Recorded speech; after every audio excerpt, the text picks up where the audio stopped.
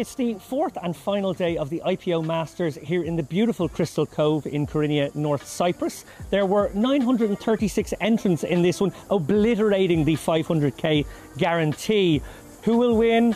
Well, some of the big stacks include Dinesh Zargaran, Candido Capiello and former EPT champion Kilidu Sau. On a personal note, I cannot wait to commentate on what will be a barnstorming day of poker. But I am going to have to wait, because right now I'm going to throw it over to James Dempsey and Andrew Headley in the booth.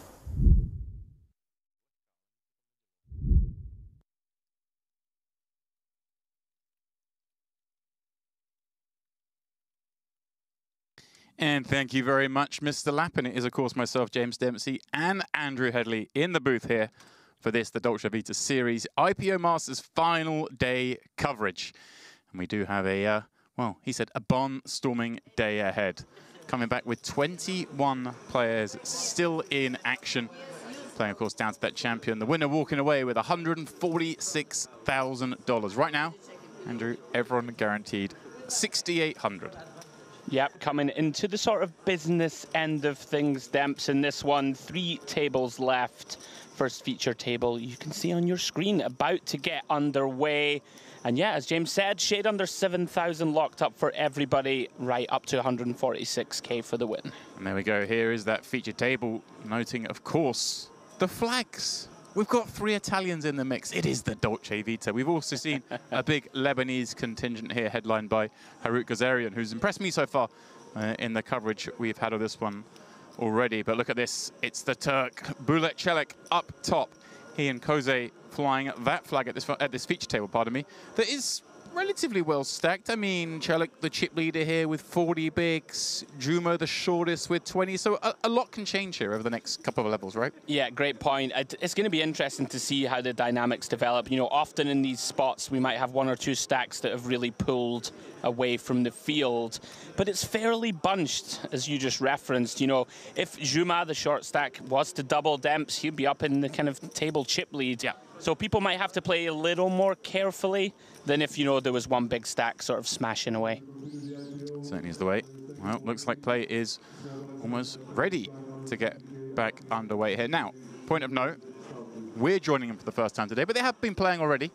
And I believe there was a redraw at the final 3 tables. So okay, they'll still be sort of feeling out the dynamics of this. But you'd imagine once you get out to 21 players in this tournament, you probably play with everyone or near enough by this point. So you should have some sort of baseline, right? Yeah, normally you will have encountered, you know, at least, basically everyone that's at your table in some shape or form. So should have an idea, you know, about who's kind of the spicy candidates at the table, who's going to be a little on the tighter side, someone you might, you know, open into a bit wider. Even if you haven't played with them as of yet, chances are you probably would have heard something. If there's been some crazy hand, it would have filtered around with the Poker News updates, with the stream.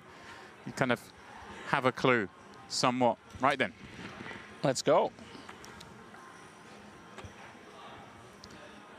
There is Cove under the gun. Ace, deuce of hearts. Not going to play that, he says.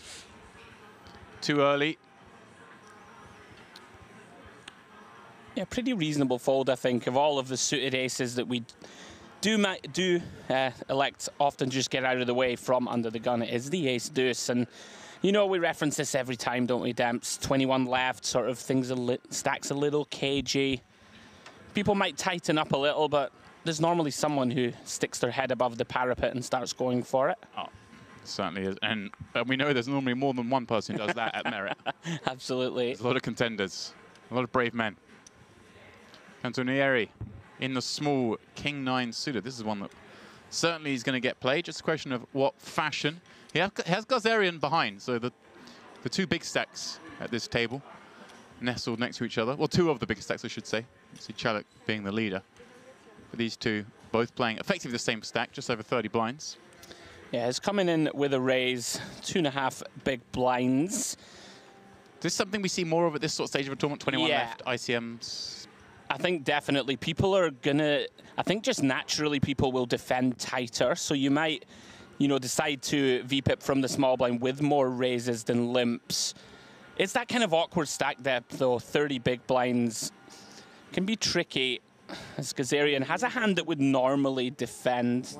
Dempson, look at this. He's gone for the 3-bet instead, makes it $1 million. This man impressed me yesterday, continues to do so today. Putting the pressure right back on Canzioneri at the start of this feature table. How'd you like that? You look down at King 9 suited first hand in the small. Feels pretty good. Everyone folds around. He gets played his hand. There we go. And like, this is one of the problems, I guess, when you do open for a raise, is the type of hand class that if you do get 3-bet, kind of just have to fold unless, you know, pick up a very strong read that your opponent in the big blind is messing around. Very nicely done from Hazarian. One of those pots, isn't it, where he really earned that one. These are the sort of delicate spots. Playing 30 big blinds deep with 20 left. Well done.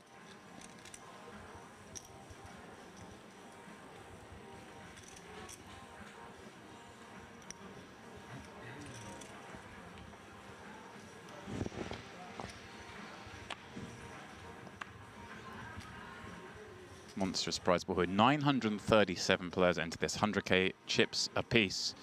So you start looking at these stacks of Juma, for example, 30 dreams he's in charge of. We're getting very deep. 30 dreams. I always like to think how many people I've got my riffling. Okay. Big blind here is 1.5 starting stacks. It's like, how'd you like that? Ooh, well, speaking of liking things, Sant'Agostino, one of our Italian contingent, ace king of clubs in the cutoff. Just a shade over 20 bigs to start, Demps.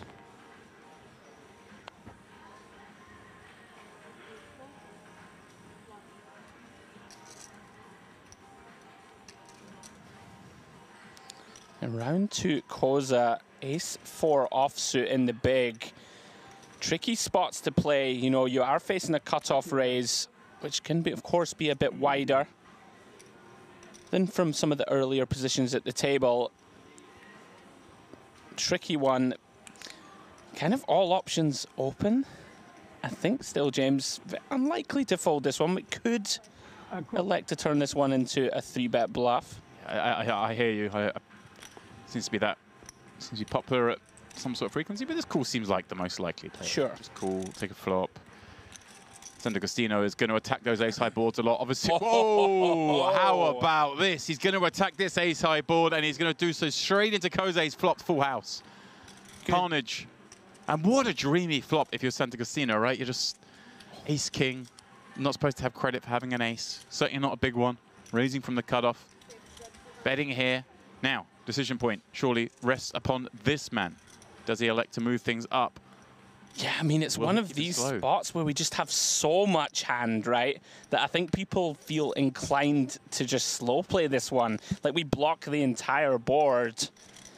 Right, a lot easier to raise if you've just got a 4. If you just have a naked 4, right? Of course. Obviously not worried about spades, not worried about straight. You kind of don't mind your opponent perhaps catching some backdoor.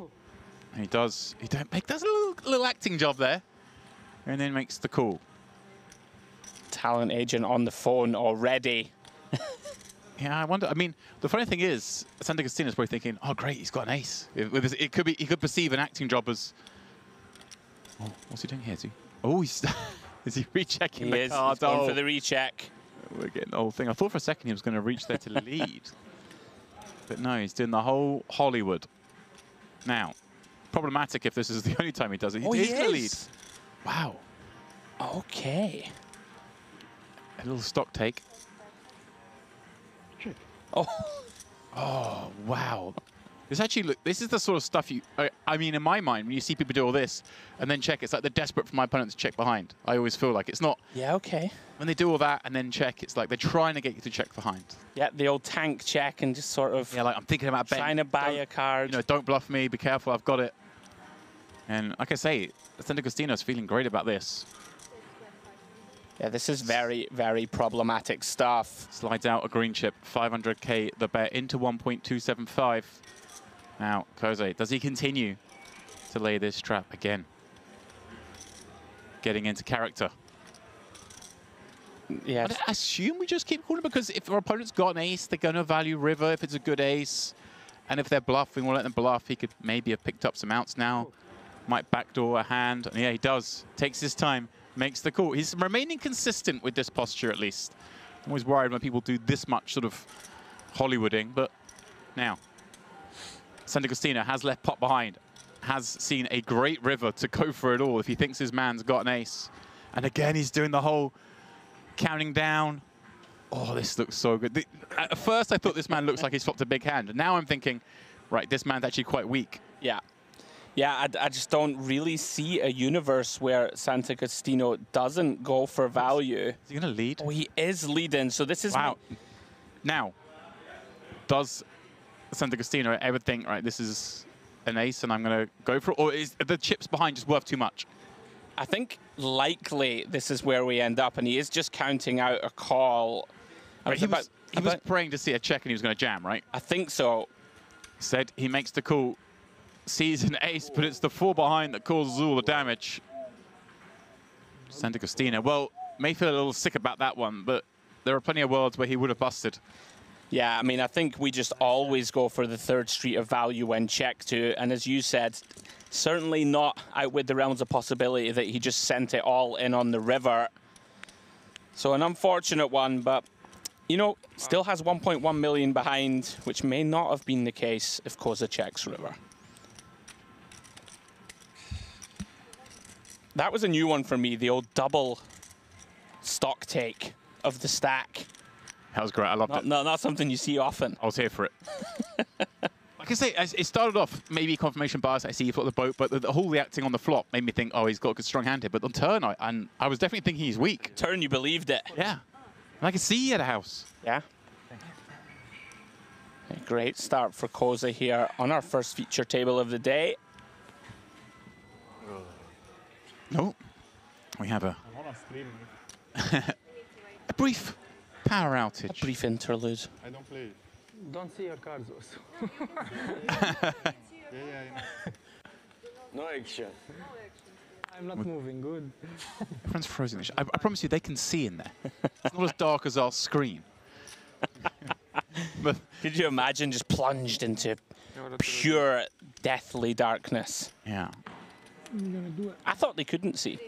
I thought it was literally like... Oh, there's like dark. backup lights and generator lights, of course. Here we go. There we go. Everything powering back on. 1.1. 1.1. Action. Already going, was it? What, 1.1 was the question? Or he's asking about stacks behind. Okay. Action. We're back.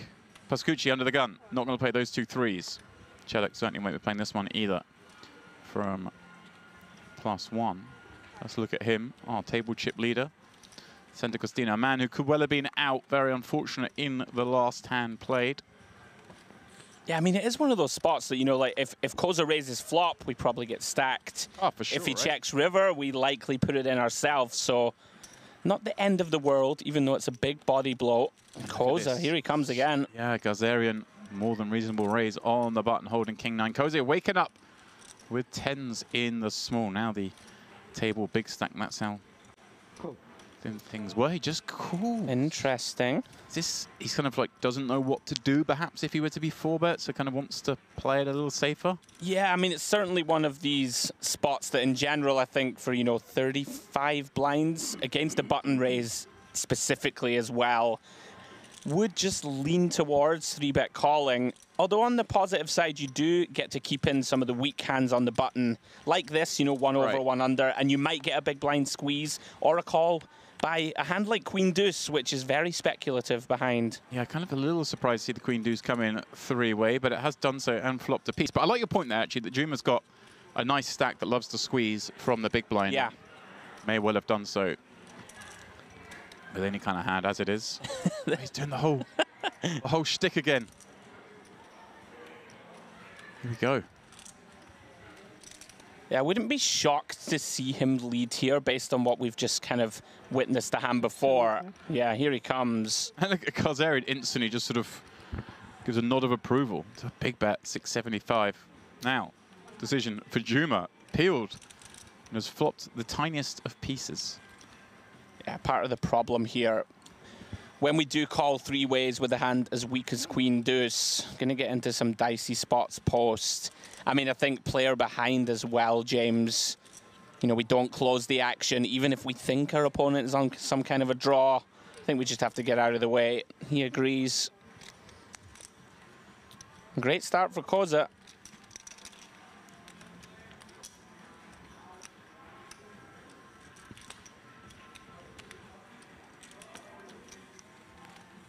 Do you find this style like tricky to play against, right? Like if you're sitting in the big there, you know, playing devil's advocate, say we had a 5, it's going to be quite tough to give Koza like a premium pair, right? You just expect a 3-bet. Most of the pairs are going to 3-bet from the small blind, so now you're leaning more towards maybe he's got some flush draw combinations.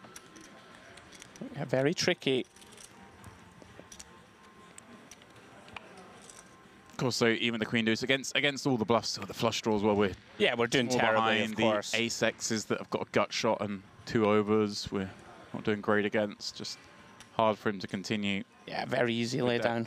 Deuce, which is kind of like maybe a good reason to look to fold. Hands are like that pre, but he took a stab. Speaking of stabs, Celik under the gun. Ace, 8 of diamonds. More than enough for him to pop this one up 7-handed.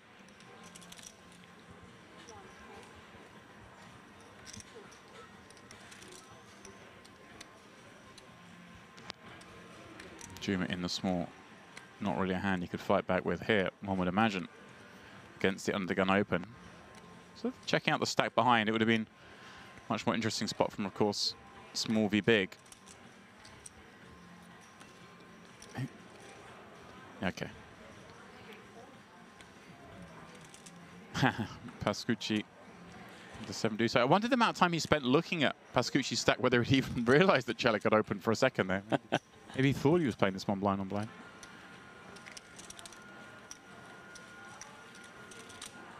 I think Koze up to 7.2 million.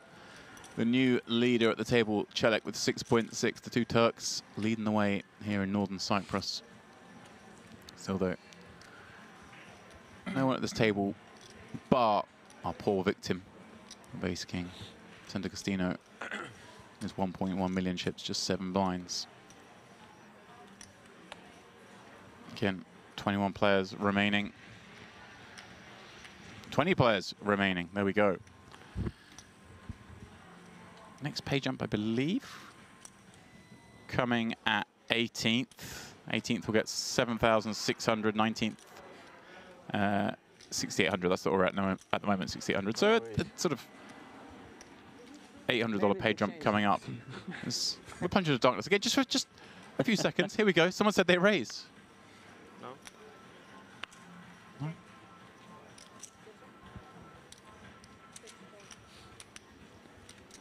Canzonieri, 2 6s. Action is already on him with 30 blinds. Coming in for a go. Oh, wow, this is funny because Aaron obviously 3-bet. Canzonieri just a few moments to go. Next time he raises, it's going to be met with another 3-bet, one presumes. It's the old adage, James, that when they do it the first time, they might not have it. The second time, they always have it. Okay. Set it up. Yeah, this is a tricky spot when, if assuming nobody finds anything behind, and this comes back round to Canzonieri.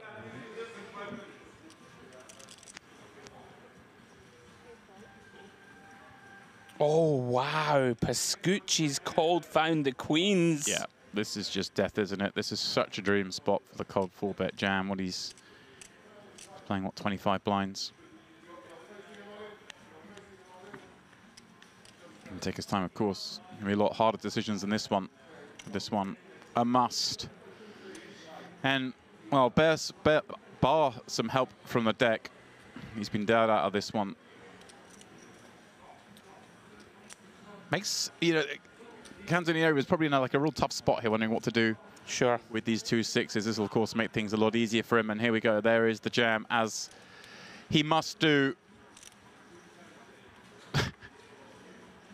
Celik.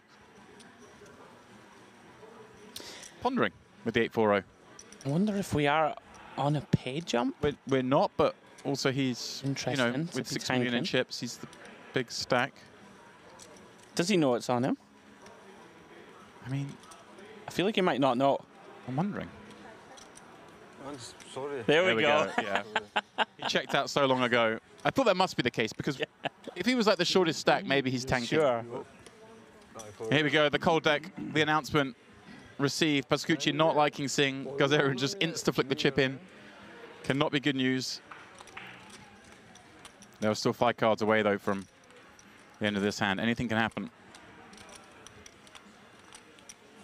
Gazarian, wow, look at the stack he'll have after this hand if he were to hold. 8.3 million in the pot. Here's 1.1 behind as we see a Jack 4 5 flop paint, but not of the right variety. Pascucci with no backdoor equity, but with the courtesy of the folded cards, we can see he is drawing still to 2 outs.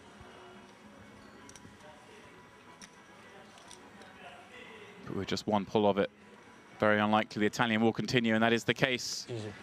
Simone Pascucci eliminated in 20th place, picking up $6,810.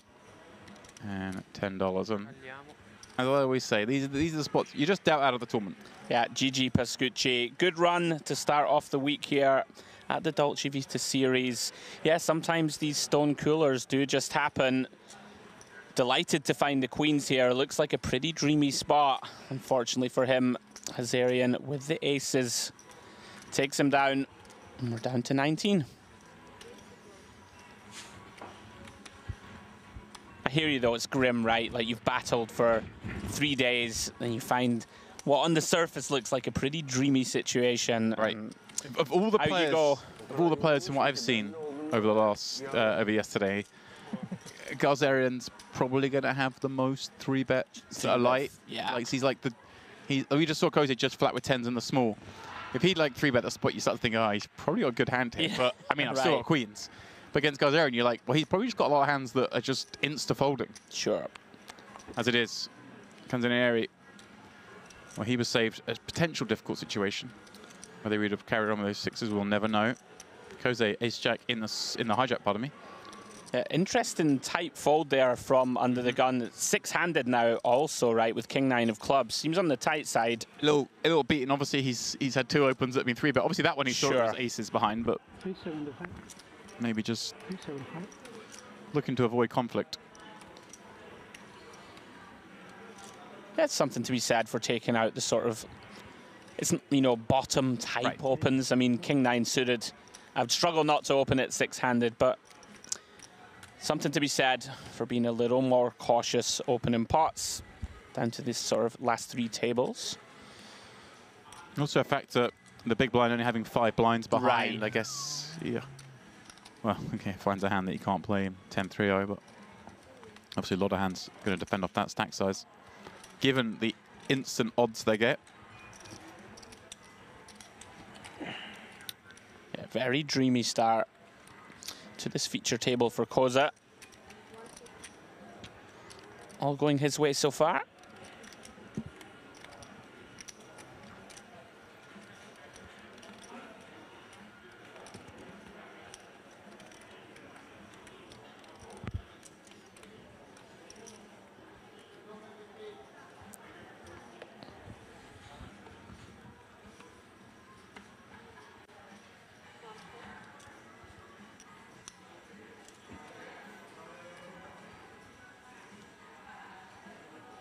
Some of these players look like they maybe got too involved in the party last night.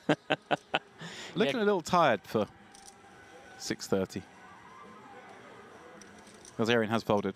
He's on Koze, who's taking a moment. Shot clock is in play. Not that he's approaching that sort of time, but he's maintaining sort of discipline in taking some time. Yeah, very methodical. Did you say 4.75? I think he said 3. He's 3.75 last hand he opened to, but... Oh, you're right. You can see 4 reds. Yeah, I think he's gone bigger this time. Interesting that last hand he saw ace-jack, made it 3.75. This hand, king-jack, 4.75. And almost like the opposite of what you expect, given that last hand he was opening into the big blind who only had a handful of blinds behind. That's typically when you'd see a larger sizing because you want to dissuade them getting that immediate price. But going for it this time on Canzonieri's blind. Gonna have to fold 8-6-0 at that price. Yeah, Koza strikes me as type of guy that's going to be pretty difficult to get a clear sort of handle on his ranges. You know, already we've seen flatting tens out the small, where I think most players would 3-bet. Took that tricky line with the ace-4, with the check call twice and lead river. And now with this larger opening size, one to watch.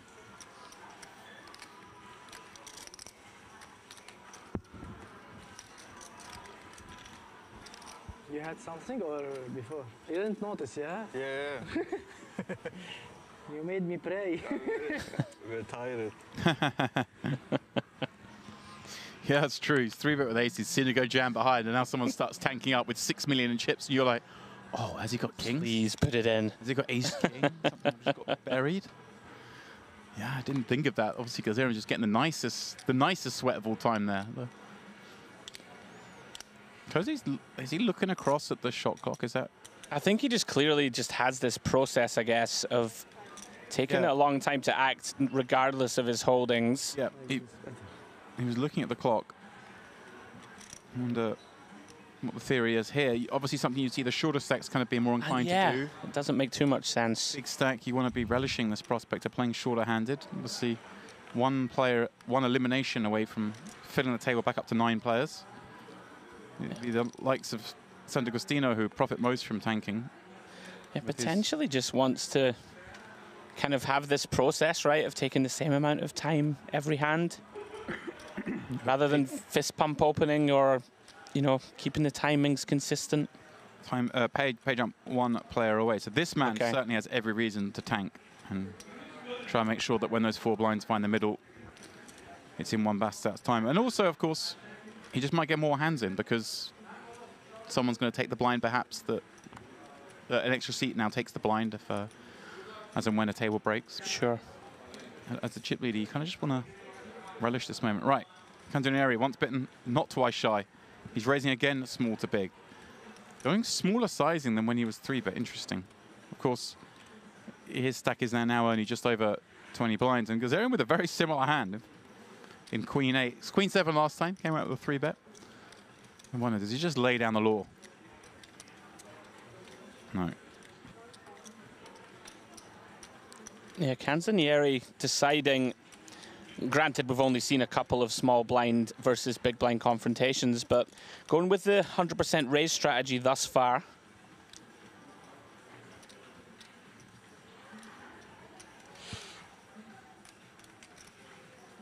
He's counting out c-bet chips here on the Jack 6-5. Mercifully for him, Kazarian has stone whiffed. Very small c-bet size though. 20% pot or so.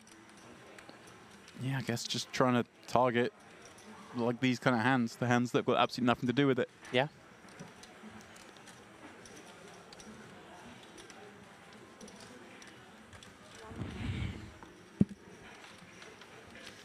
And Kazarian a little suspicious there, I think, of the small size, but not too much to be done with just Queen 8.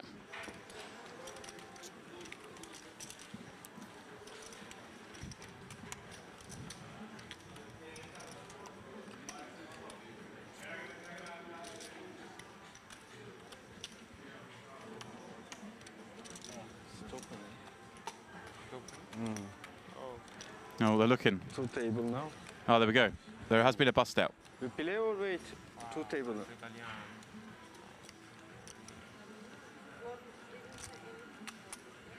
So the sort of tanking has worked in his favor in that we can see there's an empty seat in seat 4.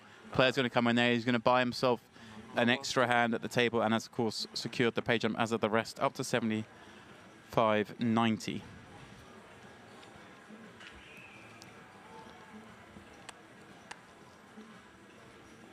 The action on Juma with the ace-5 off. Sort of 16 big blinds or so to start the hand. Are, of course, 6-handed for the time being. Until we receive new 3 players. We are down to 18. And here we go. Sant'Agostino. 4 big blinds, ace-9. Very likely to be more than enough to send in the remainder of his chips.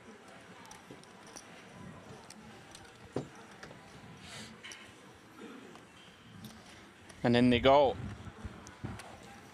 Is all in for 600k.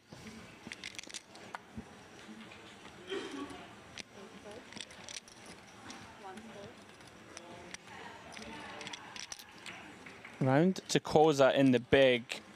Doesn't need a lot of hand to call here. Doesn't but need let's much. see what he finds.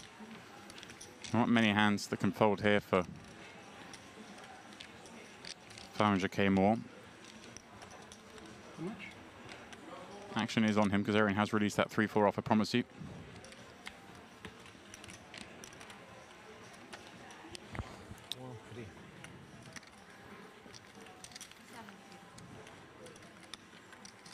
I believe I heard 750 announced there, so Sant'Agostino maybe with an extra little 100k. Makes a difference. Does make a difference.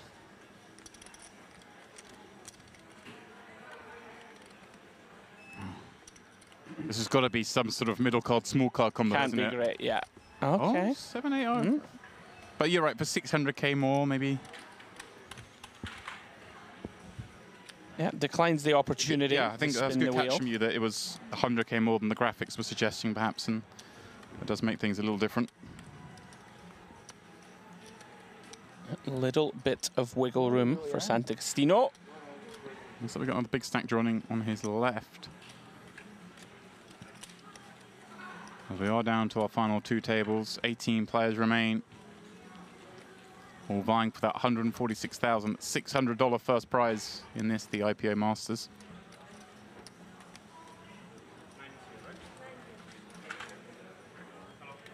Hi. Nope. Hello.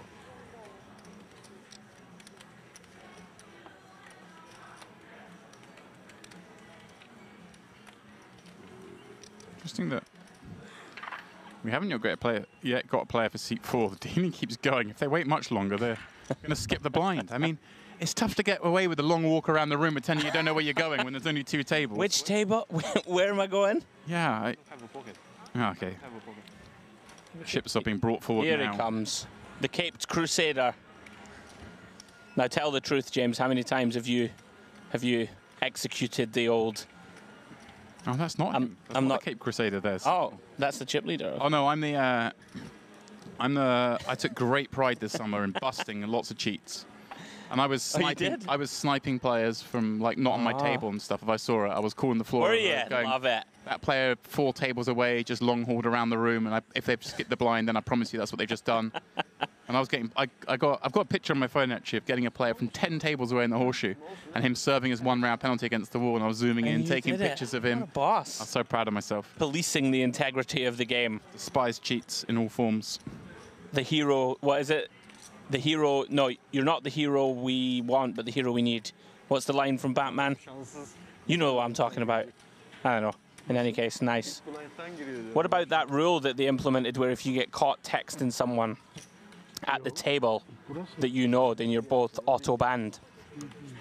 I didn't hear of that rule, but it's quite bad because I've definitely violated that rule if that was a rule. So there we go. It's a new one on me. Time is on. Don't worry, guys. Andrew isn't ignoring me. He's just having a coughing fit all of a sudden. And he's gulping some water down, and he may live, he may not. Won't affect the stream, though. We'll carry on as a one-man operation. We do have David Lapham waiting in the wings for the break, and oh, he's back. Goodness me, we might need Lappin sooner than we That was think. it. You were dead. All right, fresh meat. I'm alive, guys, don't worry. Robert Burlaku here from No, the UK. the reason I was bringing 5 that million in up, chips. the reason I was bringing that up was like, surely there's potential latitude there for you to just text, you know, like find a way to make it look like you've texted a guy at the table. Yeah, but I'd never then heard you're this banned. rule. But Doesn't matter, does it? If me and you are on the same table and I'm like, where are we going for dinner?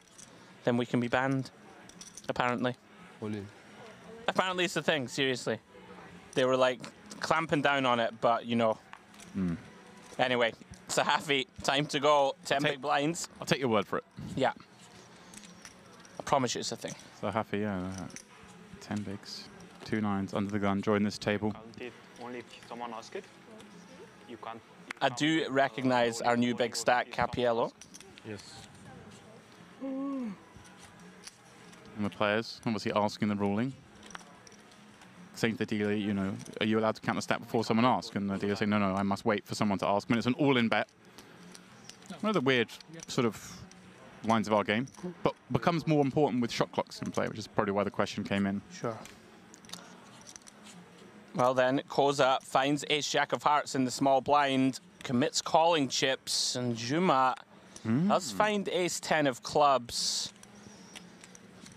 Don't really have any fold equity against the small blind call. Right, and this, you know, we still have to show a lot of respect to Sure. Huffy's jam 10 bigs from under the gun.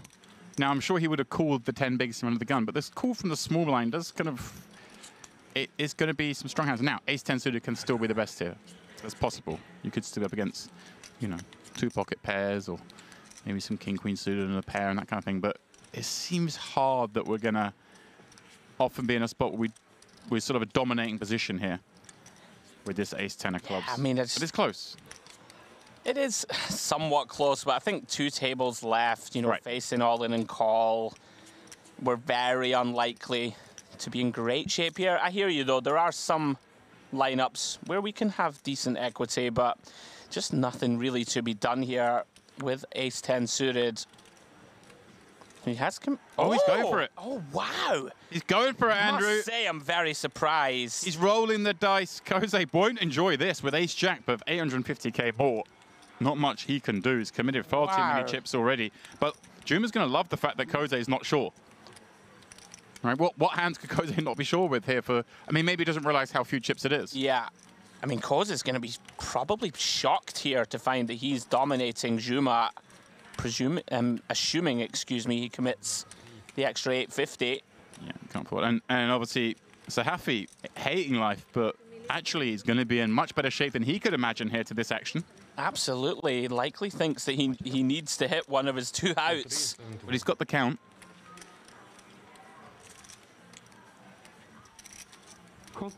And yeah, he's just priced in at this point, can't call, and is going to be ecstatic to see he has the big blind jam covered. Yeah, I must admit, pretty shocked. He sees the first ace from This Juma. is bad news. He's a 10, and wow, barely a smile. Wants to see the 2 9s. Now he's going to find he's in great shape, Koze, here to knock out 2 and climb above 10 million chips. Sahafi, dreamland himself, just having to fade 3 overs to triple up in a spot where he must have felt like he was in bad shape. Absolutely. Juma perhaps wondering if he needed to make this move. But again, you know, he probably has more reads on Koze than we would, having got to day 4 of this tournament. A 6-6-8-2 club flop. Danger lurks. Juma flopping the nut flush draw. Koze, not many paths to victory, but there are still some. And Sahafi still with the best of it. And some kill outs, of course, as well. 3 of hearts brings the flush draw for Koze. He finds a path to victory. Wow. Sahafi's still 47% to win this with 1 card to come, despite still having the best hand. He's just hoping for a spade or a diamond. And he finds one. A low diamond. The triple up it is. Juma losing the side pot. So Koze's going to kind of break level in this coup. Yeah. Juma eliminated. Sahafi with the triple up. Well, that wasn't a boring run out. A lot of fun. Max outs twice for Koza and Juma. Sahafi manages to dodge the bullets. And yeah, what a result for him. Finds the full triple. A little accounting going on here, but Juma certainly is out. It'll take a moment though. 3-way all-ins, they take a minute to sort the pot. Yeah, I wonder if Juma will reflect on this one with some regret. Credit to him for going for the win. It seemed too thin to me, but... It's probably one of those ones where he's seen the jam under the gun. He's looked at his hand and gone, oh, I'm going to have to call this. And then when Koze just calls, somehow he's, I guess, just leveled himself into thinking, well, Sure. Koze maybe has a worse hand somehow, or a pair, like a small pair. Didn't just ISO jam, even though it's kind of weird that Koze basically doesn't the jam same. anyway. Yeah, it's kind of the same thing. Yeah. A call and a jam there from Koze were Like, the same thing. Maybe hoping Koze has like an ace-8 suited and goes, well, when I call, it'll look even stronger than if I ISO. I guess it's Yeah. the read on how Koze reacts in the spots, because calling and jamming is the same thing, but maybe it's not for Koze. Maybe sometimes when he's got big hands, he just jams on those spots, and sometimes when he's got the marginal ones, he just calls. And if Sure. Juma's made that read on previous play, then suddenly the ace-10 becomes a much better proposition. Obviously, maybe those weak hands are like 7s, 8s, king-queen suited, and ace-jack, 1 pip better. And like if he had ace-queen, ace-king in the big pairs, maybe he thinks he jams, but there are still some ahead.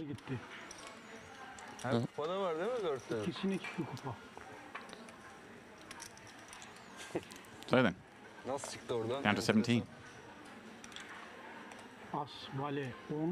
And what a hold that is for Sahafi, fading 2 nut flush draws. And a bunch of overs. He knows it's on him this time. He's got the butchers. Fast-paced action here. Missed the IPO Masters final day.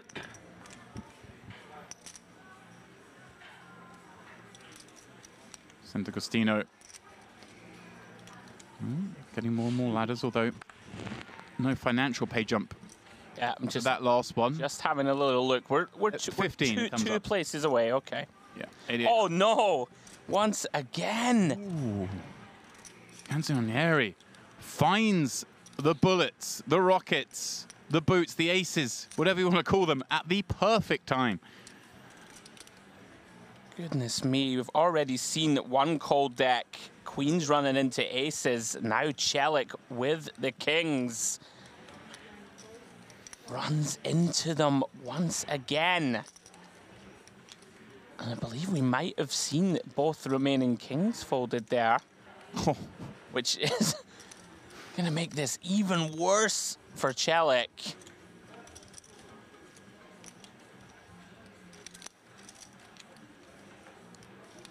Koza once again. Just looking at the clock. Very deliberate style. Just wanted to get as deep as possible. We're playing few hands as possible. For whatever reason. Again, makes sense, I guess, more as a short stack, but everyone has their reasons. Now, Celik, decision point. Which way does he play this? Canzonieri just looks so strong when he 3-bets against another guy open, but at the same time, the 4-bet looks so strong, he makes so many hands fold. So he's trying to think, right, does Canzonieri just have a hand he wants to go with here, or are there going to be some...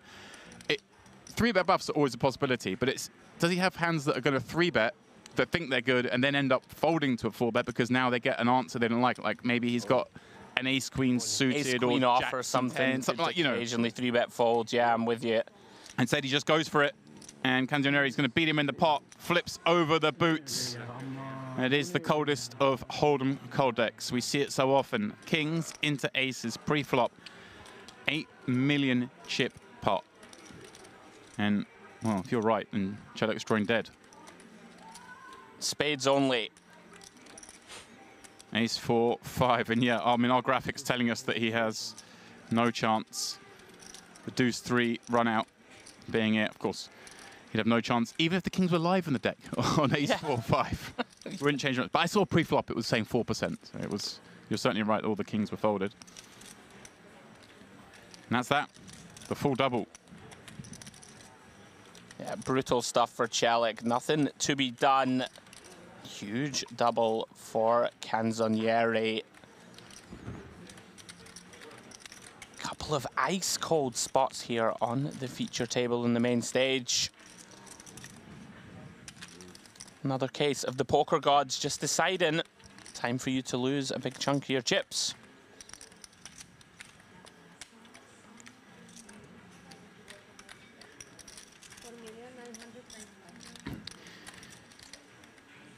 The deck is helping. The action is constant at this feature table.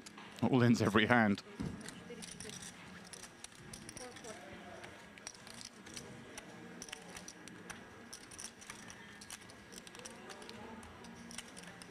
Telling you, there's something in the water out here in Merit.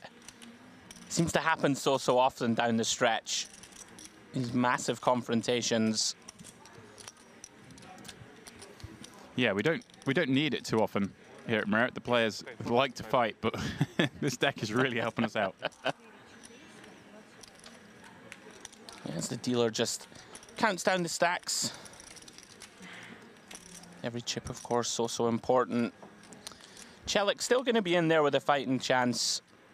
Big body blow. Yeah, tough start for him at the speech table. Yeah. No. Button is dead. Now I get aces.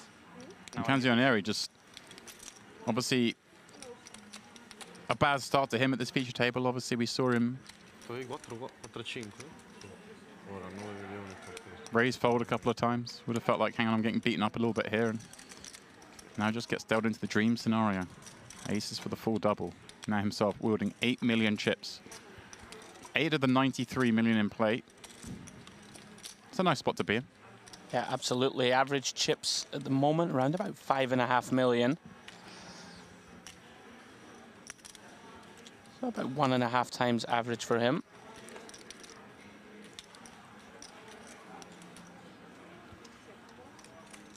Cards back in the air. Cappiello himself with 2x average, 11 million in chips.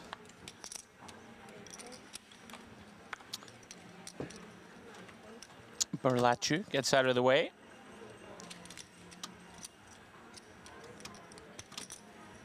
Round to Sahafi in the small blind, Jack 10 off.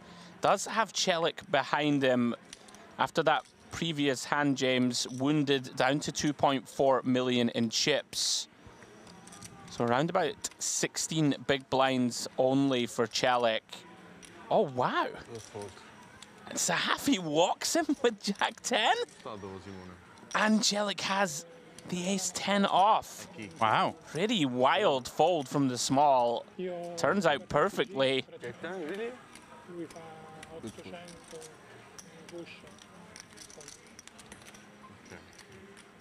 Very intriguing. Just had the spidey senses. I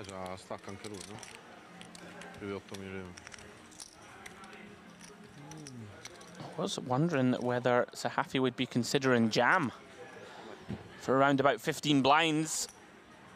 Let's just let it go. Action now on Cappiello. Very experienced player. Has a great pedigree.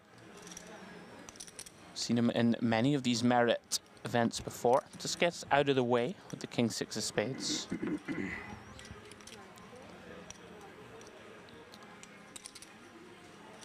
Gazarian folding ace 8.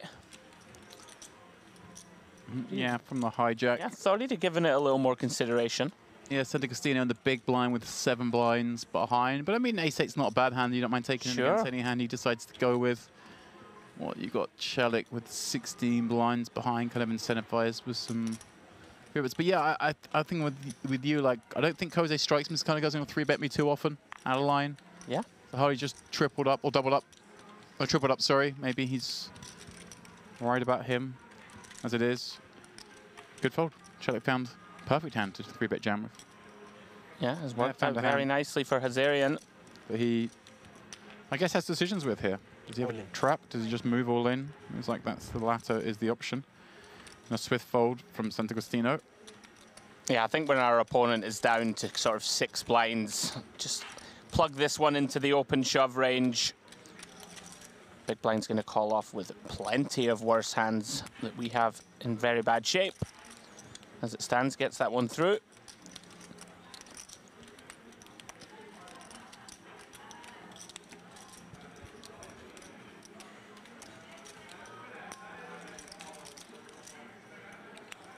So onward we march. 17 players remain in here. Final day of the IPO Masters. Myself, James, and David will be taking you through all the way to the end of tonight's coverage.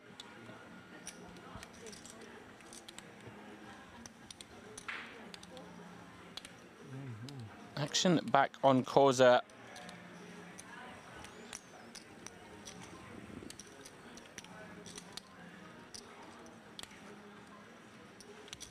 I would love to get some insight, because like you said yourself, you know, if a player is very short, it makes a lot of sense here to sort of use the maximum time and try and get these ladder ups. But, you know, we have 7 million, like, something to be said for not playing fast or, you know, overly quickly, but you want to keep accumulating, right? Everyone's incentivized, obviously, to play slowly in the sense that, you know, ICM affects all. But as the big stack, yeah, you kind of get to take advantage of that fact. Right. Especially with his sort of seat, you got Gazarian to your right. He's probably the most capable, and you've got position on him. The stacks behind don't really get to come after you. Like a little surprise. Capiello, he's got a big stack, 11 million in chips. But 8-5. Oh. Interesting to see Sant'Agostino let that one go. You know, queen 3 off, obviously we're not thrilled with it, but only working with 5 blinds.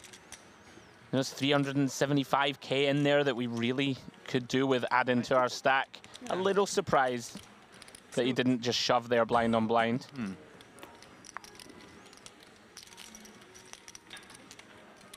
Ah, come on, you get to day 4. You want to find something better than queen 3. Do you though? You're in there, come on. No, I hear you. It's not the most appetizing prospect. Belaku, king 10 under the gun. This table, he's going to try and get one through. It's been snug since his arrival. Maybe I want to capitalize on that image. But like I say, I think at this point everyone knows everyone. Cove, yeah, not going to keep banging the old same drum. Clearly has his play set out here.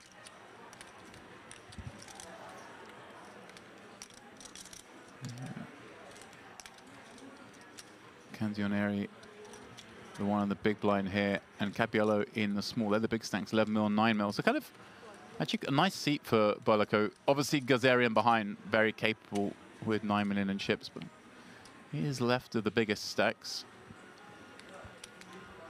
Celik, stock take, but Queen Jack O, can't imagine him being a hand he wants to play against an under the gun open, albeit we can see here it is a lighter one.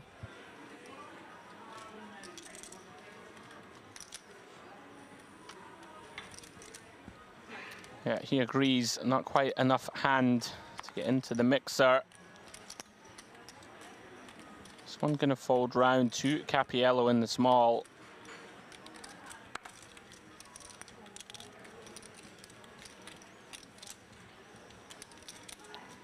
Round to Canzonieri.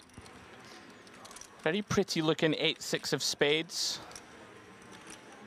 He's counting out calling chips here to defend from the big.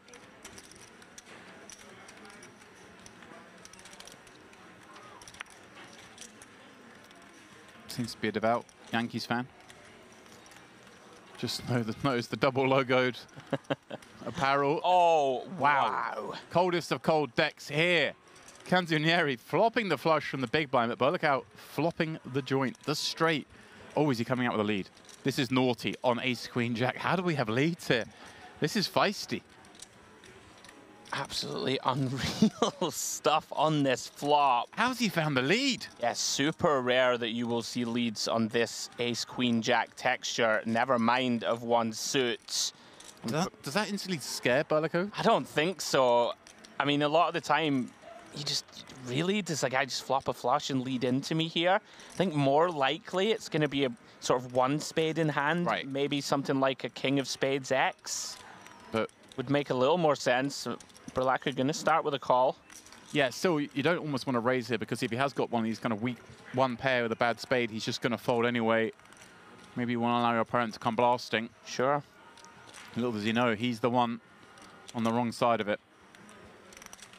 Yeah, I'm with you. You also don't want to give a hand like an ace-8 or something like this if it has somehow decided to lead a route to the exit door. Now, 1.375 in there. What size does he come with on the turn? A little over half. This is getting real all of a sudden. Here's Belaku with no option but to keep calling. Sure. It's still likely, I think, going to be feeling pretty good about his hand. Right, it's one of these spots where you just never expect this action, so you don't really know what it is, but at the end of the day, you flopped a straight, so I guess we've got to feel happy, but obviously the value that, the big value that takes his line, it does have us beat, right? It's not Sure. like our opponent has a set when it's come ace, queen, jack, and we've opened from under the gun and they flat the big blind. They don't really have two pairs. Maybe there's queen, jack that might go this way. That might be it. Yeah, I think I'm with you that calling is the way to continue here. So he does. He does agree.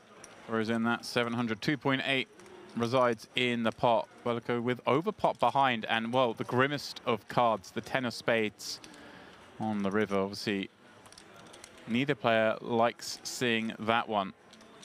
Canzonieri, is he going to find a bet? He'll block. The 8-high flush.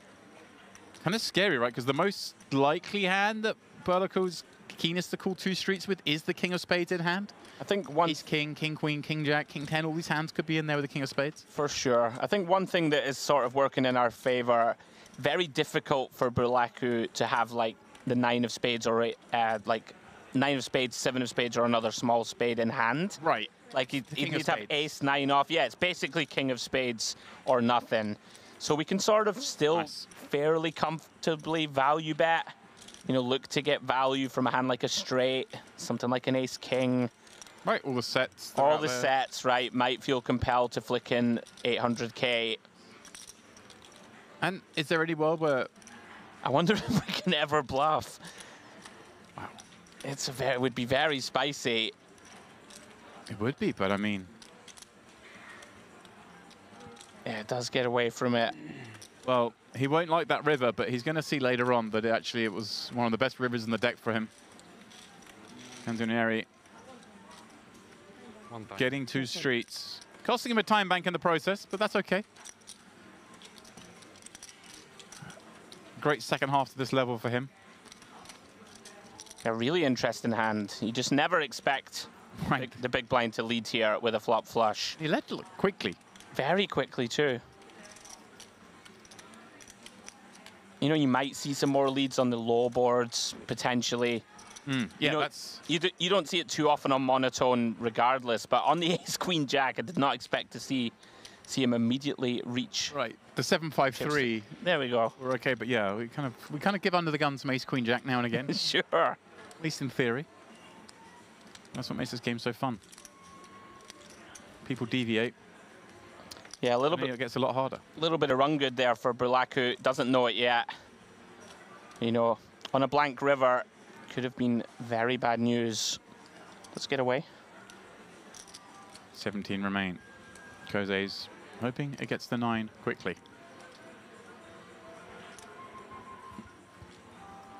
That's a happy. What a dream start he had to this table. First hand, he sat down, jammed it in, got 2 callers. Yeah. You think, uh-oh. But no, triple up, hold, 2 9s, good enough. Now here he comes with the ace-7 suited, opening off 29 blinds.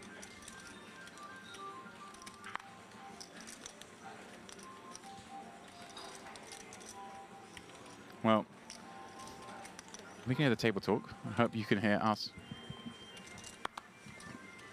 Oh, I can see the stream still going out, but we've momentarily lost our vision in here. Ah, here we go, we're back. Okay.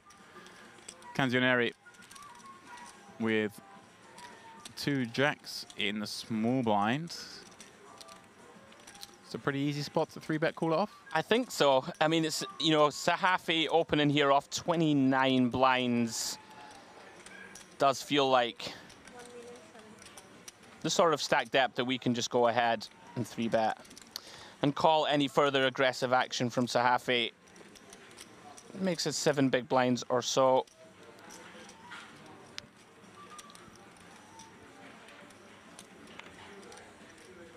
Typically here, early-ish position versus the small blind, not a great spot, right, to want to continue with ace-7 suited. Very tricky at this depth and does just get out of the way. Canzonieri, everything going right for this man.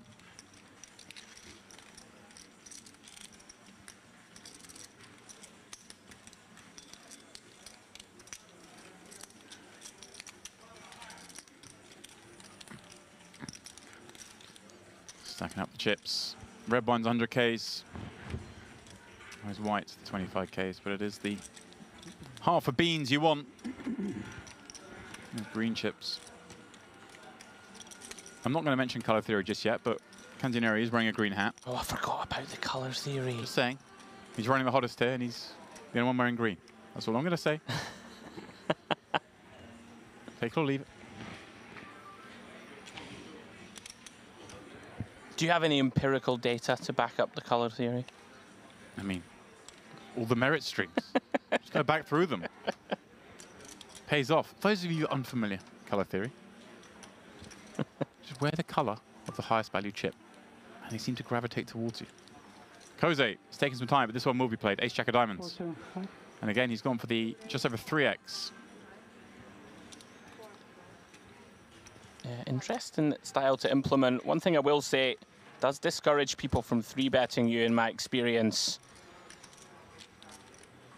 You know, when someone min raises and you have a hand that you sort of want to 3-bet light, and then all of a sudden they make it over 3x, it can be difficult to play back against. And we've seen it before, gives people a bad price in the big. Although the counter argument to that is with a hand as playable and strong as Ace Jack of Diamonds, why would we want to disincentivize people to continue from the big? Case in point here, Gazarian would love to call a min bet with this hand, but very hard to call this size. Just not getting the price. Certainly when you factor in that under the gun range being theoretically a lot tighter. Much more interesting if you face this bet against a button open, wouldn't it, of 3x? Because against a button range, we're still doing pretty well with King 7 suited. Let's just give it up. Angling to try and get a show. Yeah. Where are you from? King Queen suited. No. Where I'm from? Lebanon. Lebanon. I'm Turkey. Lebanon. My friend Hadi. Hadi? You know Hadi? Yeah. I said I'm coming this tournament.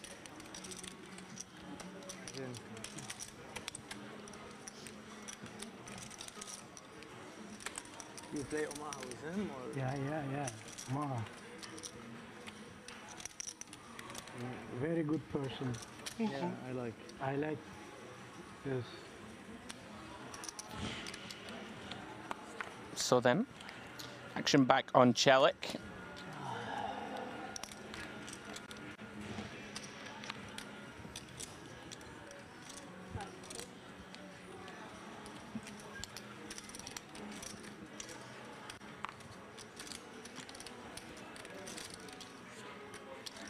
That is Sant'Agostino. Yeah, it says Cappiello, but it actually is certainly on Sant'Agostino first. Cappiello, I'm sure, will be itching to fold this 8 deuce with his 11 million chips and move on to the next hand.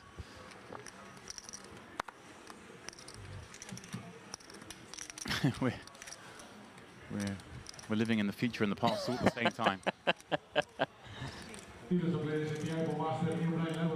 There we go. Bellico finally around to him, loving to get involved, but we're looking at Jack 7 off from the cutoff and have to wait another time. A walk, a rarity.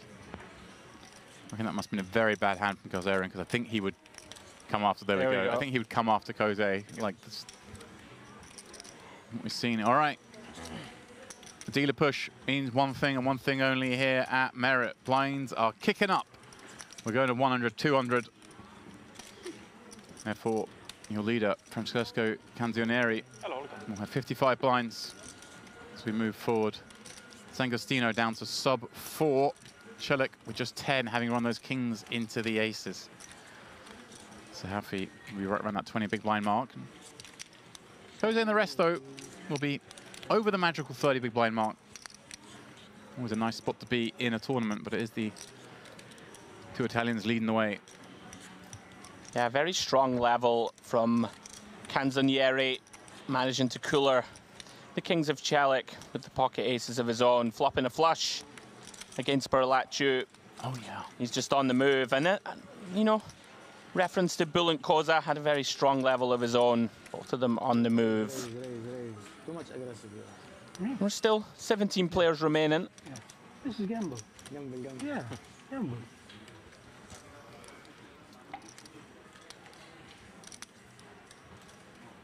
We play like Omaha, pot.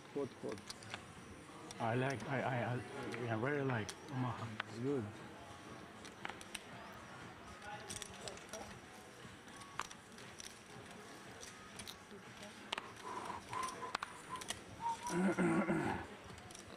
Here he comes again. Canzonieri feeling the heat. Finds ace king in the hijack. Dreamy.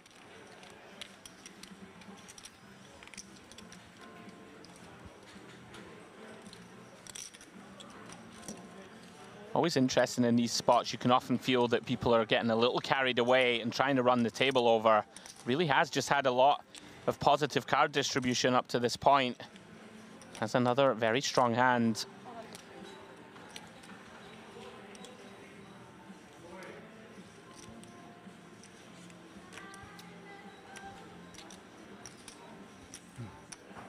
Because has added a smile to his I know, face yeah. to go with the tank.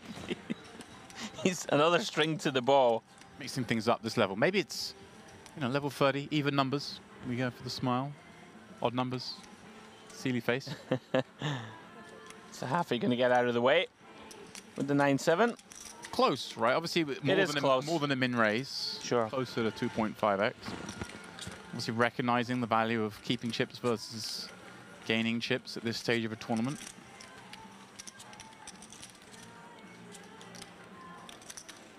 That is one thing I will say about, you know, we saw this large open size strategy from Koza. It really does make it difficult, right, when you're in the big. It's just very inherently uncomfortable when you face these larger open sizes. I mean, this one was a little, like 475 at 200, sure. but it's certainly something to take note of, I think, because so many players are aware of what they're supposed to defend with to a min raise. That's it. So as soon as you start throwing in something else, it kind of puts people at a little disadvantage, perhaps, not knowing where they're supposed to be. Maybe they make some more mistakes. Obviously, it costs you more when you play these pots, but generally at this stage of the tournament, you don't want to be playing bigger pots. But if it makes your opponent make bigger mistakes, maybe it's a good thing. Yeah.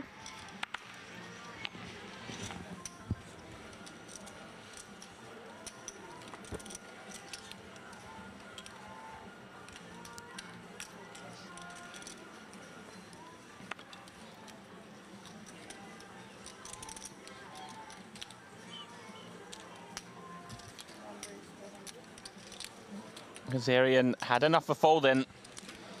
Going to come in for a pretty wide one here. Queen 7 offsuit from the cutoff. Koza gets out of the way.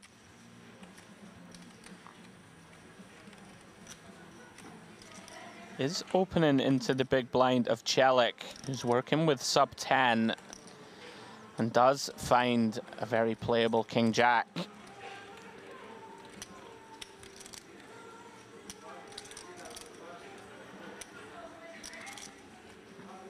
Could go both ways here. May just decide to run it against an aggressive opponent. Right.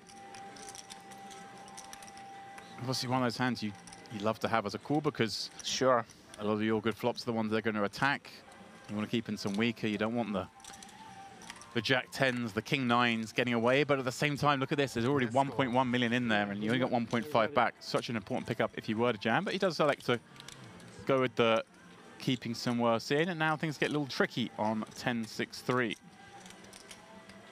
Yeah, tricky indeed. But maybe he's of the mind, hey, look, if it becomes 10-6-3, I might still just check jam over a C-bet. Yeah, one real positive is there aren't too many flops that you just have to check fold on, right? Like, there are lots of textures that you either flop top pair and your opponent continues to put money in for you. But it does get tricky on some of these ones, like a 10-3-6, and unfortunately does fold the best of it. Yeah, I think if we get the situation we end up folding this flop in particular, then I think we're best served with a jam. I'm with you. It is uncomfortable. I think we just have to sort of check call flop. It's not a lot of fun. Yeah, I mean, I'm okay with I'm okay with check jam. Sure. We got 2 overs. That's it. Got 2 overs, backdoor straight draws, can just have the best hands. Right, when we can make some ace-highs fold. Yeah. It's nice. Yeah, inclined to agree. Very nice pickup for Kazarian. Maybe Queen 7's his magic hand. Right, we saw him 3-bet blind on blind in a spot that most players don't find. Didn't mind it at all. And comes in for the open from the cutoff. Queen 7-0.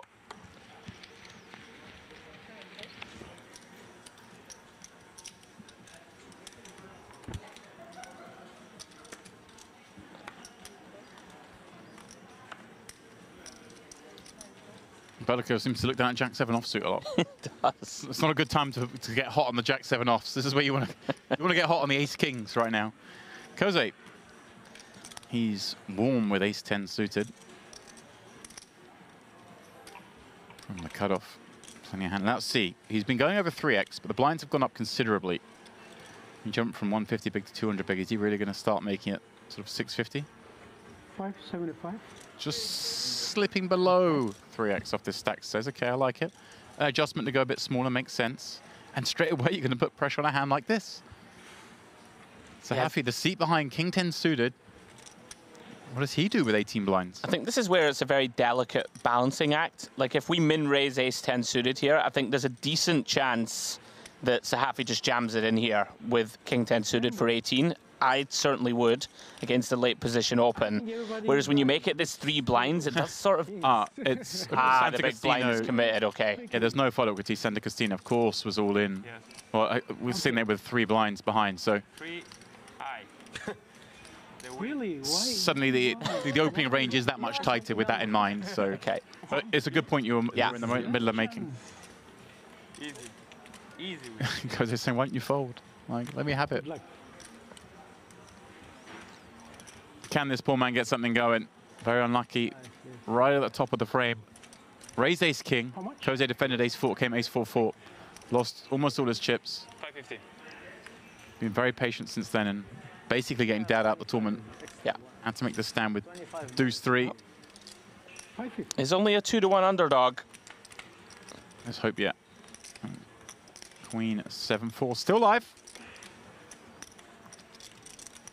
That'll be the case unless a 10 falls on the turn.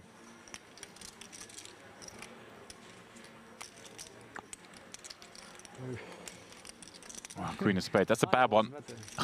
Reduced to just deuce or 3 non-spade.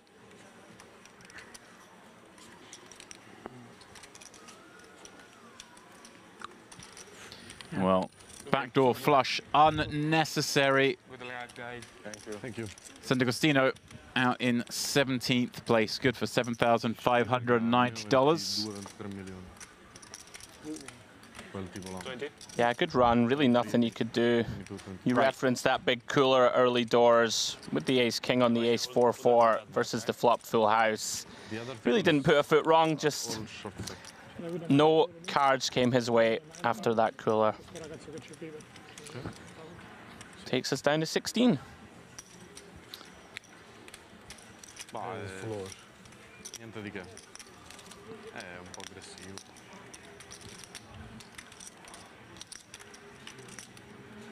Sicuramente sa sfruttare le chips. Table of 9, table of 7, so it looks like the players are inquiring as to we getting a play up.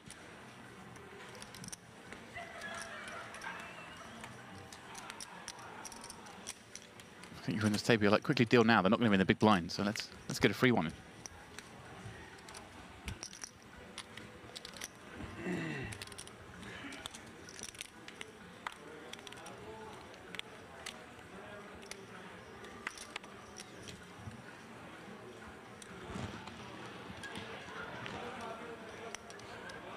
Canzioneri, things are going great for him. Looks down at Jack-9 suited.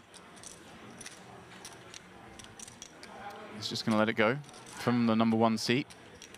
Yeah, perhaps a little glimpse into his psyche here and how he wants to approach things. He's been fairly snug, you know, fairly honest with his opening ranges. I think a lot of players there with the sort of table chip leads would start to try and apply pressure. Let's get out of the way. Peliku just taking time. He's asking, are we getting a player? Doesn't want to play 7-handed, it seems. Wants to get the table balanced up to 8. Obviously, that's always something you want as a short stack. But like I just mentioned, is the next seat that takes the blind is seat 4. So that player, it's not like that player's going to skip a blind and come in behind or anything. Sure. So they're only getting free hands, so you kind of don't want them to come just yet, in a purely selfish theory. Yeah, interesting decision point for Koza. Finds the ace-10 of spades once again. Likely deciding between call and 3-bet here. Cool.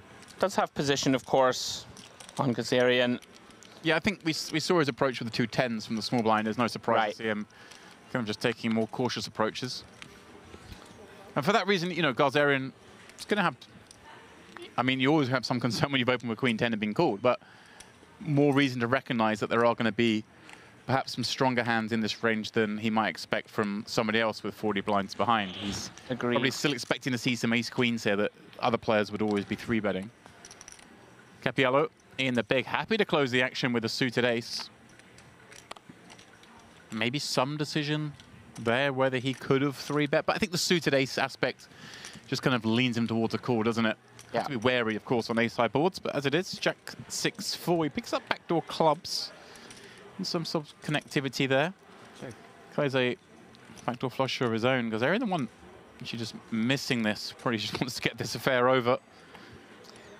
Yeah, seems like a very reasonable give up here from Gazarian. You know, blocking those sort of auto folds of your opponents, having hearts on the diamond spade club flop. Is going to check this one over to Koza. Check. He's content also to take a free turn. And here we go. Cappiello picking up nut clubs. Very much a decision point here now, right? Whether he wants to just sort of set his own price, slash kind of maybe make some better fold like this ace-10, but unlikely to make too much better fold, and elects to check. Yeah, I'm a little surprised to see check. I mean, you will see quite a lot of probing here from the big blind once the action checks through on flop.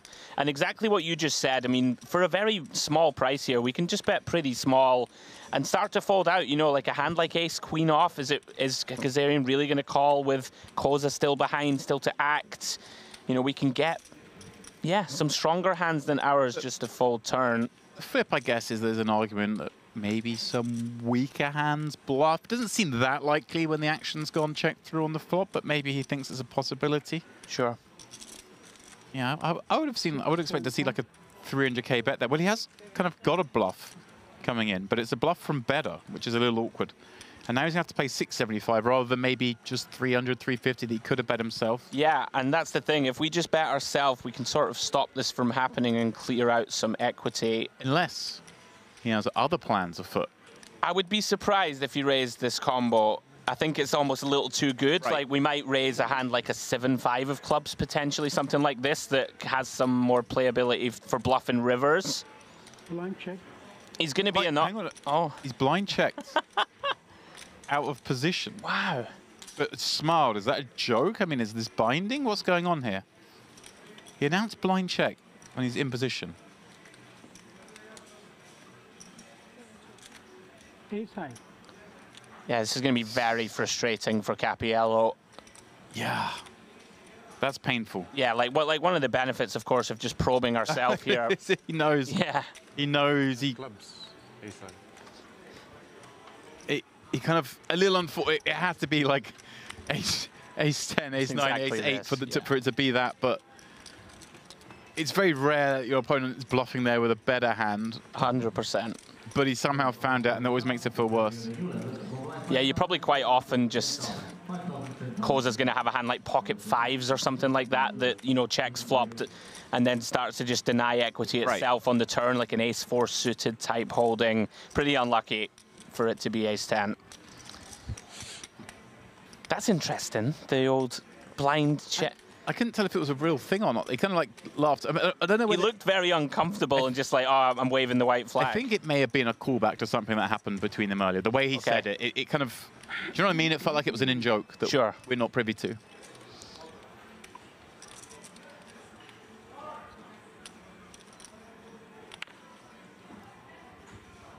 Action back on Berlaccio. Oh, he had a king-5 of clubs, but it's changed to the ace-king. Oh. How do you manage that? I don't know. It was wizardry. I'm fairly sure I saw a king-5 of clubs. Yeah, I thought I saw something non-premium. I like that movie. You can just click your fingers and change your hand. Brilliant. You wouldn't have to be in this commentary booth if you could do that. Ah, you cut me deep sometimes. That'd be a good power, though. I mean, you'd win every tournament.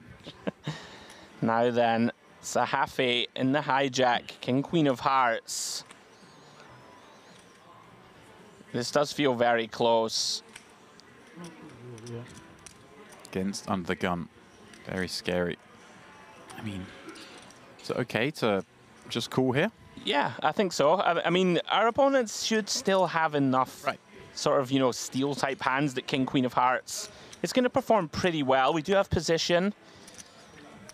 And, you know, it's not like Berlacci just gets to go crazy on every board here. Like, we are representing a fairly strong range ourselves here when we call from hijack.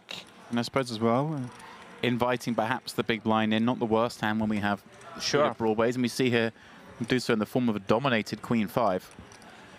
Yeah, King-Queen suited, just one of these hands. Right, in, it's like the prime... in like game theory world, always likes calling. So many good things can happen post.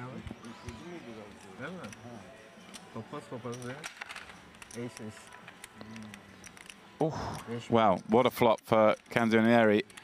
You saw him take a lead line before from the big. This one makes a lot more sense, and he's not missing a step. He's going for it straight away. Really recognizing the situation. Number one, both these players are going to check this board a lot. Number two, he has enough hand that if they do raise him, he can just go with this, right? I'm a big fan of this. Small size, though. It seems pretty reasonable to me. I think you'll see a lot of sort of B25, B30 type leads. This one, you're right, though. This is very small. Like, he's gone 15%, if I'm not mistaken. Yeah, a little bit more, like 17.5% type size. But we can see this can just be so effective. Berlacci just has a hand that kind of wants to call, right? He has the king of clubs in hand, but he has Sahafi behind him. Not closing the action makes this incredibly difficult. Sahafi has a little interest himself in backdoor hearts plus these overs. I mean, if he's up against one pair, he's in great shape. He's certainly, quote-unquote, supposed to call here. Like, you're getting such a great price, right? If you turn either overcard, you're likely best. If you turn a heart, you know, you have a lot of good reasons to continue further. Very nice, though, from Canzonieri. Yeah, great pickup there for just 275. Yeah, very nice. Making two better hands fold. Dreamy. But luckily, yeah, like, right, this guy, I've opened twice, I'm under the gun, and this guy's led into me both times. Like, what the hell's going on? Very frustrating there. Two very different boards. Yeah, that's the thing. Like, we were a little confused when he led the ace-queen-jack, because, you know, that really does smash the under-the-gun range a lot harder than the 8-7-6 club, which is, of course, going to favor the big blind range versus under-the-gun. Number one, I am number two. YouTube again. Omaha. Ah, this time you played with him. Yeah. He was number one, you were number two.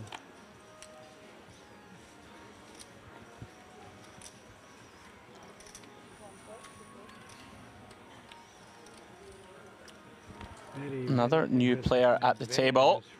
Oh, an old player returning. Furman. We saw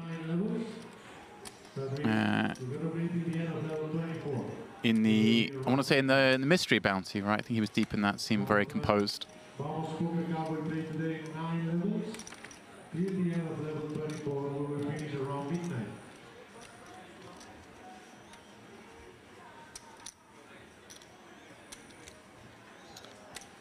Yeah, decision on Celik. Pocket fives and 7 big blinds only. Getting very short. Not the most appetizing prospect here to jam over and open. But may decide that he's getting to that danger zone, and he is going to run it. Yeah. I like it. Does he have, like, the faintest bit of fold equity, do we think?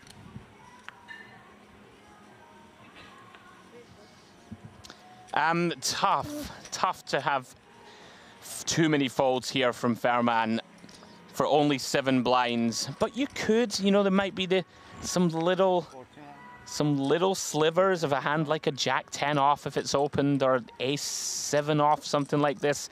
Could occasionally lay it down. Don't think we can ever fold this a hand as good as this, of course. Not for 7 BBs. Stranger things have happened, of course. Yeah, this is one where you feel like you're going to get shown a better hand a lot, but at this price, albeit with the ICM, how can we ever fold?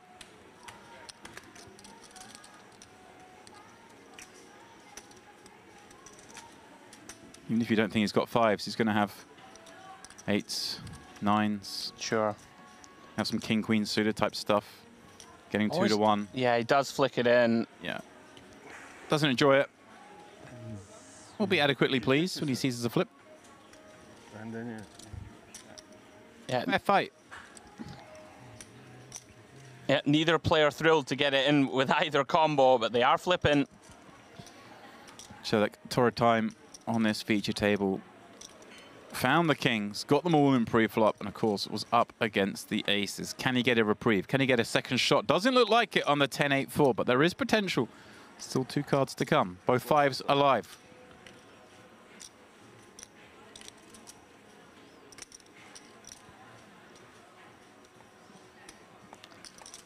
Check on the turn, produces no backdoor. He's going to have to do it pure if he wants to avoid finishing 16th place in the IPO Masters. That is where he will reside for the rest of time. Started this feature table as the chip leader, but it was marginal. We did say that he started with 42 blinds, if I remember. The shortest stack had 20, and you referenced the shortest stack, if he doubled through him, would be the big stack. It was close. Tournaments move fast. Yeah, this is it. Good rung, Celik. Sometimes really nothing you can do. The vicious cooler we saw against Cantonieri ran the kings into the aces and unable to recover. Good game, sir. I wish him the best of luck in the rest of the week here at the Dolce Vita series. I'm sure he'll be back. I believe that takes us down to 15 remaining. The final table starts coming into view. 1, 2, 3, 3 million. 50. 350. Ah, you covered me. Top 15 guaranteed $8,800.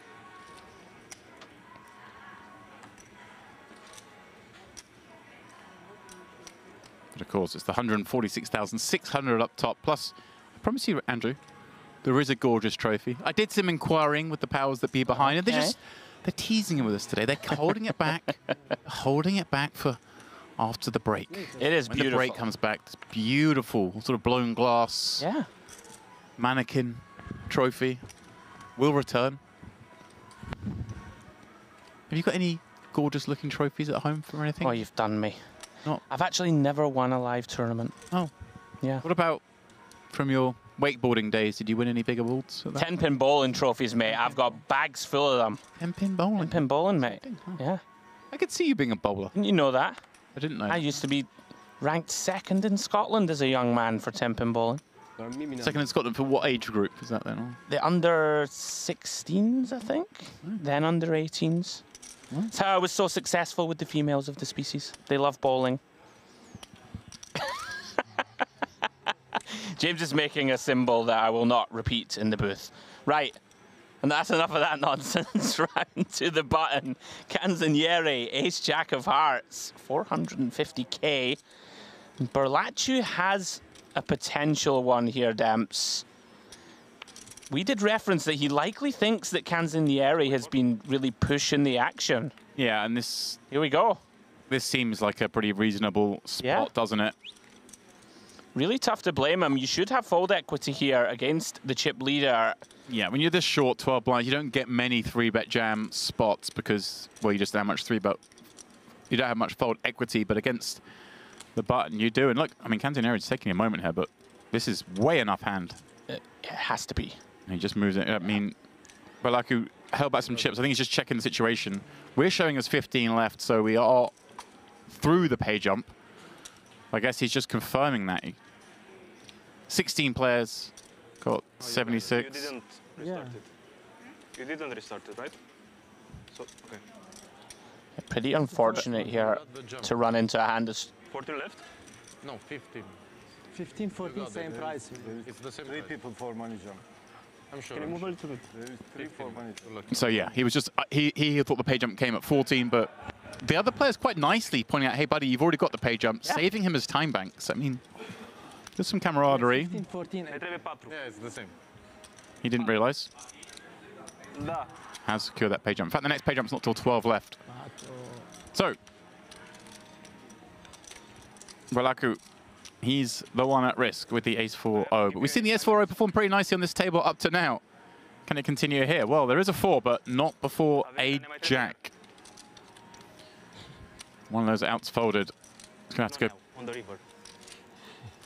Oh, doesn't even want it now.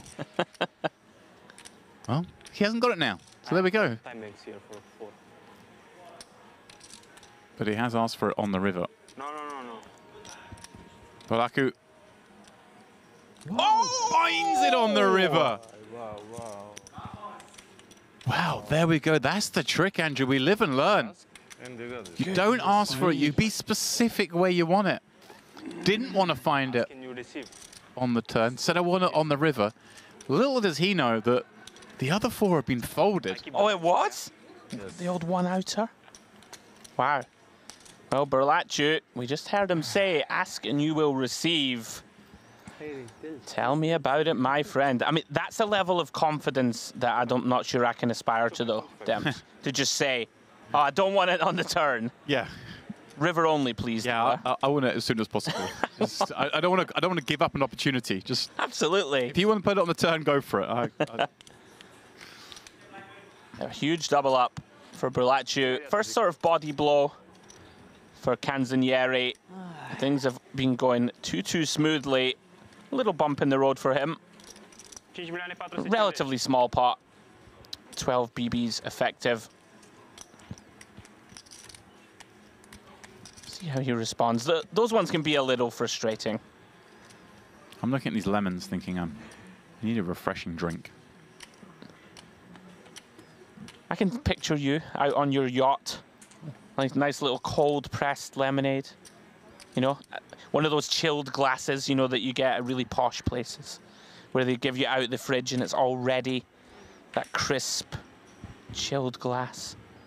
Freshly squeezed lemonade. That obviously you haven't squeezed yourself because you're going to get someone else to do the job. Oh, yeah. No, it's here.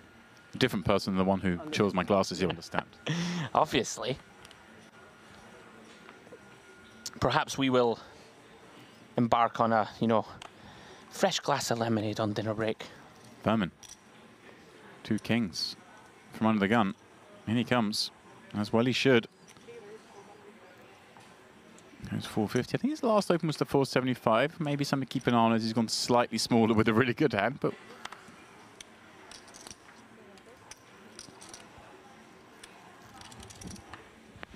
for now, making its way around. Well, look who, well, he just got pressure off that double, but this seems like a scary proposition with an offsuit combination. But is he going to get greedy and maybe go for some sort of spicy 3-bet, look super strong against under the gun move here? Yeah, interesting about spot. 27 bigs deep. There are all options open here, I think. It's some argument to like just VPIP with a call here, but not really incentivized to do this against specifically under the gun. You know, if later position opens, we're going to dominate, right, some of the opens with a hand like King Jack. Yeah, but he exercises discretion, gets out of the way. Koza, though, pocket 6s. Yeah, this one feels like a mandatory defend. Absolutely. You don't really care what your opponent's range is when you've got 2 6s facing this price. He's going to have a little look at the flop.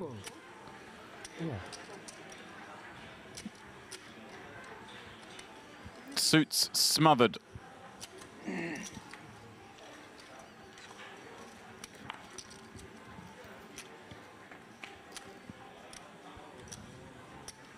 And a queen 7-8 board could present some difficulty for him if he faces a bet here. There's some future with 6s here, is there not? Sure. Yeah, kind of going to depend on the flop sizing that Fährmann chooses here. Can certainly have some larger bets on this sort of queen 7-8 texture. If he goes very small, 6s 3 to a straight, may feel compelled to call one. Does land on the tank check. See what sizing Fährmann comes with. Looks like 500k, so 40%. Your favorite number? Yeah, B40's back, baby, I promise you. But 6s do start to shrink, right, against 500k. Like if your opponent does bet 300k, for example, you feel a little happier continuing. Very tough spots, these, especially against under the gun.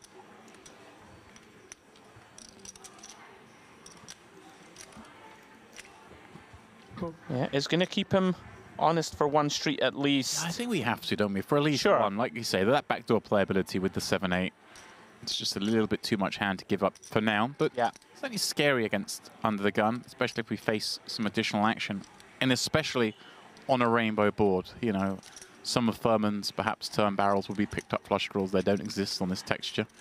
So let's see what happens. Yeah, very clean deuce of spades turn for Furman. Type of card that almost never improves the big blind. Very likely to continue barreling for value. Koza's trademark tank check comes into effect. About as clean as turn cards get. Yeah, like this. Looks like around about 2/3 pot. Very nice. Sizing this one up, Demps, to potentially get it all in on the river if Koza check calls twice. Yeah, certainly making it super hard, isn't it, for a queen to get stuck into a very big pot. Perhaps looking to just knock off some of those straight draws as well, or at least if they want to call, they've got to pay a heavy price for it. Sure. As it is, I feel like Koza is going to have better hands than this to call a second time with. He's suspicious. I mean, now we are against a man repping a very tight range. And he's going to use a time bank. Okay. Yeah, it's just, is our man really firing a second barrel here with just no pair? I mean, maybe there's some Jack 10, 9, 10, those kind of hands that could be in there, but they're few and far between from under the gun, you would think. Yeah, Furman should... Oh, wow. Keeping him honest. Okay. Suspicious of that bigger bet.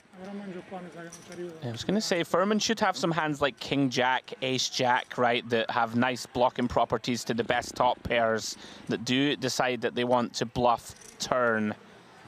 This is a very sticky call from Koza. Now, perhaps the most interesting decision now falls on Furman, assuming he faces a check here. You're motioning just to shove, just that you just go for the whole lot, right? I think we just go for all of it. I mean, maybe some latitude and some, you know, scope to bet something in the sort of 3 million to 3.5 million realm. But you said it yourself, we're repping this very sort of tight range. A lot of the time our opponent's going to have a queen now, right? When they check call this big in theory, you've knocked out the 7x, the 8x, these kind of hands. So, did he just check? checks back. Oh, scared, perhaps. But exactly that, maybe the opposite. Maybe he's never going to call me with a queen. I'm only going to get called by 2 pairs and just checking back. Yeah, I mean, it would be a spot that... I mean, I'm greedy in this spot and just thinking, especially when Koza tank's so long, I think also, he didn't look... I don't know, it didn't feel as if, you know, there's too many natural traps.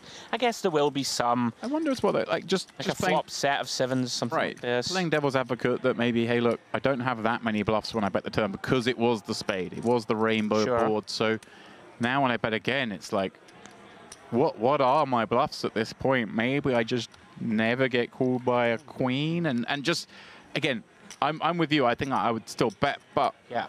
14 left in the tournament. I understand those 5 million chips, so valuable. Yeah. What percent do I get called? If I get called, am I good? I can understand. I mean, if you know that your opponent will never call all in with Queen Jack here, right, then checking starts to become a bit more attractive for sure, because then you end up just value turning yourself against these sort of slow played flop sets, or a hand like a Queen 8 top 2 that didn't raise. I hear you.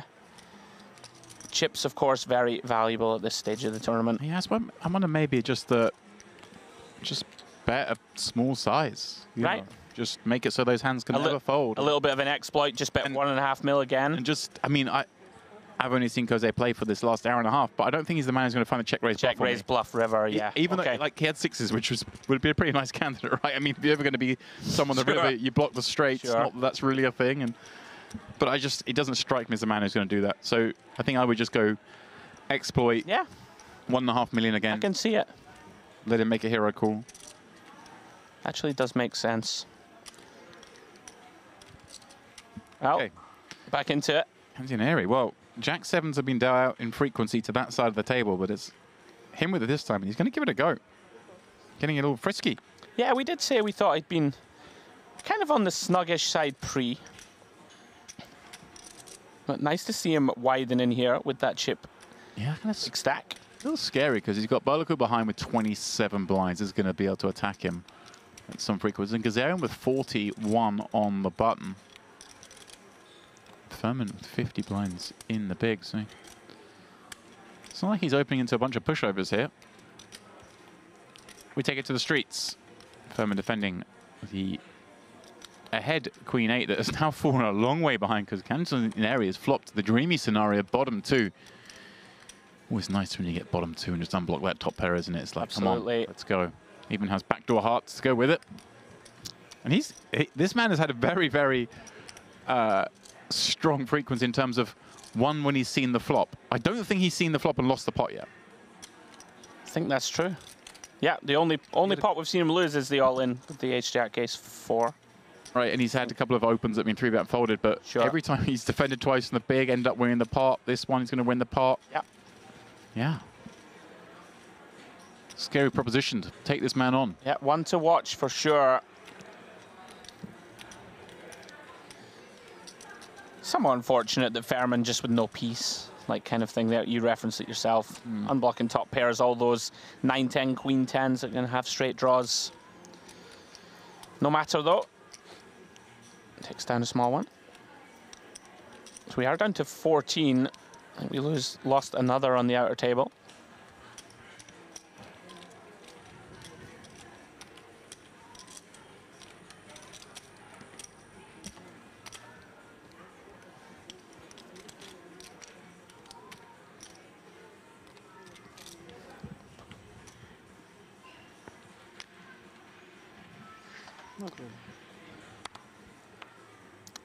Another look at Cappiello. Really hasn't been able to get involved much thus far since arriving. Gonna get involved here though. King 10 off. In for the min raise.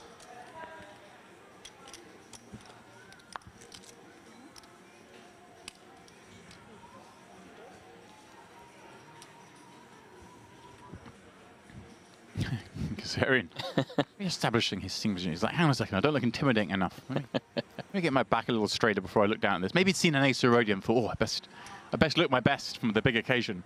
Cove, he's got 2 6s once more. Flicks it in on the button. Furman in the small.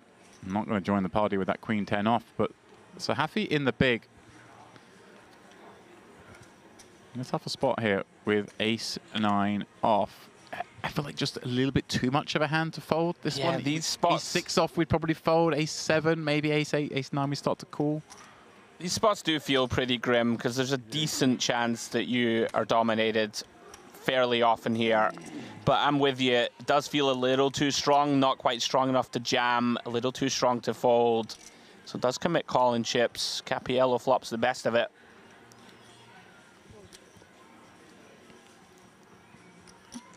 Yeah, but even he'll be concerned somewhat on the King 4-3, having had the button peel. Sure. It's not like his opponent's going to have a worse king. Alex, just to check it over to Koze, who may feel like he needs to bet this one. 3-way pot. Obviously, 6 is best here often, but very hard to win if it checks through against 2 hands. Also, you know, get some value from worse here, the 4x and 3x that Sahafi might have in the big. Not a whole lot of it, given it's a 3-way pot, but some does exist. Yeah, he's going quite large here. You will see a bunch of sort of small bets from imposition in these multi-way pots. It's gone pretty chunky, all things considered. More than 40%, just a shade under half. Sahafi with a pretty easy decision, of course. Now Cappiello, you know, you're never absolutely thrilled here facing 675, but obviously going nowhere with this top pair. Yeah, I mean, we've checked to allow our opponent to put chips in with worse. Absolutely. It's a scenario that's going on. Yeah, pretty easy check call. And it's one of the things you check and you hope you face a bet, and then you call. And then when you check the turn and you face another bet, you're like, oh, it's a big bet. I don't like this anymore. Absolutely. Let's see how this one plays out. Cappiello surely going to check and flow. And now, does Koze recognize that his opponent's going to have a lot of kings here when he raises and checks flop, or does he maybe think he just has the best hand still and wants to kind of protect and may accidentally sort of bluff with this hand? Yeah, sort of has to decide here if his opponent has, you know, a bunch of kind of pocket pairs. He's reaching. Yeah. He's reaching. And is he going, okay, in comparison to the flop bet, kind of a smaller size, only a little bit more than he bet on the flop. That's going to make Cappiello a little bit more convinced he's up against value or some sort of protection, but a lot of that is better King X. Obviously can't really go anywhere now because it could be a hand like this, right? 6s, 7s, 8s, 5s. Yeah, I mean, when we do check flop, as you've said, we're just a lot too high up in our range, I think, to fold here to return barrel. It does become a little uncomfortable. I'm with you, you know, King 9 suited now, right? If our opponent has it, gets there. King Jack, King Queen are a decent part of the bet twice range. Set of 4s and 3s are going to be in there, right, from the button specifically. Something to consider. He's going to feel a lot happier on this card. Warm, fuzzy feeling.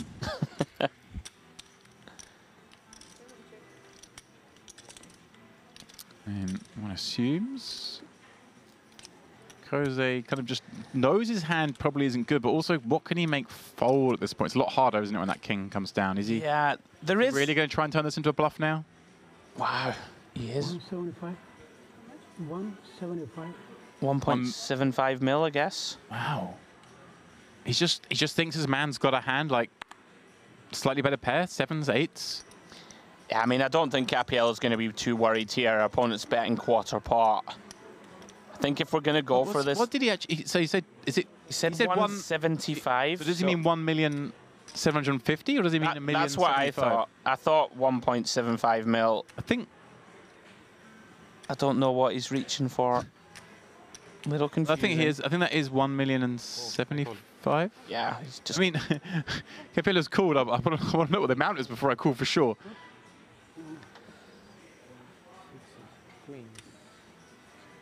Some of the table said queens. He sort of suspected it might be queens, but it is not a similar hand in strength, obviously. Sure. The worst, they're next door hands in terms of Cappiello's range, really, I guess. I mean, they were King 8. 1,075,000, is that?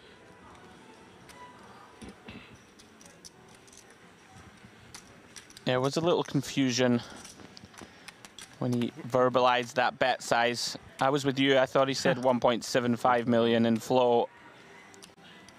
Thank you.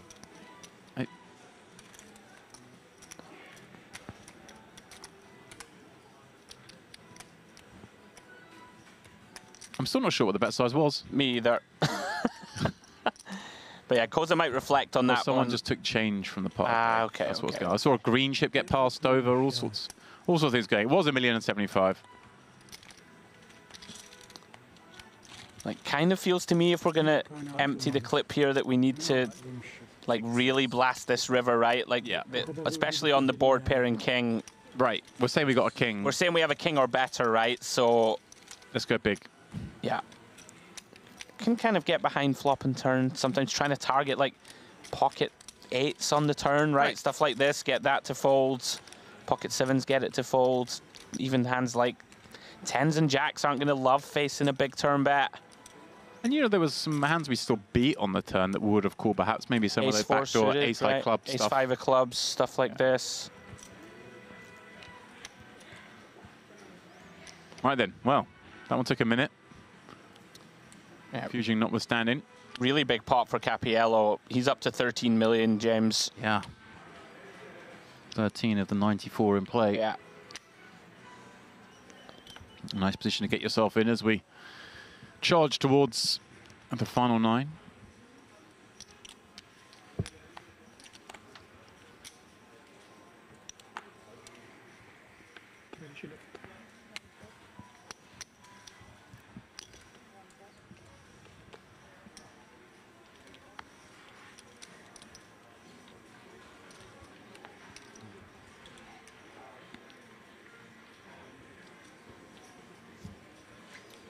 Next round to Sahafi in the small, 13 blinds, looks down at 10-4 suited, and I'm just going to give it up.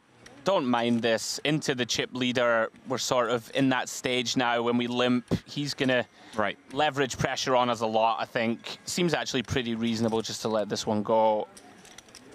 Of course, going to have to get moving at some point soon. He has kind of been dealt out, though. Not a lot's happened since he trebled with those pocket 9s. Hasn't really been dealt much. No, yeah, it was all sort of, I think he's just been dealt out. Happens. bad time for it to happen with 14 left in a It really is. 937 entry tournament, but it does happen. Yeah. Still plenty of time, though. 1 hour clock, of course, beneficial when you get to this sort of dangerous 12 to 15 big blind realm. Yeah, average stack currently at 33 blinds. Plenty of play. And, you know, triple up with 2 9s is never around the corner again. Exactly. Did it before, can do it again. That was a wild hand.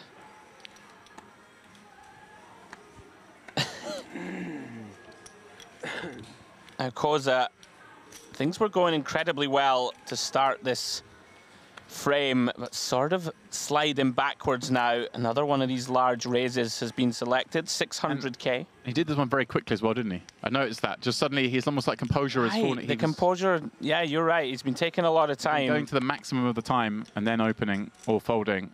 I wonder if the players will pick up on that. Like, does that mean he's so excited to raise because he's got a really strong hand now, he doesn't want to wait? Or he's just a bit tilted. Is it like, yeah, he's just frustrated? Yeah, intrigued to see how Cappiello responds to that. That is one thing I will say about this 3x larger sizings. You really do chase out. It does just sort of put people in this uncomfortable node, so to speak, that you don't see this too often. Especially when you're 3xing off a 20 big blind stack. Like, people can't do anything to you. They really can't mess with you too much. Whereas I'm sure if that was a min raise, I'm pretty sure Cappiello would have entered the pot in some form. Yeah. So there are some merits to this kind of large open size. Guess it's just tricky to apply it, you know, with a high level of accuracy. And when I see the screen ticks down, says 13 left. We must have lost someone on the outer table, which means now we are on a pay jump. 8,800 is what's guaranteed. 10,950 is it, I believe. Yeah, for the top 12. Okay. A couple of $1,000 pay jump coming up. Again, not really going to affect your ranges too much at this stage, but it may affect the time you take to put chips in.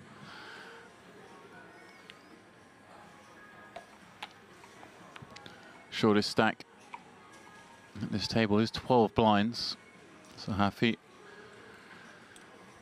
in the cutoff, as you mentioned, just really hasn't had a chance to do anything since his triple up.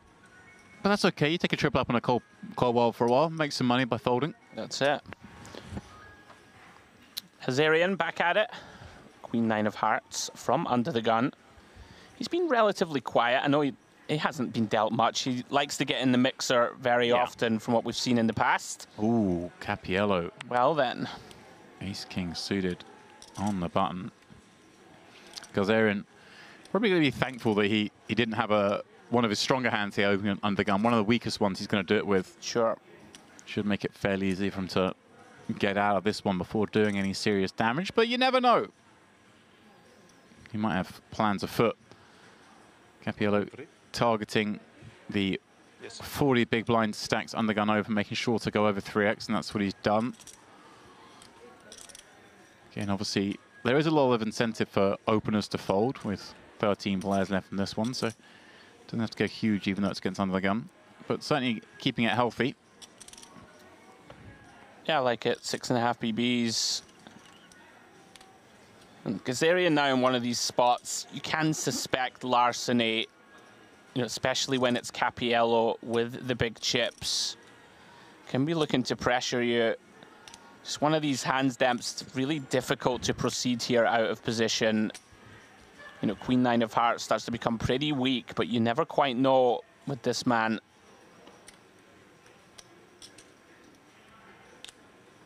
$40 big blinds behind. 2.9. Oh, he's going for the 4-bet, non all in. Wow, I just say maybe, Wasn't that just shocked? maybe. I could feel it. Yeah, he's the man I would think most capable of this from what I've seen. Most likely to do this. And Cappiello, well, loving life. Although he is loving life because he's got Queen 9 and he's obviously going to have to jam this hand. But there's still that feeling of like, has he really got it? But this is just a mandatory one. You 3-bet to 5-bet. You just send it in. But you are hoping for a fold. I guarantee you do not want to get called. To take it a step further, I don't think you see people do it much, but I think there actually is some scope to just call this 4-bet as a trap almost. Like lots of the 4-bet bluffs are going to be like ace-jack, ace-10 types that we crush. I don't think people ever really do it though at this stage of the tournament. They just send it in. The pot's worth so much to pick up. Yeah. I like where your head's at. Yeah. Huge, huge pot for Cappiello without him to show any cards. Yeah, credit to Gazarian for finding that 4-bet. You know, it's going to work enough of the time, I think. Like, even if Cappiello has like an ace-queen off or something, it starts to become pretty uncomfortable. That's what I was going to wonder. It's almost the queen-9 suited hand. It's kind of a weird one, right? Because you want him to have... Well, we unblock ace, x, and king. So we unblock our opponent having like the king-jacks, the ace-10s, the ace-jacks that are going to be the 3-bet folds potentially. But on the flip side, we also unblock ace-king, aces, and kings. So I can see it going both ways. Sure. No, it's my lucky card. It's your card. It's my lucky card. Yeah, a little unfortunate. Come on.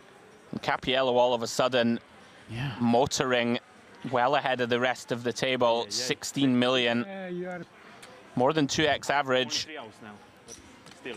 Great run for him. That's a fun place to be. you're in a bad shape this time. What's Koza doing here, Demps? I think we're just reverting back to taking a time, but okay. It's the first time we've seen him sort of play with the chips when it's on. Oh, he is going for it. Wow. Well, this is feisty. And I have to say, if I'd been sat at this table, I would never think this wasn't a real hand.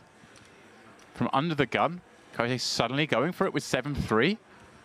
And has he gone a smaller size? No, he has gone his sort of textbook 3xing. I do wonder whether he's trying to take advantage of a kind of tight perceived image or whether potentially the composure has been lost for the time being. Certainly feels that way again. It does feel that way. He did it much quicker than even the 30 seconds. And I mean, most of that was going to take so long to put together the bet. Right. He certainly seems to be a little rattled. But credit to him for just finding the nonsense open from under the gun. I mean, it's going to get through. Again, though, this big 3x size in, pretty sure Gazarian defends to a min. So it is, it is working for him. Like Gazarian said before, like when you raised on the gun, I made a big fold to you here. So as I said, wonder if there's any genuineness to that. And therefore it's like, well, hang on, if I just make these big opens from under the gun, maybe I am going to get a lot of respect. 10 use is rolling back. 10 use is rolling back.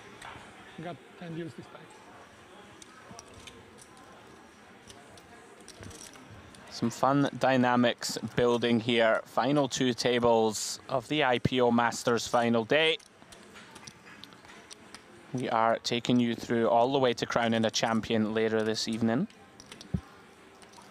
And there's some feisty characters in the mix. Just one. Action back on Fairman, who we did see on our coverage the other day in the Mystery Bounty. No, I have to apologize. We didn't. It was we didn't. Nejat Erman. I knew it. See, that's why I thought that the spelling was wrong. Different guy. Yeah. But bizarrely, kind of similar stature-looking person. And also just the demeanor at the table. Very, very professional looking. Not professional as in poker professional, but just seems so comfortable, so assured of himself at the table that a similar name, a similar look, and similar mannerisms at the table. I'm going to forgive us, or myself I thought mainly. It was the same guy, I must say. For that. I'm just glad I wasn't losing my mind. I thought we'd spelled it wrong. It turns out it's a different gentleman. Well. Bellico, ace queen on the button. Let's go. You reset it? You did reset it? He's always asking about the shot clock. He protects his time. The timekeeper, I'm going to call him, I think. The Time Lord, perhaps. Goes for 2.5x. Almost like he's, hey, I'm going to fight your 505. You like bigger opens? Have one of these yourself. It's Koze. Koze is going to defend with 10-7 off. Yeah, not a bad hand to drive more money into the pot with either. Ace Queen.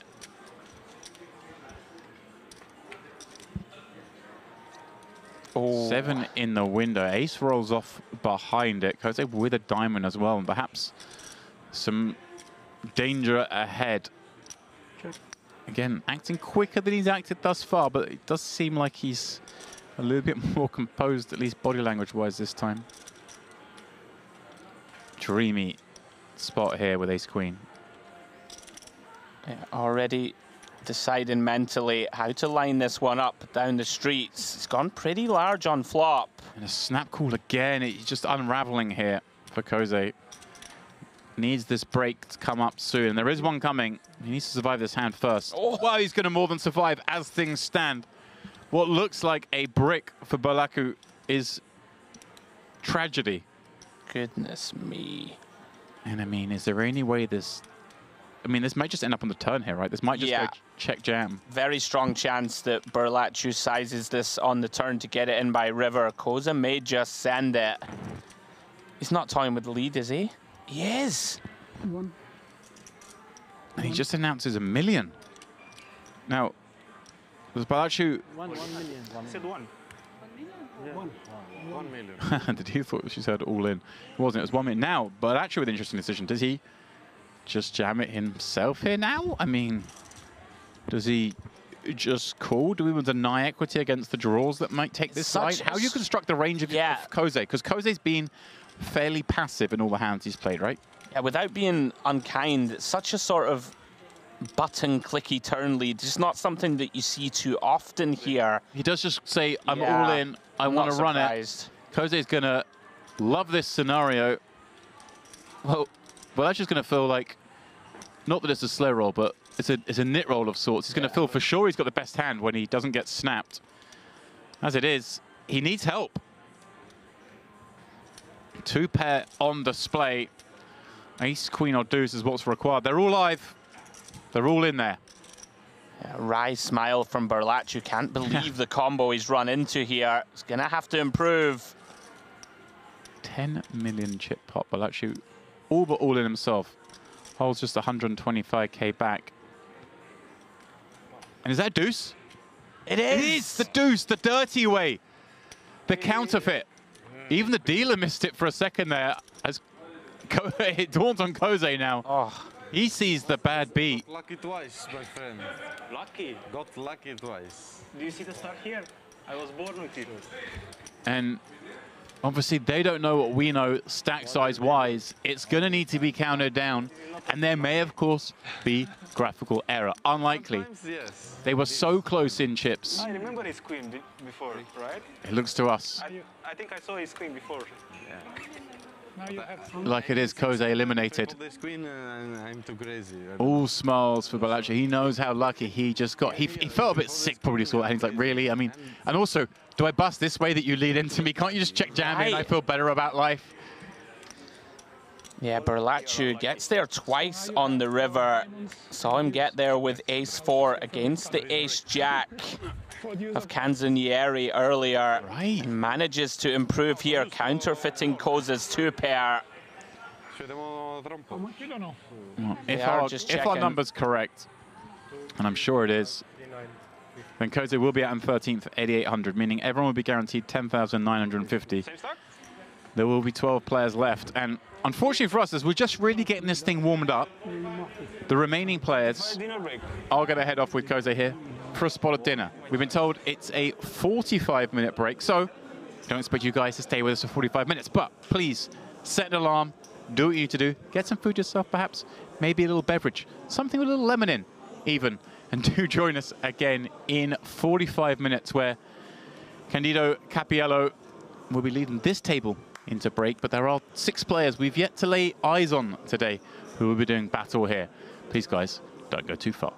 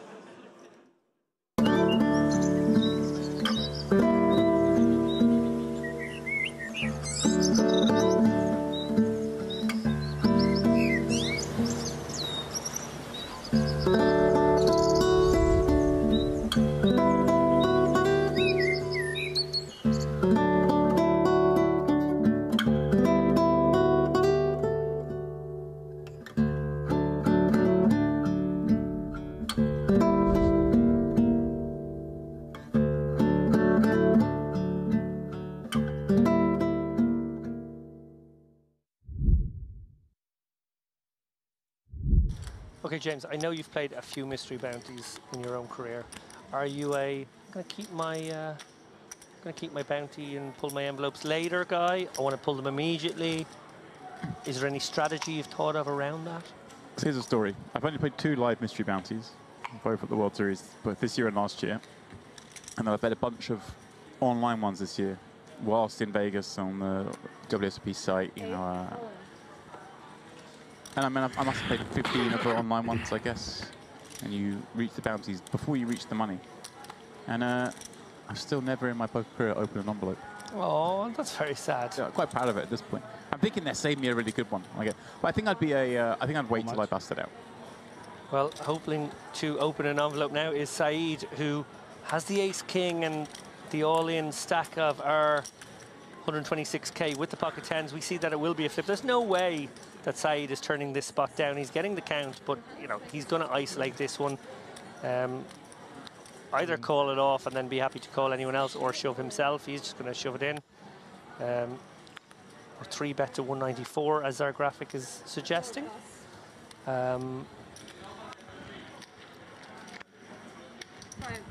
That's going to clear out all but the good hands, and there is a good hand. Gavish in the small blind, dreamy situation here. He does cover for a start, so can pick up one of these bounties, but Saeed covering both. If he can spike an ace or king, could pick up 2 at once. Now, Kolotyuk not really going to consider this ace-8. He might peel the ace first and get excited, but once he sees that 8, it's a wry smile. And wow, 3-way all-in. I complained we had no premium hands there a few moments ago. Yeah, this is a hand that didn't need mystery bounty element to make it this way. And here we go. Gavish pretty a little upset to see that he isn't in better shape with these 2 queens. Yeah, and Berhol there would have, you know, fancied his chances of having the best hand when he put this shove in. Now he's in quite bad shape here. Just 20%. Monstrous. The ace, king off, and queens. Yeah, big pot, not just because of the bounty equity, but if Saeed holds, he'd be up to $500,000 in chips. What a great spot that'll be in this bounty, as you just referenced. He'd cover everyone at his table comfortably. You already mentioned the bounty, worth about $5,500 a pop, so he's eligible to win an additional 11k in equity here. Gavish can win, what, 5.5k himself, and has none of that equity, as you mentioned. He doesn't access that side of the prize pool. But if he were to spike it, suddenly he's in the game. Very much so. Saeed obviously looking at that sort of $500,000 plus stack at the end of this hand, abusing everybody for the next maybe hour or so. That would be the dream. But at the moment, queens in the boxies. Gavish looking to pick up 1 bounty and get a triple up.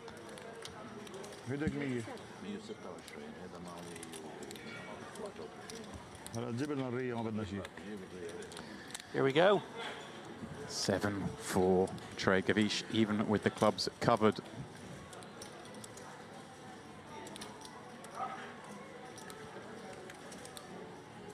Our first big pot of the night. Plus bounties available. Is it going to be Gavish who picks up the first one on our table? Just has to fade that ace, king, or 10. So it's still with a chance to eliminate 2, David.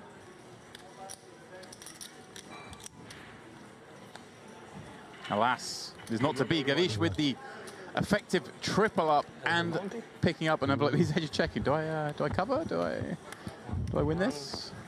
You do indeed.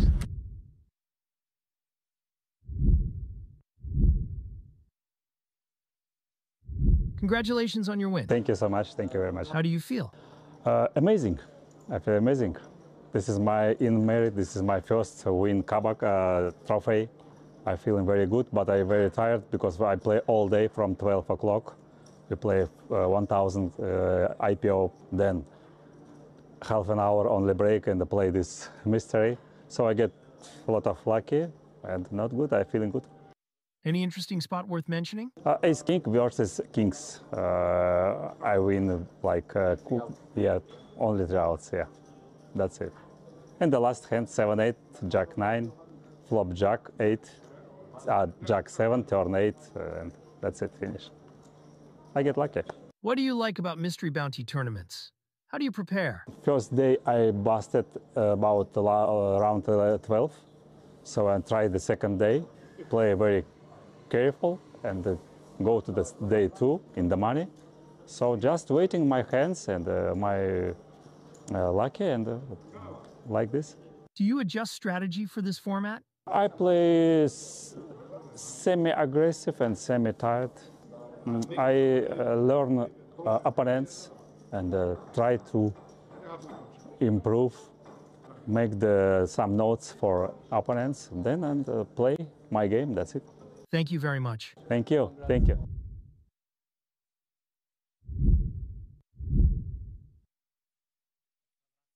I don't pull them for two reasons. One, if you have yours in your pocket and you are maybe like two-handed or three-handed against a person who hasn't pulled theirs, you can start doing some deals with the equity of the bounties in mind too, which I like.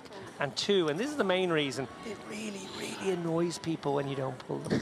They just get so annoyed. So you'll pull two bounties, bust out, and then not pull yours. You wait for hours to pull them, you think? No, I will. Once you bust it out, if I'm walking out of the room, I will pull it then, yeah. You're not taking your bounties, going for dinner, coming back and open them later? No. Okay, that's what I want to make sure. No, I wait until I've bust the tournament. Yeah, I figured that's probably where I'd be at. But hey, I might go on a break. If I've got one burning a hole in my pocket, 10-minute break. Well, a very good counterpoint to this is one made to me by Jen Shahade about a year ago when we were playing the one in, I think it was in Barcelona. How much? She said, I would pull it because there was really big ones on the line. Like, okay, this is very nice, but I think maybe in that one there was a 100k bounty or something very nice. She's like, I want to know my net worth. Ooh, here we go. So we'll come back to that. Sambavati jamming his sub-10 big blind stack, and Kortiuk, rightly so, springing on it with this dominated Jack-10 suited, trying to go for that bounty. And obviously covers Hassan behind, which is a big part of why he can do this as well, right? Yeah, no, look, we see that he is dominated, but I love this isolation shove by Kortiuk. This is exactly the kind of spots you need to be taking all day, frankly. Sambavati gets a really good outcome here where he will double up in most worlds, but Kortiuk, you know, bounty hunting. Yeah. Looks like the kind of man who's scalped a few. Jackson suited's come from further behind this in time. 61, right? Yes. Here we go, an ace queen 8 flop. What looks so good for ace jack has materialized with the double-ended straight draw. 10 is no good anymore. For Kortiuk. No longer looking for 10, but look at that, the kings and nines, and they're all live. Showing forward cards, David. All his outs are still in the deck, just one card to pull them. Sambavati will be back in a position where he can start bounty hunting. Oh, there it is! Unless, there it is, the king on the river. Kortiuk, the second player at this table to pick up a bounty.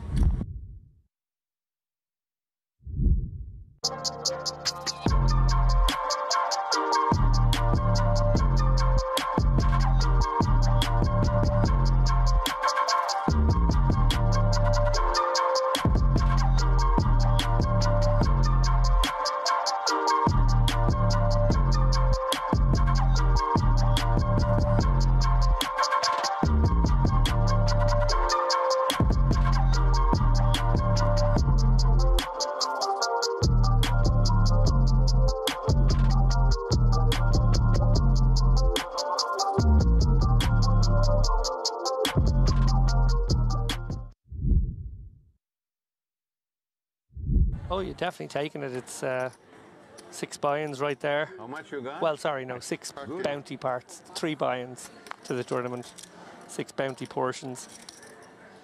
Gavish with the Johnnies here. Going to look for action. At this stack depth, I don't think these become too hard to play. You're looking for action here. Obviously, notoriously a difficult hand, but that's generally at deeper stacks. And only if you've got superstition working against you. James and I had some chats over dinner about superstition in poker. We'll come back to that in a moment because we see Gassan with Big Slick here in the small.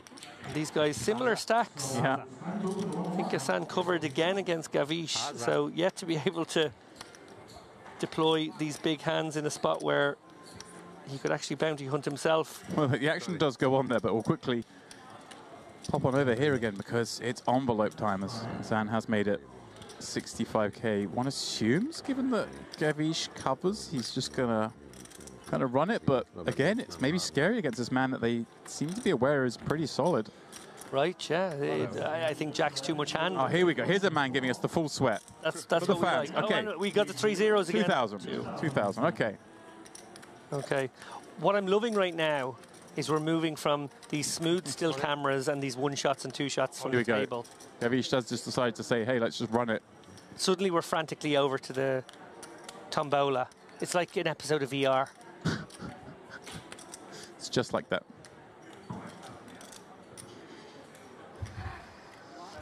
Shrug call from Gassan here, who knows he's at risk, and Gavish is bounty hunting here with the best hand right now. Big pot, 670k in the middle. This is a big moment for both players. Huge moment. Obviously, we can see Gavish is the one who can pick up a bounty right here and now, but Sam will have a huge stack if he finds an ace, which is what he's done here on the ace, queen, queen board. He's going to be the table chip leader, I think, if he runs out clean here. Gavish, of course, with backdoor hearts working. That's become a thing, as has the king. And, of course, any chance of a raw flush, David? It's in the deck. We see the live cards at the top of the screen. Dry smile from Gassan, who really doesn't fancy that 10 of hearts turn. But he loves the 4 of spades river. Gavish down to just 4.5 blinds.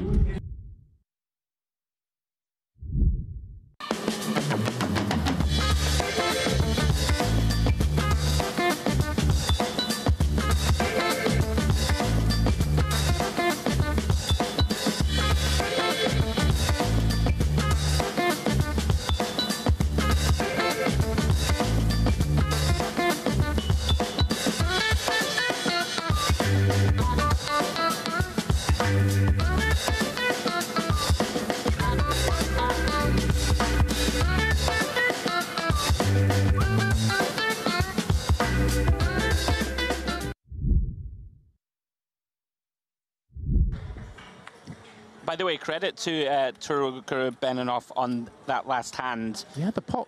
He actually just called pre, led turn after it went check, check, flop, and found us a check on the river when the 10 completed and found just the check call.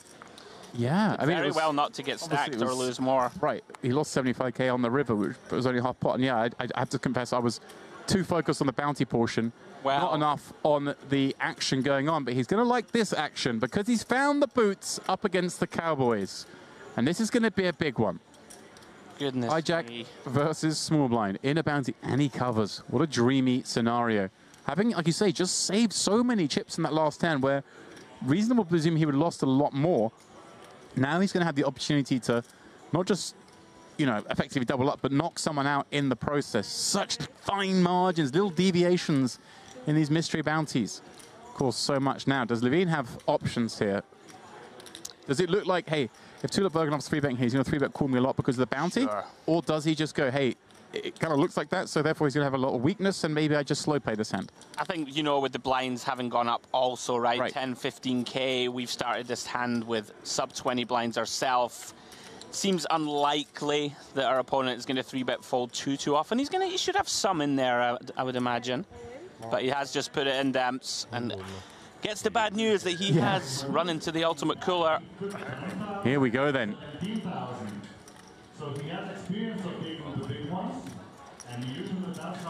Well, there is someone drawing a bounty, but for now we'll focus on aces versus kings. It is the kings at risk, as indicated by the all-in marker.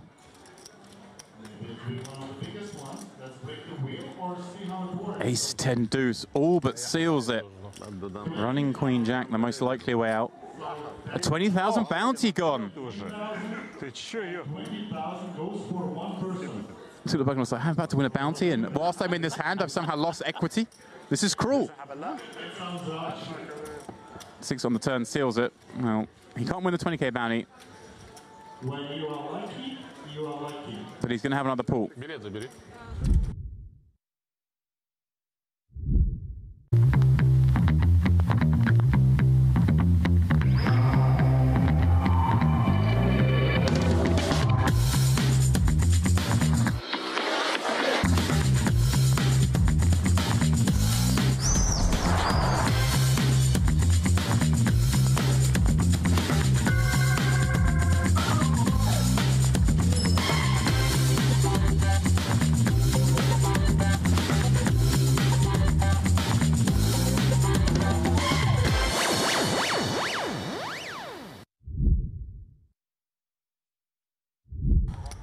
They must have had a perception, Demps, that Halabi not going to be 3-bet shoving very wide here. As I say, before you came in, we saw him kind of very surprisingly fold ace-jack, although that time was against 2 queens, but was getting the price basically against everything but jacks plus. Right.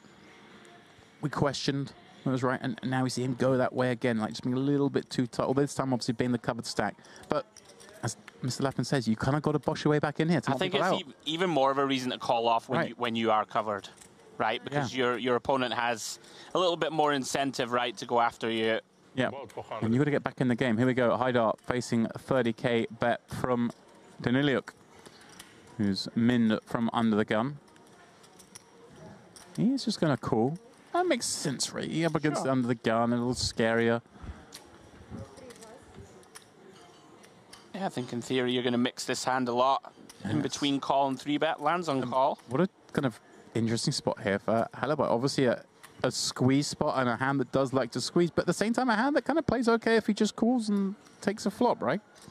Yeah, this is one of those sort of 24 big blinds deep. Could certainly shove this one. Can definitely call. See what he decides to land on. Doesn't look like a man who's going to jam to me. And the turbo jam the last time with the ace-7 suited. Yeah, does decide just to call and likely going 4 ways. Oh yeah, Galatier obviously covered by all, but 8-9 suited. One of the hands you love to see in a spot like this. Beautiful looking hand to peel for one more blind. You kind of know that he's the one most likely to get action post-flop if he does find a piece of this. Obviously works against him when he flops draws. But here we go. That's a pretty big draw for 8-9 of spades. Up against the 2 9s. I wonder if he just decides to lead this now. Yeah, just take the option away from everyone else. Or actually, wouldn't mind open shove here. Yeah, I wonder if, because you just make out the ace highs fold, right? You only really get called by overpairs, and you do fine against those. If you check and everyone checks, and now it comes like the queen of diamonds, you just, ugh. 100%, yeah. If you can just fold out equity.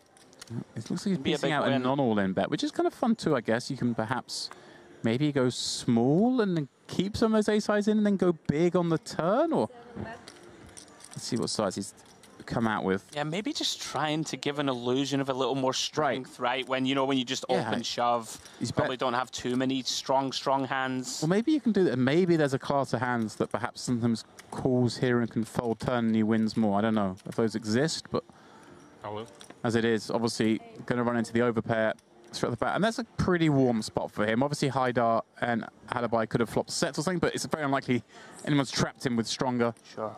Wants to deny against flush draws behind.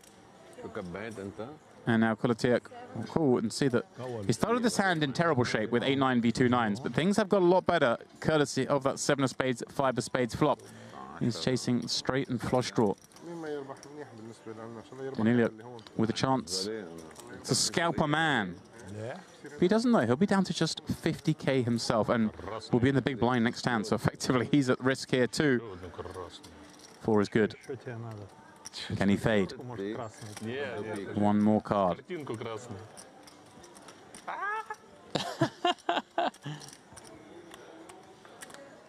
And he does. Ace on the river. Sends Kulatiak out in 11th place.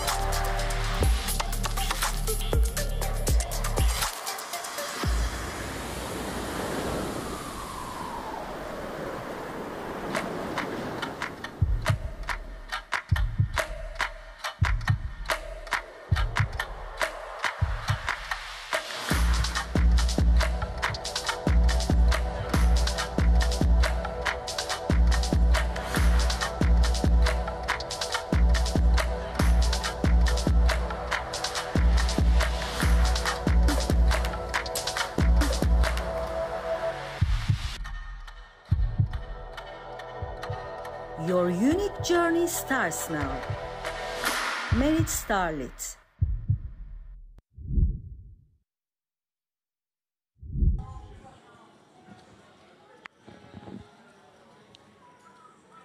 I was saying to James, as you were on your well-earned break, kind of selfishly want that 30k to remain into the sort of three-handed, four-handed, like, because you don't see it very often, right, in these tournaments. Often it just disappears, you know, off the prize pool earlier in the piece, because it really will change things a lot, right? Like, if that 30k is still there and there's 3 of you left, what is third place is 11k, right? And if there's a 30k in there, oh yeah, it changes everything.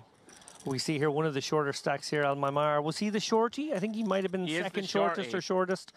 Ace-9 here. Looks like he's going to flat. This is very curious. Not sure I like it. You know, you do just invite the big blind along here with a lot of different holdings.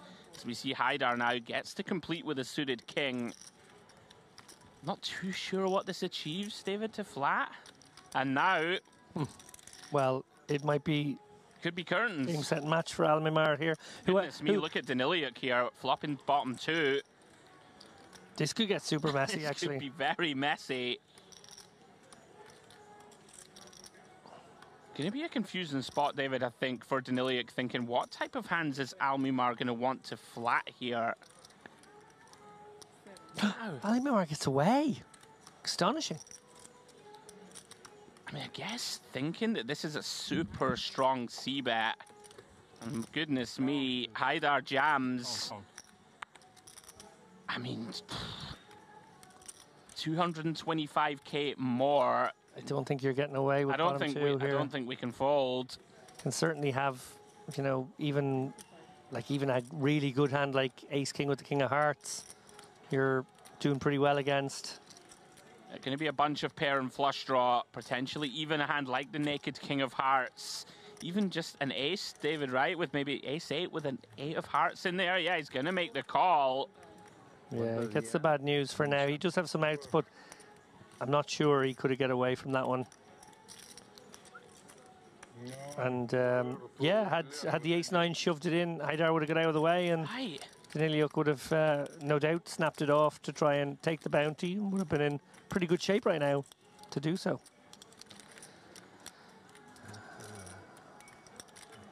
Inconsequential. King of clubs on the turn. Daniliuk looking for a queen or a jack. Or Haidar going to have a huge double here in the early going at the FT. Not to be. 7 of spades completes the board. Huge double for Haidar. Big body blow for Daniliuk. Down to 12 big blinds early here at the final table.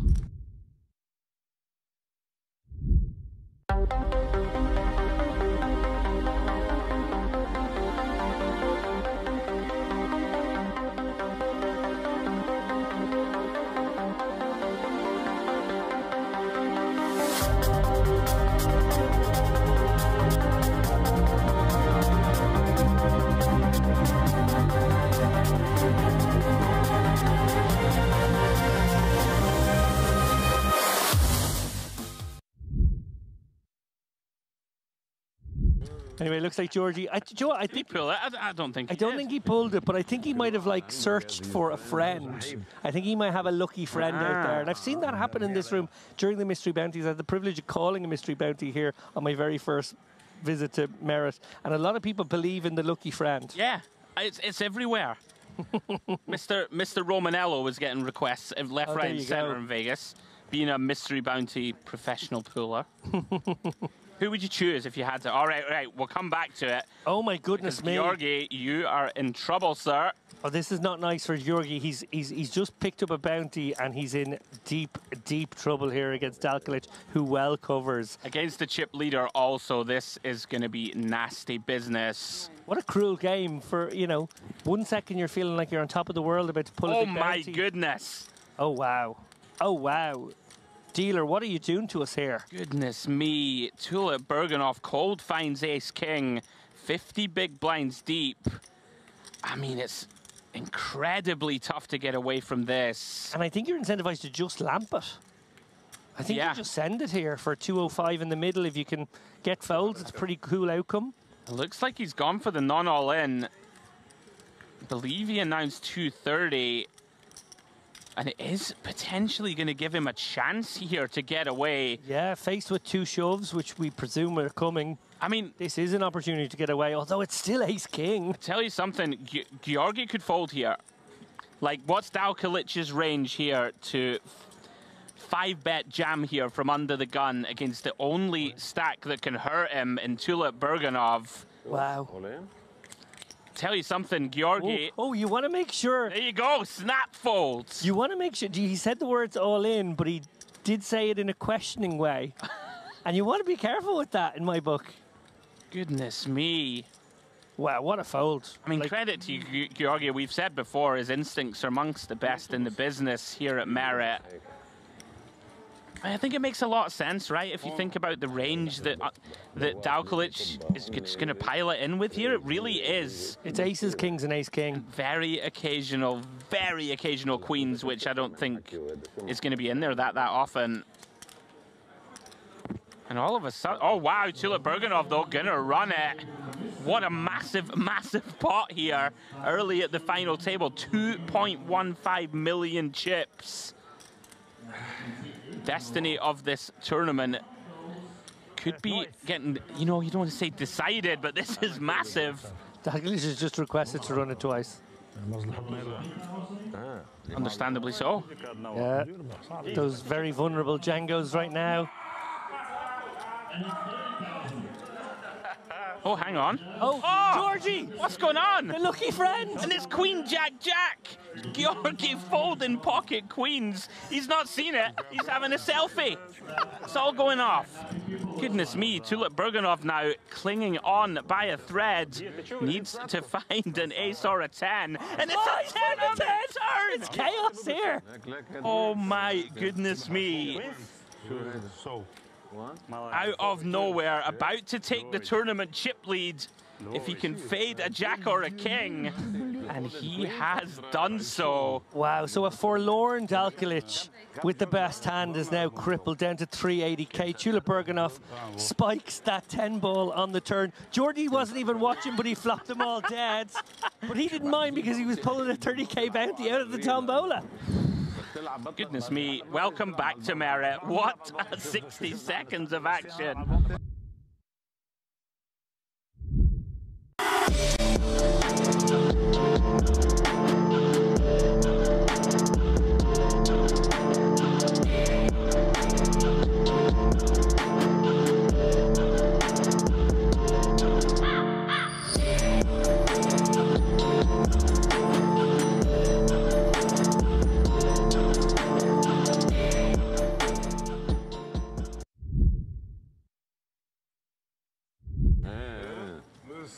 Next time, I will bring my friend with me. Credit to the technical team there, by the way. Oh yeah, they didn't miss a minute. They didn't miss a beat, did they? No. Even got the selfie in. Yeah, we have the biggest showdown in the tournament so far, and we still managed to whip round and find a player pulling an envelope who wasn't even in the tournament. Bob, if I win a bounty... I know, I was looking at him. I was like, I don't know who that is. I don't know who that is. Right now, there's nothing left. I think Georgi's gone again. 10,000 still. Yeah. Right. Focus, Andrew. Focus, David. Back into the action. Saeed here. Ace-Queen. Makes it 40k. Interesting now, because I think that's basically all the big bounties have now gone. Oh, how's this for a troll? Back-to-back Django's for Dalkilic here. He is going to get called and looked up here by Saeed. Can they hold this time, Andrew? Goodness me. Conclusive proof we are living in a simulation. It's the kings. I mean, if he can hold here, he's going to be back up second or third in chips, I think.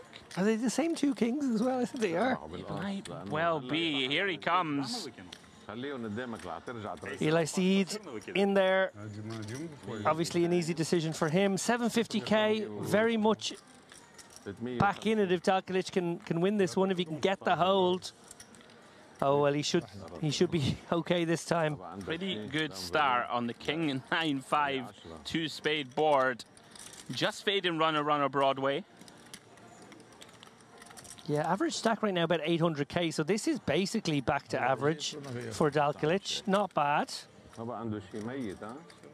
doesn't look like a man who's feeling that great about it, it's got to be said. I get a laugh now, finally. Rivers quads. What a few minutes here. And Dalkalic steadies the ship. And we can breathe.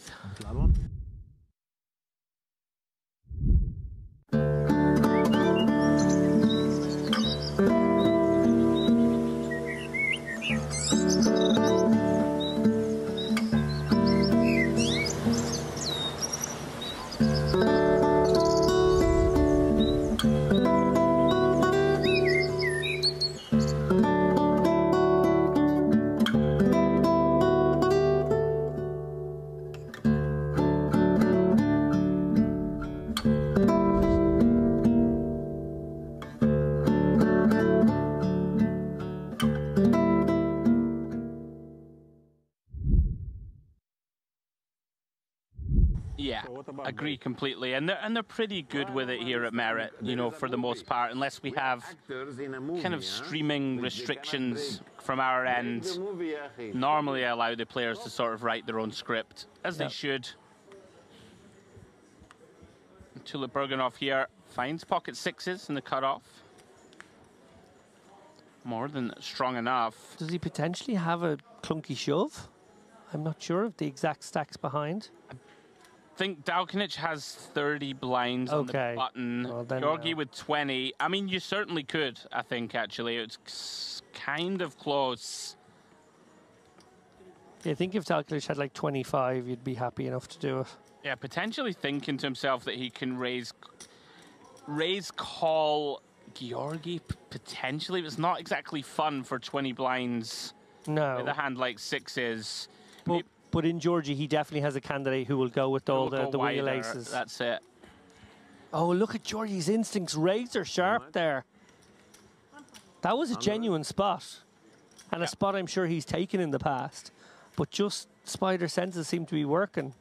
Yeah, it does get away from it. Haidar does defend with the Queen 3 of clubs. Worth noting a little adjustment by Tulip Bergenhoff to go 2.5 yeah, there I hadn't as well. actually noticed it. Well, here we go. Oh, well, this is going in. Queen 3 suited a lot of hand. He might even take the initiative himself here with the stack to pot ratio of 1.5 to 1. Might just send this in, feeling like he can always get the ace kings and ace queens to fold. Yeah, quite like it. And he has done it, David. You've called it. And it's a little wonky for Tulip Bergenhoff, who obviously has the backup of the gutter, and he has also got a club in hand. But, you know, he's up against probably the tightest guy. Sixes. I have so many outs. Looks like it has gone in. Tulip Bergenhoff makes the cry call. We are going to the races. Yeah, big old pot. 1 million in the middle. If Haidar can get there, he's right in the hunt for this title. And look at this, 4 of clubs, I believe.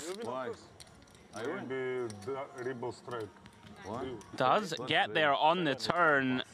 7 doesn't make straight. Straight flash maker. She's trying to give Haidar a little sweat there.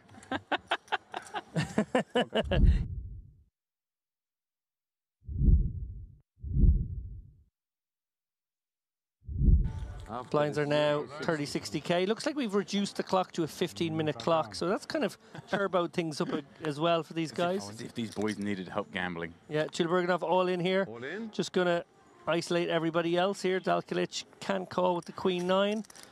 Georgie, no good, but the Haidar snap in there with the ace king here. The 2 big stacks going to war. Queen is no good.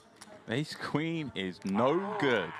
Somehow Haidar has better. Allah, life is good. I fold 1 queen. 1 queen. 7 million chip pot. Okay, 3 diamonds on the flop. 4 diamonds. What, 90 starting stacks in this pot? The 163 stacks in play. I guess that's my way of saying it's a big pot. For me, guys, what is the big deal?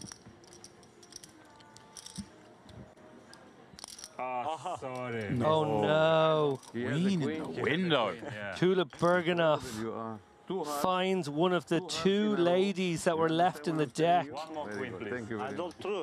Haidar very politely requesting a king from the dealer. Oh, but a heart will also do. Not almost, exactly. Oh, no. Exactly, Sorry, exactly. Mr. Safi.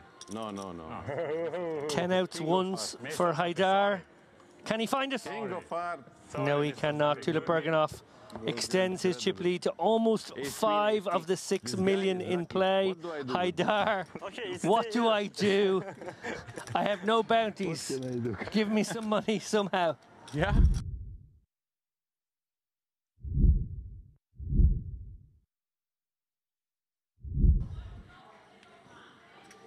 Yeah, that IPO generated 937 entries at 1K pop. 175 players remain. First prize will be 146K. Oh, and this is going to show down the Jack-9 of clubs once again in the hands of Dalglish. Not the first time he's held on to those same 2 cards as the previous moment.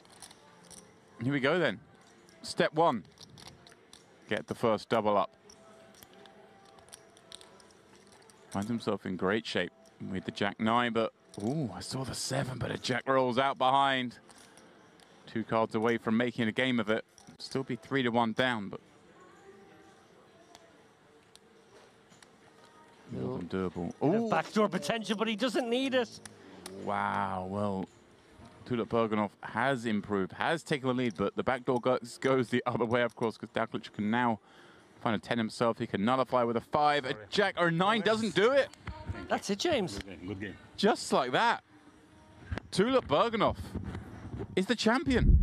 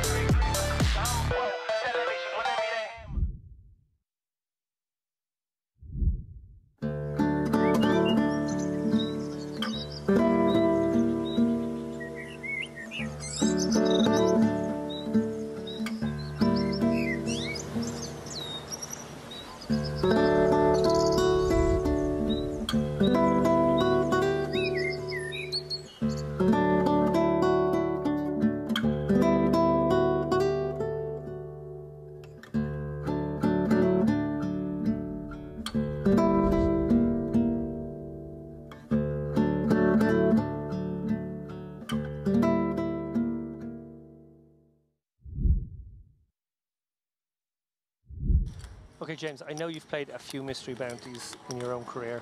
Are you a gonna keep my bounty and pull my envelopes later guy? I want to pull them immediately. Is there any strategy you've thought of around that? Here's a story. I've only played 2 live mystery bounties, both at the World Series, both this year and last year. And then I've played a bunch of online ones this year, whilst in Vegas on the WSOP site, you know. And I mean, I must have played 15 of the online ones, I guess. And you reach the bounties before you reach the money. And I've still never in my poker career opened an envelope. Oh, that's very sad. Yeah, quite proud of it at this point. I'm thinking they're saving me a really good one. Okay. But I think I'd be I think I'd wait till I bust it out. Well, hoping to open an envelope now is Saeed, who has the ace-king and the all-in stack of our 126K with the pocket 10s. We see that it will be a flip. There's no way that Saeed is turning this spot down. He's getting the count, but you know he's going to isolate this one. Either call it off and then be happy to call anyone else, or shove himself. He's just going to shove it in. Or 3-bet to 194, as our graphic is suggesting.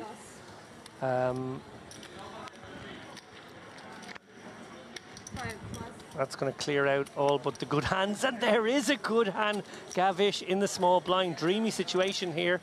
He does cover for a start, so can pick up one of these bounties, but Saeed covering both. If he can spike an ace or king, could pick up 2 at once. Now, Kolotyuk not really going to consider this ace-8. He might peel the ace first and get excited, but once he sees that 8, it's a wry smile.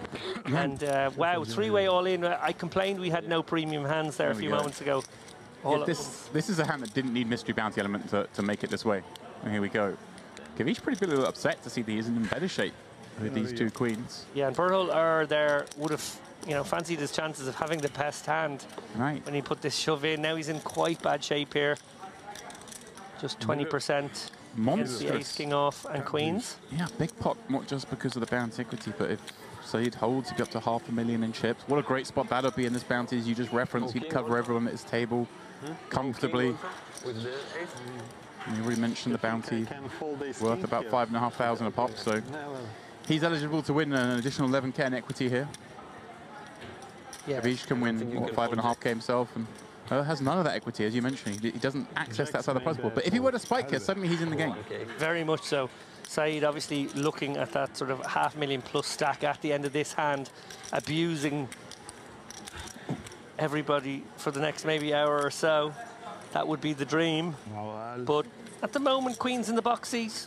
Gavish looking to pick up one bounty and get a triple up.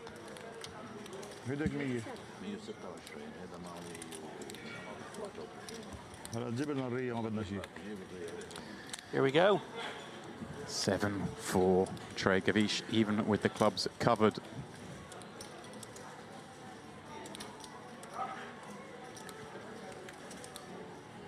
Our first big pot of the night. Plus bounties available. Is it going to be Gavish? He picks up the first one on our table. Just has to fade that ace, king, or 10. So it's still with a chance to eliminate two, David.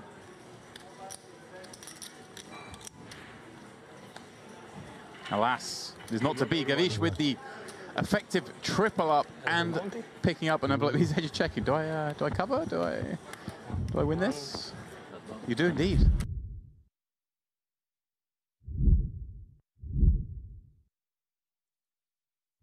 Congratulations on your win. Thank you so much. Thank you very much. How do you feel? Amazing. I feel amazing. This is my merit. This is my first win Kabak trophy. I'm feeling very good, but I'm very tired because I play all day from 12 o'clock. We play 1,000 IPO, then half an hour only break and play this mystery. So I get a lot of lucky and not good. I'm feeling good. Any interesting spot worth mentioning? Ace King versus Kings. I win like, only 3 outs, yeah. That's it. And the last hand, 7-8, Jack 9, flop Jack 8, Jack 7, turn 8, and that's it, finish. I get lucky. What do you like about mystery bounty tournaments? How do you prepare? First day I busted about around 12, so I tried the second day, play very careful and go to the day 2 in the money. So just waiting my hands and my lucky and like this. Do you adjust strategy for this format? I play semi-aggressive and semi-tired. I learn opponents and try to improve, make some notes for opponents, then and play my game. That's it. Thank you very much. Thank you. Thank you.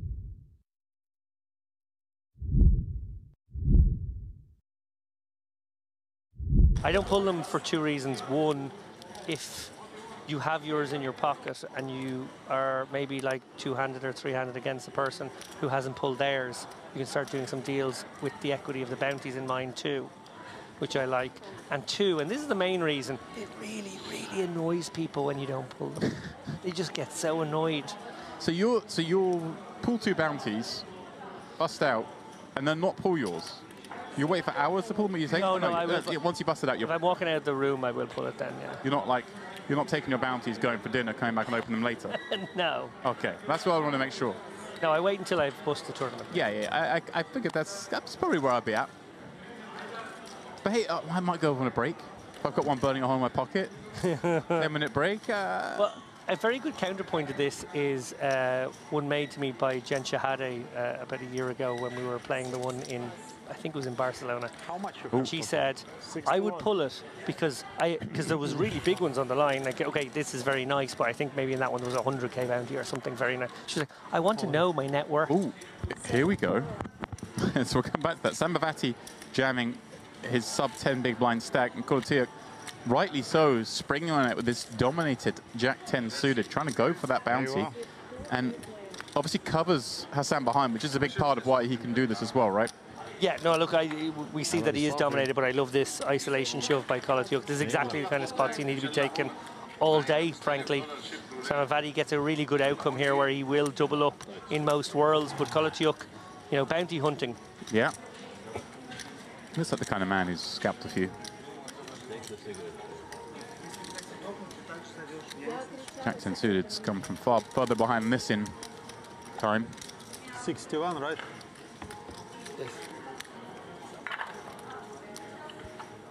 Here we go, an ace queen 8 flop. What looks so good for ace jack has materialized with the double-ended straight draw. 10 is no good anymore. For Colaciuk. No longer looking for 10, but look at that, the kings and nines, and they're all live. Showing folded cards, David. He is, all his outs are still in the deck. Just one card to pull them. Samavati will be back in a position where he can start bounty hunting. Oh, there it is. Yes, there it is. The king on the river. Colaciuk, the second player at this table to pick up a bounty.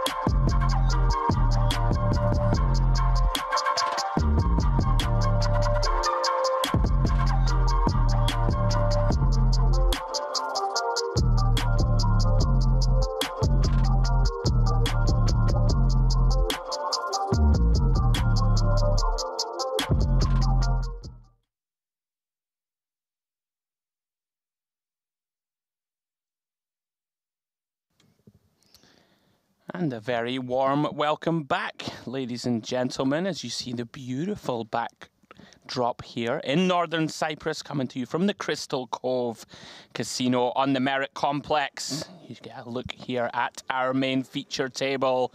This is the IPO Masters final day, and we are down to 11 players. We saw it just before the break. The final demise of Koza, he was flying early doors and the wheels somewhat came off, got counterfeited on the river to depart in 12th place. So we are down to 11 as we take a little look forward through to the rest of the week. This is our schedule coming up. Tomorrow we have the Ladies Championship event. Coverage going to be coming your way from 10 p.m. local time here in Cyprus. Then we have a day off coverage through to the 31st, which is PLO, excuse me. That is our 8-handed bounty, $500 per KO. And then on to the main event, which is a big test of my Italian skills, La Notte di Grazie. Mr. David Lappin, you're back in the booth. How was my pronunciation? Some of the letters were there, not necessarily in the right order. No, look, it's great. I'm very much looking forward to that big main event. Obviously, it's a 5-day event, which I don't think we've had any 5-day events real marathon here in Merit. Yeah, but what's quite nice, and we've noticed with this sort of Italian Lebanese infused festival this week, is that they do like their short days. So it's sort of like a 4-day structure. I looked at it. It is like a 4-day structure, but it's played over 5 days. Nice. These guys playing maybe 8-9 hour days rather than the usual 11-12. So very pleasant for the players actually who came to this one to be able to enjoy some daytime off when it's lovely and sunny and there's great pools everywhere here, but also maybe take some evenings off and enjoy the nightlife. There's been party tonight in the Park Hotel, sister hotel of the Merit here. That's where I'm staying. That's where you're staying, sir. And of course last night out in the gardens there was a fabulous party as well. So yeah, players really being treated terrifically well. Yeah, couldn't agree more. Quick look at the leaderboard before we get back into the action. And we saw him yesterday, Dinesh Zargaran. What a stack he has. 22 million. Good for 88 big blinds. More than the rest of the table combined, David. Then we have Nikolov with 28 blinds, Mohamed Hami with 20, and the two shorties, Mini Chuchi, who we know has a lot of tournament pedigree, and Amir Saeed rounding out the lineup, with 11 bigs. So we are going to be 5-handed, other outer table, with 6 players in the mixer. as we approach this final table, we know, David, this is a kind of cagey sort of stage of the tournament. Lots of people just sort of trying to navigate their way onto that final table of 9. We've spoken about this many times, but normally the sort of most pressure, so to speak, is on the sort of mid stacks, right? They kind of have to be in the holding pattern, whereas the shorter stacks kind of need to go for it, right? Try and spin up a few chips for that FT. Absolutely, but I think what's really interesting about the random draw on this one is that we've basically got the table with the huge stack and all the short stacks. All those short stacks, you know, okay, yes, they can wait for reasonably good spots, but actually 3 of them are perilously short and are going to be in dire need of getting going. And as you mentioned, maybe not quite so much ICM pressure on players who are very, very short compared to those middling stacks. So I think we're actually at the table where we're likely to see the bust outs. Right. You never can tell. Obviously, we could see the shorties double up and double up again, and it could change the complexion of this one. But over on the other table, all the middling stacks are sort of together. Okay. So it's an interesting dynamic there. Capiello will be leading the way on that table, I predict. He is a good front runner. He's not leading the tournament right now, but he is leading that table, and I think he'll ruffle stomp his way to quite a big stack by the time we fuse these guys together, which I don't think will be that far away, actually. Makes a lot of sense, yeah. Capiello, strong pedigree. We saw him, David, just before you came back into the booth. 1-2 very large pots. He had a spot where he got Koza to bluff off 3 streets, and he also had a 4-bet bluff. He induced one from Gazarian, was able to 5-bet shove with Ace King of Clubs. So he went from sort of 9 million to 16 million just in those 2 hands. So he has a lot of chips. So himself and Zargarian likely to be the 2 big stacks putting on the most pressure, as you see him. Well, you did see him a second ago. Zargaran, excuse me, 22 million in chips.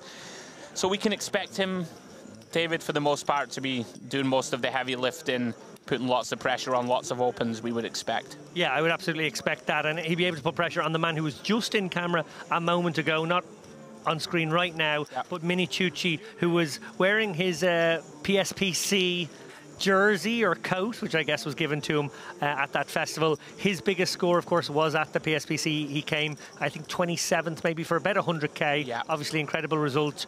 25k buy-in, the biggest 25k buy-in there ever was. So, yeah, no, obviously he's flying the flag, so to speak, and reminding people, you know, where he made some of his money. Are you a fan of that? You know, when you go out to the World Series, do you do the I'm going to buy the merchandise and go WSOP, or do you go, right, here's a Triton hoodie? Well, as a Unibet sponsored pro, I would be in breach of my contract if I did either of those 2 things. So absolutely not. Although I do think there is some value there if you aren't being paid by somebody else to wear their gear. Because it kind of makes you look like a tourist, and that maybe is something you want to do in those moments. Yeah. I've been trying to give a lot of thought to my table. Because you get the people, right, don't you, who dress up in like a zany fashion, right? Quite often they're big nits. I don't want to cast aspersions, but you know the people that dress flamboyantly and they want to project this image of craziness. They're often like amongst the tighter players. What I'm getting at is, David, what do I need to wear to get more respect in the live realm? Well, you could start with wearing some shoes. Well, I don't need them in here. It's very warm in the booth. I just want to point out that Radley has been both shoeless and sockless for all of these broadcasts. You know, just for the viewers at home, everyone's making fun of me for being a little bit red, shall we say. I got a little bit too much sun today. I mean, I'm a Scotsman, right? I'm not used to this 30, 35 degree heat. No, it is beautiful, and I did notice that it is amazing. Before your frame with James, you were out on the pier, which is a sun trap, shall we say. It was a bit fishy for me. I didn't put any sunscreen on. Lesson learned. So just a little delay, guys. We are about to get underway on this feature table.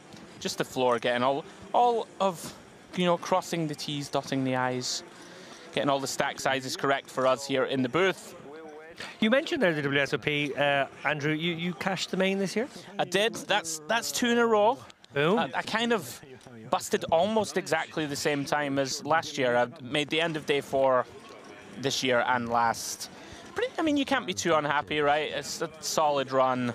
Not too much went right for me this summer, but we did cash for 30k. So not too bad. Always, of course, pretty devastating to bust that one. You were unlucky, right? You very early had to take a big flip in a spot where you just can't get away from it. I have been lucky enough to make a couple of deep runs in the main, but this year I didn't make dinner break. It happens though, right? It does sometimes. Sometimes the money's going in. You know, even though people always go on about the main saying, oh, it's the greatest structure in the world, like you can't bust it, etc. But things still happen, right? I was getting a lot of that when I slinked out of the room after about 4.5 hours. I was kind of like, oh, how could anyone bust this tournament now? Like, it happens, right? You can get down to whatever, 60, 70 bigs. You're in the blinds, you get ace king suited, they have queens, like it's still going in, even if the structure's amazing. That is basically what happened. Yeah. I know, I was trying to make you feel better. Thanks. About that outrageously early bust out on day one of the main. Completely unnecessary 80 big blind punt with neither aces nor kings. Live and learn. Yeah. Right, guys, we are about to get back underway. And yeah, looking forward to this. The coverage was picking up to breakneck speed before we went on dinner break. Hopefully things continue from here. So let's get after it. 11 left. IPO Masters, final day, and of course myself, Andrew Headley, and Mr. David Lappin. We're going to be covering this event all the way to a conclusion and crowning our champion tonight. Yeah, we were told 6 minutes of banter there at the start. Which wasn't bad. Which I've got to say is much better than having to watch some stupid video of me walking along a pier, or indeed the two of us. But by the way, if you watched the intro yesterday, the first cut, which was not used, involved Andrew actually having to help me out of those deck chairs. Nobody noticed. Right then, first hand back, Minichucci.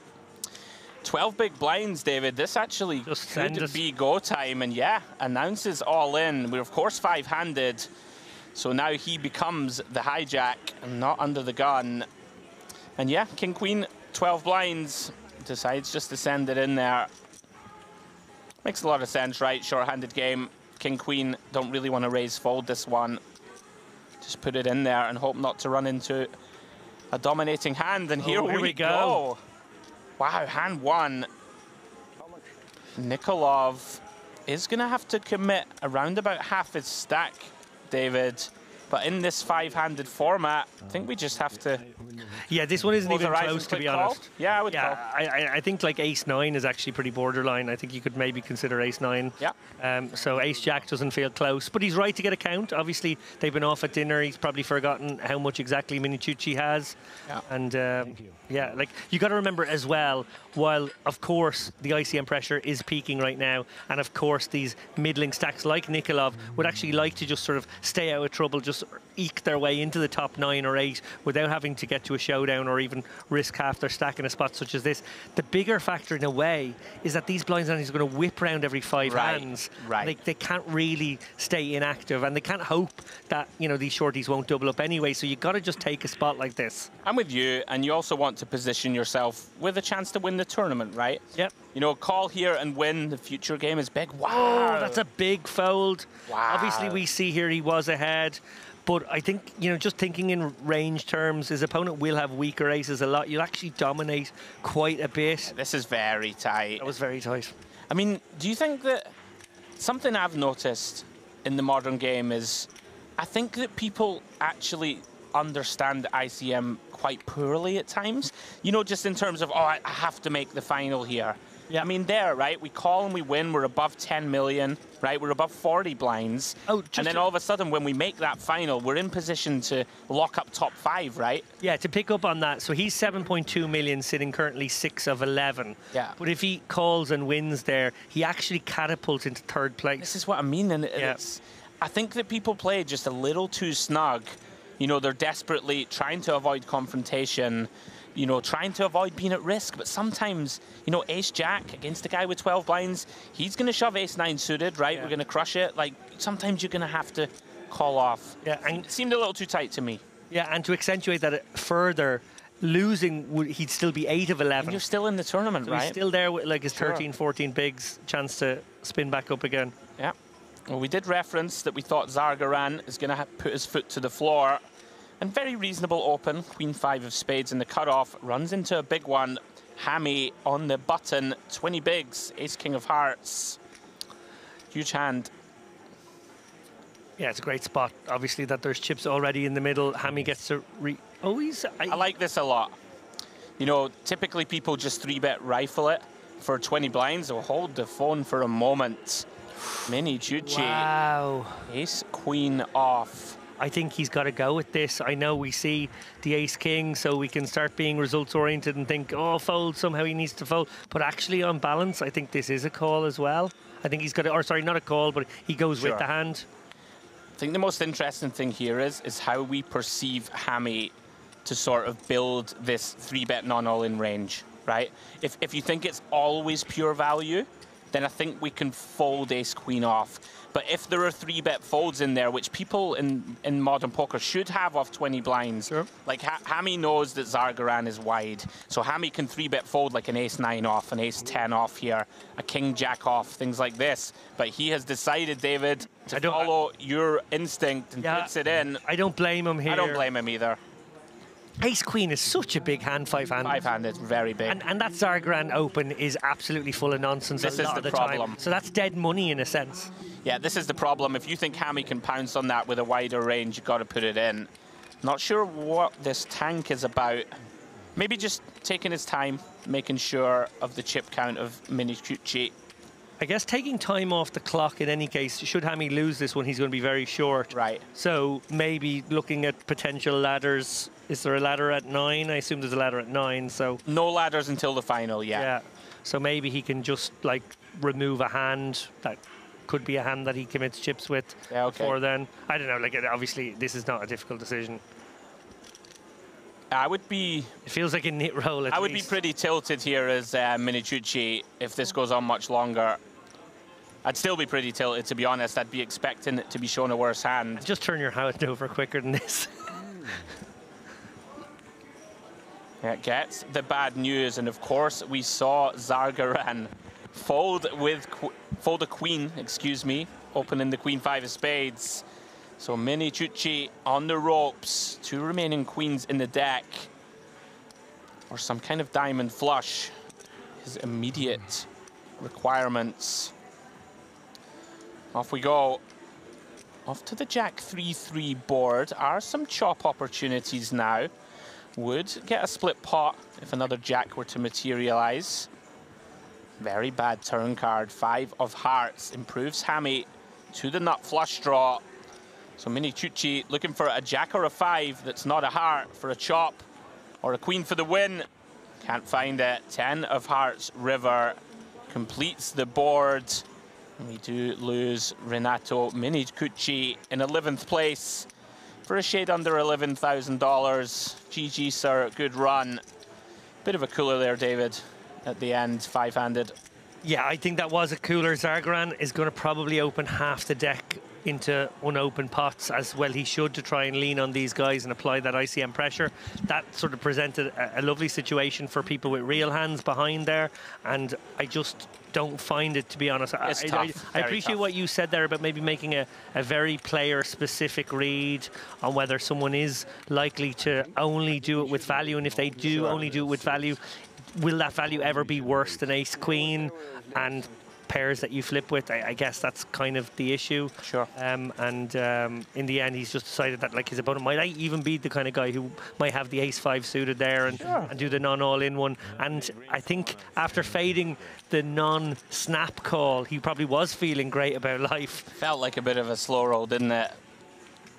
Very strange decision there by that man Nikolov to take his time over the big slick. But anyway, he obviously came to the right decision and his hand held. He's up to a little over 10 million, I think. Yeah, great result. Joining that pack of players, including Burlaku, German and Canzonieri over on the other table, who all have around 10 million as well. Yeah, little look there at the leaderboard. Zargaran still 21 million and change. Hammy up to 9.3, and then we have Nikolov with 6.6 million. Amir Saeed on the short stack with 11 blinds. So we're just waiting for the floor to balance the tables, bring us a 5th contender.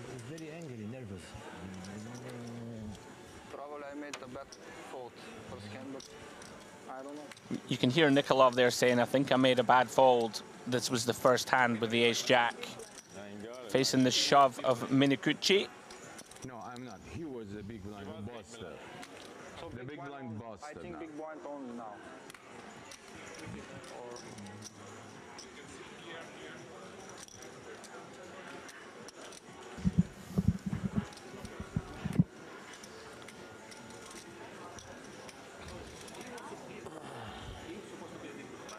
So on we go, down to 10 players. Now, key for these guys here, obviously they're about to be rebalanced. They don't want Cappiello coming over.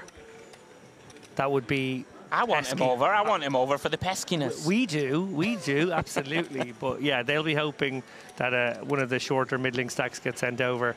On the flip side of that, actually, over on that table, they'll all be hoping Cappiello sent away. Yeah, absolutely, they want rid of him. Yeah, Zargaran with a monopoly, of course, on the action at this table at the moment. We're very impressed with Zargaran yesterday. Did some spicy stuff, if you remember that pocket eights hand. I think you were in the booth with me, where he check-raised flop on the jack 7-7 3-bet pot, turned the 8, gave the little speech play.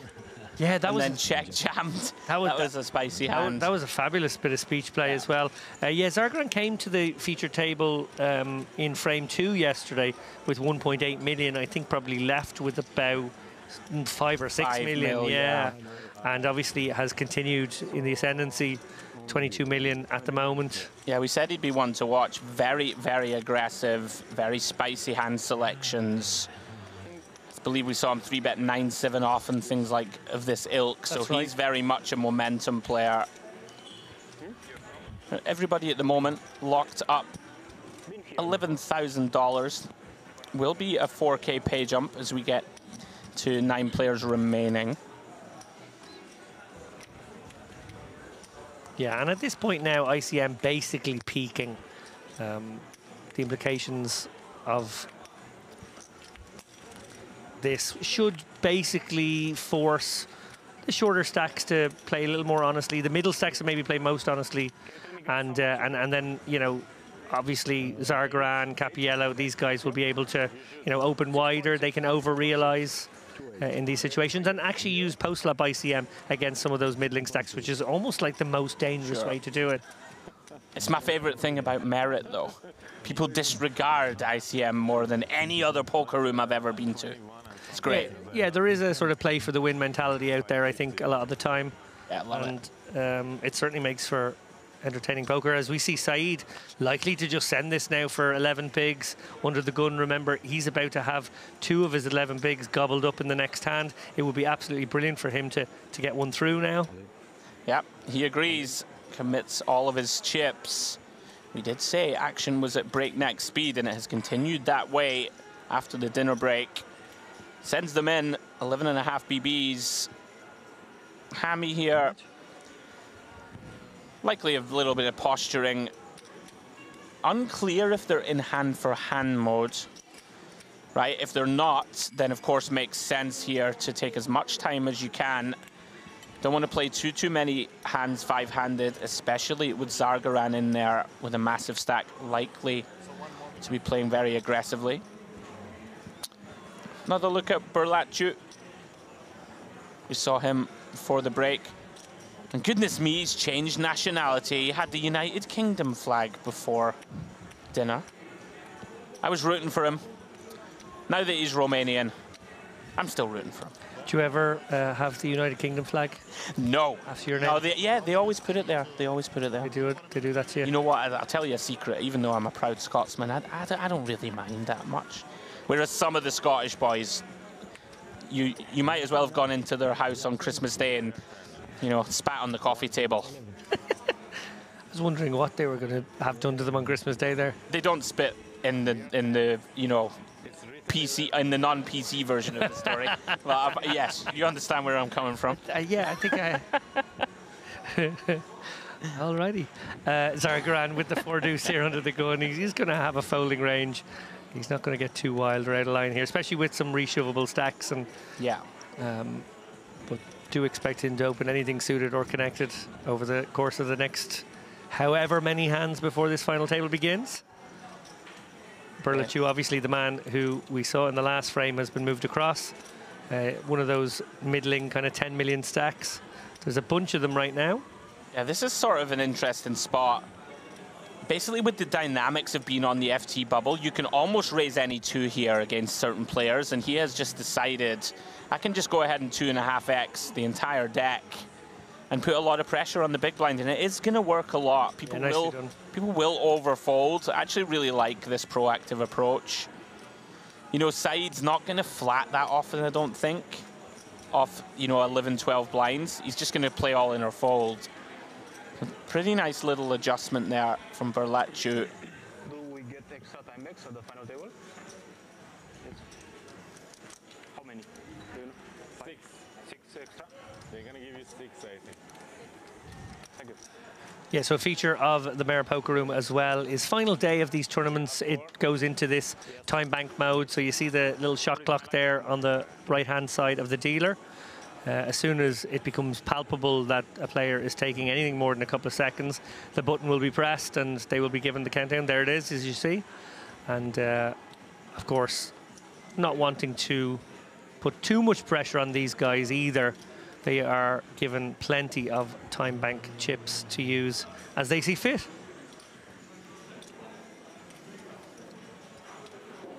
Nikolov, slightly awkward now. He's sitting on that often difficult to play 25 big blind stack. Very leverageable to small 3 bets, but he does have ace-10 and does want to stay active. Interesting to see how, oh well, I was going to say how the players in later position might react, but Saeed has a slam dunk shove here, and Nikolov will not be loving life facing a shove from Saeed. Yeah, very, very frustrating, these ones. Saeed going to be sending it. It's pretty gross for Nikolov. It is just an 11 big blind rejam, which of course for chips we would call off. But in this very specific final table bubble situation, that ace-10 shrinks up markedly. See the discomfort immediately, understandably so. And given what we saw with the ace-jack fold, maybe the regretful now ace-jack fold. That's it. I would expect this to get binned. I think it is just a little tricky. And Saeed not one to get out of line, I don't feel either. It's somewhat tricky in that it's cut-off versus small, but of course, that's diluted a little 5-handed. And yeah, just very, very awkward, tough spot. Makes the right decision, nice laydown. There are going to be certain players, right, that you're still just going to have to kind of close your eyes and click call here. Definitely. But give Saeed the respect.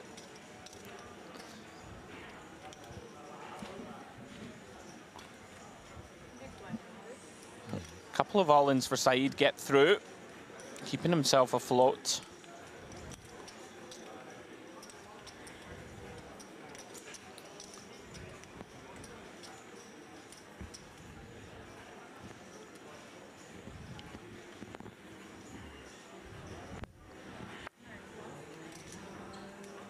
Round to Berlachu, ace-7 in the cutoff.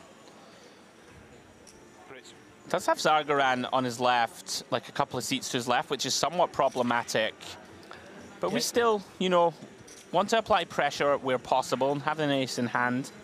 Blocking some of those kind of 3-bet combos is always beneficial. Yeah, it'd be interesting to see how abusive Zargaran wants to be here. Okay, sure. Quick fold there with the 9-10. I was wondering if he just decided that specifically Berlachu's stack is the one he would target and go for that light 3-bet. Yeah. Pretty reasonable to do so, even with the 9-10, I think, but decides the better of it. And a little raise and take it for Berlachu, who's made a small amount of hay here in the pre-final table phase. We don't know how long this is going to go, of course. Sometimes they settle in for quite a while. Sure. Yeah, Zargaran, a very fun player to watch. Did see him 3-bet some pretty outlandish combos, so to speak, yesterday, like a 9-7 off in there and the like. So could be the type of, you know, player that you just referenced. Might just go for it there with 9-10, whereas most players in theory land, you know, want to have some kind of blocker effects and stuff when they go for these 3-bets. Berlaccio likely to get after it again here with Queen Jack of Hearts. Does make it 500k to go. Yeah, now Zargaran on the button. Interesting to see if he will, well, I don't think 10-5 is the right kind of kit, but Hami now with a tempter could go a few different ways here. Yeah. Could make a very nitty fold. Could flat something like ace, 8 of diamonds as well, and could certainly use it as part of the 3-bet fold range. Yeah, I think flat likely to be the route chosen. And he does agree with you. Flicks in the call. One of these hands is like a little too strong to 3-bet fold. Can't shove. Folding seems a little too tight. Is in there. Yeah, I like it. Oh, and it does flop best on the 8-6-7 rainbow. Seems to be weighing up whether to lead or check. Certainly could have some leads here from the small.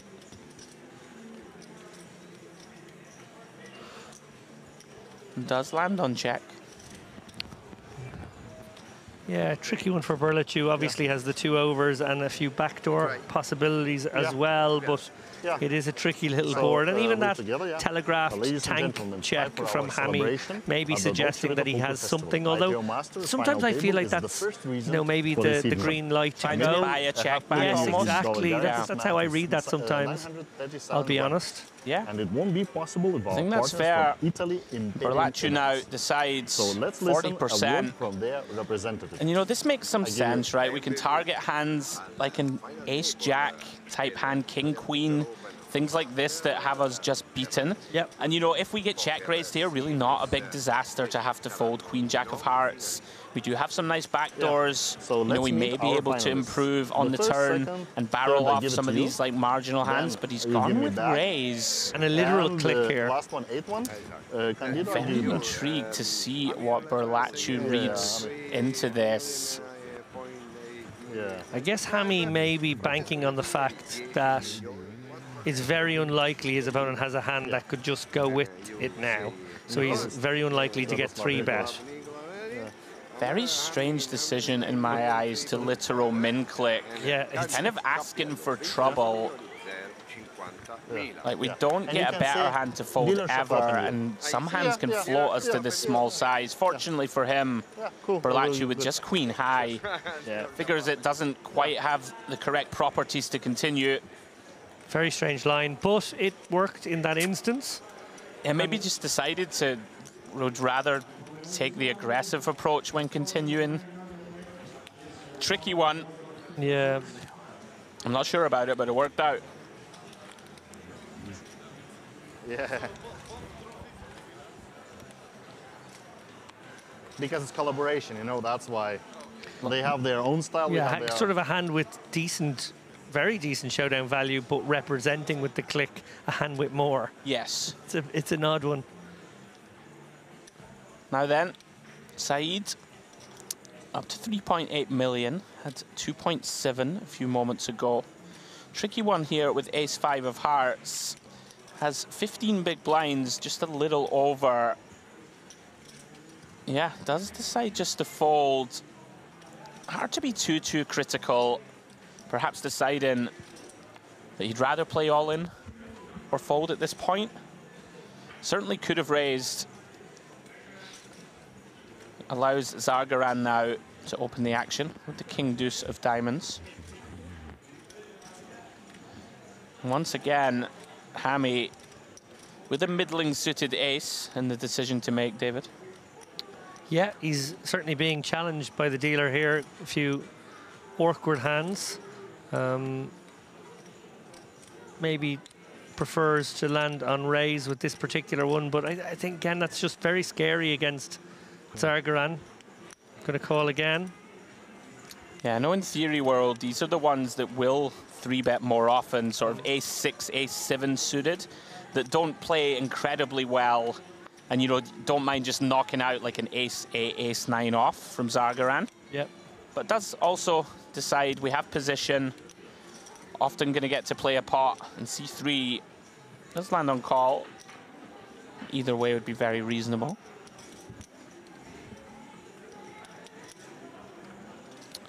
That flop is all Zargaran. King 3-3, 1 diamond, 2 hearts.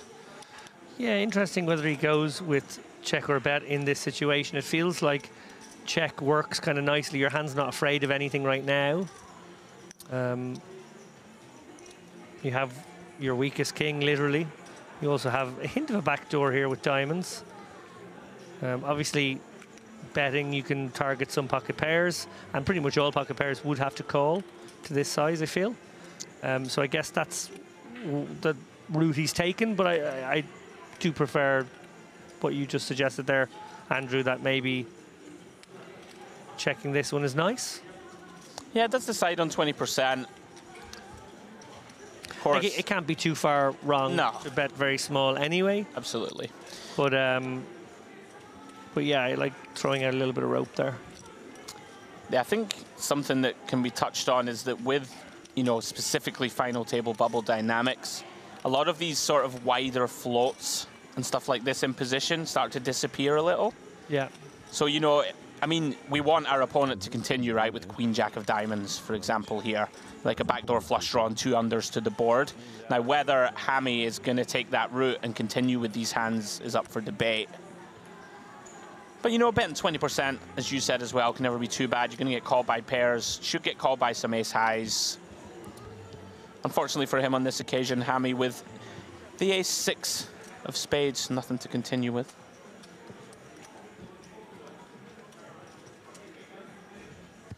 Round to Nikolov, who's had a bit of a rocky start to this feature table. Gets out of the way. And Berlachu, we saw him open deuce 5 off from the small. Does have Saeed in the big. Once again, we saw Saeed fold ace 5 of hearts. Perhaps Berlachu perceives him to be too tight. Oh, he jams it. Okay. So jamming for about 11, I think, effective here. Oh, a little bit more. Sorry, Saeed did pick up a few chips about 3 or 4 hands ago. Interesting there because we saw him use the 2.5x with the 5 deuce there a few moments ago. Maybe just feeling as though he doesn't want to open the door to be shoved on. Sure, I mean, these, you know, King X high lows, they quite prefer to just shove. Anything up to sort of like 16, 17 blinds, you can just open shove these hands. I mean, Saeed has to call off pretty tight here, right? And if you think he'll... It kind of depends on your opponent as well. If you think your opponent will fold as high up as like a king 9 or whatever in this type of situation, that's brilliant, then it becomes really a big print to shove. I've been impressed with Berlachu. Seems to take every spot. It's going to be a contender here. Up close to 10 million in chips. He did get lucky a couple of times, David, when you were... before you came into the booth. He had to improve on the river twice to survive. Both were pretty standard spots. He's playing very well. Saeed here, going to limp from the small with the 8-4. Optimistic against the chip leader, must be said. I'm with you. Yeah, I think any time the chip leader is really going to leverage pressure on you a lot, don't mind just folding sort of bottom of range from the small. Does get to C3 and out flops his opponent through to the king 10-4. Bottom pair for Saeed. Likely handover if he bets. And is. So Zargaran's not been the loose aggressive maniac we expected so far. Yeah, I mean, he's kind of had a lot of dusty combos is one thing I will say. Like, he opened the king deuce suited. I think he will open very liberally when given the chance. Like here, jack 8 off. Do you want to jam this one over the limp? Maybe not. Whereas if he had a much worse hand or a slightly better hand, I could see him taking an aggressive action. Sure. I hear you though, but I do feel like he will take every available spot. Based on his play yesterday, at least.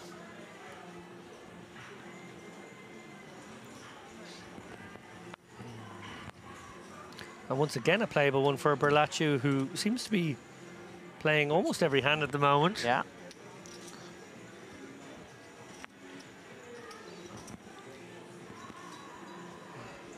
Side out of the way. Now here we go. This will give us a glimpse into the psyche approach of Zargaran.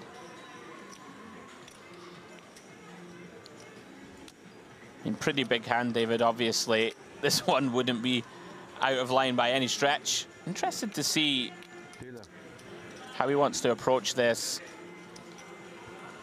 Yeah, I wouldn't be surprised to see him bump it up to about 1.8, 1.9 here. Yeah, looks like 1.625. Just under 7 BBs. It's a little small from out of position, but I guess you start being allowed to have smaller sizings with ICM about. Yeah, I think I would agree. It's one of these spots where Berlacciu is going to have to tread cautiously and may not peel in position as liberally. Oh, here we go. Looks like we have lost a player on the outer table. So it looks like final table is imminent.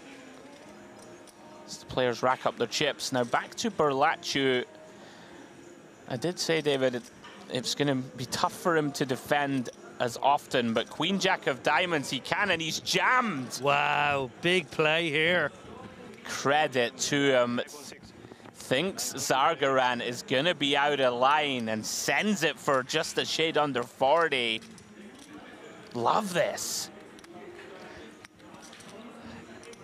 Yeah, what's kind of cool about this hand is you're blocking maybe a little bit the hands that will fold, and then if you do happen to get called by like the ace-king, you're actually in pretty good shape with the queen-jack suited. Whereas if your opponent does have the ace-jack or the ace-queen, maybe they can find a fold to this play.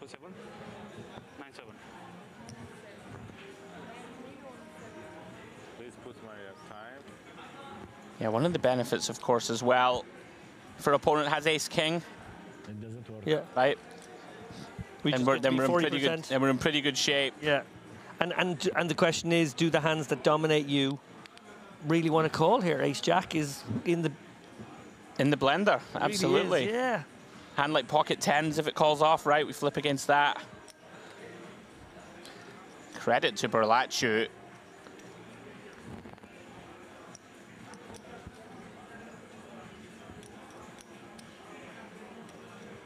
For finding this for 40 blinds. It's a huge moment in the tournament right now. We've obviously seen that the final table bubble has effectively just burst. These guys are going to play their next hand on the final table. And Zargaran can basically be sitting fairly pretty here with the chip lead and 20 million if he lets this one go. On the flip side, he could have almost 30 million if he calls and wins the hand, and then he can really take liberties on the final table. But if he calls and loses, he's back in the pack, and Berlacciu looks like the kind of front runner who might run away with this as well. So it's very, very interesting dynamically. Yeah, agreed. And also Berlacciu knows, like, do you think the fact that the players know that the final table bubble has just burst means that Berlacciu is going to play, counting the chips? Like, is Berlacciu going to play tighter now, knowing that, okay, I'm on the final? You know, with the 4-bet jam, do you think he's going to be tighter? Because he's like, right, I'm on the final now. I can just play a bit more honestly and fold. Very interesting. Well, I think what we can be sure of here, I made the point that maybe ace-queen and ace-jack don't find the call, and that's what's kind of cool about using the queen-jack suited, because the hands that dominate you actually, you know, can fold here. But I think given the duration of this tank already, we can be pretty sure Zargaran would have gone with ace-queen. I know, credit to him for thinking this long. I think most people would end up folding here to a 40 big blind 4-bet jam. Still deep in the final. Time bank goes in.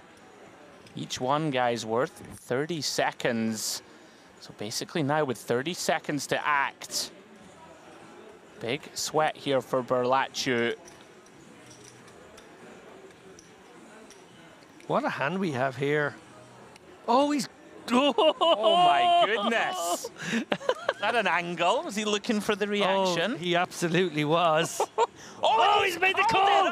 What a call from Zargaran! We do not know how this one is going to finish, but what an absolutely phenomenal in-game call there. He read his man as capable, Andrew. Beast of a call from Zargaran. Will he be rewarded? Biggest pot of the tournament, 20 million in the middle. This is huge. This will decide the type of final table we play, and would you believe it? It's never easy. Goodness me, 10-9-4. Backdoor diamonds and an open-ended straight drop for Berlachu. 38% of the time he gets there. Not on the deuce of clubs turn. We've seen him survive on the river twice already on the main table. Can he do it again? And he gets... Oh, he doesn't get there, sorry. Jack of Hearts. That's it. On the river. Pandemonium here in the booth and on the table. Berlachu will now feel as though he punted a little bit. But to be honest, that was a ballsy play. You've got to give an awful lot of credit to a player who was going to be sitting fairly comfortably middle of the pack on the final table, recognising that that was a spot he could take. He thought Zargaran would be 3-betting very light. He thought that would just get through a lot. Zargaran went deep into the tank, right down to the last seconds of his last remaining time bank, made the right decision. We doubted he could find it, actually, but he did, credit to him, and now he is going to be the absolute boss man when we return. Goodness me, what a sensational hand of poker. Yeah, credit to Berlachu for finding that 4-bet shove, and what a call from Dinesh Zargaran. Gets rewarded for it, and is taking a monster chip lead into this final table. What, the bones of 30 million? Yeah. Goodness me, what a hand. Great hand, well played by both. Oh, look, hand of the tournament. We are going to have to catch our breaths. We'll be back shortly. Oh, you're definitely taking it. It's 6 buy-ins right there. How much you got? Well, sorry, no, 6 bounty parts, 3 buy-ins to the tournament, 6 bounty portions. Kavish with the Johnnies here. 6 races. Going to look for action. At this stack depth, I don't think these become too hard to play. You're looking for action here. Obviously, notoriously a difficult hand, but that's generally at deeper stacks. And only if you've got superstition working against you. James and I had some chats over dinner about superstition in poker. We'll come back to that in a moment because we see Gassan with Big Slick here in the small. These guys, similar stacks. Yeah. I think Gassan covered again against Gavish, so yet to be able to deploy these big hands in a spot where he could actually bounty hunt himself. Well, the action does go on there, but we'll quickly pop on over here again because it's envelope time as Gassan has made it 65k. One assumes, given that Gavish covers, he's just going to kind of run it, but again, it's maybe scary against this man that they seem to be aware is pretty solid. Right, yeah. I think Jack's too much hand. Oh, here we go. Here's a man giving us the full sweat. That's for the what we fans. like. Okay. Oh, we got the 3 zeros again. 2,000. 2,000, okay. Okay. What I'm loving right now is we're moving from these smooth still cameras and these 1 shots and 2 shots from the table. Gavish does just decide to say, hey, let's just run it. Suddenly we're frantically over to the tombola. It's like an episode of VR. It's just like that.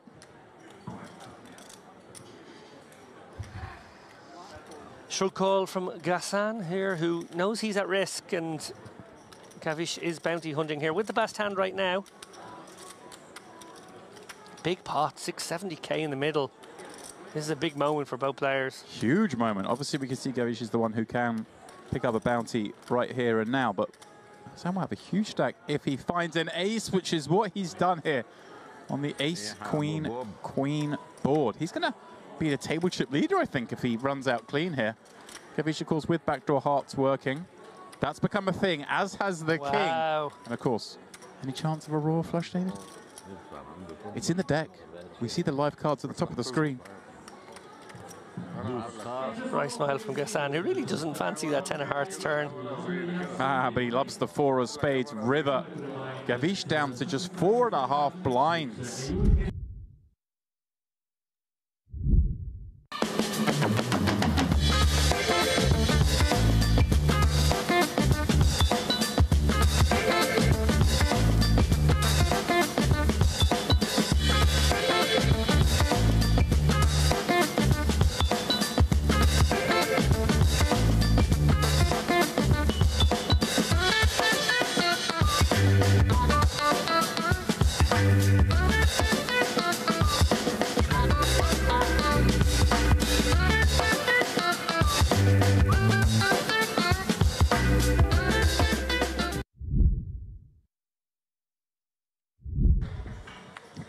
By the way, credit to Turuguru Beninoff on that last hand. Yeah, the pot.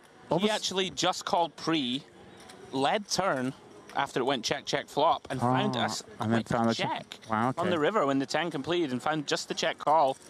Yeah, I mean, very well not to get stacked or lose more. Right, he lost 75k on the river, which was only half pot. And yeah, I have to confess, I was too focused on the bounty portion, not enough on the action going on. But he's going to like this action because he's found the boots up against the Cowboys, and this is going to be a big one. Goodness Hijack versus small blind in a bounty, and he covers. What a dreamy scenario. Having, like you say, just saved so many chips in that last 10 where reasonable to presume he would have lost a lot more. Now he's going to have the opportunity to not just, you know, effectively double up, but knock someone out in the process. Such fine margins, little deviations in these mystery bounties. Of course, so much now. Does Levine have options here? Does it look like, hey, if Tulip Bergenoff's 3-betting here, he's going to 3-bet Call Me a lot because of the bounty? Sure. Or does he just go, hey, it kind of looks like that, so therefore he's going to have a lot of weakness, and maybe I just slow play this hand? I think, you know, with the blinds having gone up also, right? 10, 15K, we've started this hand with sub-20 blinds ourselves. Seems unlikely that our opponent is going to 3-bet fold too often. He should have some in there, I would imagine. But he has just put it in damps and gets the bad news that he has run into the ultimate cooler. Here we go then.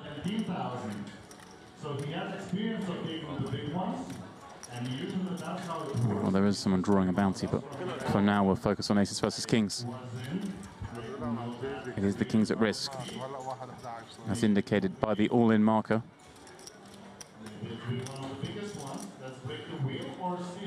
Ace 10 deuce, all but seals it. Running queen jack, the most likely way out. A 20,000 bounty gone. Tulip was like, I'm about to win a bounty, and whilst I'm in this hand, I've somehow lost equity. This is cruel. 6 on the turn seals it. Well, he can't win the 20k bounty. But he's going to have another pool.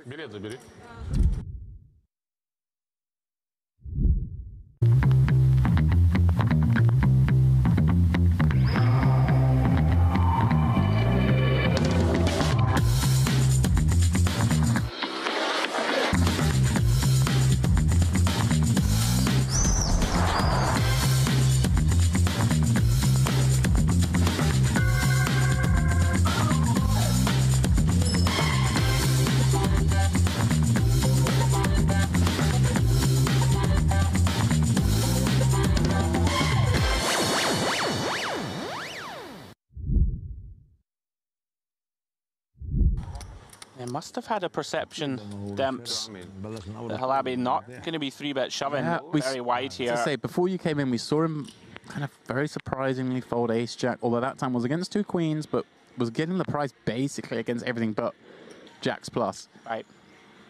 We questioned what was right, and now we see him go that way again, like just being a little bit too tight, although this time obviously being the covered stack. But as Mr. Lappin says, you kind of got to bosh your way back in here to I think it's even more of a reason to call off when you are covered, right? Because your opponent has a little bit more incentive, right, to go after you. Yeah, and you've got to get back in the game. Here we go, Haidar facing a 30k bet from Daniliuk, who's min from under the gun. He's just going to call. That makes sense, right? He up against under the gun, a little scarier.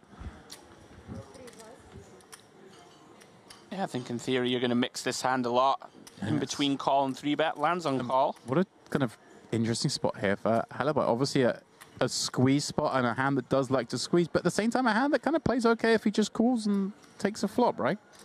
Yeah, this is one of those sort of 24 big blinds deep. Could certainly shove this one. Can definitely call. See what he decides to land on. Doesn't look like a man who's going to jam. To me, remember turbo jam the last time with the ace-7 suited. Yeah, does decide just to call and likely going 4 ways. Oh yeah, Galatea obviously covered by all, but 8-9 suited. One of the hands you love to see in a spot like this. Beautiful looking hand to peel for one more blind. You kind of know that he's the one most likely to get action post-flop if he does find a piece of this. Obviously works against him when he flops draws. But here we go. That's a pretty big draw for 8-9 of spades. Up against the 2 9s. I wonder if he just decides to lead this now. Yeah, just take the option away from everyone else. Or Actually, is it? wouldn't mind the open shove here. Yeah, I wonder if, because you just make out the ace highs fold, right? You only really get called by overpairs, and you do fine against those. If you check and everyone checks, and now it comes like the queen of diamonds, you just, ugh. 100%, yeah. If you can just fold out equity, it looks like he's piecing out a non-all-in bet, which is kind of fun too, I guess. You can perhaps maybe go small and then keep some of those ace highs in and then go big on the turn, or let's see what size he's come out with. Yeah, maybe just trying to give an illusion of a little more strength, right? When you just open shove, you probably don't have too many strong hands. Well, maybe you can do that. Maybe there's a class of hands that perhaps sometimes calls here and can fold turn and he wins more. I don't know if those exist, but as it is, obviously going to run into the overpair straight off the bat, and that's a pretty warm spot for him. Obviously, Haidar and Halabai could have flopped sets or something, but it's very unlikely anyone's trapped him with stronger. Sure. Wants to deny against flush draws behind. And now Kolotiak will call and see that he started this hand in terrible shape with 8-9 v2 9s, but things have got a lot better courtesy of that 7 of spades, 5 of spades flop. He's chasing straight and flush draw. Daniluk with a chance to scalp a man. If he doesn't know, he'll be down to just 50k himself and will be in the big blind next hand, so effectively he's at risk here too. 4 is good. Can he fade? One more card.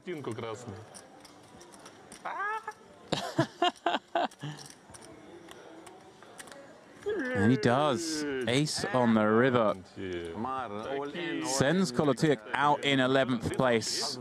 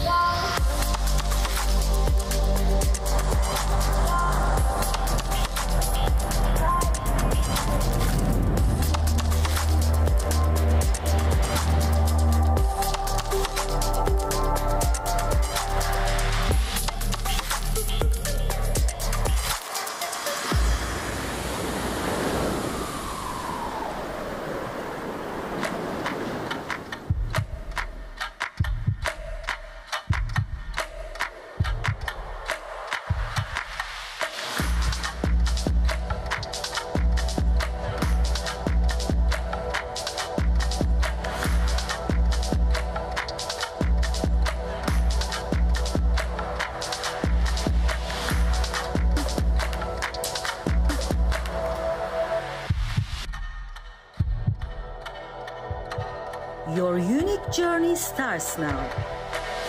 Merit Starlit.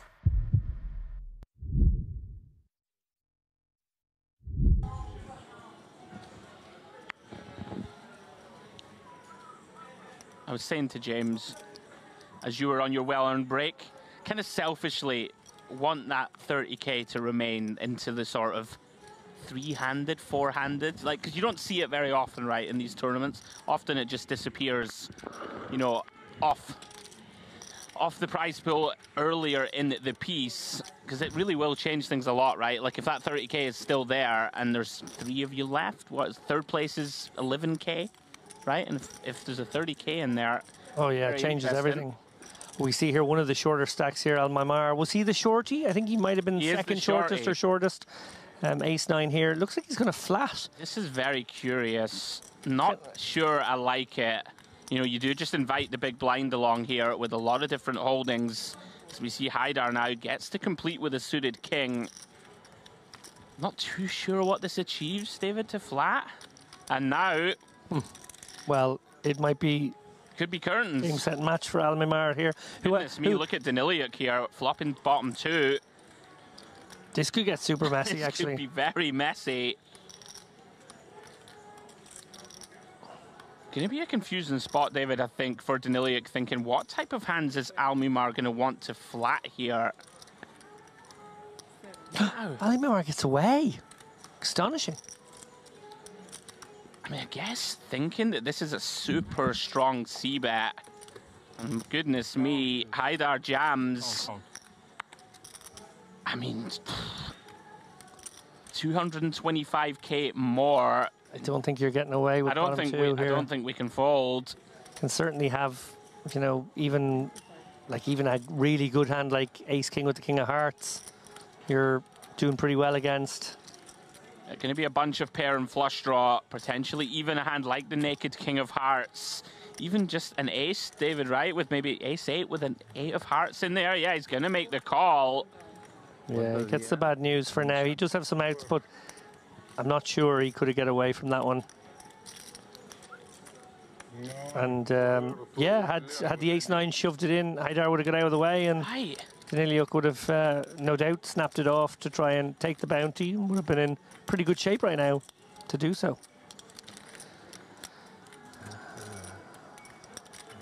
Inconsequential. King of clubs on the turn. Daniliuk looking for a queen or a jack. Or Haidar going to have a huge double here in the early going at the FT. Not to be. 7 of spades completes the board. Huge double for Haidar. Big body blow for Daniliuk. Down to 12 big blinds early here at the final table.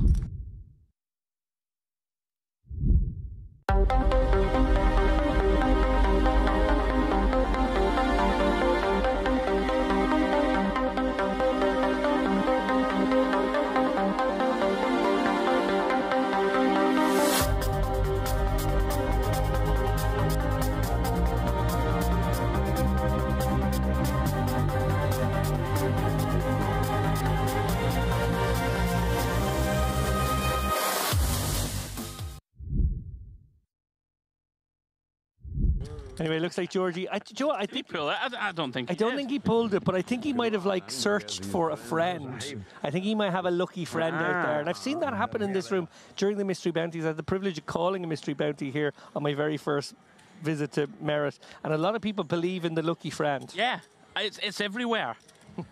Mr. Romanello was getting requests left, right, and centre in Vegas, being a mystery bounty professional puller. Who would you choose if you had to? All right, we'll come back to it. Oh my goodness me. Georgi, you are in trouble, sir. Oh, this is not nice for Georgi. He's just picked up a bounty and he's in deep trouble here against Dalkalic, who well covers. Against the chip leader also, this is going to be nasty business. What a cruel game for, you know, 1 second you're feeling like you're on top of the world about to pull a big bounty. Oh my goodness. Oh wow. Oh wow. Dealer, what are you doing to us here? Goodness me. Tulip Berganoff cold finds ace king. 50 big blinds deep. I mean, it's incredibly tough to get away from this. And I think you're incentivized to just lamp it. I think you just send it here for 205 in the middle. If you can get folds, it's a pretty cool outcome. It looks like he's gone for the non-all-in. I believe he announced 230. And it is potentially going to give him a chance here to get away. Yeah, faced with 2 shoves, which we presume are coming. I mean, this is an opportunity to get away, although it's still ace-king. I'll tell you something, Georgi could fold here. Like, what's Dalkalic's range here to 5-bet jam here from under the gun against the only stack that can hurt him in Tulip Berganov? Wow. Tell you something, Georgi. Oh, you want to make sure. There you go, snap folds. You want to make sure. He said the words all in, but he did say it in a questioning way. And you want to be careful with that in my book. Goodness me. Wow, what a fold. I mean, credit to you, Georgi. We've said before, his instincts are amongst the best in the business here at Merit. I think it makes a lot of sense, right? If you think about the range that Dalkalic is just going to pile it in with here, it really is. It's aces, kings, and ace-king. Very occasional queens, which I don't think is going to be in there that often. And all of a sudden, oh wow, Tulip Berganov though, going to run it. What a massive pot here early at the final table. 2.15 million chips. Destiny of this tournament could be getting, you know, you don't want to say decided, but this is massive. Dalkalic has just requested to run it twice. Understandably so. Yeah, those very vulnerable Django's right now. Oh, hang on. Oh, Georgie! What's going on? The lucky friend! And it's Queen Jack Jack. Georgie folding pocket queens. He's not seen it. He's having a selfie.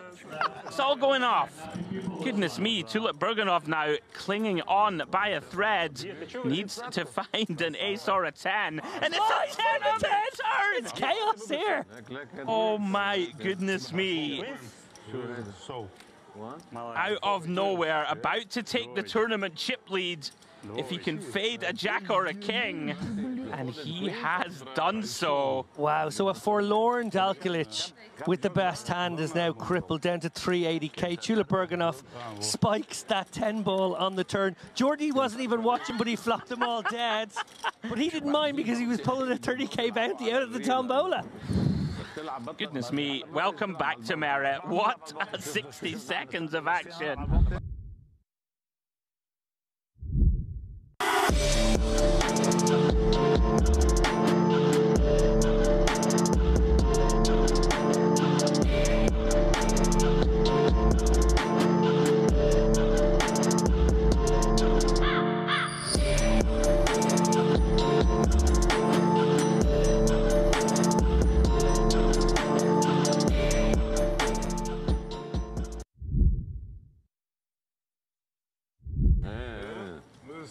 Next time, I will bring my friend with me. Credit to the technical team there, by the way.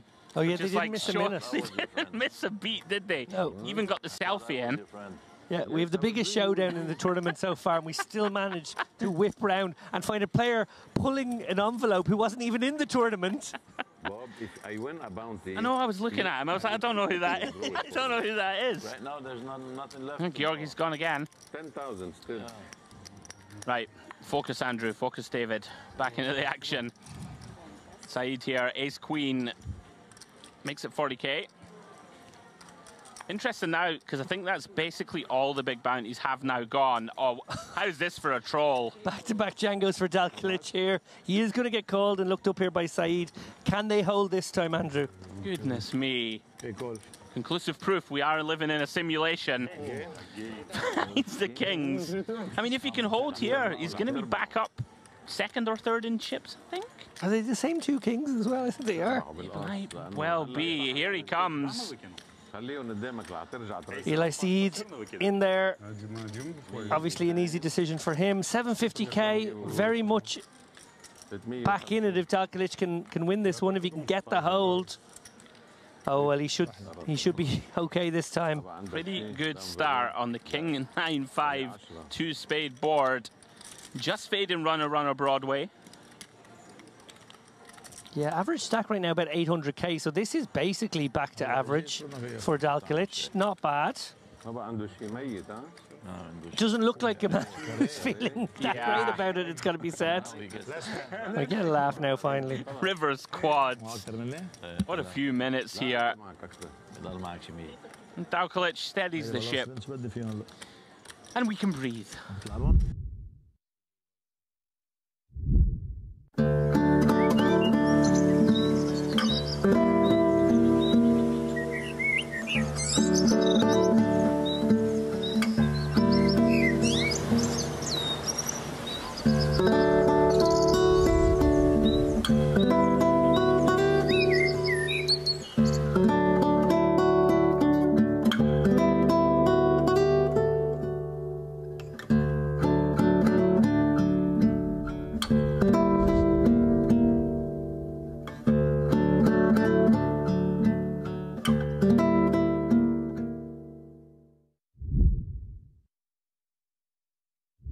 Yeah, agree completely, and they're pretty good with it here at Merritt, you know, for the most part, unless we have kind of streaming restrictions from our end. Normally I allow the players to sort of write their own script, as they should. Tulip Burganov here finds pocket sixes in the cutoff. More than strong enough. Does he potentially have a clunky shove? I'm not sure of the exact stacks behind. I think Dalkilic has 30 blinds on the button. Well, Georgie with 20. I mean, you certainly could, I think, actually. It's kind of close. Yeah, I think if Dalkilic had like 25, you'd be happy enough to do it. Yeah, potentially thinking to himself that he can raise, call Georgi, potentially. It's not exactly fun for 20 blinds. No. With a hand like sixes. But in Georgie, he definitely has a candidate who will go with all the wheel aces. That's it. Oh, look at Georgie's instincts, razor sharp there. That was a genuine spot. And a spot I'm sure he's taken in the past. But just spider senses seem to be working. It does get away from it. Haidar does defend with the queen three of clubs. Worth noting a little adjustment by Tula Berganoff to go 2.5 yeah, there I hadn't as well. actually noticed it. Well, here we go. Oh, well, this is going in. Queen 3 suited a lot of hand. He might even take the initiative himself here with the stack to pot ratio of 1.5 to 1. Might just send this in, feeling like he can always get the ace kings and ace queens to fold. Yeah, quite like it. And he has done it, David. You've called it. And it's a little wonky for Tula Berganoff, who obviously has the backup of the gutter, and he has also got a club in hand. But, you know, he's up against probably the tightest guy. Sixes. I have so many outs. Looks like it has gone in. Tula Berganoff makes the cry call. We are going to the races. And big old pot, 1 million in the middle. If Haidar can get there, he's right in the hunt for this title. And look at this, 4 of clubs, I believe. Does get there on the turn. 7 doesn't make straight. Straight flash maker. She's trying to give Haidar a little sweat there.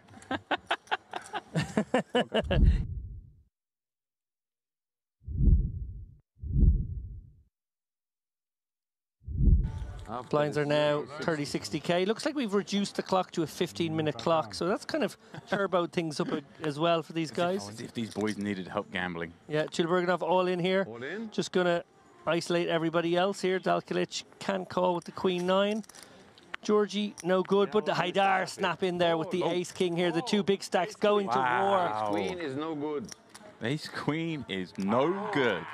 Somehow Haidar has better. Allah, life is good. I fold 1 queen. 1 queen. 7 million chip pot. Okay, 3 diamonds on the flop. 4 diamonds. What, 90 starting stacks in this pot? The 163 stacks in play. Let me, I guess that's my way of saying it's a big pot. For me, guys, what is the big deal? Oh, sorry. Oh no. Queen in the window. Tula Berganoff finds one of the 2 ladies that were left in the deck. One more queen, please. Thank you. Haidar very politely requesting a king from the dealer. Oh, but a heart will also do. Not almost, exactly. Oh, no. Exactly, Sorry, exactly. Mr. Safi. No. 10 outs once for Haidar. Can he find it? King of hearts. No, he cannot. Tula Berganoff extends his chip lead to almost 5 of the 6 million in play. Haidar, what do I do? I have no bounties. Give me some money somehow. Yeah.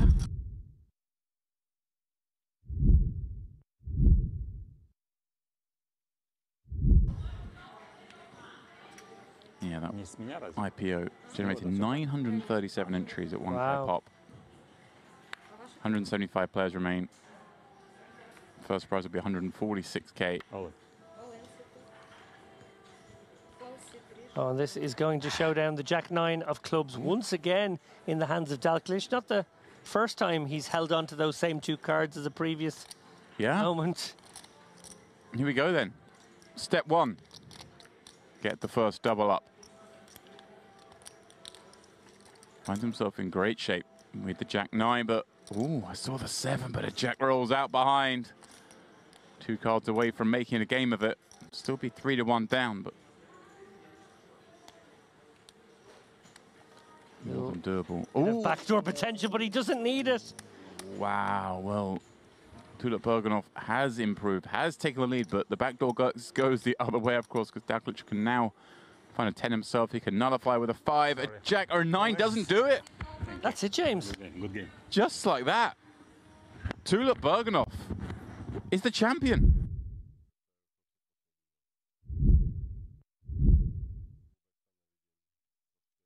Television wants me to hammer. I can never trade.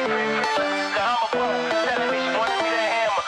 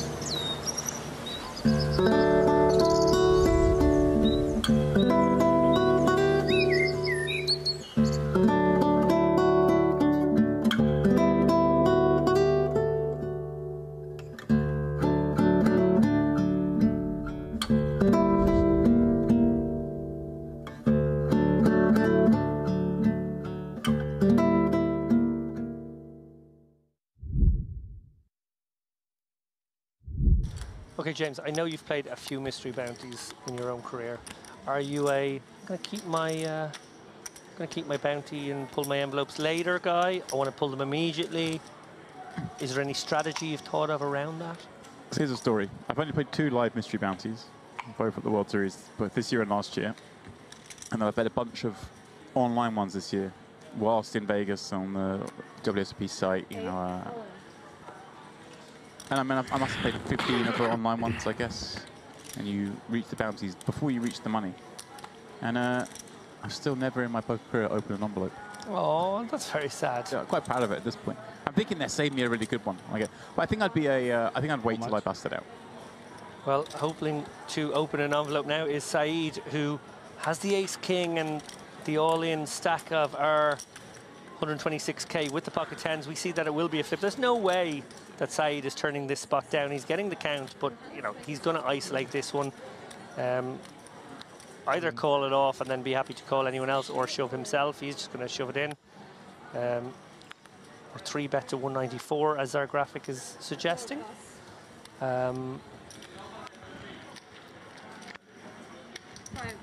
That's going to clear out all but the good hands, and there is a good hand. Gavish in the small blind, dreamy situation here. He does cover for a start, so can pick up one of these bounties, but Saeed covering both. If he can spike an ace or king, could pick up 2 at once. Now, Kolotyuk not really going to consider this ace-8. He might peel the ace first and get excited, but once he sees that ace, it's a wry smile. And wow, 3-way all-in. I complained we had no premium hands there a few moments ago. Yeah, this is a hand that didn't need mystery bounty element to make it this way. And here we go.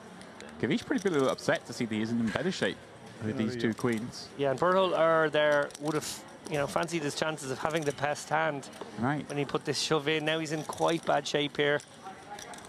Just 20%. Monstrous. The ace, king off, and queens. Yeah, big pot, not just because of the bounty equity, but if Saeed holds, he'd be up to $500,000 in chips. What a great spot that'll be in this bounty, as you just referenced. He'd cover everyone at his table comfortably.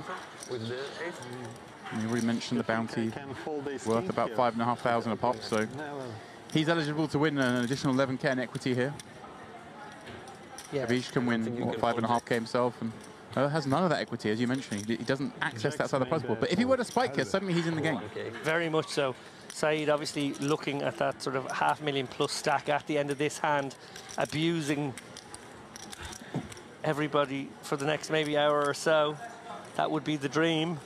But at the moment, queens in the boxies. Gavish looking to pick up 1 bounty and get a triple up.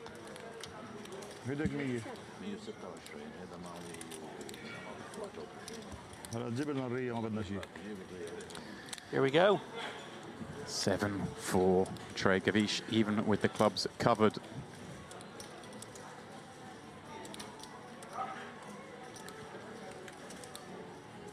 Our first big pot of the night. Plus bounties available. Is it going to be Gavish who picks up the first one on our table? Just has to fade that ace, king, or 10. So he'd still with a chance to eliminate 2, David.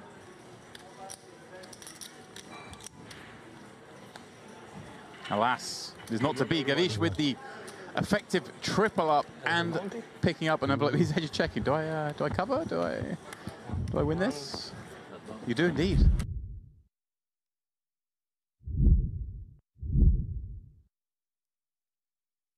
Congratulations on your win. Thank you so much. Thank you very much. How do you feel? Amazing. I feel amazing. This is my this is my first win Kabak trophy. I'm feeling very good, but I'm very tired because I play all day from 12 o'clock. We play 1000 IPO, then half an hour only break and play this mystery. So I get a lot of lucky and not good. I'm feeling good. Any interesting spot worth mentioning?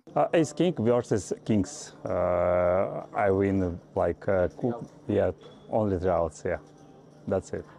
And the last hand 7-8, Jack 9, flop Jack 8, Jack 7, turn 8, and that's it. Finish. I get lucky. What do you like about mystery bounty tournaments? How do you prepare? First day I busted about around 12, so I tried the second day, play very careful and go to the day 2 in the money. So just waiting my hands and my lucky and like this. Do you adjust strategy for this format? I play semi-aggressive and semi-tired. I learn opponents and try to improve, make some notes for opponents, then and play my game. That's it. Thank you very much. Thank you. Thank you.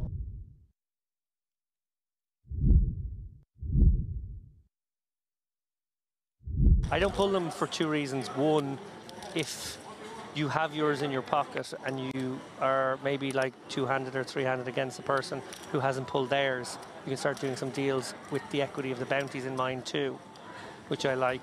And 2, and this is the main reason, it really, really annoys people when you don't pull them. They just get so annoyed.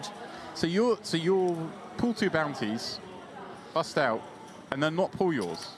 You wait for hours to pull them, or you take No, I will. Once you bust it out, if I'm walking out of the room, I will pull it then, yeah. You're not taking your bounties, going for dinner, coming back and open them later? No. Okay, that's what I want to make sure. No, I wait until I've bust the tournament. Yeah, I figured that's probably where I'd be at. But hey, I might go on a break. If I've got one burning a hole in my pocket, 10-minute break. Well, a very good counterpoint to this is one made to me by Jen Shahade about a year ago when we were playing the one in, I think it was in Barcelona. How much? She said, I would pull it because there was really big ones on the line. Like, okay, this is very nice, but I think maybe in that one there was a 100k bounty or something very nice. She's like, I want to know my net worth. Ooh, here we go. So we'll come back to that. Sambavati jamming his sub-10 big blind stack, and Kolotiuk, rightly so, springing on it with this dominated Jack-10 suited, trying to go for that bounty. And obviously covers Hassan behind, which is a big part of why he can do this as well, right? Yeah, no, look, we see that he is dominated, but I love this isolation shove by Kolotiuk. This is exactly the kind of spots he need to be taken all day, frankly. Samavati gets a really good outcome here where he will double up in most worlds, but Kolotiuk, you know, bounty hunting. Yeah. Looks like the kind of man who's scalped a few. Jackson suited's come from far further behind this in time. 61, right? Yes. Here we go, an ace-queen 8 flop. What looks so good for ace-jack has materialized with the double-ended straight draw. 10 is no good anymore. For Kolotiuk. No longer looking for 10, but look at that, the kings and 9s, and they're all live. Showing folded cards, David. He is, all his outs are still in the deck, just one card to pull them. Samavati will be back in a position where he can start bounty hunting. Oh, there it is! Yes, there it is, the king on the river. Kolotiuk, the second player at this table to pick up a bounty.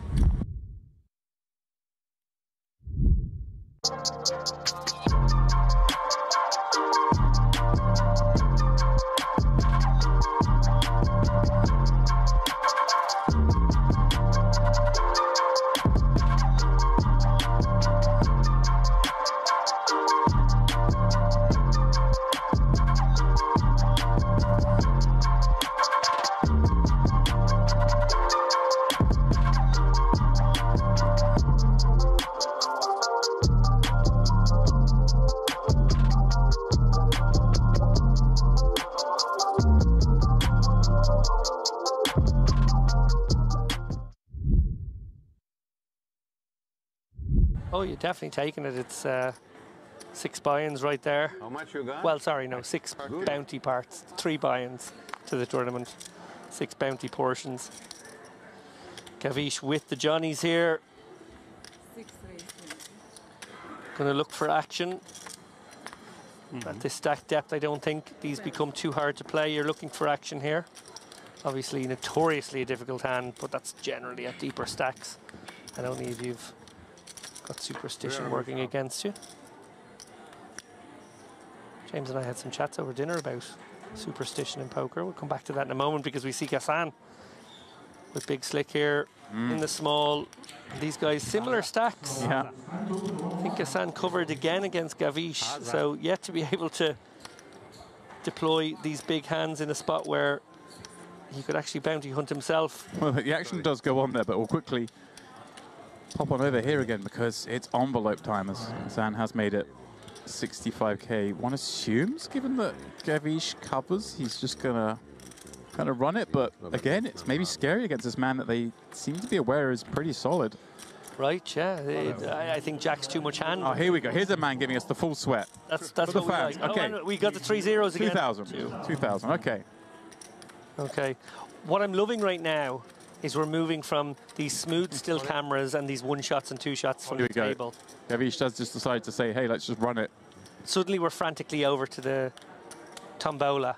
It's like an episode of VR. It's just like that.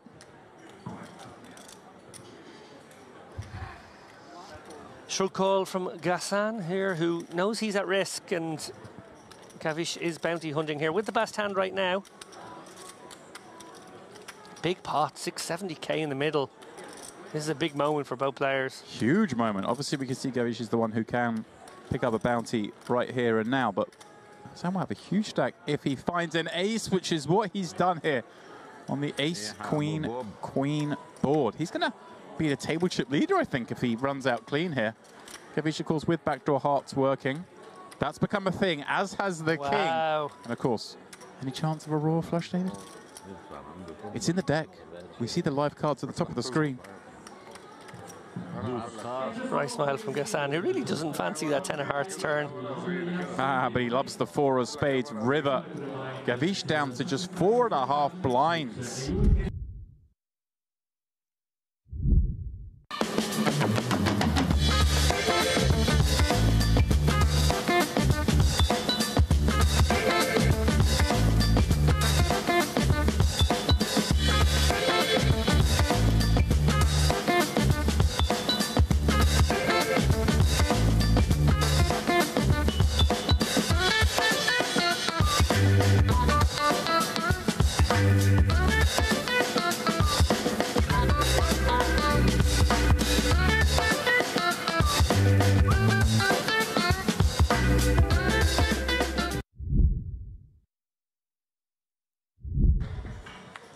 By the way, credit to Turuguru Beninoff on that last hand. Yeah, the pot. He actually just called pre, led turn after it went check, check, flop, and found us a check on the river when the 10 completed and found just the check call. Yeah, I mean, very well not to get stacked or lose more. Right, he lost 75k on the river, which was only half pot. And yeah, I have to confess, I was too focused on the bounty portion. Not enough on the action going on, but he's going to like this action because he's found the boots up against the Cowboys. And this is going to be a big one. Goodness Hijack versus small blind in a bounty, and he covers. What a dreamy scenario. Having, like you say, just saved so many chips in that last 10 where reasonable to presume he would have lost a lot more. Now he's going to have the opportunity to not just, you know, effectively double up, but knock someone out in the process. Such fine margins, little deviations in these mystery bounties. Of course, so much now. Does Levine have options here? Does it look like, hey, if Tulip Bergenoff's 3-betting here, he's going to 3-bet Call Me a lot because of the bounty? Sure. Or does he just go, hey, it kind of looks like that, so therefore he's going to have a lot of weakness, and maybe I just slow play this hand? I think, you know, with the blinds having gone up also, right? 10, 15k, we've started this hand with sub 20 blinds ourselves. Seems unlikely that our opponent is going to 3-bet fold too often. He should have some in there, I would imagine. But he has just put it in damps and gets the bad news that he has run into the ultimate cooler. Here we go then. So he has experience of taking the big ones, and usually that's how it Well, there is someone drawing a bounty, but for now we'll focus on aces versus kings. It is the kings at risk, as indicated by the all-in marker.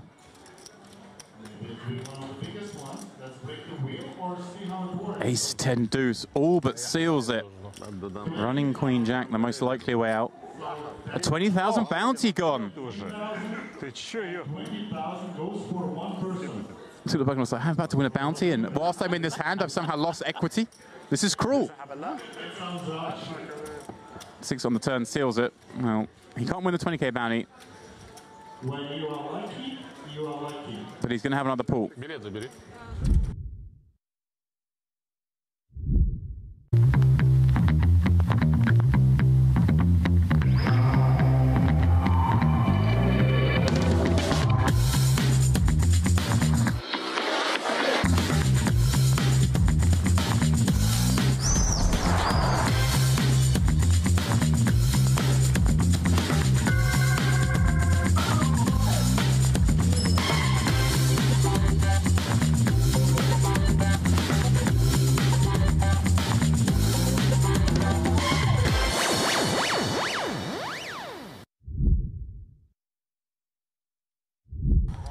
They must have had a perception, Demps, that Halabi not going to be 3-bet shoving very wide here. To say, before you came in, we saw him kind of very surprisingly fold ace-jack, although that time was against 2 queens, but was getting the price basically against everything but jacks plus. Right.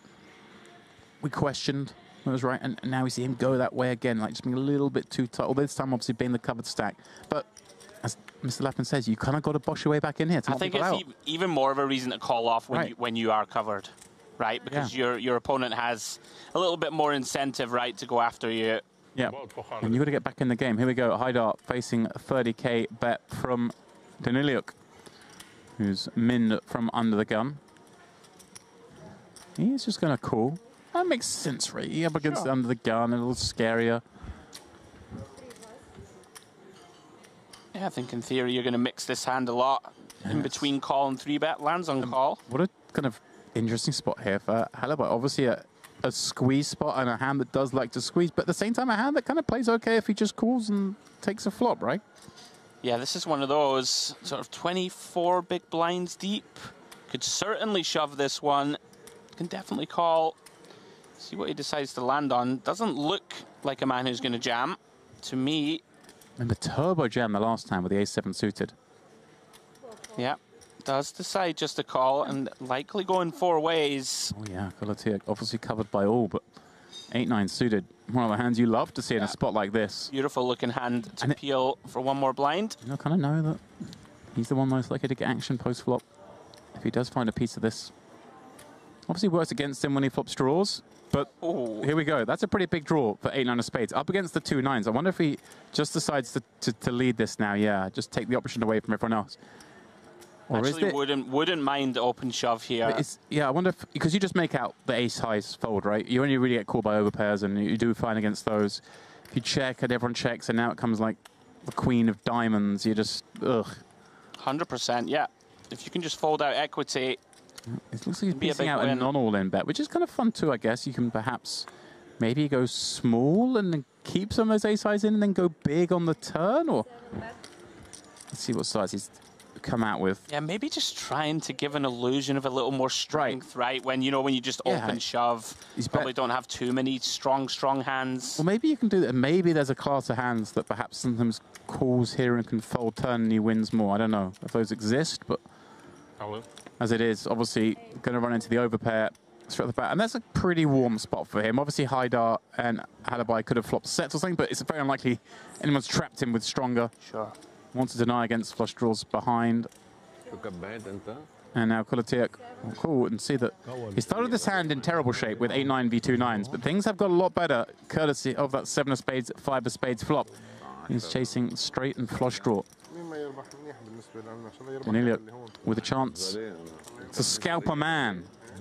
If he doesn't know, he'll be down to just 50k himself and will be in the big blind next hand, so effectively he's at risk here too. 4 is good. Can he fade? One more card.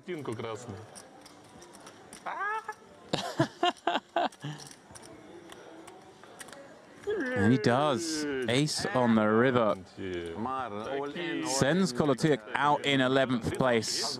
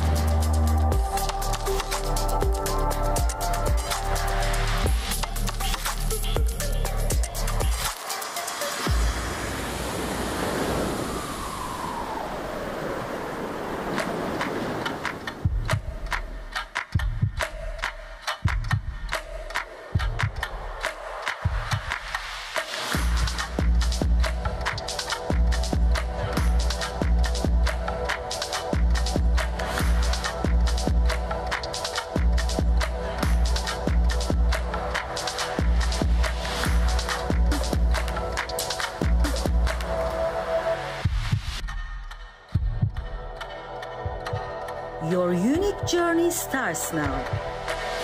Merit Starlet.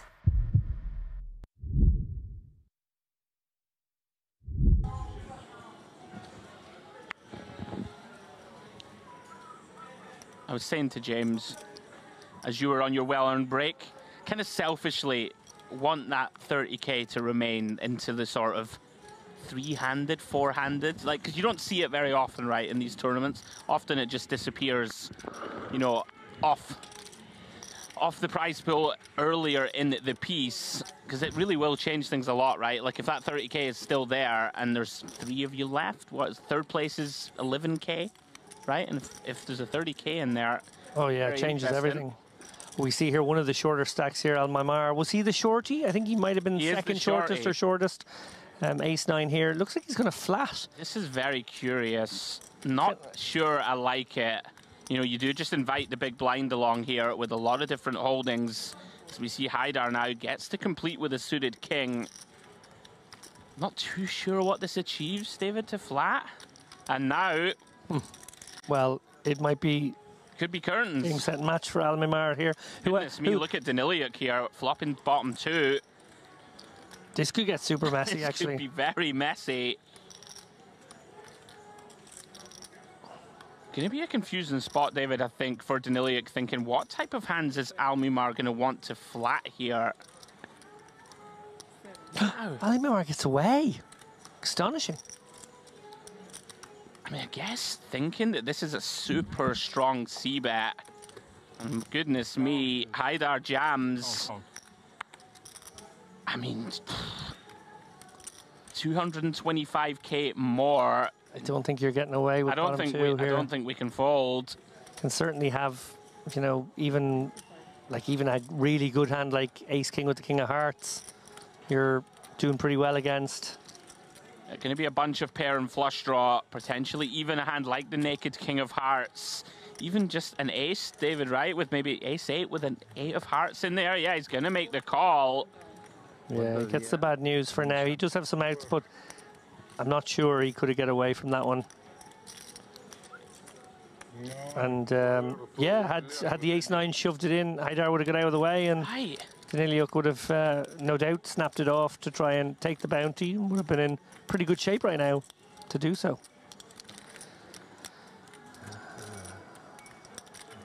Inconsequential. King of clubs on the turn. Daniliuk looking for a queen or a jack. Or Haidar going to have a huge double here in the early going at the FT. Not to be. 7 of spades completes the board. Huge double for Haidar. And big body blow for Daniliuk. Down to 12 big blinds early here at the final table.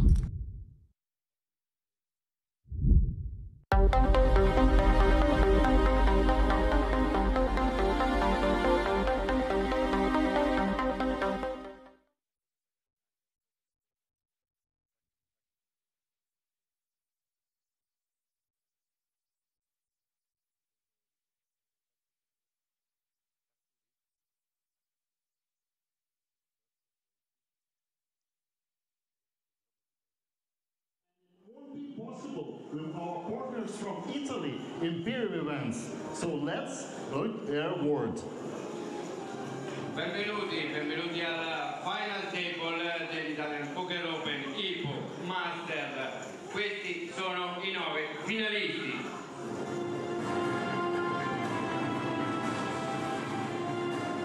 So it's perfect time to meet our finalists. And we're starting with the chip leader from Iran, 31 and 7 million in front of him. Is Danish Zargarian.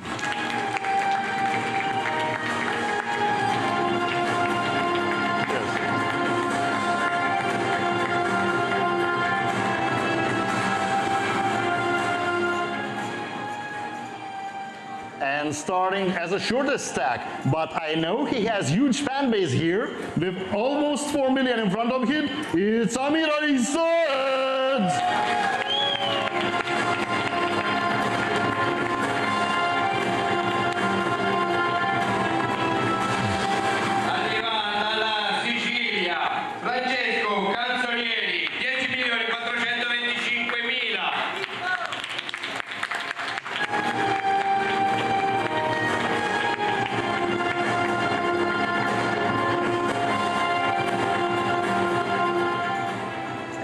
Sitting in the fourth place, representing Bulgaria with a little bit more than 5 million in front of him, it's Svetoslav Nikolov.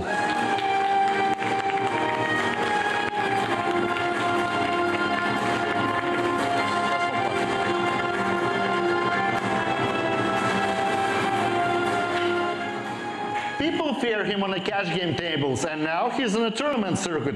4.2 million in front of him from Lebanon, Harut Gazarian.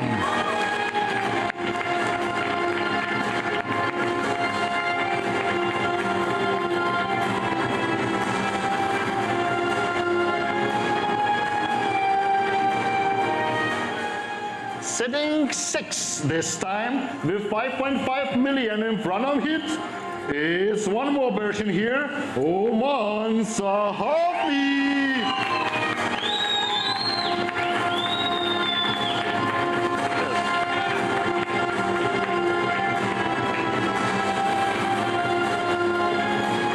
Okay guys, I know who's your favorite for this evening. Let's see who's in 7th place. Just a couple chips shy of 10 million from Tunisia. It's Amo Ami.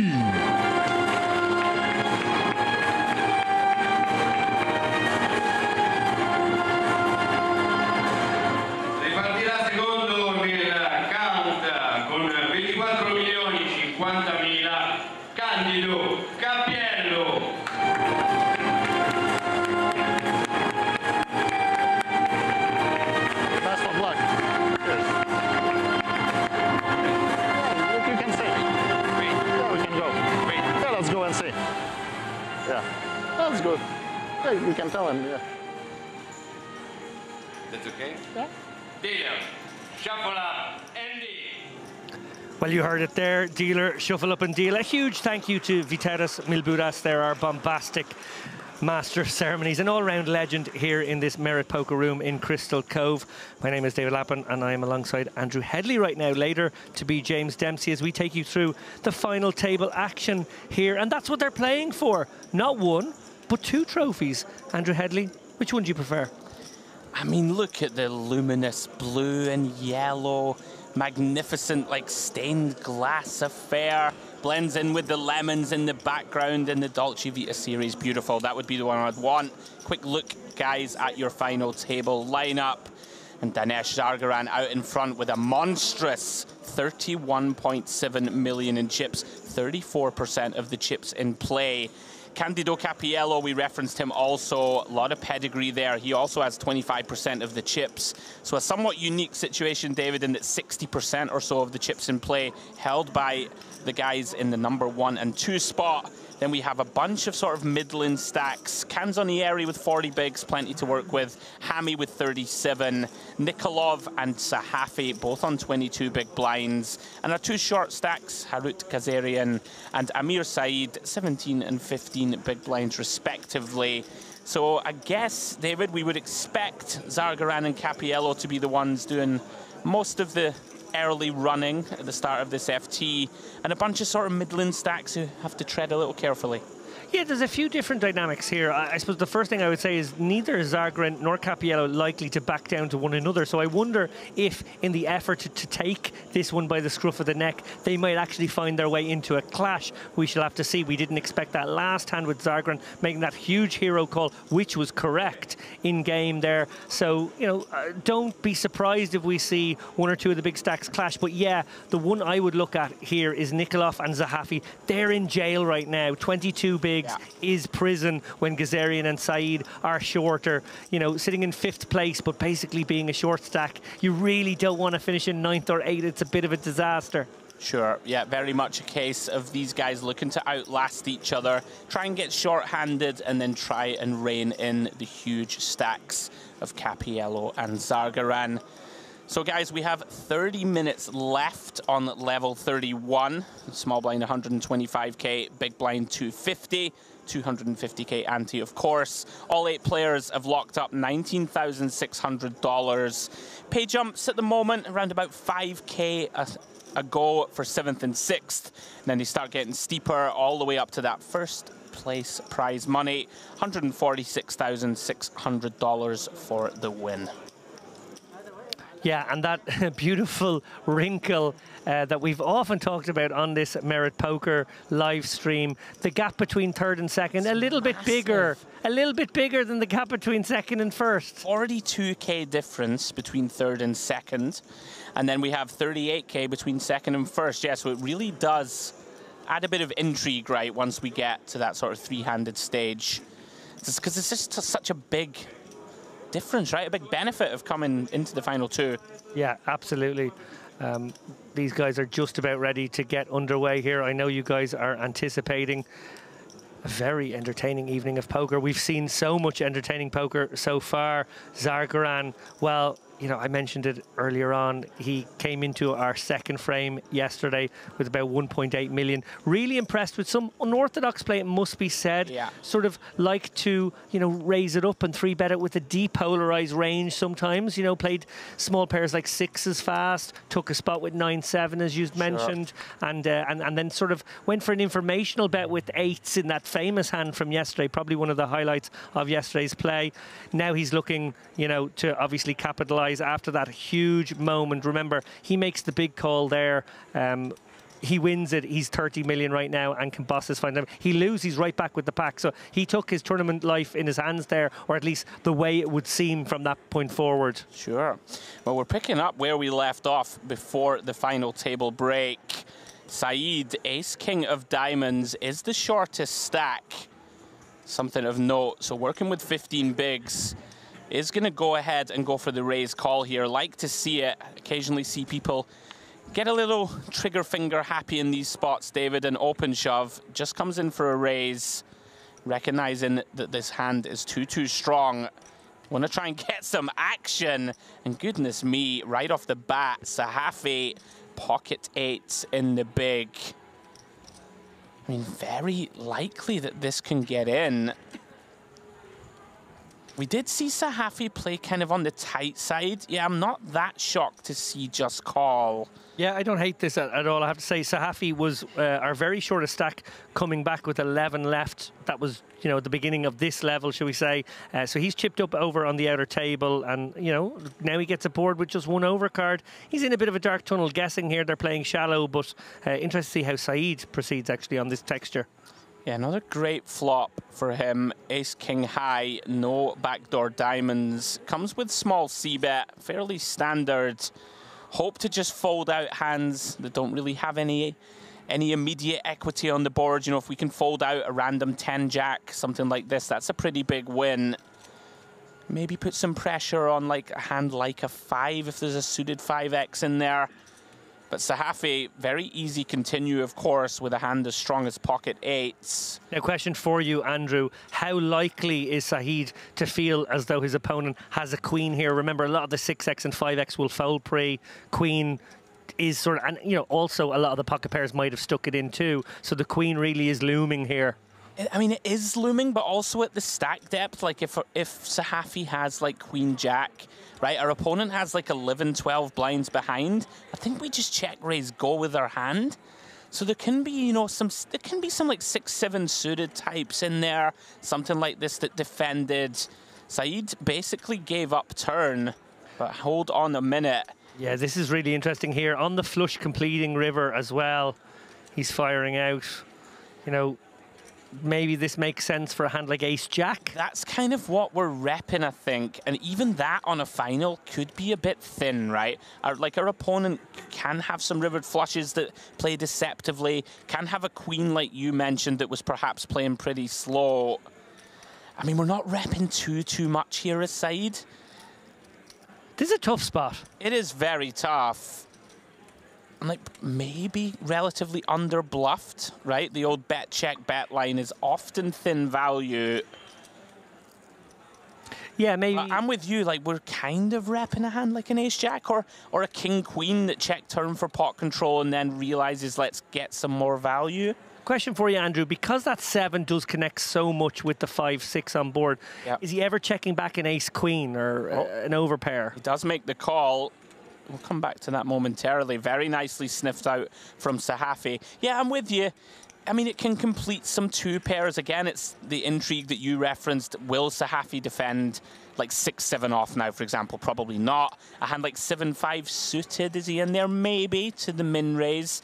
Should have like the 8-9 suited that would maybe check call for 400k and turn a straight. Certainly a card that's going to favor the big blind more in the long term. So he could have some turn pot controls with a hand like a queen jack suited, maybe, right? That seems kind of reasonable. Sure. King queen and ace queen, like you've said. But also very shallow SPR, also possible that these hands just get it in on the turn. So nicely sniffed out from Sahafi. I think recognizing that Saeed doesn't have enough thin value bets makes a really nice call, and that's a great start of this FT. Yeah, I think what I've been most worried about there was the fact that this was the shallowest guy at the table opening off a shallow stack. Sure. And then you start thinking about, well, what are the bluffs? There's not and actually that the many. ace-king is maybe one of the bluffs in this spot. Yeah. That's it. I think Sahafi just recognizing that not enough of the time is our opponent going for thin value with like a jack, like you referenced, and that's pretty important, I think. Like if we're not value betting a hand like ace jack on the river, probably start being more weighted to bluffs than a, you know, slow played turn, good queen or over a pair. Great start for him though. Yeah, and an interesting little hand as well for us to analyze, you know, pretty rich with ideas there. Yeah, they didn't give us a load of time. A feature of merit. People don't play slowly. This makes for compelling viewing. Yeah. Round to Sahafi here in the small. 30 bigs effective. Is coming with limp. Did wonder the stack depth of Hammy behind, and he does cover, so makes sense that Sahafi gonna start here with limp. King 10 off for Hammy. 30 big blinds effective. Is going to raise, David, and it does open some opportunities for Sahafi. You know, in a chip EV world, we'll do a lot of limp shoving with this hand for 30 bigs. Yeah. But at a final table, you do tend to see the passive approach, which Sahafi is taking, which is pretty normal, I think, here with the low pair. Don't want to run into it. But again, tough to navigate post-flop. But he did it last time with the 8s. See how he gets on with the 3s off to the queen jack deuce board. And that is all Hammy, relatively speaking, of course. But he is going to check back. Don't mind this. You know, perhaps concerned that Sahafi's going to have a lot of hands when they limp call that connect with this queen high board.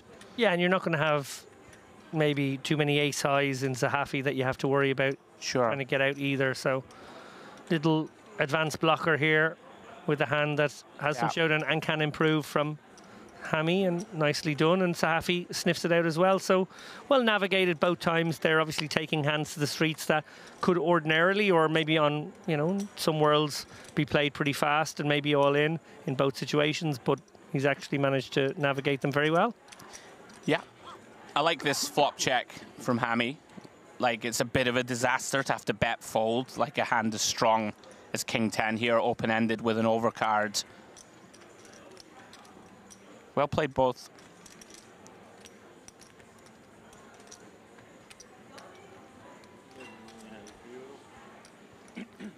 Sargran looking to stay hydrated here. Maybe some caffeine as well. Very important to do here. It's very hot. Was it around 30 degrees or so today? 34, would you? Evidence, my red forehead would pay testament to the fact that it's a lot hotter than it feels by the ocean. 49 degrees on your forehead. It's spicy up there, not gonna lie. Cards back in the air then. Canzonieri has changed hats, interestingly. Had the green New York hat, has moved to a Merit one. A little bit of advertisement, perhaps. Round 2, Hammy. Unfortunately for him, has Cappiello on his direct left, who is one of the table chip leaders. Makes it tricky here. 40 bigs deep with King 7 off. Still, of course, more than strong enough to complete. Cappiello, we do expect him to put a lot of pressure on Hammy here.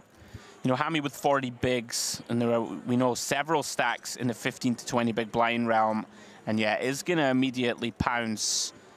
This is one of the problems, and it's very uncomfortable as Hammy, but he recognizes Cappiello going to be getting after us, so decides King 7 strong enough to limp call. Off to the Ace Queen 8 rainbow board. Always very intriguing spots these when Cappiello, you know, he's going to be isolating with lots of hands. Some that don't connect with this board whatsoever. We can see he has one of them in this instance. Just deciding whether to continue the aggression now or delay. Comes with c-bet, quarter pot. Yeah, I like this. He's got a lot of backdoors here as well, remember. Actually, about half the deck will pick him up some form of equity, so. Yeah, you probably don't expect to get too many flop folds from Hammy. But he does have one of those hands that has not connected whatsoever. Nice pickup for Cappiello.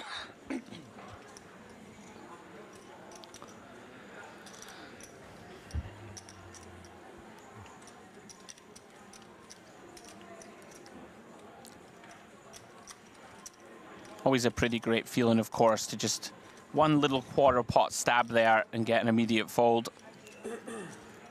Yeah, and I think it's going to be an interesting dynamic, actually. You pointed out, obviously, Cappiello to his left, but to Cappiello's left is Sargran. They're right there in a kind of murderer's row formation. Yeah, Hammy has the worst seat in the room for sure. Cappiello going to be pretty annoyed with this seat draw himself, having the only guy covering him on his direct left. But of course, 100 bigs deep becomes less of a problem. You know, if Sargran has 80 bigs, for example, and we have 50 and everyone else has sort of 20, it becomes very problematic. Yeah. But once we get to sort of 100 big blinds depth, it's not like he can just run us over. Onto Canzonieri, pocket 10s from +1.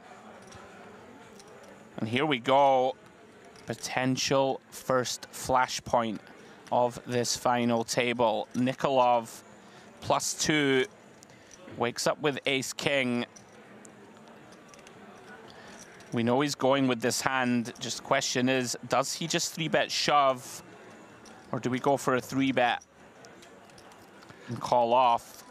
I quite like a shove here, I think, with the ICM as it is. I think, you know, if you can just get this one through without creating any extra confusion. What is actually kind of interesting, though, is given that information, Canzonieri with 10s, obviously 10s are very strong. Pretty gross against the shove. But you don't love it because you don't feel like maybe 8s or worse is ever doing that. So, you know, maybe 9s does sometimes, but everything else is sort of a flip or worse. And I'm not sure. Remember, +1 and +2 here. It's the seats as well. This isn't late position, you know, people really sniffing at stealing blinds. This is like legit range against legit range. Yeah, this is grim for Canzonieri. And you've just hit the nail on the head. Basically here, our opponent's 3-bet jam range is going to consist of, you know, maybe tens itself, jacks, queens, they're all going to be in there. All the combinations of ace-king, offsuit and suited. Some ace-queen suited potentially, ace-queen offs. But if that is the entirety of the 3-bet, get it in, you know, I mean, he's half-stack committed. And we're really not doing great with pocket tens. No. And I wonder if he can find the fold actually here. I think he can. In what is a very tough situation, it must be said. And I sometimes wonder when not facing an all-in and actually having to sort of psychologically put in the 4-bet shove here, does it ever just get 1 or 2 more folds? I think it does, and I do it online quite a bit. Because I think people do psychologically think of, okay, this is now me 4-betting it rather than me calling it off, where in fact it is actually just the same thing. No, he is going to run it. Fair play, deciding to go for the win. And here we go, big flip on the final table. 12 million chips in the middle. Canzonieri looking to get himself up to 17 million in chips if he can hold. Nikolov looking to improve. Yeah, basically going to switch positions here if the ace-king can get there. Yeah, big flip. Pocket tens holding through to the jack-5 deuce board. Nikolov, as you can see at the top of your screen, we can see 4 of his outs have been folded. So in pretty grim shape. 9 of hearts on the turn. One chance to find an ace or a king on the river. He is out in 8th. Doesn't find it. 3 of diamonds completes the board. And we do lose Nikolov in 8th place. GG, sir. Good run. Sometimes you have to win these all-ins, David. Lose him in 8th. Yeah, nothing he could have done in that spot. Obviously, wasn't loving the fact that it was an early position open in front of him, but ace-king is just far too much hand, and he did the right thing. Unfortunately, not the outcome he was hoping for. You know, 20 grand is not the worst payday in the world for a 1K buy-in, so we won't feel too sorry for him, and I'm sure he will be back at the felt tomorrow, looking to make a deep run in something else. Absolutely. Yeah, always very disappointing, of course. Busting on an FT. Nothing to be done. Great boost there for Canzonieri. Taking 3rd place in chips on his own. Of course, all the other short stacks happy to ladder. So 7 remain. $24,600 locked for all. Action back on Canzonieri. 7-8 of diamonds. Let's go. Yeah, and he's in a great spot now. Obviously, still behind both Cappiello and Zargaran, but not too far behind them. And, you know, just a lot of breathing space now as he looks to navigate his way into a 3- or 4-handed affair later on. Yeah, I think very notable. He also has position on both big stacks, which is going to be huge on this final. Round 2, the chip leader, Zargaran, picks up a very strong hand in a blind-on-blind confrontation. King-queen off. Does announce all in. Yeah, easy one here. Saeed just playing 5 bigs behind. And just going to have to let this one go. So Saeed now, with those blinds going through, going to be left with just over 1 million chips for the next orbit. Obviously, he managed to get that ladder, which he would have been delighted about. But, you know, it's pretty dire straits for him now. Yeah, really tough. Saw him lose around about half his stack with that failed river bluff on hand 1.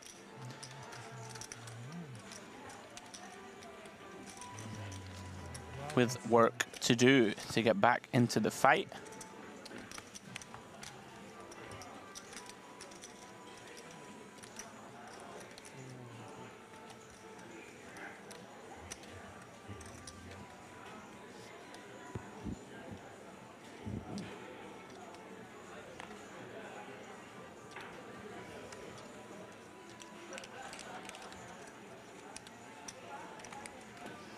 Action on Sahafi, out of the way.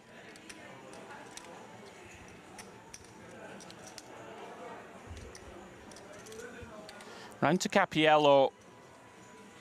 In the cutoff, 3-4 of diamonds. Really is interesting that he has Zargaran on his direct left. Like, kind of would have had free reign here to open very wide. But it is going to take away a bunch of those lighter opens. Definitely. Zargaran not going to fold many hands on the button, is going to fold that one. And Saeed finds the welcome sight of ace-8 offsuit. Yeah, if he can small get this through or get a double up, even better again. Maybe mount a comeback. I think a king is enough hand here to snap this off. Yeah, I mean, I think you're more than happy to get called here. Going to need to get a double up to get back in the fight. Yeah, I'm with you. 5 BBs. Doesn't feel great, but we're going to have to flick this one in, I think, with king high. Never going to be too far ahead with king 4, but your opponent is absolutely in here with, like, some 10 highs. Saeed's in there with anything with any connectivity, for sure. Wow. Okay. That's very, very nitty from Canzonieri. Huge moment for Saeed there to pick up quite a few chips. Yeah. Massive. Picking up 625k on Showdown can't be bad. Yeah, intrigued by that fold. Must have looked at the 4 first. I guess one benefit of keeping around Saeed is that all of the other kind of short to medium stacks are going to have to play very tight and maybe whittled down themselves. So, like, gives them less of a chance to get back into the fight with a stack close to Canzonieri's himself in third. Sure.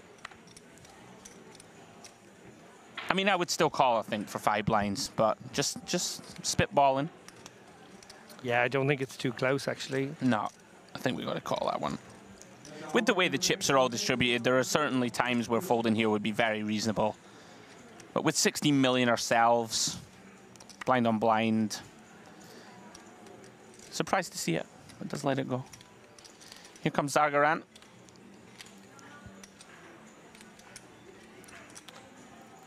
Does raise, king 8 offsuit in the cutoff. Very much a feature of modern final tables. The chip leader is going to open all of these king X and ace X type holdings. Pretty much any suited face card, and we can get in there. And as you see, Hazarian has a hand that he would probably defend normally, but with the chip distributions the way they are, have to just fold with ace 3. Does feel very much like it's going to be a red flag to a bull. To Zargaran, going to be able to just get after it. And a look at the beautiful trophies on offer here for winning this event. If you are just joining us, guys, IPO Masters, final day. 1,100 buy-in, 500k guaranteed. We smashed it, 862k in the prize pool. Myself, Andrew Headley, and Mr. David Lappin on comms. We'll be joined a little later on by Mr. James Dempsey. Yeah, and credit to our fantastic camera crew there. It was almost like they captured a wistful Cappiello looking at said trophies and then pulled focus beautifully to reveal him sort of looking at them from a distance. Oh, nice. I think you're giving him too much credit. Maybe he was just daydreaming, you know, just daydreaming about limoncello on the beach at the Dolce Vita series after winning the title. Saeed finds another spot here, cut off, ace 3, obviously more than enough. Canzonieri, well, I don't want to predict what he's going to do here. Obviously, you know, we saw him fold the king 4. That was too nitty. This would be too nitty as well. I think he can flick in the call, given that he can fold to further action behind. This is just 7 bigs. Yep, does find the call. You have nailed it, Mr. Lappin. It's a halfy. Very awkward spot here with king 10 suited. He has one of those hands that does play well three-handed. The king jack suited, the king 10 suited, the queen 10 suited are those sort of hands that will have the right equity a lot of the time, but it doesn't seem like a spot where he needs to tangle here. Obviously putting in another 1.5 million into a pot of 5.5. Yeah, I would save these chips for another day, to be honest. But he's going to just make sure it's not shallower than it is, maybe. I'm with you. You know, we can see his hand's in great shape, but a lot of the time here, Saeed and Canzonieri gonna have a lot of king-queen type affairs, king-jacks, all gonna be in there. Ace-10s of the world. Does lay it down, makes a lot of sense, conserve those chips. So Saeed at risk. But important to remember here in these battle of the low aces situations, this will chop an awful lot. Maybe not quite half the time, but almost half the time. And that looks likely on the Queen-Jack-7 board. No backdoor draws for either player. So assuming no 6 or 3 drop on this river, they are going to chop this one up. Yeah, we see a little quirk here of by virtue of one of the 6s being fold. The ace-3 is actually small favourite right now. Yeah, immaterial through to the ace of hearts on the river. And Saeed continues to chip up slowly. And chop up the blinds and antes with Canzonieri. And you're never out of it, David, right? I mean, Saeed's very short, but there's 3 other players who are super short. Oh, well, not super short, but you hear me. If Saeed can find that double, we'll be back in amongst the pack. Yeah, and just so important that when you are that shallow stack, obviously that you find your spots, that you don't turn down spots. But just being there and surviving and letting hands go by, opportunities for other guys to clash and you to get ladders, it's so important. It's such a big part of tournament poker is not necessarily accumulation all the time. Of course, you know, you're going to win the tournament, you're going to have to accumulate all the chips eventually, but you know, survival is the name of the game in tournaments. Yeah. Back to it. Cappiello, ace-3 from under the gun. Again, you've referenced he has a lot of pedigree. And just recognizing the power of the ace. So many short stacks who really are not going to be able to do much. Yeah, I've watched a lot of Cappiello here at Merit. I think we've commentated him on at least maybe 3 or 4 streams. I've also played against him in Malta a couple of times. We battled, I think, in might have been the Battle of Malta, or no, it was the Malta Poker Festival earlier this year. Okay. And he actually sent me packing. He eliminated me from the tournament early on, one of the many bullets I think I fired into that one. So I got a good look up close of his procedures. Around to Hammy. Does find pocket 4s. Pretty easy complete here. I'm going to go ahead and look to strike lightning, find one of the remaining 4s in the deck. Doesn't find it. It does find a relatively appealing board on the Queen-6 deuce. One of the better boards, of course, for a hand like pocket 4s. Yeah, and very likely to be facing another one of these very small bets, maybe 350k, something in that region, on the way from Cappiello that's just going to try and clear out equity. And, you know, with 4s, you might want to be sticky against that size, particularly because you've got the 5-3 working for you in some small semblance of a backdoor way. Yeah, absolutely. Does land on 375, quarter pot, the order of business. I'm with you. Hammy's hand does have some backdoor potential. Sometimes have to force the big stack to continue putting money in. And again, given that it's under the gun open and Hammy's big blind defend, it will be a concern of Cappiello's that he is up against a Queen X here and not so much 6X or 2X. There won't be a lot of those kinds of hands in the range. And if there is a 6X in the range, it might very well be the 6-7 suited. Yeah, agree completely. I think this one a lot different to the hand we had earlier with Sahafi, where at the depth, I think a queen would have check-raised flop a lot. At this depth, and with the chips distributed the way they are, Hammy unlikely to raise really any queen. And so I'm with you. Pretty tough to fire a second shell here. But here he comes, undeterred. 1.7 million, chunky. Really trying to leverage that pressure. On a hand like a 6, David, that you suggested, I think the interesting thing here is Hammy should have some really strong pre-flop hands still. Like pocket jacks and tens, for example, can't get it in. Sure. Right? So he's going to have hands as strong as jacks for sure. And it should have hands like ace-queen, right? Still, it's going to have them pure. King-queen, going to have them pure.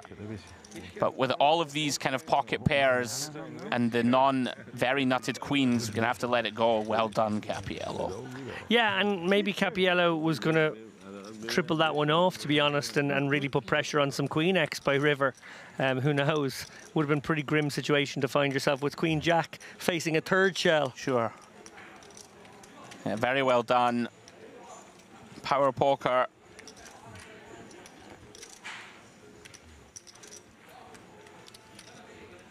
And just a glimpse as well, I guess, into what you referenced. You know, it's not easy to find that second shell for a big size. Sure. And, you know, very accomplished players will find it. Cappiello, certainly one of those. Action back on Zargaran. Yeah, who, it must be said, as much as we've billed him as the guy who will take this one by the scruff of the neck, and he very much did so in that key hand for a very big pot, actually hasn't been getting out of line whatsoever, been sort of letting the game come to him in a big way. Yeah.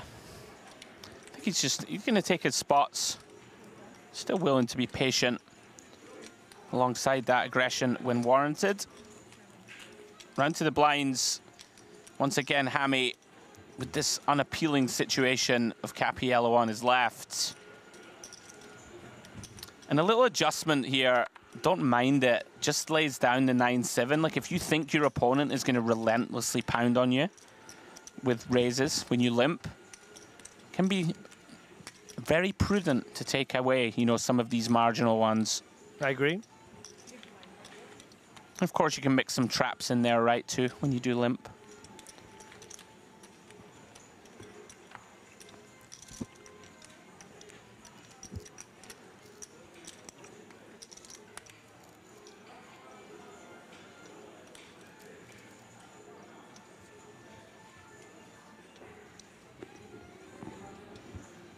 Final hand here for the blinds are scheduled to go up.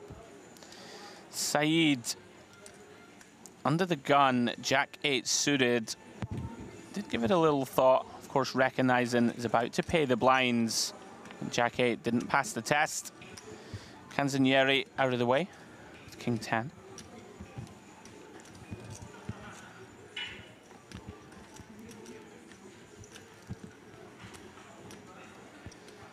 Round to Hammy, ace deuce. Intrigued to see how he approaches this one. This is another spot where you have Cappiello and Zargaran who can really put you in the blender. We do have Saeed, right, with 7 bigs, which is about to become 6 when the blinds go up. Wouldn't hate an open fold here. It does come in for a raise, 725. How much is it? Now then, Zargaran, Queen 9. It is a frightening proposition to open. Right, I mean, I really don't mind open folding here. I actually think it could be very good. Yeah. Especially with a deuce in hand. It's just one of these hands has such bad playability post. You know, if we are 3-bet or shoved on, we can never call. Okay, so with that in mind, does Hammy get a lot more credit for this open? And you know, it is a large open size. Remember, he's gone almost 3x as well. So does someone like Zargaran then, you know, decide, okay, I think he's still got a callable one here, but like, this is the problem. Does he get turned down from maybe 3-betting more often? Oh, he has 3-bet, I'm sorry. Yeah. Apparently not. Apparently does not get more credit. But this is the problem. There really is nothing that you can do. Very disappointed shake of the head, and Zargaran pounding and he just, on his opponent. He just effectively shipped there. He chopped his stack. So not even thinking about having a 3-bet fold range with the Queen 9. It's just such an awful spot to be in. Like, we have a hand as strong as Ace-Jack here, for example. We'll probably have to fold that too. Yeah. Well played, Zargaran. As you see, a little look at the leaderboard. 33 million now in chips.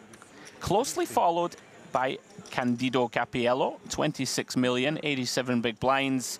Canzonieri has managed to separate himself from that little pack of shorter stacks in third. And we have Hami and Sahafi in the 20 to 25 big blind realm. And our two shorties, Harut Gazarian and Amir Saeed, 12 and 7 bigs respectively. Yeah, I hate to put the mockers on our chip leader here, Zargaran, but 111 big blinds is, if you're a cricketer like I am, that's Nelson. That's a very scary number. Is that bad?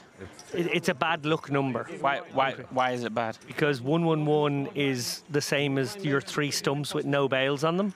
As if that you've had your bails knocked over and you've been knocked out. Right. So 111 has always been a spooky number. So basically what we're saying is GG, you're out within... Which would be very hard minutes. given that it would take quite a few bad situations for him. Well, speaking of good situations, Canzonieri finds the butchers. Pocket kings in the 1 seat. I do feel as if I almost balked Hami there, but sometimes you can just foresee it. If he opens this button, it's not getting through. It's a hellish seat. It's awful, awful, awful situation. And, you know, just being incredibly tight is honestly completely fine. Look at this. Well, this is a fascinating one now. Under the gun, Canzonieri, who is a little bit handcuffed because he's, sitting quite comfortably in third. He has a real hand. He's obviously going to open this one up. Cappiello, I think, will proceed cautiously, just flat here. No reason to turn this one into a 3-bet. It's sort of too nice a hand. Exactly. Just one of these hands that just plays so well. We have position. Canzonieri's going to have to be incredibly honest post, right, which is always helpful too. Rather just 3-bet some, much worse hands or much better ones. So blinds do fold. Saeed now very, very short. He's going to take 4 big blinds into the next orbit and hope to find a spot. In the meantime, Canzonieri and Cappiello. Hello. Well, that's a horrible board for the under the gun opener here. Can't really be loving life at all. Monotone, Jack 10-7, pretty ugly. Cappiello with the 9 of spades, and crucially here does have the straight flush draw. Probably no reason to bet this hand either, though, does Cappiello, or maybe just seizes control of the pot with a very small one. Something like that's kind of nice as well. Yeah, it's pretty interesting. I mean, we are in general just going to proceed here with lots of small bets, but I'm with you, especially this exact hand just kind of plugs pretty nicely into check back. We can be obviously in front and have the best hand, but no need to inflate the pot. Yeah. I like this from Canzonieri to double check. We're not going to be able to bet for 2 streets, really. We don't want to get into a spot where we bet and get raised. We can allow our opponent to value bet worse hands like this, like the pocket 9s, or potentially go for 1 street of value ourselves on the river if check through. Yeah, by taking the passive line, he removes the possibility of getting stacks in by the river, which would be obviously the real devastation here. And I think what's really important to recognise, and he does, is that he has a bluff catcher right now, or at least a hand that functions nicely as such. Horrible river. He won't be loving that 8, and obviously Cappiello loving life right now. If he was behind, likely has overtaken. Yeah, interesting spot. Of course, have pretty clear value bet on this river. Need to think about the hands, of course, that we want to target. Will be a bunch of kind of 10x in there for Canzonieri, like an ace-10 type hand. Some pocket pairs, and of course, queens, kings, and aces are all still going to be a thing, especially the non-spade variety. Absolutely. So plenty to seek value from. Looks like about 2 million. Hasn't gone too greedy. Really difficult spot now for Canzonieri. Have to think about what our opponent's pure whiffs are going to be. Going to be some kind of suited ace-x that just has completely whiffed and decided to delay bluff, turn, and river. Like, will a 10 bet 2 million here? I think you could argue probably not. Like, is ace-10 going to bet 2 million? It would be pretty thin, but does feel like his hand is too strong. Tough to blame him.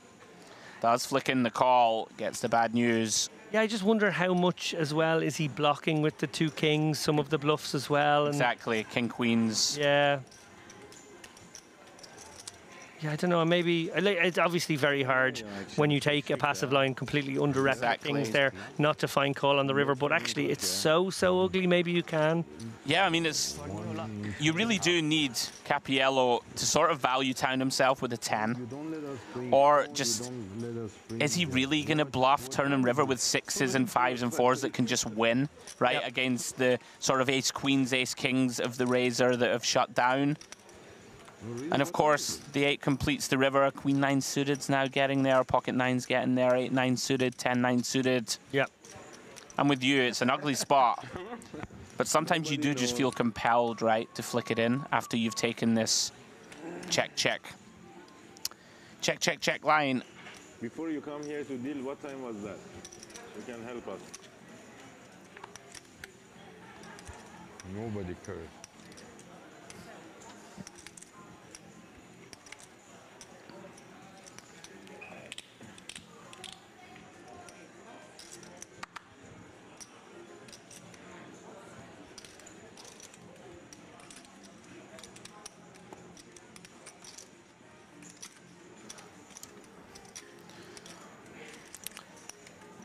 Round 2, Zargaran.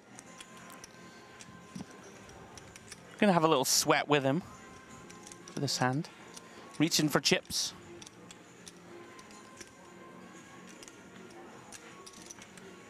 Interesting, also gone larger, David, than the norm. Looks like 825.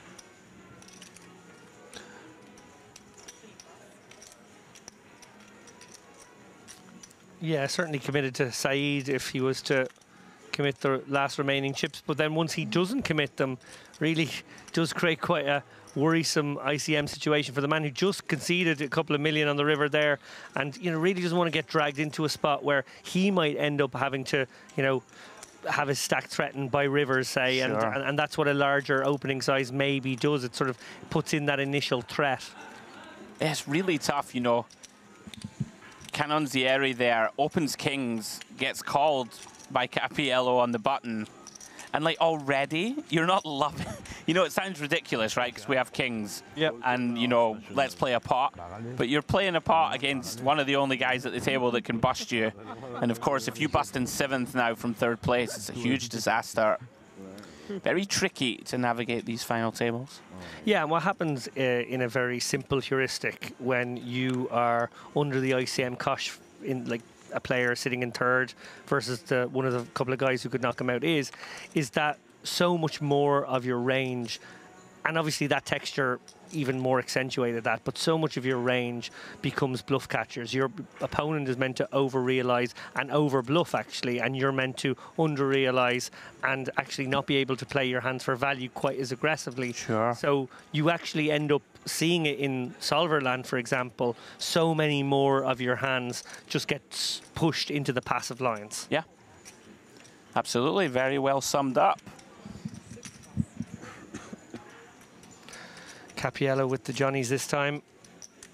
Just getting a little raise and take it through, adding to his ever-increasing wealth here. I'm not sure if he is our chip leader now. Himself and Zargaran, not much between them at the top, and they both got a 1/3 of the chips in play. So 5 players sharing a 1/3 of the chips, and those 2 boys with a 1/3 each. Very much living in their world right now. Interesting, actually. I'm just reflecting back on my walk down the pier in front of camera before proceedings today, and I named 3 players. Oh, you did? Who I just thought were interesting. One of them was Khalidou Sow, who, obviously EPT winner. I was picking some form there, and he didn't even make it to the point at which your stream began. He actually was the last person to bust before the coverage started. So I felt a bit silly on that one, but now feeling not so silly because the other 2 people I mentioned were Zargaran and Cappiello. Big genius. I'll take that. 2 out of 3. Fair, you have called it. Well, Hammy has had a kind of rough go of it so far. Interesting spot for him in that his under the gun opens might be the best spot for him to enter a pot. Yeah, it's true. Right, 'cause he's got the 2 guys on his left who are going to want to pound on him. Much more less likely to do so when he raises from first position. Yeah, now they'll just call and make life miserable. They can make life miserable too. Absolutely. Yeah, no, there's no good seat for poor old Hammy right now. As you said, his best steal spot is into their blinds. And he just doesn't get an open spot. Yeah, round to Sahafi, ace-3 suited. Of course, a hand that normally we're pretty happy to defend. Really? Yeah, these guys both in a very similar predicament. It's interesting. Obviously, both keeping an eye on Saeed, who's really short. Another short stack out there as well. But they're the other two guys. They're in the next camp. Yeah, fascinating dynamics on this final. Both players completely whiff through to the 8-7-4 board. 2 spades, 1 club, both players with diamonds in hand, hating this texture. It's incredibly tough for Hammy here to find a C-bet. With this specific combo, but he is reaching.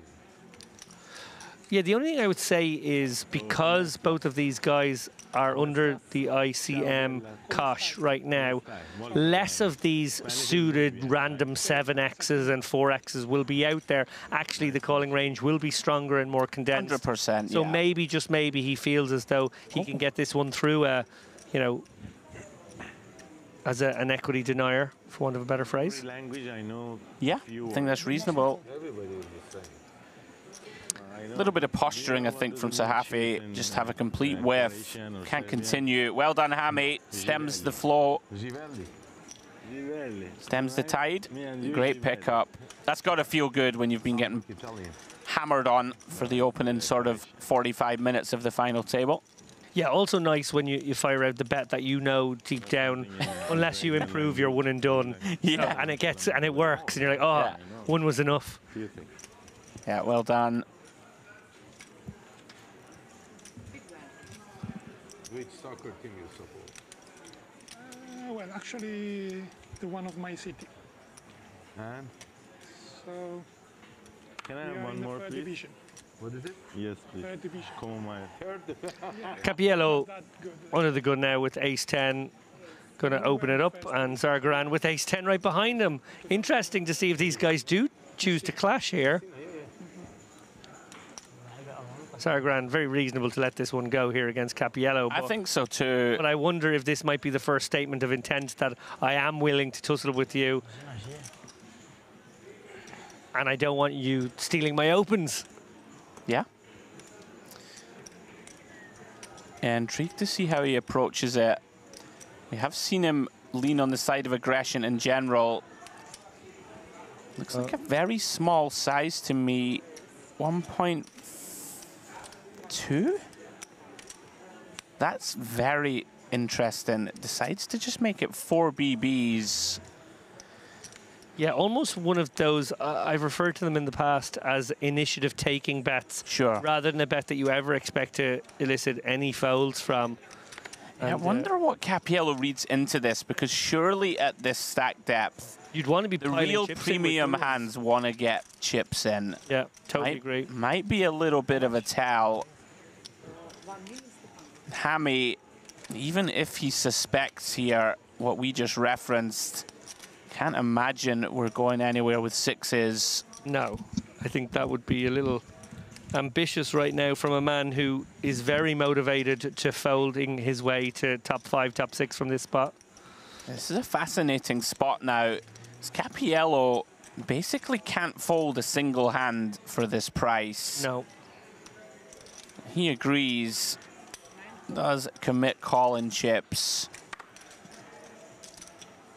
Now, there is method to this from Zargaran. I agree with you. I think it whiffs of a light one that is trying to seize the initiative. But he is trying to seize the initiative, and that is sort of its first motivation. And obviously, rumours going around, or maybe Cappiello even saw what he did in that key hand against Berlaku. So knows that he's fearless too, and maybe doesn't want to inflate pots for his own good reasons here, sitting in second place. Yeah, I mean, we're not folding ace-10, that's for sure, for 600k more.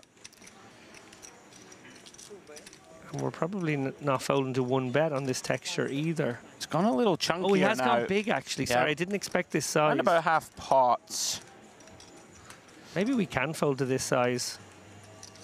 We have the 10 of spades in hand. I don't think we ever fold drawing to the nuts with some potential to bluff on future streets with that spade in hand. Sure. And hand is going to get interesting now. 9 of diamonds turn. Zargaran has started something. Now, will he commit to continuing the story?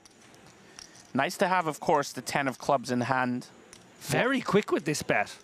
Very interesting that the timing of this bet, where you would think now that he's embroiled himself in a big pot against the one guy who can do serious damage to him, you think that there would be a bit more consideration over what bet, whether to bet, what size to bet. That was quick. That was a very decisive quick bet from Zargaran, and I wonder what Cappiello makes of it. Does he make of it? This is a 2.5 million into 6 million ace king, trying to make sure that he doesn't have to face a bet on the river. I mean, this is a very, like, we're sort of in the weeds here, right, with this hand based on this small 4BB 3-bet. And then Zargaran bets half pot flop and then a third pot turn, Very weird sizing. Which doesn't smell of real strength. No. But then we are also sitting there with sort of bottom of our range that makes it to the turn. Yep. And kind of just have to fold. Yeah, it was a feature of his play yesterday that while we were impressed with certain aspects of it, we did acknowledge that they were non-standard or unorthodox, or, you know, again, just sort of seizing the initiative with the depolarized range, which is what he did again there, you know, taking a hand like pocket sixes yesterday, taking a hand like pocket eights yesterday, taking the aggressive line. Ace 10's kind of in the same category of medium strength, but he wanted to basically be the one with the betting lead, and he found bets that most people wouldn't find. Yeah, very funky hand. Once again, Zargaran gets it done. It's one of those spots for Cappiello where even if you suspect weakness and larceny on the turn, all of a sudden you're like, right, if I torch it off here into top set, then it's a massive disaster, right? I'm in second by miles. I can very likely coast my way here to at least three-handed play. Yeah. Also, the sizing sort of just suggested that he had some sort of value, or maybe just wanted to get the showdown with an ace-queen, or a, it had that sort of look and feel to it. Both bets weren't consistent with one another, but it did just overall seem as though he did have something that had showdown. Yeah, very interesting one. Back on Hammy, looking to solve the riddle of blind on blind play against Cappiello. That's a great way to phrase it here, because it is difficult in his particular seat. We've highlighted how he is in the most miserable seat at the table. Solving the riddle, I like it. This might work. Queen 3, pretty ugly here, even facing this size. Maybe at this size, you still got a call here. Cappiello, very good post flop. Hammy, in that case, will have made a more awkward spot for himself. Obviously, again, one of those stacks that is, sitting healthily clear of the shorties, but, in that middle section. I wouldn't rule out. There it is. I was going to say, I wouldn't rule out 3-bet. And it's nice because you can kind of make it like, what, 1.9 or 2-point flat, and then, Hammy is in a bind. The beauty of using these kind of king and queen X with no kicker, just very easy to fold if shoved on. And Hammy just getting put in the blender over and over. Can he find a way to fight back? Sometimes, your opponent is going to mess with you, right? We have 24 bigs. There are 3 guys with 10 to 20. Yeah, he's had enough. I don't blame him. Thought he might jam. Calls is interesting, but we're in there. I think I'm with him, though. Your opponent is going to be going for you. And here we go. Cappiello, having taken the initiative, flops middle pair. But Hammy, with 1.5 pots back, has top pair. Very likely to see a tiny c-bet here from Cappiello.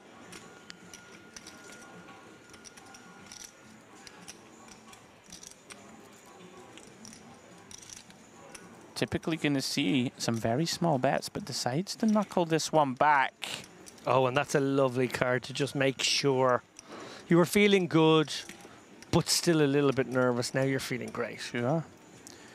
And very timely check back from Cappiello. Hammy here. Wonder if he can find a check. And Love it. Does find it. Very nice. Unfortunate for him, David, here in that Cappiello actually has showdown. But maybe showdown that will pursue some equity denial in the form of a too big blind bet here. No, okay, not. I think once we get called by Hammy, it's a little concerning, Sure. right? Like, lots of the sort of ace, queen, ace, jack hands that we need to deny against have already 4-bet jammed, I think. So now Hammy has to sort of decide that target hands are jacks and queens here, and he's got to go for value himself. Sure. I cannot see behind there. Small bet, 1 million into 4. Cappiello will feel like that screams of value, but also maybe wonders if it screams of blocker. He can't tell a good story is the problem. It's really hard to give Hammy pure bluffs as part of the problem here.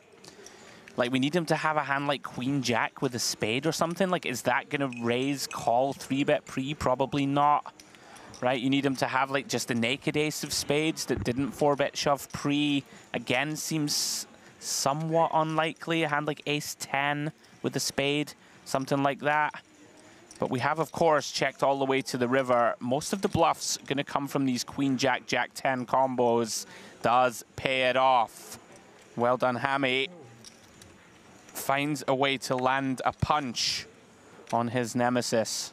Well done. Yeah, and Cappiello, like, calling there, not expecting to be good too often, but, you know, hoping that he would be good 16% of the time, which is all he needed to be. People always tell you that, right? Oh, I only need to be right 1 in 6. How often have you been right lifetime, Mr. Lappin? 1 in 40. I would say 0% in exactly those types of situations. You mentioned the man who had to solve the riddle. Well, can we start calling him Oedipus? Oh, has he got a complex? He may have a complex, but he's also a riddle solver, which is where I was going. Oh, with is that. he? Right, okay. Yeah. You're just much smarter than me in these spots. The riddle of the Sphinx. Ah, I know that one. Do you? Do you want to be tested on it? No. Moving swiftly on. Too late now. Saeed, you've rescued me, my friend. No. We got to do this while I know. Saeed's going to shove ace 10. We'll make a moment. Credit to Hammy there, though, by the way, for not being cowed. Right, okay. It's very easy there to just let yourself be run over, and credit to him for continuing. As we see Saeed put his tournament life at risk, 4.5 blinds. Going to be delighted to find ace 10, of course. Big blind on him next hand.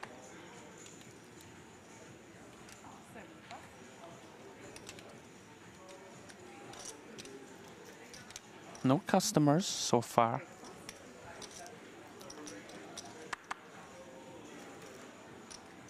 Round 2, our chip leader.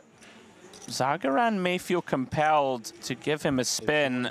Flip side of that argument is keeping him in, him sharp. Keeps the pain for everybody else nicely. And there we go. I think Zagaran very aware of that extra dynamic too. Obviously, 10-4, not much hand anyway. Doesn't have to worry. As we watch Saeed pull in the chips, I'm about to test Andrew Headley on his... Oh, my word. On his knowledge. And he did ask for this, guys. He did set himself up here. I'm absolutely in the bin, but come on then. Sphinx riddle, solved by... I honestly have no idea what it is, but back in the day, Oedipus solved this one. What goes on 4 feet in the morning, 2 feet in midday, and 3 feet in the evening? One more time, and then I'll mull it over for a few minutes. What goes on 4 feet? What goes on 4 feet in the morning, right? 2 feet in midday, and 3 feet in the evening. Okay. Come back to me. It's profound. Oh, it's profound? It is profound. All right, then. I'm going to write it down so I can read it in front of me. Kazarian really has just folded out so far. Nothing to work with. Round to Hammy. King 7 in the cutoff. I'll take this hand for you. Go on. You can try and solve the riddle of the Sphinx. Please do. Cappiello on the button with the ace 2. We commented on how the ace 2 in the hand of Hammy last orbit was pretty miserable facing the 2 big stacks. Well, I don't think Cappiello will be dissuaded from an open here. Obviously, Zagaran is threatening in the small blind, but but he's threatening a little extra here with the pocket jacks. This one's kind of fun. Zargaran virtually certain to 3-bet this one, and not for a small sizing like the ace-10, ace-10 clash we saw moments ago. One wonders, though, if this does help towards the creation of some extra dynamics here. One also wonders if Zargaran has a cheeky flat in him, knowing that the very short stack Saeed might take a spot with anything looking remotely good. Looks like he has just gone for the 3-bet, and a quick fold from Cappiello, who recognised that it was an awkward spot to begin with, and no harm, no foul.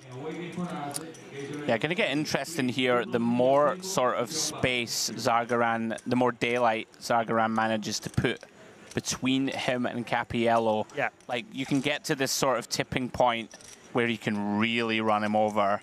Still at the moment, 80 bigs for Cappiello, like he has plenty of ammunition to work with. But if it gets to that, you know, we referenced it earlier, if Zargaran has 140 bigs and we have 50, yeah, now we unless then we're really in a bit of trouble directly out of position. Zargaran winning the battles so far. Right, let me read this riddle one more time. What goes on? I held second.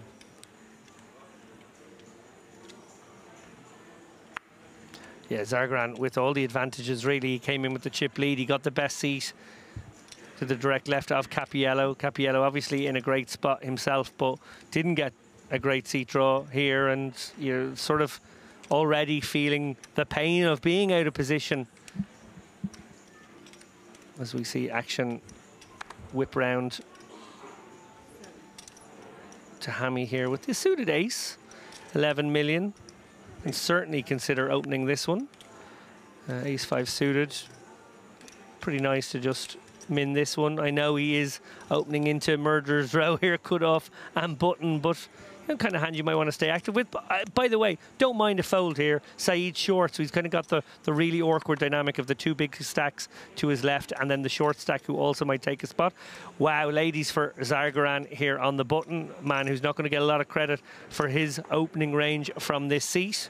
Gets to open this one up. Saeed may take a very wide spot right behind. And then Canzonieri also mightn't give Zargaran a huge amount of credit. So dreamy situation here for Dinesh.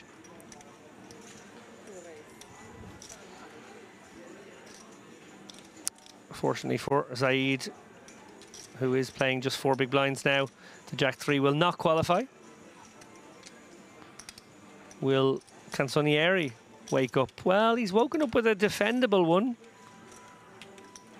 Suited king, probably doesn't want to tussle, but may feel compelled.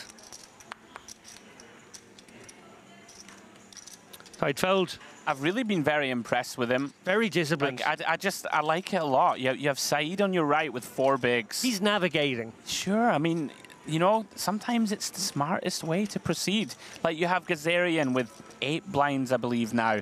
You have Saeed with 4. Like, do we really want to defend, like, a marginal hand when, even when we make top pair, we can be forced to lay it down? It's, like, very, of course, not great fun to, like, make lots of these sort of tighter laydowns. Sure. I really don't mind it at all, and he just has such a comfortable chip position at the moment, really no need to jeopardize it. Yeah, I totally agree. I think, you know, we were critical of the, was it a king 4 blind v blind spot against Saeed when he didn't call it off. I still think that was sure tight. I'm with you. I think we had one other spot where maybe he could have found a call as well. But actually, what's transpiring here is he's being very precious about every chip in his stack, and he really does want to maybe preserve those for a 3 or 4 handed battle when the ICM cuffs are off. I agree. I mean, basically here, he can ladder up from 7th to 4th fairly quickly here if things go, you know, in the natural order of things. Zargaran finds another big one. Yeah, card rush here. Jacks, queens, and now the ace-king for Zargaran in the cutoff. He's going to try and push the bout out once again here, try and crack through the 40 million mark in this hand, which, again, that's like 93, 94 million chips in play. That is a huge amount of the chips. He has done a lot of the hard work already. Canzonieri with a very similarly awkward queen jack off this time.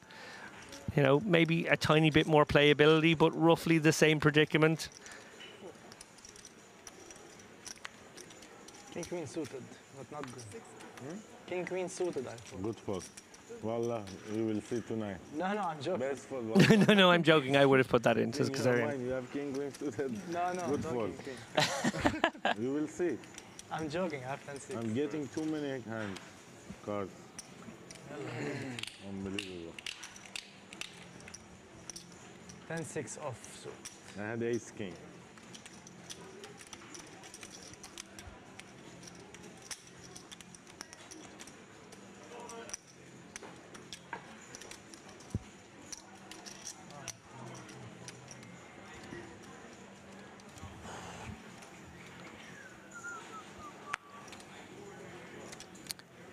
Yeah, Kazarian in that really unenviable spot of just hoping Saeed hits the road pretty quickly so that we still have some chips to spin. But he can lather $6,000 here just by folding. Wow. What's going on? I mean, what is happening? I guess the one sort of bad beat. Remember the table talk yesterday as well when he said, oh, you know... If I go all in, you still have chips. Yeah. And now he's just said, I'm getting too many hands, and he looks down at kings, smiles, laughs at the hand. Oh, this is rough now. I think Saeed would... Oh, I thought he was going to have to take that spot. Wow. I'm kind of surprised he didn't at least think a little longer. You know, Zagarin can be open in the deck. He really can right now. Well then, Canzonieri deciding, right, my opponent's open in the deck. I'm going to play tight, but I can't fold this. And you can't blame him. No, you can't, and it could get him into a lot of trouble here. It really could. Yeah. Mercifully for him, we have seen two queens folded. Oh, sorry, we're in the big, but likely to see this one go into the bin. Again, Sahafi, Kazarian, both incredibly hamstrung here. Again, doesn't work. The clock doesn't work. It's not working. It's not working. It's not working. Again. Enjoying the bit of with the shot clock. Enjoying a little Fleetwood Mac here in the background. Very nice. Yeah, a bit of Stevie Nicks. Music's always great in this room, actually. You said that the riddle is profound. Thunder only happens when it's raining, David. That's profound too. Players only love you when they're playing. Andrew. Right, enough of our nonsense. Let's see if Canzonieri can avoid disaster here. I was about to say, Zargaran, we keep getting dealt premium hands, but we're not going to get action often. It does find it this time. Actually kind of awkward now because a lot of Canzonieri's flats here on the button will be ace-X. He will be feeling a little bit concerned. Yeah, very problematic here for Canzonieri. Just hoping our opponent has just completely shut down with a worse Broadway or something like this. Can't really go bluffing it off here with King, Queen, no club. Bad river. Very bad river, and I'm really surprised he didn't pursue value there. Wow, well, Canzonieri's going to go for a thin value of his own. He's going to get quickly called. Pretty brutal for Canzonieri. Definitely thinks he has the best hand. Well, he took himself to Value Town, did Canzonieri. Little frustrating, but I guess he would have paid a bet of something similar anyway. Was granted the opportunity to check it back, but you know, you can't really check it back either. You've got to target tens and queens. You never want to be too critical. I would like to see Zargaran take a bit more time there. Like on the river, like we have close to the nuts, I think. I find it unlikely that Canzonieri checks an ace twice. I agree. Right? You know, it's a little, we're nitpicking a bit, but maybe we can bet 1.5 million of our own here and get called rather than the 700K. But you know, small criticisms. But he is crushing. As I'm having a moment here, I have to just check something. Sorry, because we're playing Fleetwood Mac, yeah? And I'm virtually certain we just saw Mick Fleetwood come into shot there as tournament director. Oh, really? Well, uncanny lookalike for Mick Fleetwood. I'm just wondering if they're playing live now. This is what can happen in Merit. You know, they'd pull in a Fleetwood Mac reunion, perhaps. Well, here we go. Saeed decides it's time. Oh, and he's run straight into the jacks of Canzonieri. Wow, and he just sends it. All right, well, here we go. Saeed gonna be at risk with King 9, 1 overcard only. Canzonieri finds the pocket jacks. Yeah, and Pearl Saeed here, he's waited and waited. And now he's finding himself with just 22% according to our graphics. So slim chance of survival, but a chance. Good luck, my friend. A nice brotherly fist bump shared. Off to the 10-4-5 flop. No help so far for Saeed. Of course, that backdoor straight draw heavily blocked by Canzonieri. Looking for a king or a king only, or he is going to be out in 7th place. Can he find it? No. 3 of spades on the river. So we do lose Amir Saeed in 7th place. Great run, takes him $24,600. Hung on gamely for a long time here at this final. But he is out in 7th place. And I believe, just coming up, we have an interview with Amir. Very good. So we're going to shoot you guys over to that exit interview now with Amir Saeed, our 7th place finisher. Will be the best. We double up, double up, double up.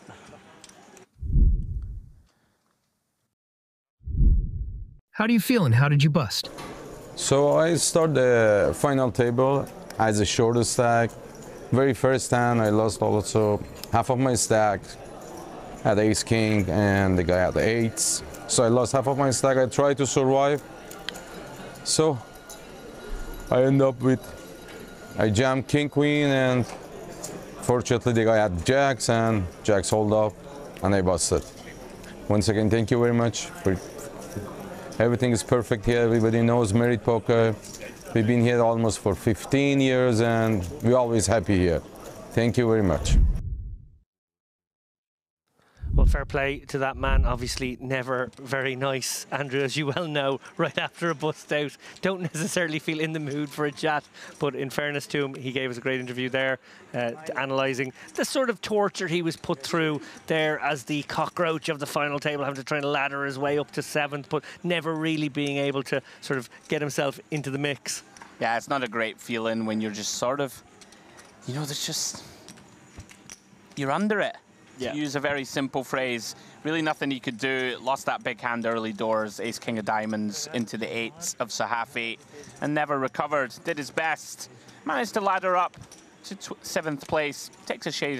Takes home, excuse me, a shade under $25,000. Great run, well done, sir.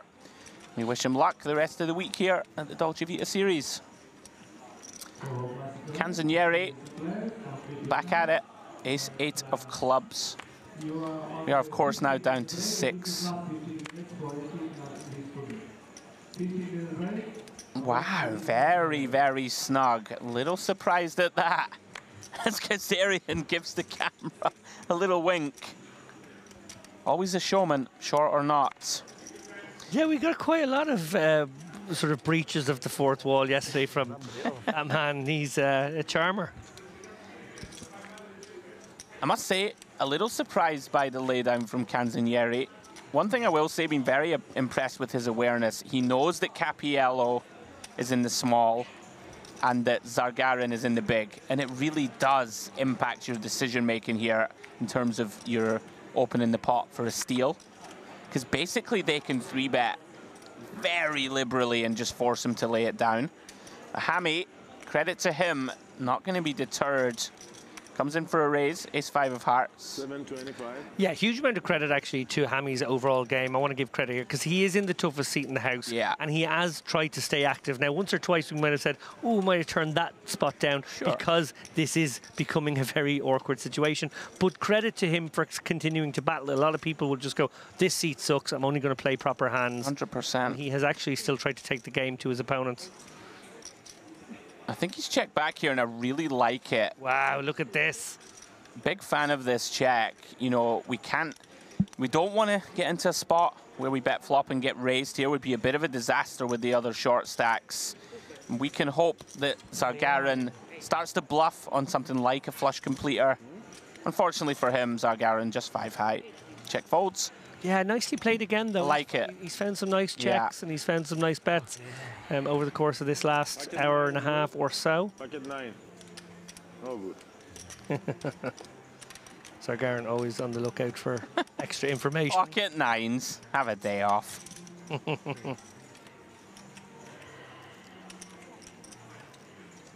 So, Garzarian now really in some trouble under the gun, which of course now is the low jack and 6-handed game. Desperately hoping to wake up with something.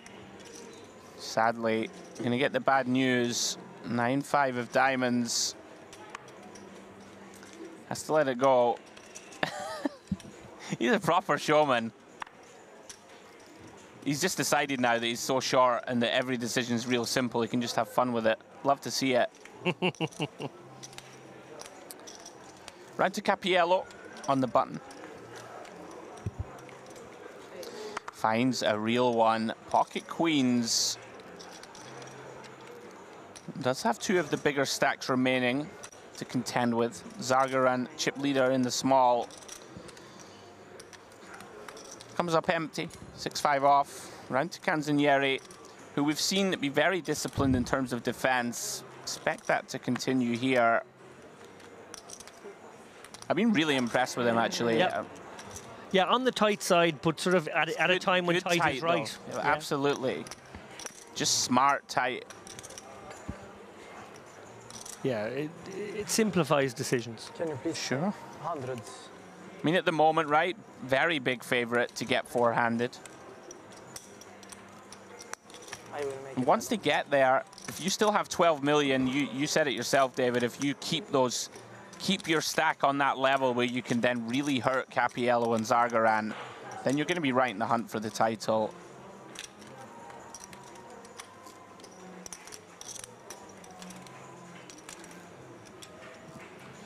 Sahafi, another player who really has been forced into folding most of his range. And here we go. Hammy finds a big hand. Ace-king in the hijack.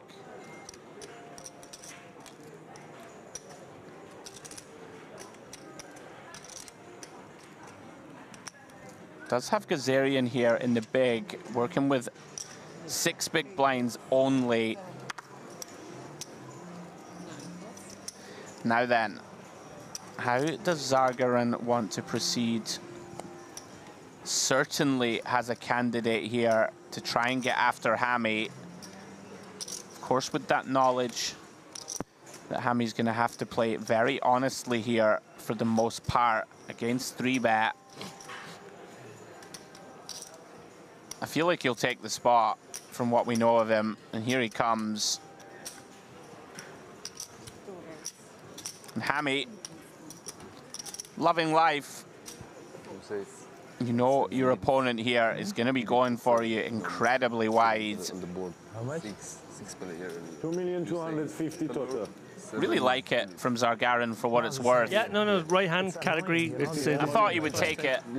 Because you don't think about it. And here they go. Just a dream of a result, this one for Hammy. Going to take down 3.7 million here, uncontested. A little bit of posturing from Zargarin, you would imagine. We did see him make that huge call, David, on the FC bubble with ace-jack off, but this one, different kettle of fish entirely. And then you put my time, right? Sorry? Yes. I'm not talking to you. Yeah, Zargarin keen to use some time up and as you said, save face perhaps, but also doesn't want to waste a time bank on this one.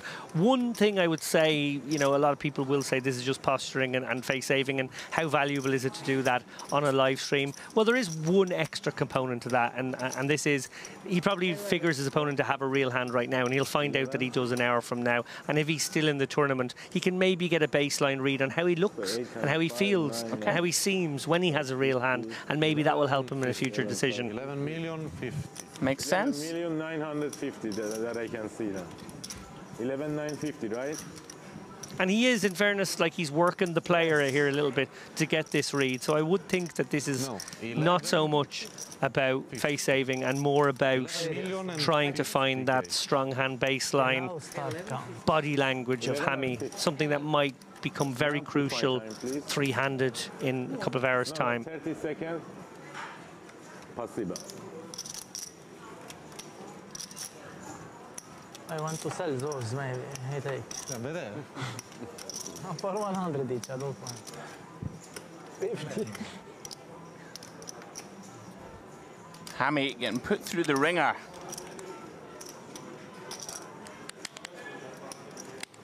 Wow. Oh. Okay, well, I am...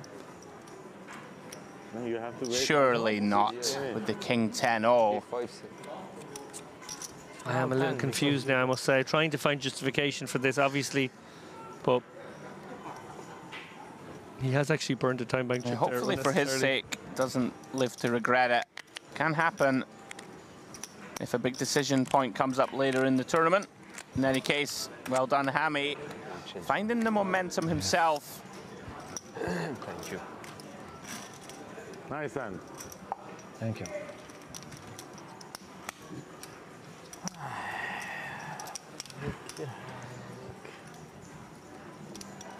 Basically a straight race at the moment between Gazarian and Sahafi to outlast each other. Everyone now locked up $29,750. Next ladder starting to get significant, $7,000 increase between 6th and 5th.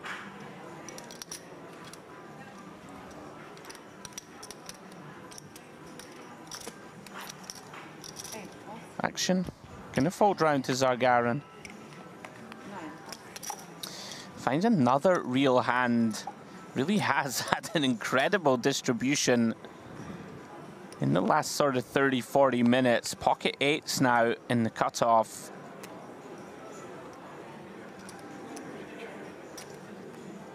Always interesting, David. Like, the table likely thinks that he's just taking liberties, but for the most part, he's had real hands. Yeah, I don't think there's been a single light open. Not many. For this entire final table. He's had enough real hands to not maybe need to. Yeah. Well, here we go. Don't mind this from Gazarian. 375.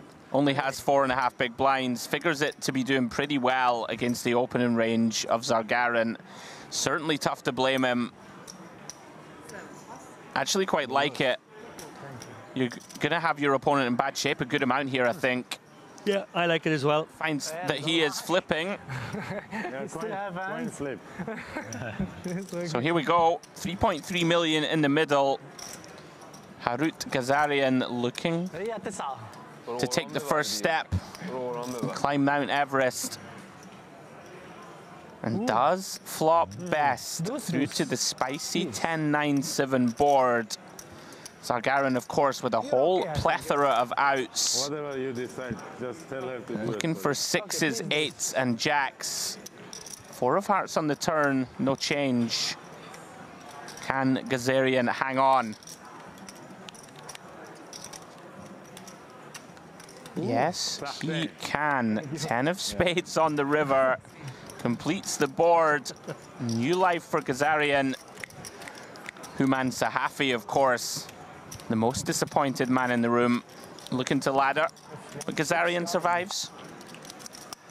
Yeah, and he's been a fun addition to this final table. Obviously, he hasn't got much going. Maybe this is the beginning of the engine starting. Certainly a rambunctious presence here. Not camera shy by any means. Yeah. Great character.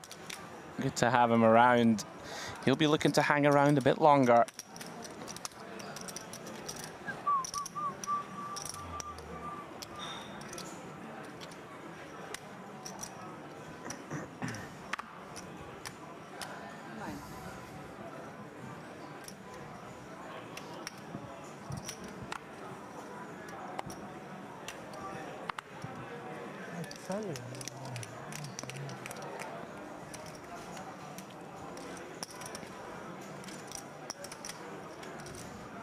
It's a busy day for me.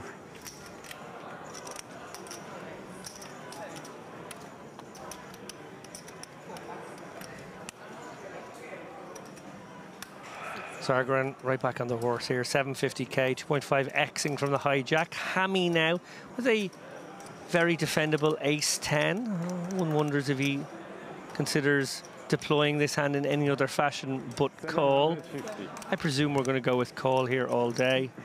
No desire to bloat this one maybe. Oh no, look, raising chips. Surely not.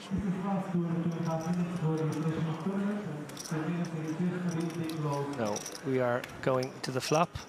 Hammy has got the gutter here, but Sargren flops best. Top pair, not so much kicker, but every reason to fire out something small here. Plenty to target, some draws, some Jack X. Sides for the deft little check back, which I don't mind if you are going to hold back some of your top pairs here. This is the right one to do it with. I think this is pretty reasonable. Not going to be a hand that we can bet multiple streets with unimproved. Does check back. Now Hammy, with the decision point, do we want to start bluffing ourselves? Does decide to go for it. 1.1 million, 60% pot.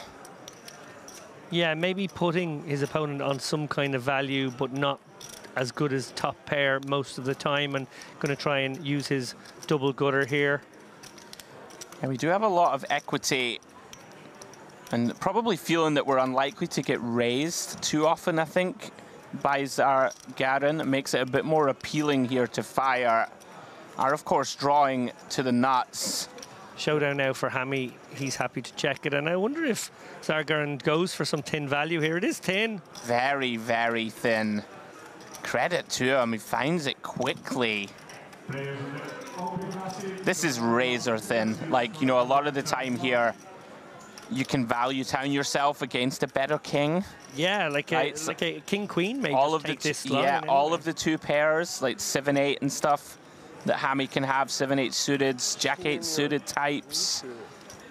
Yeah, Sargren sort of repping a hand like Jack-10 right now. Yeah, I'm not sure in the longer term how much I love this. Or maybe Jack-9. Like it feels almost impossible to get called by worse. Yeah.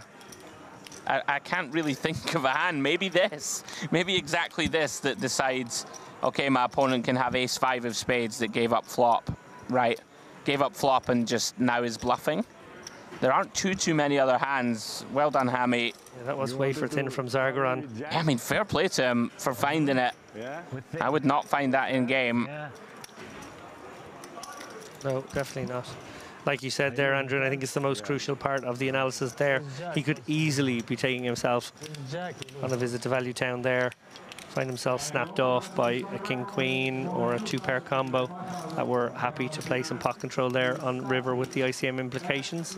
Not wanting to face a big bet over the top of a blocker, so they just decided to go for check call. It was dicey. Anyway, on to the next hand we go. Sargren did have the best hand all the way. A very sharp instincts to go for value on that river. Yeah. Still loving life, 39 million in chips. Quick glance at the clock here, guys. We've got about 4 minutes left on this level, after which I believe we're taking a break. So going to get this hand and maybe one more in. Please stay tuned. It won't be a particularly long break. And obviously, final table action has been heating up.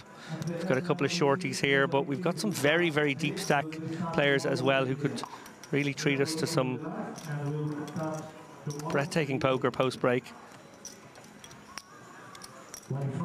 For now, Canzonieri going to try to increase his chances here, opening ace-queen off in the hijack. Action now on Hammy, who makes a speculative enough call, it must be said, here in the small blind. Not sure I love this. Yeah, this might be the first hand I've seen for him that I'm really not a big fan of. Don't want to play a pot here out of position. And now it's three ways. Maybe getting a little carried away. Off to the queen 6-7 we go. Oh, interesting. This is interesting now. Cappiello obviously up and down. Canzonieri with a very clear top pair, top kicker. Ham has quite a few back doors, actually. He's kind of got all the back doors. You know, he's drawing to that 10 of spades, but he's kind of drawing to all the straights as well in a Hail Mary type of way.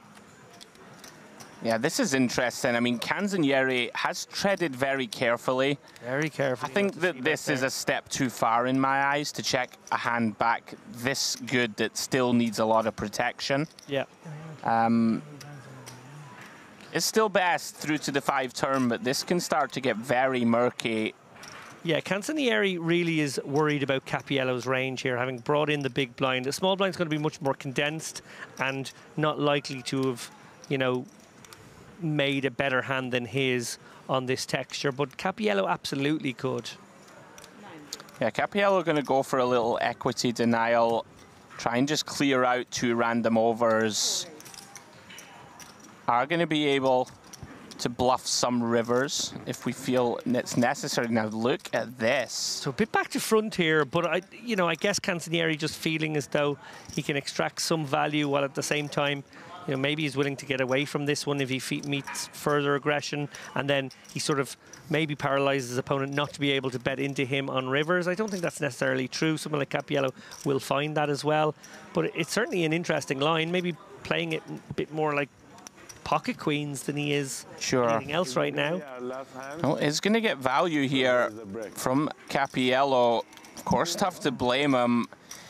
He's going to figure that he is drawing still to the effective nuts. Probably not going to give Canzonieri too many combos of like an 8-9 suited. Maybe one more. This has worked out very nicely, and he's going to go for river value also. Yeah, targeting the king queens and queen jacks now. But it, again, kind of a thin value bet in a sense. It really is. Of course, the danger here is you do open yourself up to Cappiello potentially putting the hammer down. Yeah. If he puts us on a non-nutted hand. Yeah, this is actually, he's really opened the door here because Cappiello can have the straights, and I don't think, given the way he's played, Canzonieri can have them. Now, Canzonieri has sort of played this hand a bit like pocket queens, which is always dicey then if you think your opponent might have a set to start bluffing into it. But that's the problem, yeah. But you know, I genuinely feel as though he is capped right now and Cappiello is not. I think that's fair.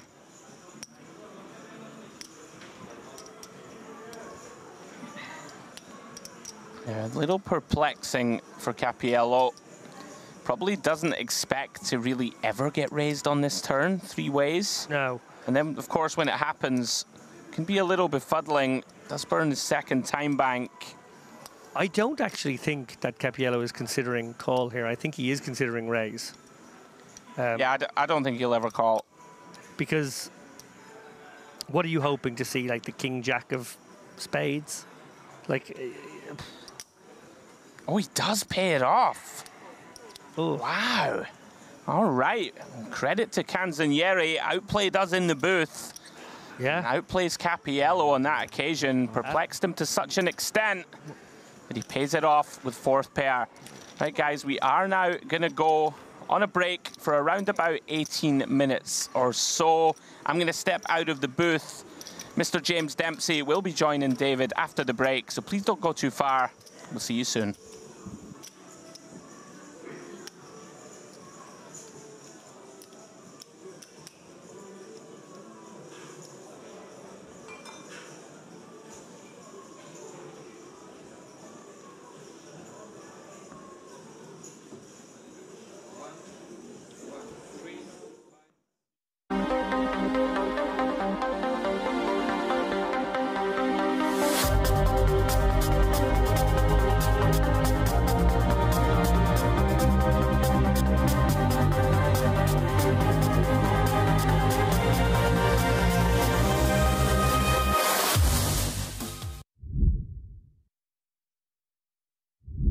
Anyway, it looks like Georgie. Joe, I think he pull it. I don't think. I don't think he pulled it, but I think he might have like searched for a friend. I think he might have a lucky friend out there, and I've seen that happen in this room during the mystery bounties. I had the privilege of calling a mystery bounty here on my very first visit to Merit, and a lot of people believe in the lucky friend. Yeah, it's everywhere.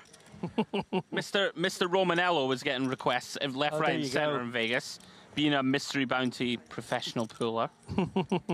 Who would you choose if you had to? All right, we'll come back to it. Oh my goodness me, Georgi, you are in trouble, sir. Oh, this is not nice for Georgi. He's just picked up a bounty and he's in deep trouble here against Dalkalic, who well covers. Against the chip leader also, this is going to be nasty business. What a cruel game for, you know, 1 second you're feeling like you're on top of the world about to pull a big bounty. Oh my goodness. Oh wow. Oh wow. Dealer, what are you doing to us here? Goodness me. Tulip Berganoff cold finds ace king. 50 big blinds deep. I mean, it's incredibly tough to get away from this. And I think you're incentivized to just lamp it. I think you just send it here for 205 in the middle. If you can get folds, it's a pretty cool outcome. It looks like he's gone for the non-all-in. I believe he announced 230. And it is potentially going to give him a chance here to get away. Yeah, faced with two shoves, which we presume are coming. I mean, this is an opportunity to get away, although it's still ace-king. I'll tell you something, Georgi could fold here. Like, what's Dalkalic's range here to 5-bet jam here from under the gun against the only stack that can hurt him in Tulip Berganov? Wow. Tell you something, Georgi. Oh, you want to make sure. There you go, snap folds. You want to make sure. He said the words all in, but he did say it in a questioning way. And you want to be careful with that in my book. Goodness me. Wow, what a fold. I mean, credit to you, Georgi. We've said before, his instincts are amongst the best in the business here at Merit.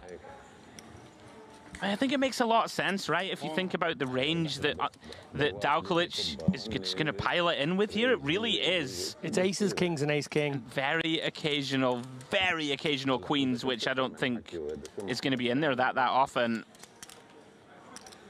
And all of a sudden, oh wow, Tulip Berganov though, gonna run it. What a massive pot here early at the final table. 2.15 million chips. Destiny of this tournament could be getting, you know, you don't want to say decided, but this is massive.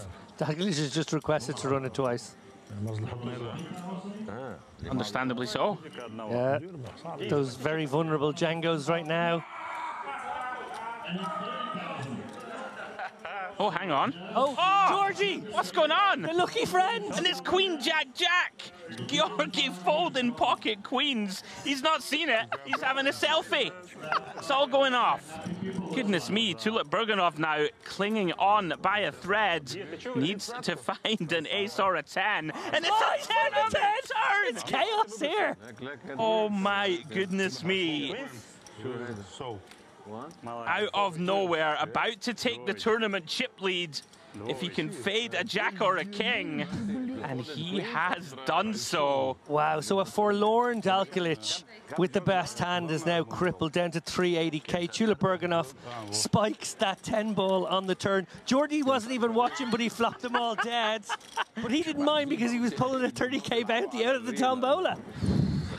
Goodness me, welcome back to Merit. What a 60 seconds of action.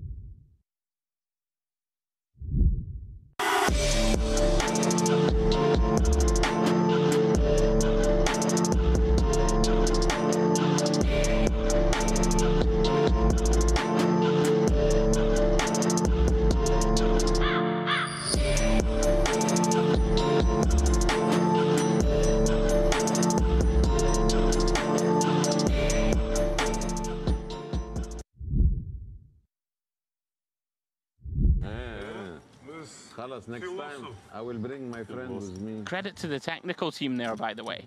Oh yeah, they didn't miss a minute. They didn't miss a beat, did they? No. Even got the selfie in. Yeah, we have the biggest showdown in the tournament so far, and we still managed to whip round and find a player pulling an envelope who wasn't even in the tournament. Bob, if I win a bounty... I know, I was looking at him. I was like, I don't know who that is. I don't know who that is. Right now, there's nothing left. Georgi's gone again. 10,000 still. Right, focus Andrew, focus David. Back into the action. Saeed here, ace queen, makes it 40k. Interesting now, because I think that's basically all the big bounties have now gone. Oh, how's this for a troll? Back-to-back Django's for Dalglish here. He is going to get called and looked up here by Saeed. Can they hold this time, Andrew? Goodness me. Conclusive proof we are living in a simulation. It's the kings. I mean, if he can hold here, he's going to be back up second or third in chips, I think. Are they the same two kings as well? I think they are. It might well be. Here he comes. Eli Saeed in there. Obviously an easy decision for him. 750k, very much back in it if Dalglish can win this one, if he can get the hold. Oh, well, he should be okay this time. Pretty good start on the king 9-5 two-spade board. Just fading runner Broadway. Yeah, average stack right now about 800k, so this is basically back to average for Dalglish. Not bad. Doesn't look like a man who's feeling that great about it, it's got to be said. I get a laugh now, finally. Rivers quads. What a few minutes here. And Dalglish steadies the ship. And we can breathe.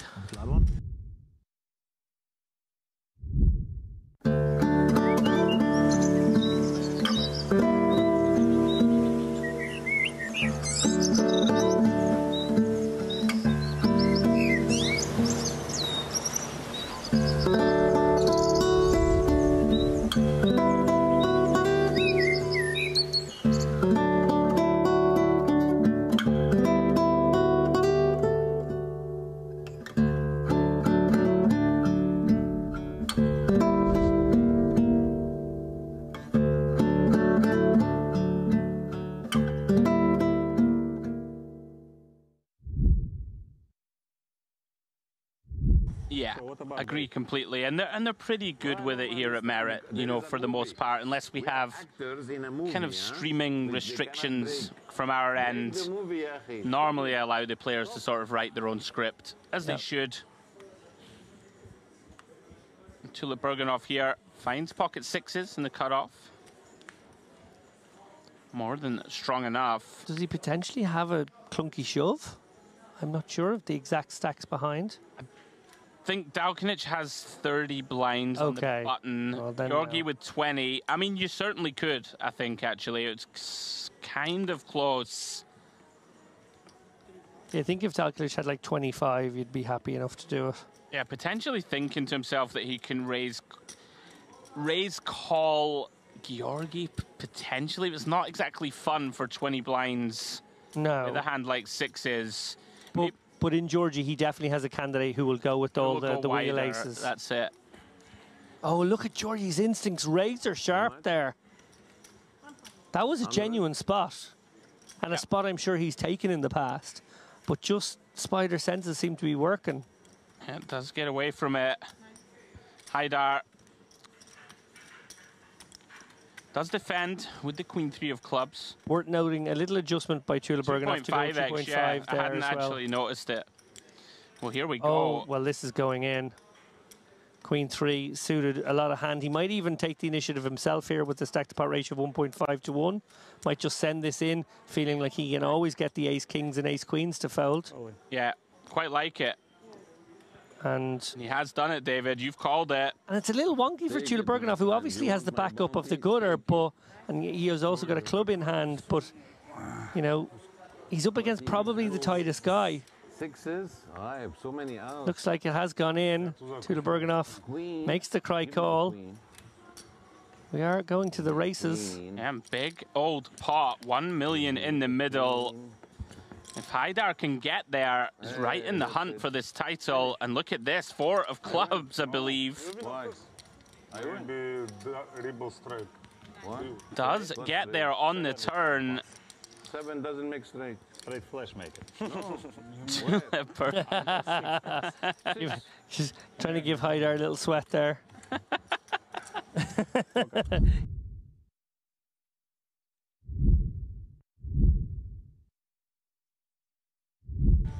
Blinds are now 30-60k. Looks like we've reduced the clock to a 15-minute clock, so that's kind of turboed things up as well for these guys. As if these boys needed help gambling. Yeah, Chilberganov all in here. All in? Just going to isolate everybody else here. Dalkilic can't call with the Queen 9.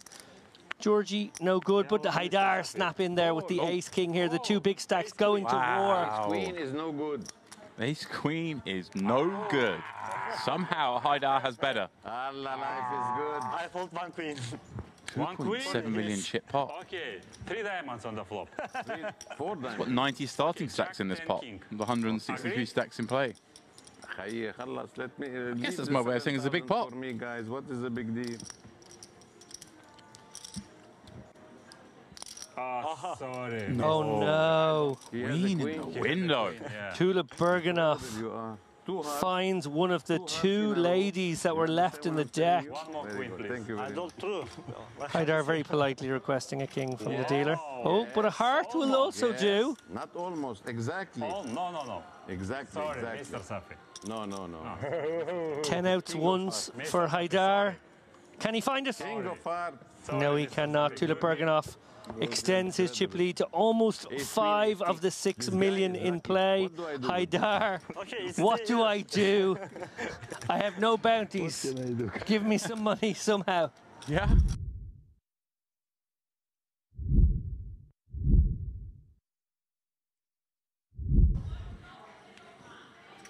Yeah, that IPO generated 937 entries at 1K pop.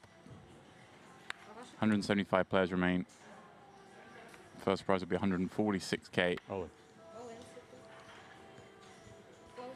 Oh, and this is going to show down the Jack-9 of clubs once again in the hands of Dalkilic. Not the first time he's held on to those same 2 cards as the previous moment. Here we go then. Step 1. Get the first double up.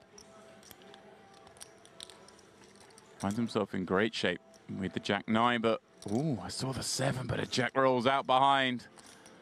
2 cards away from making a game of it. Still be 3-1 down, but more than doable. Ooh. Backdoor potential, but he doesn't need it.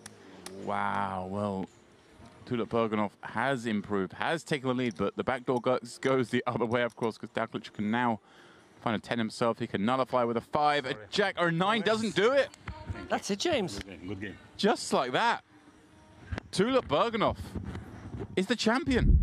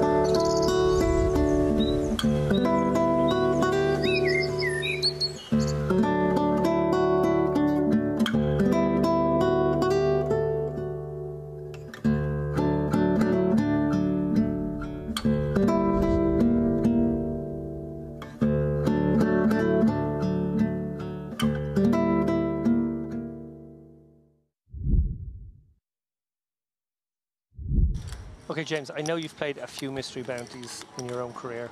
Are you a gonna keep my bounty and pull my envelopes later guy? I want to pull them immediately. Is there any strategy you've thought of around that? Here's a story. I've only played 2 live mystery bounties, both at the World Series, both this year and last year.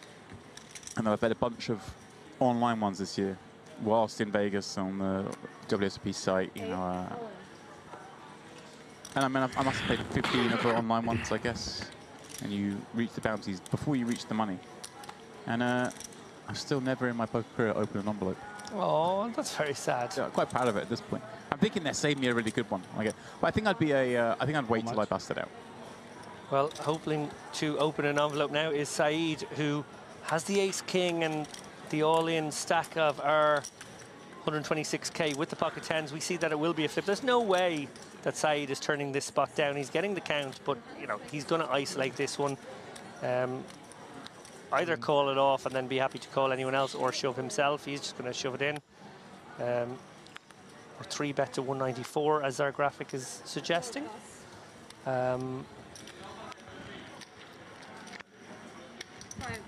That's going to clear out all but the good hands, and there is a good hand. Gavish in the small blind, dreamy situation here. He does cover for a start, so can pick up one of these bounties, but Saeed covering both. If he can spike an ace or king, could pick up two at once. Now, Kolotyuk, not really going to consider this ace-8. He might peel the ace first and get excited, but once he sees that ace, it's a wry smile. And wow, three-way all-in. I complained we had no premium hands there a few moments ago. Yeah, this is a hand that didn't need mystery bounty element to make it this way. And here we go. Gavish pretty a little upset to see that he isn't in better shape with these two queens. Yeah, and Berthold would have fancied his chances of having the best hand when he put this shove in. Now he's in quite bad shape here. Just 20%. Monstrous. The ace, king off, and queens. Yeah, big pot, not just because of the bounty equity, but if Saeed holds, he'd be up to $500,000 in chips. What a great spot that'll be in this bounty, as you just referenced. He'd cover everyone at his table comfortably. You already mentioned the bounty, worth about 5,500 a pop, so he's eligible to win an additional 11k in equity here. Yeah. Gavish can win, what, 5.5k himself, and has none of that equity, as you mentioned. He doesn't access that side of the prize pool. But if he were to spike here, suddenly he's in the game. Very much so.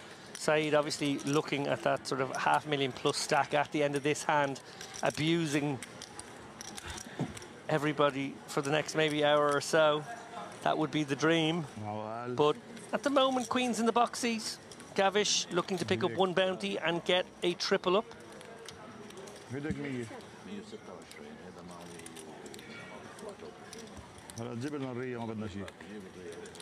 Here we go. 7-4 Trey Gavish, even with the clubs covered.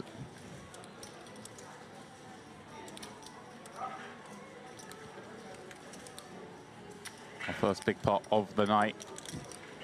First bounties available. Is it going to be Gavish who picks up the first one on our table? Just has to fade that ace, king, or 10.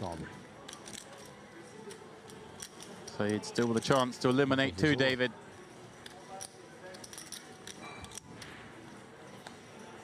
Alas, it is not to be. Gavish with the effective triple up and picking up an envelope. He's edge checking. Do I cover? Do I win this? You do indeed.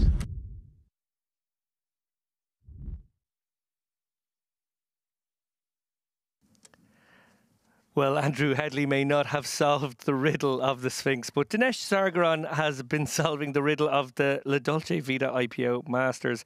He has manoeuvred his way into the endgame of this tournament with almost half of the chips in play. Some unorthodox lines, it must be said. Some initiative-taking 3-bets and some wafer-thin value bets have confused and befuddled his opponents. Right now, the world is his oyster, but this is far from a foregone conclusion. With plenty poker still to be played here at the Merit Crystal Cove, Candido Cappiello will have designs on victory, as will the chasing pack of Canzonieri, Sahafi, Gazarian and Hammy. My name is David Lappin alongside James Dempsey, and we are burning the midnight oil here in North Cyprus. At the moment, it's Zargaran's world, James, and he is dangerously close to the kind of stack that can really abuse with reckless abandon. Now, you know, usually this is the point where I'd come in and just rubbish whatever he said, but is it Oedipus who was like, no? Yeah? I was, okay. Okay, so I feel like I can join in a little bit there. Yeah, you're and there. therefore, normally I would, you know, throw scorn on whatever nonsense you come up with, but if I can prove that I know something, I'm going to join in. Nice. So that's it. But no, yeah, Zargaran. He's, well, is he going to fly close to the sun, is the question. 39 million chips. Certainly looks likely. Okay. Possible. Well, that's Icarus. Yeah, no, but I'm just moving on. Oh, you're just... I'm just moving on. I'm speaking your language. Switching myths. That's fine. Yeah, That's fine. you can't expect me to stay in one myth. I mean, I'm stretching as it is, David. Like, this is, you've got to be playing your game. It's been action then. Oh, there's a lot going on. Oh, we got patches. Canzonieri. Nice to see he's still in the mix.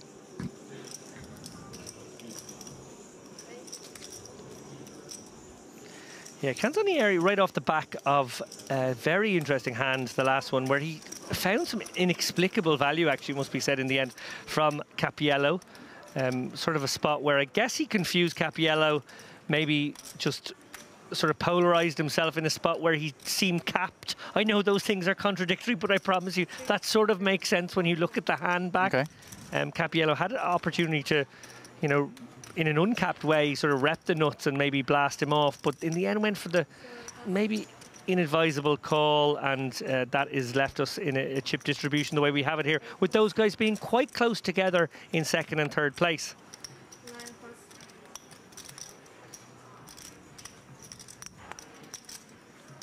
Kazarian then committing 4 blinds from the hijack with 4 and a smidge more in the stack.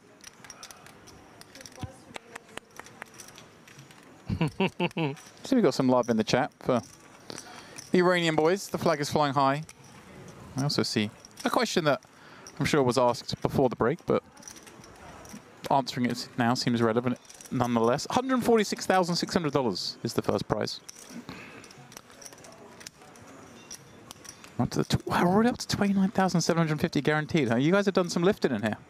Yeah, it's been action-packed stuff. We lost Saeed, unfortunately, there a little while ago in 7th, but it's been very entertaining, must be said. And again, I know this is a wrinkle you are aware of, James, but that gap between 3rd and 2nd is still a little larger than the one between 2nd and 1st. The old merit quirk. It is a quirky one. It's fun, though. Nowhere in the rules does it say the pay jumps have to increase. It just adds a little difference. Yep. It's merit. That little bit special.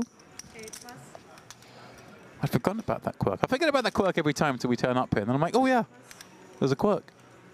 And I expect it not to be there the next time, and it's still there. So obviously baked into the algorithm. What do you think of the word quirk? I'm a fan. Okay. It's like Aaron's a fan of ace-5 off. He's going to limp it.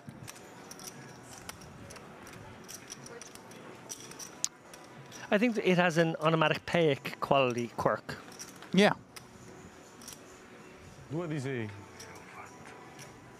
10-5-3, all spades. So Karen peering down to see if he's got one. He doesn't. Does have a pair though. On this 3-spade board is going to bet and make it hard for hands like this. Canzonieri's gut shot. Hey, give me a cup. I have an ace as well. Ah, he wants to show that the limp can be anything. Have that.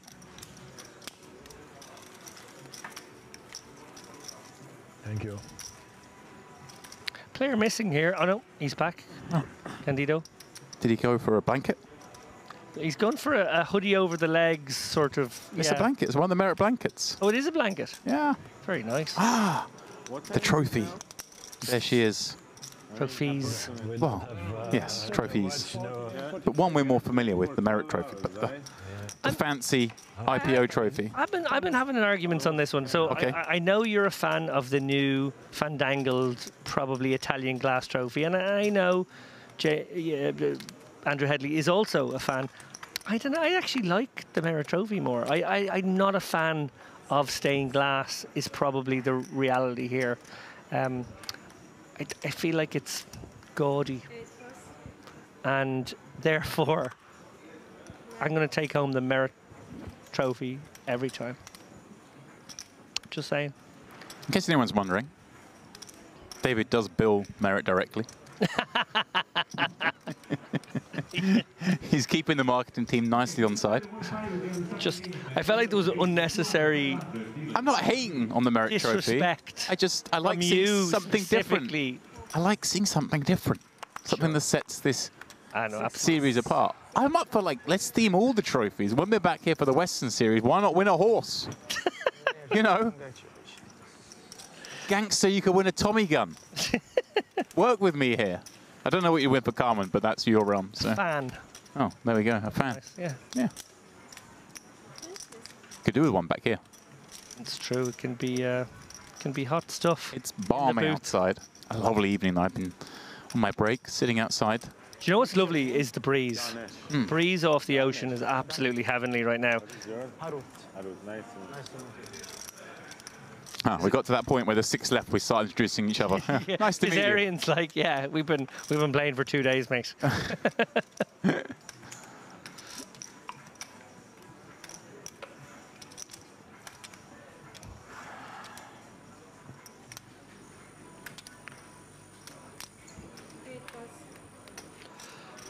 Capiello.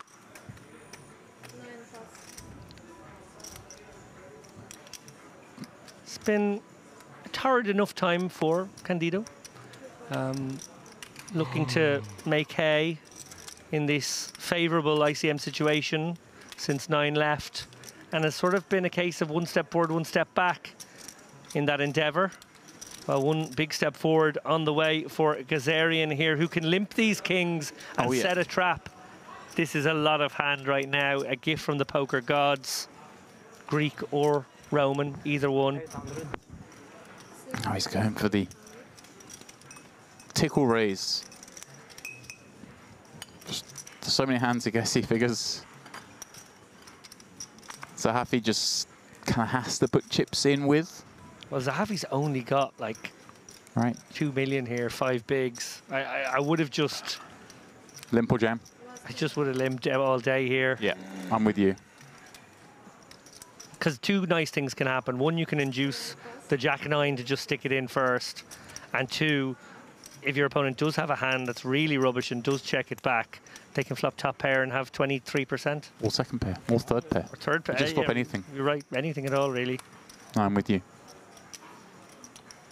I think if we do raise, probably just want to go all of it. But he's obviously doing some sort of exploit here with the kings, and he's just deviating, thinking, hey, look, is the guy ever going to fold, you know, 6-7 when I'm in raise?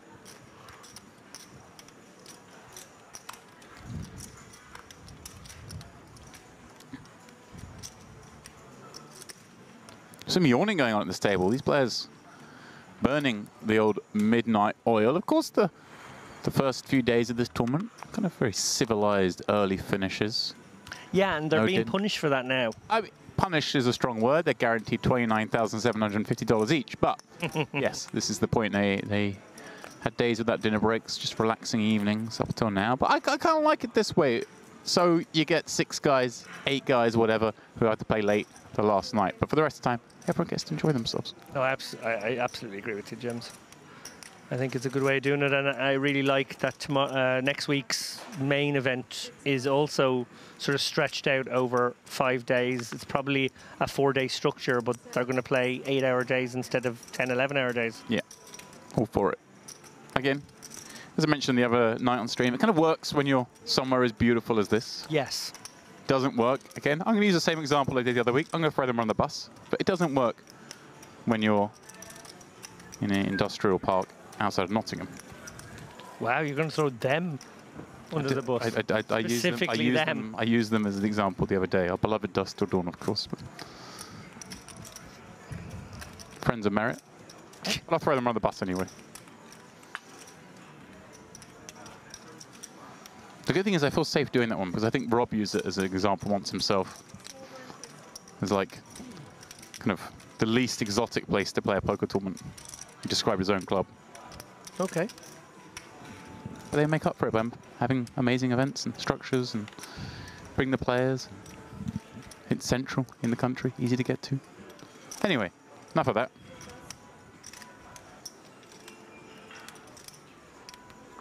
Have you had the buffet at Dust Till Dawn? Doesn't quite match up with the... I have had it. I mean, does it have a view of the Med? Can you wander up with some steak? There was no splashes. There was no, free-flowing Prosecco. Maybe there is, I don't know. I haven't been for a while. Safari. So happy even, pardon me. All in. Hammy in the small. Yeah, this feels like a call here, mandatory. Obviously, Sahafi's going to go with anything resembling a decent hand here for 4 bigs. Hammy, actually quite a similar spot to the one faced by...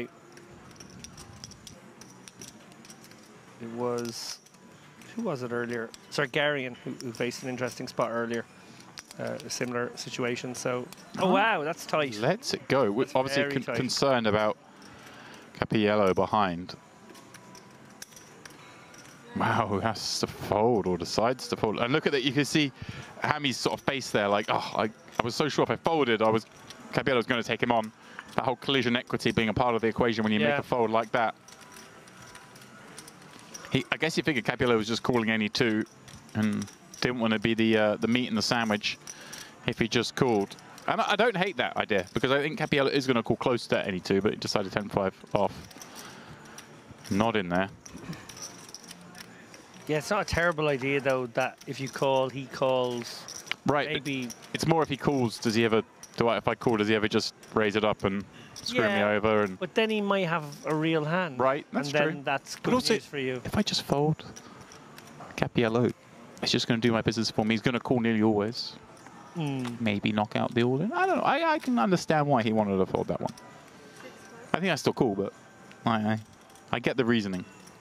Well, Sahafi now with 2.6 million. Almost 7 bigs. Still looking for a spot. Hammy, having turned that one down last hand, is going to turn down the King 7. But I want to point out here... He sort of looked at Cappiello like, why did you fold the last time? Yeah, he did. Something very much worth noting is the awful seat that Hammy has here with both Zargran in the big blind and Cappiello in the small. Cappiello's going to limp in here, and Zargran's going to look at pocket 4s here.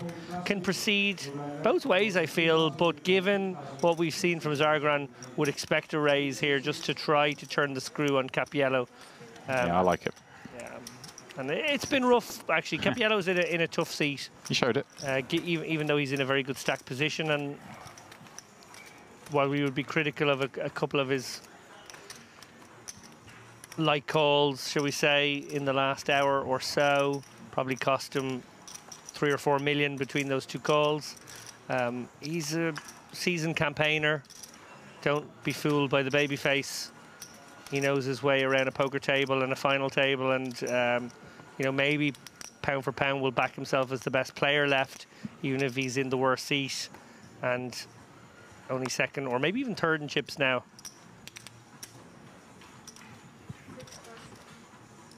It really is a case of the haves and the have-nots here, isn't it, chip-wise? Very much so. What began as a sort of a 2 big stack, lots of short stack affairs, is now sort of 1 huge stack, 2 decent stacks, and everybody else short. And, you know, when they're all short and trying to battle one another, they're all eyeing up 4th place, basically, which is 50 grand. It's an extra 20 grand more than they're guaranteed right now, and that's for just outlasting 2 more people. That's really the big goal for these short stacks right now. Big goal for Zargran is trying to win a big pot with these queens here. He's going to 3x in the small. Canzonieri, who's been super disciplined all day long. And Zargran has actually been a bit of a card rack all day, it's got to be said. He's had kings, he's had queens twice, he's had jacks, he's had ace-king a couple of times. Pocket 8s were at work at 1.2, so... All right, go on, wax lyrical about the merit trophy, and we'll just ignore the glass. Go on, carry on. I don't know. It's like a Giacometti sort of mannerist figure. It whiffs of like Champions League or. I also did wax lyrical about the merit trophy, not the. Oh, sorry, I was talking about the other one. I did notice that they've actually the base has got the sort of tiles that we have in the background on the LEDs. Yes, that's a nice little touch. I really like that. I think that's what does stand it out. Yeah, I like that. Glad I'm turning you around here. I was just looking through Cappiello's end up. You sort of referenced him as perhaps one who feels like he's comfortable with the table. Well, I'll come back to that because Sahafi ripping in the 2 5s. 6 and a bit blinds. Yeah, Hammy is very much hamstrung, isn't he, with these two roll short stacks. At least they're to his right, though, so he kind of sees what they're up to first. Oh, look at this. Ooh. Cappiello, awkward seat. You'd love to be closing the action or almost with these sixes, but I think maybe right on the border. Wow, sevens, I don't think I fold ever. Sixes is literally the problem hand here. I think sixes we still call, don't we? I feel like it's the worst one we call, but Right. it's very close. Oh, he's just going to let it go. Preservation. Yeah. The order of the day. Targaryen behind with nothing. I need to remind myself of the stacks here. Of course, Cantillon area here in the small blind. That's a much closer spot. Looks like he's just going to fold it, though, for the... A lot of respect he's garnered here for this 6 big blind shove. Yeah, and he's earned it by virtue of the fact that he and Gazarian have been the two players who've been willing to sort of patiently blind down and then get the occasional shove through. There's been nothing outlandish from them. They've been very selective, so I think people giving them credit for, you know, not a premium range. Obviously, they're far too short to do that, but certainly no nonsense in there. Yeah, just want to come back to Cappiello and looking through his results and see his first recorded live cash came earlier this year. You're shaking your head. Let me know. Am I looking at the wrong profile?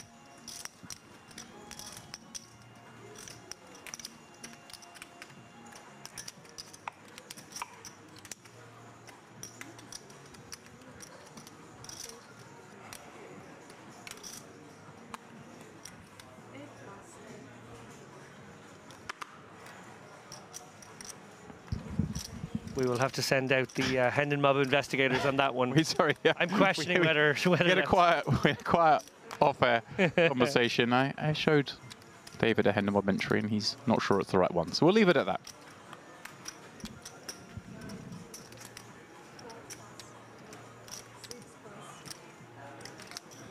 So I'm going to believe the most recent result, at least, which is second in the 3K high roller at the UK IPT in Malaga to Sam Grafton. Yeah, I was there. I contributed to that prize pool. That's very nice of you. On more than one occasion, or?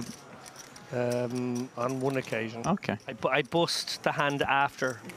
Did you fist pump that fact? You saved the dignity of not having to rebuy. No, I wanted to rebuy. When people see you walk out, like, David, you can still re-enter, and you're like, oh, I haven't got 3,000 euros on me. I would have and wanted to re-enter. If I could have, I would have. Oh, sorry, it was the 3K? Yeah. No, I played the 2K, which Sam also, I think, won or came second in. Oh, wow. Yeah.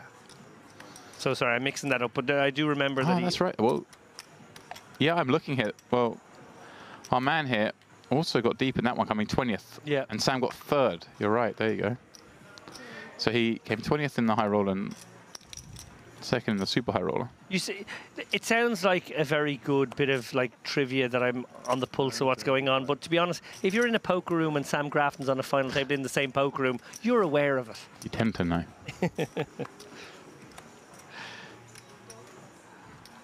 Well, aware of his ranges right now. Sargeron is opening up this ace-jack, but running into the queens of Sahafi, who has no fold equity here. So we're going to showdown. Right, and I have to say, Sahafi's got a couple of jams through in spots, you know, where he would have been maybe called by the a6, maybe by the 6s, could have been out, and now suddenly here he is, a 70-30 favourite to double up to 6.5 million. Such as the curious luck that hides in our game, that he got that jam, those two jams through.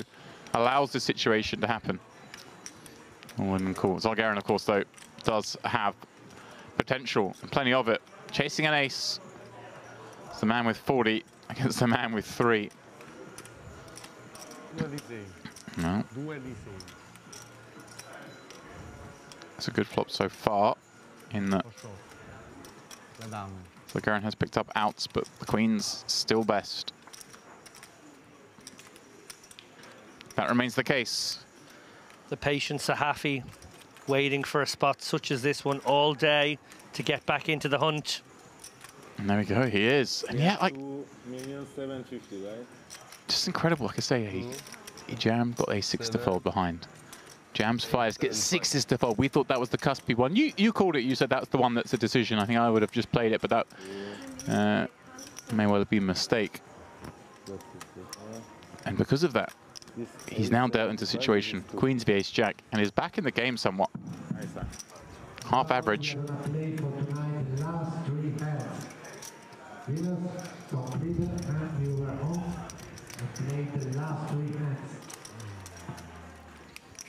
That's it, 3 more hands to the final table. Yeah, they're bagging up in the background. I'm trying to remind myself, is that the 3K that's bagging up? I think you're right. Having a look here.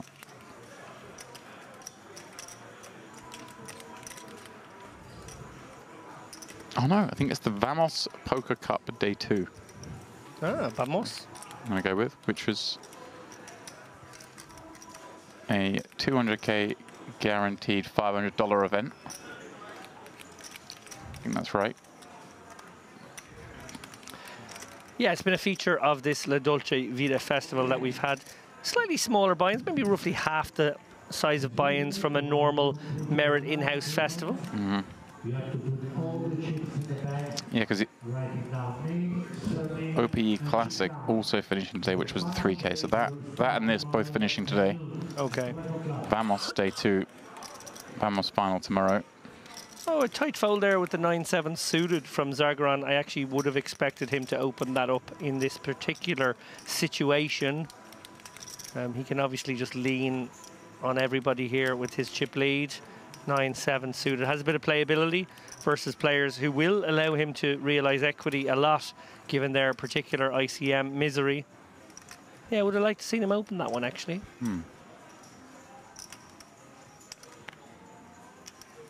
Of course, tomorrow we're picking up coverage, or completing and picking up coverage of the Ladies' Championship. I can't wait for that one. This one, which is free to enter for your first bullet. I have been trying to convince my partner, as were you actually over lunch today, to play that one. Yeah. Feels like there's 10K line out there to be won by somebody, and why not Sharon? Why not? Why not JD, who I think is also here on the Headley rail. There's also a package for the winner. To the PokerStars Women's Winter Festival. Wow. Includes a 3-night hotel stay in London, and entry to the £400 main event, which is 100K guaranteed. So is that 3 nights in London? Yeah, I mean, that's worth a lot. I was going to say that's like that's the buy-in is quite a small part of that overall. Yeah. If you're staying anywhere half decent in the central London area. In fact, I'm reading about this event now. The Women's Winter Festival, including a mix of events, but one of them being a 50-50 male and female event. So like you have to, that. You have to like partner up to I get like in the that. event. You That's really nice. Letting the boys in for one tournament. Yeah, that's a good idea. Yeah, credit to Merit for obviously putting on a wider variety of tournaments, shall we say. We usually cover the warm-up 2K, main event 3K, high roller 5K, but we had a look at the Mystery Bounty, which created a lot of excitement the other night. Ladies event, we're going to have a PLO tournament as well, I believe. So, yeah, just a bit more novelty, bit more variety. Variety is the spice of life, after all, James Dempsey. Yeah, and that PLO event that we're looking to cover is a PLO bounty as well. Oh, wow. That will be pure carnage. Equity's running close, and... But it's a straight bounty. So a 500, that 1K with 500, 500. So it diminishes as the tournament goes on. As the tournament goes on, we lean much more towards... No, nonetheless. But those tournaments just at the start are wild fun, because now it is about just knocking everyone out. Right? Totally. I'm speaking alone.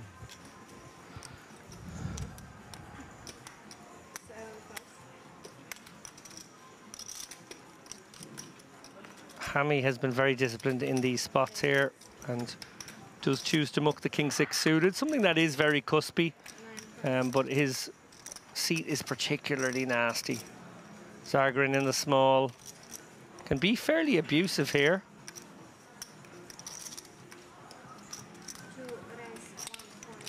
Oh, and Canzonieri lurking behind with the pocket aces here. How will he proceed? His opponent, Zargaran, has just opened to 1.2 million. Do you ever flat here and set the trap? Or do you think to yourself, well, no, I got to put some more chips into this one, and maybe he'll have a 4-bet shoving range. Oh, he's 3-bet pretty big as well, actually, it looks like here. If I've seen that right. Didn't waste too much time. Yeah, gone really big, 4.4 million. Oh, you need to throw out some more rope here, sir. Canzonieri has been very circumspect. He's been careful. But this is a little overly cautious. These aces are such a gift. I like the idea of trying to go for this in the sense that, in theory, he's not supposed to have too many hands that want to 3-bet go with it because of the ICM dynamic that's formed behind. So therefore, when you do get 3-bet, it doesn't really make that much sense. It's supposed to be... there just aren't that many hands that want to 3-bet call it off. Obviously, though, sometimes you do get dealt some of them. And for that reason, I'm with you. I think I just kind of don't ever really 3-bet here too much, other than maybe some 3-bet jams. Like, 3-bet jams some hands you just don't want to get 3-bet call with, maybe. I don't know. I think that one, we just want to lay the trap. But it's such a pure hand. Right. It's ever a hand we trap with. Yeah. In position. Up against a wide range.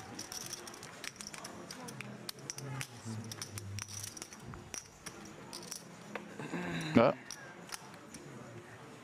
3-bet, try and get it in pre. And there is some sliver of benefit to denying there. I mean, sometimes we do call with aces and we end up busting out in this hand. It is a final table. There are 6 left. It's not a factor. We're not worried about busting with aces, but it's a percentage. There's some value to just denying. Absolutely, and that is 100% the counter argument. Hammy going to bump it up here with the 5s. Vulnerable sort of hand, not a comfortable hand to play. Canzonieri may decide with a small discount here to flat. He's got 16 million, but opponent is effective here playing 23 bigs. By calling here, you often will bring in the big blind and create a sort of better spot. But my goodness me, the aces. Well, it's Kazarian's turn to wake up with them. Wow, the 2 short stacks, so patient. Both getting dealt amazing scenarios. And now that it's a squeeze spot, there's no thought to flatting here and being deceptive. You've got to throw out some sort of 3-bet. And obviously with 2.5 million in your stack, that's going to be all of it. Well, he's actually gone for the non-all-in. The kind of almost all-in bet. Which is, you know, something we see in situations where... ladders are possible. Right, but in this particular spot, when you're 3-betting... Like, this is just in a spot, I don't think, where we need to have this move, but... Sure. Let's see how things go. We don't really want to encourage... Have we called in both spots here? We have, because we made it smaller. Yeah. You're right, we put that extra 700 in. I don't think we see these 2 calls. I think we might see an isolation shove from the first guy, and we might get rid of one of these hands. Specifically exploit with aces. Yeah, maybe. This is good. Maybe this works. As a general strategy, I don't think we really ever have 3-bets there that aren't just all in. But let's see. Gets a Jack-8-6 flop. That's good news. Yeah. And obviously gets to put in this 750k himself here. And Hammy, surely, as the first up, can he fold for 750? I'm not sure either could fold for 750. Right, but if Hammy puts 750 and maybe Canzonieri, does he ever get to fold? I guess not. He's getting over 10 to 1. Getting 10 to 1, and your opponent who just called doesn't necessarily have to have it. Right. So you could be up against an ace-king and an ace-10. Right. Let's go. So they do both call. Amazingly, he is in prime position for the triple up. Yeah, he has actually just worked out the best way to squeeze all the value. Or has it? Hammy picks up a gut shot straight draw. The other 2 quickly check it. Throw the 5 on the river! Oh, this is cruel. This is so cruel. Poor old Kazarian. Oh, he's going to hate to see the bet coming in here as well. He's just like, oh, he had 7s, damn. He already knows.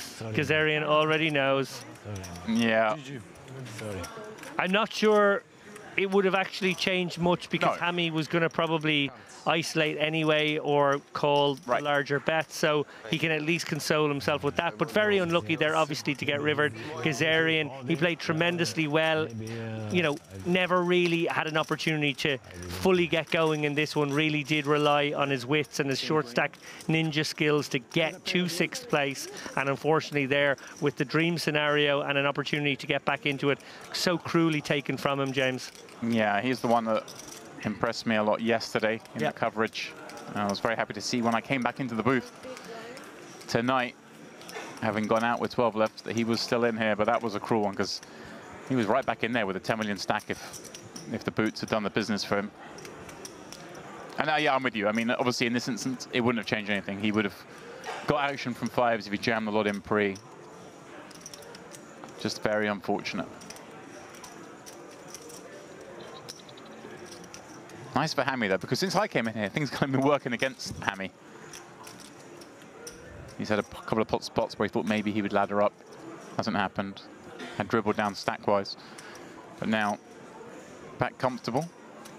Around average himself. Or slightly below now, of course, the average ticking up, having lost a player. Cappiello, solver bait.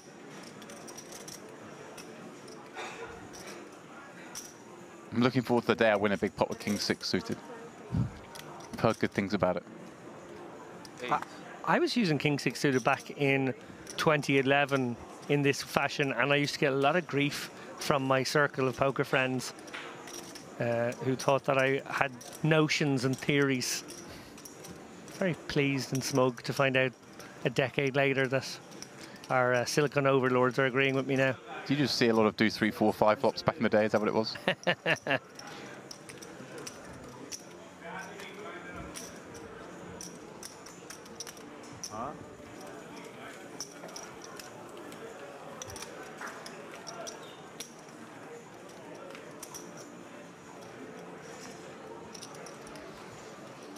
The final 5.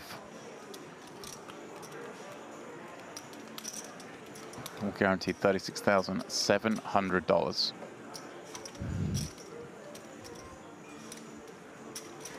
Next pay jump gets you up to 49,200. It's getting very meaty. It certainly is. Oh. Is Zargaran deciding he's got too many chips, doesn't want to play this hand? Oh, good timing to sit one out. Cappiello with jacks under the gun. And if Zargaran's not in that seat, we can't see from this angle, maybe he got back in time, I'm not sure then. Oh, he did, okay. I was going to say, suddenly that raise carries less credibility, but it doesn't in this case. Was into the whole table. So Sahafi reclaims his spot as the table short stack by virtue of that ladder up. That's a happy trade-off. Oh, sorry. And Cappiello going to fail to get action here, but drags in a little one there and getting his chip graph ticking upwards after a few stumble steps along the way here at this final table of the IPO Masters. 1,100 buy-in this one. We guaranteed 500k. Well, was it ever in doubt? Over 900 players producing a huge prize pool, 146k up top. That is what these guys are all fixating on right now. Obviously, Zargaran looking like he is our favourite and by far the most likely to pick up that big score, but a lot can happen. Yeah, far from a done deal. Despite the monstrous stack, he still has less than half the chips in play, which is obviously a big barrier at which, once you get past that, you start thinking, hey, I'm going to win this tournament. Of course, having 38 million of the 9.3 million at this stage is maybe arguably better than having half the chips heads up. I don't know, like, in terms of your chance of winning, because in theory you could, you know, run away with it with 38 million in chips. Obviously, you'd rather be heads up and having half the chips in play with 108,000 get locked up. I wasn't suggesting that, but just pure percentage chance of winning, maybe this is a better situation. Well, interesting one now. Hammy, who has been trying to solve the problem of Candido Cappiello in the big blind. They've been in quite a few blind v blind confrontations so far. Deciding to small raise the king queen here 2.25x. And Cappiello not going to have a huge folding range versus that sizing. We saw him actually use a hand like Queen 3 and make it a 3-bet a couple of hours ago. We've seen some limp pots. We've seen some of these kind of raises as well. Wow. And wow, this one's interesting already. This could be a full-on clash, or it could also just... 9. I mean, for now, it's a C-bet of 900,000, to which we imagine we're surely met with just a call, given Cappiello has second pair with no kicker, but the hearts, no reason to really swell this one just yet. Yeah, it's a pretty nice spot here where your equity's in a few different places. It's directly in the, I've got second pair, no kicker, so I'm good a lot. And then, of course, there are very nice ways that this one can develop for you and the 4 hearts. Right, I mean, quite often you've got your opponent just dead on this flop, haven't you, when they come betting into you. No reason to raise it up just yet. And it's the same logic here versus turn bet, I think. Yeah, but obviously now it gets us... It's one of those hands where it's kind of nice because you know you never fold in this hand, but at the same time you start to worry about that jack being no good and how you're going to have a lot of difficult river cards to potentially deal with. Yeah. But for now, this is one of the hands that just surely fits as a call. And Hammy will kind of be enjoying this, right? You're up against a king a lot, some jack X. Oh, there is the heart. Oh no. Hammy is going to be somewhat blindsided by this now. Stack to pot ratio about 1.2 to 1. Looks like he's going for check and assess and see where this takes him.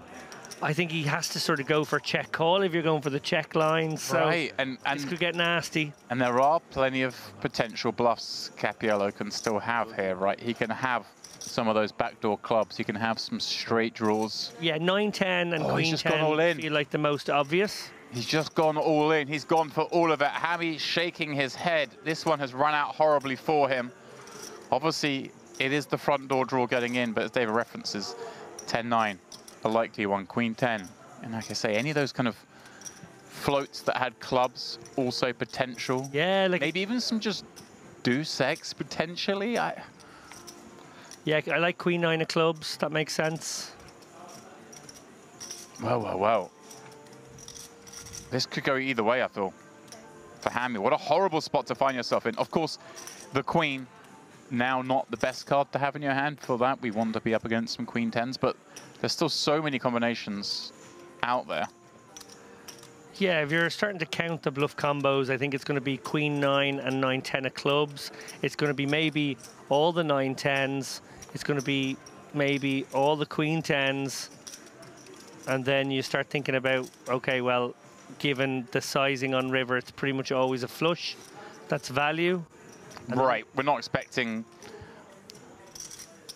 Jack 4 to take this line, are we? I don't think it would go for this size. But maybe. Maybe specifically just Jack 4. Okay. But yes, I agree with you. On principle, I think we're in the world of pain here from Hammy. Also very keenly aware that his chip position puts him sort of middle of the pack right now, and this is like potentially an ICM turn of the screw. He knows how capable Candido is in this spot, how creative he is, how potentially deceptive he would be. Well, I'm going to give credit to him whichever line he goes with here, because this is a tough one. It's a really tough one. And he's thinking long and hard about it. And oh, it's a great fold. What an absolutely spectacular fold in this context, guys. That's so, so tough. Versus somebody so capable like Cappiello there. That one is very hard. And with that, preserving his remaining stack. Yeah, I think maybe just fight another day. The presence of the Queen in his hand, making that maybe the tipping's a fault. Maybe if he has a hand like Ace King instead of King Queen, maybe that would be enough for him to. That's a great point. A lot of those hands I referenced did contain Queen. Well played, sir.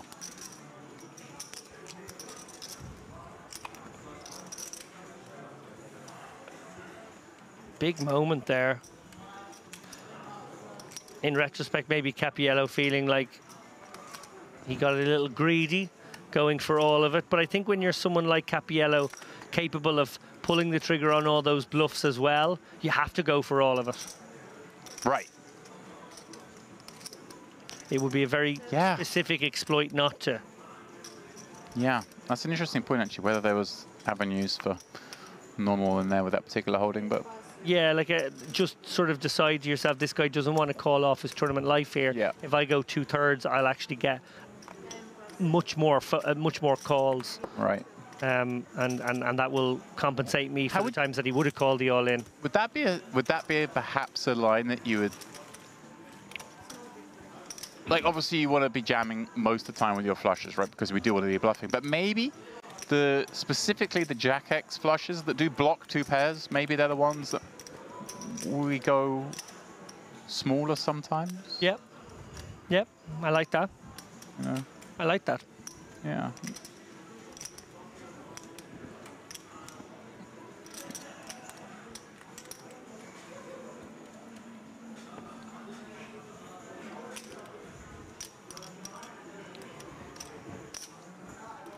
An intriguing night of poker continues here in the Mirror Crystal Cove. These 5 players are battling. They're fighting for every chip right now.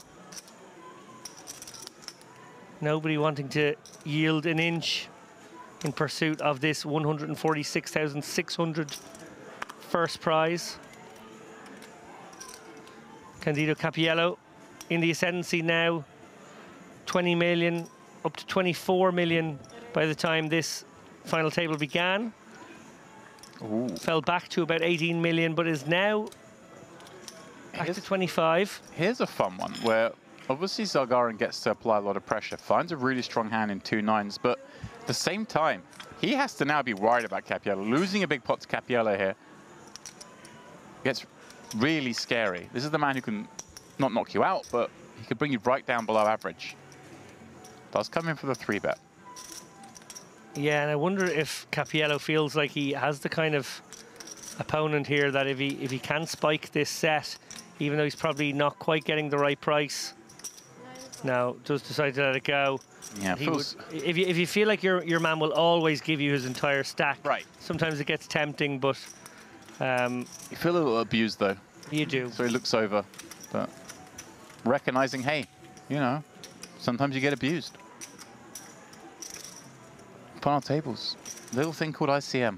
Yeah, good discipline there from Cappiello, recognizing that it was probably not the time or place to go set mining.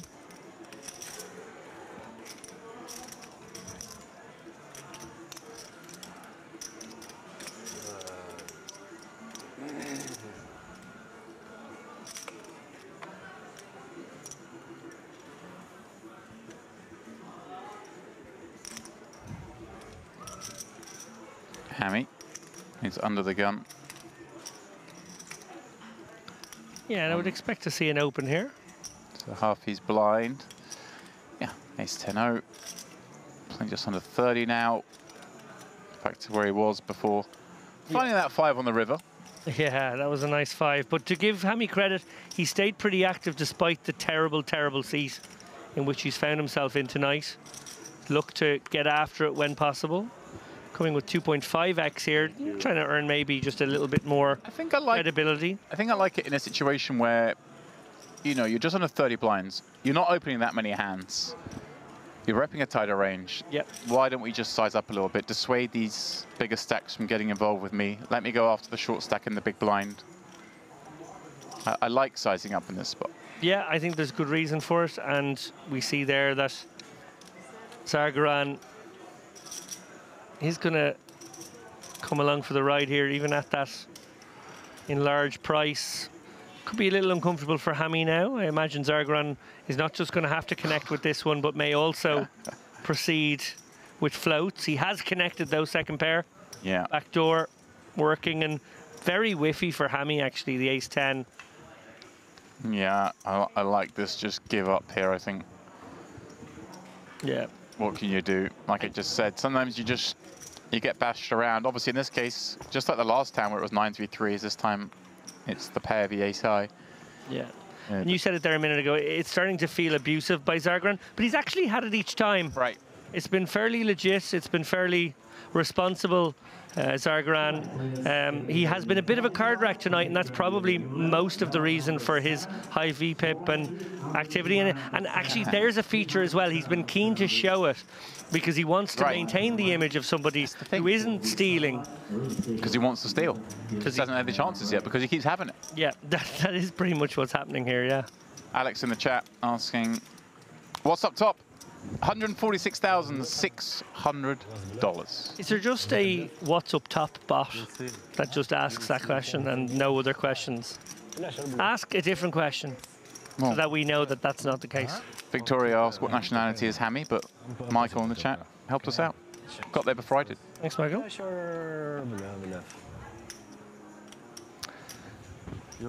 Candido Capiello gonna kick things off here with the very attractive king-queen suited. If we didn't have his flag there, what nationality would you guess Candido Capiello was?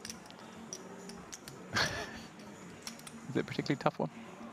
You think he looks Italian? I'm just asking you to guess with a name like Candido Capiello. No, so we do know his name, or we just see his face? His name. I was just making a joke that he's clearly Italian on the reference. Oh, okay. Don't worry, it was a bad joke at a late hour, and you obviously prepared for more highbrow. I like that Icarus comment though earlier. Yeah, and then you just shot me down by pointing out it's a different myth. But I was just working in your world. I didn't get the right lane, but I wasn't trying to get the right lane. Speaking of which, have you solved the riddle of the sinks, which we gave to Andrew? It's written down in Andrew's handwriting there. Well, I take a look at this hand, which is developing here. Sahafi's gone for it. Ace-10 off. Remember, he's the guy with the tightest image, and he's shoving 12 bigs over a Capiello under the gun, which is hijack, let's be honest, range here. King-queen suited very close, must be said. For chips, you would be happy to do it, but with ICM, you might reconsider. It's very close nonetheless, and he might just take this spot, to be honest. If you think your opponent's ever doing it with some queen tens and queen jacks and king jacks, it becomes a slam dunker, I think.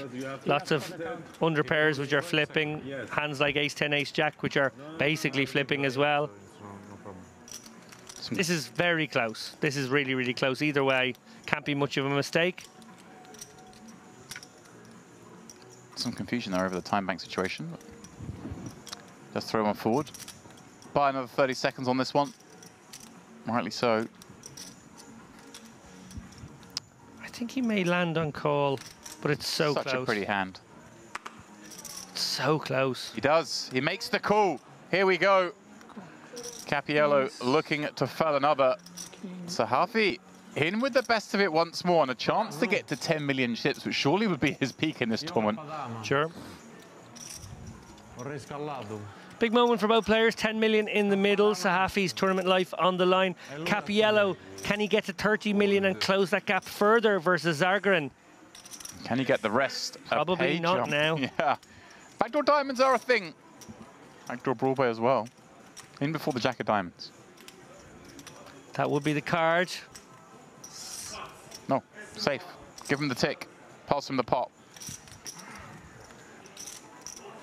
Human Sahafi. Over 10 million chips, 25 blinds. Yeah, hanging tough. Yeah, he's going to resell himself now. Well, now he's in the almost in the world where he can start to play the game with 25 blinds. And yeah, I just think those two jams he got through when he was on 5 blinds. Huge sliding doors moment there. Yeah. He had 5s, got 6s to fold for what, 6 blinds. Now, a real force. So James, well, what goes on 4 feet in the morning, 2 feet in the afternoon, and 3 feet in the evening? Thing is, I could sit here and scratch my head and look really smart and figure it out, or I can tell you I'm familiar. Ah, you knew it already. Yeah. Well, that's good. Means you're a more worldly man than Andrew Headley, Esquire. The answer, of course, being a human. Correct. Begin your life crawling around on all fours. You reach adulthood, you wander around on 2 feet. And then in later life, as an elderly person, a little walking aid. It's your third foot, third leg. That's that. Yeah. Modern version, I guess, as someone who just came from Vegas. Exactly. I was thinking that. It really should end with, and rides around on 4 wheels. Yeah.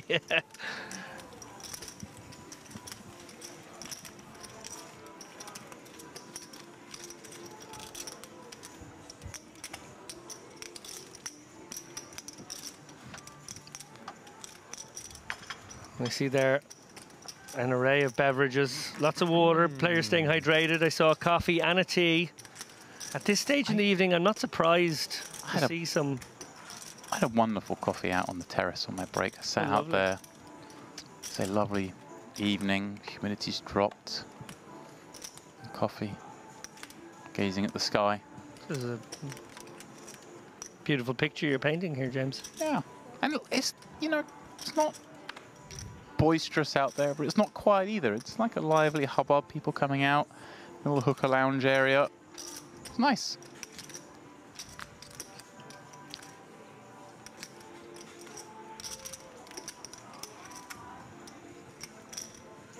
Not going to lounge here is Hammy with the ace-10. No, it's been a pretty... Since I got into the booth, this level been fairly torturous for him in the hands he played and the hands he didn't. And look at this. Once more, he's up against it.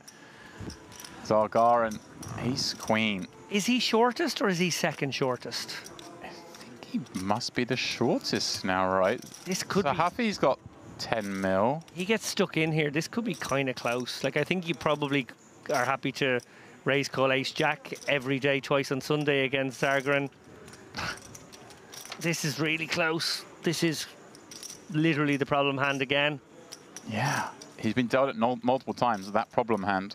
The tough spots certainly have been this man's to deal with.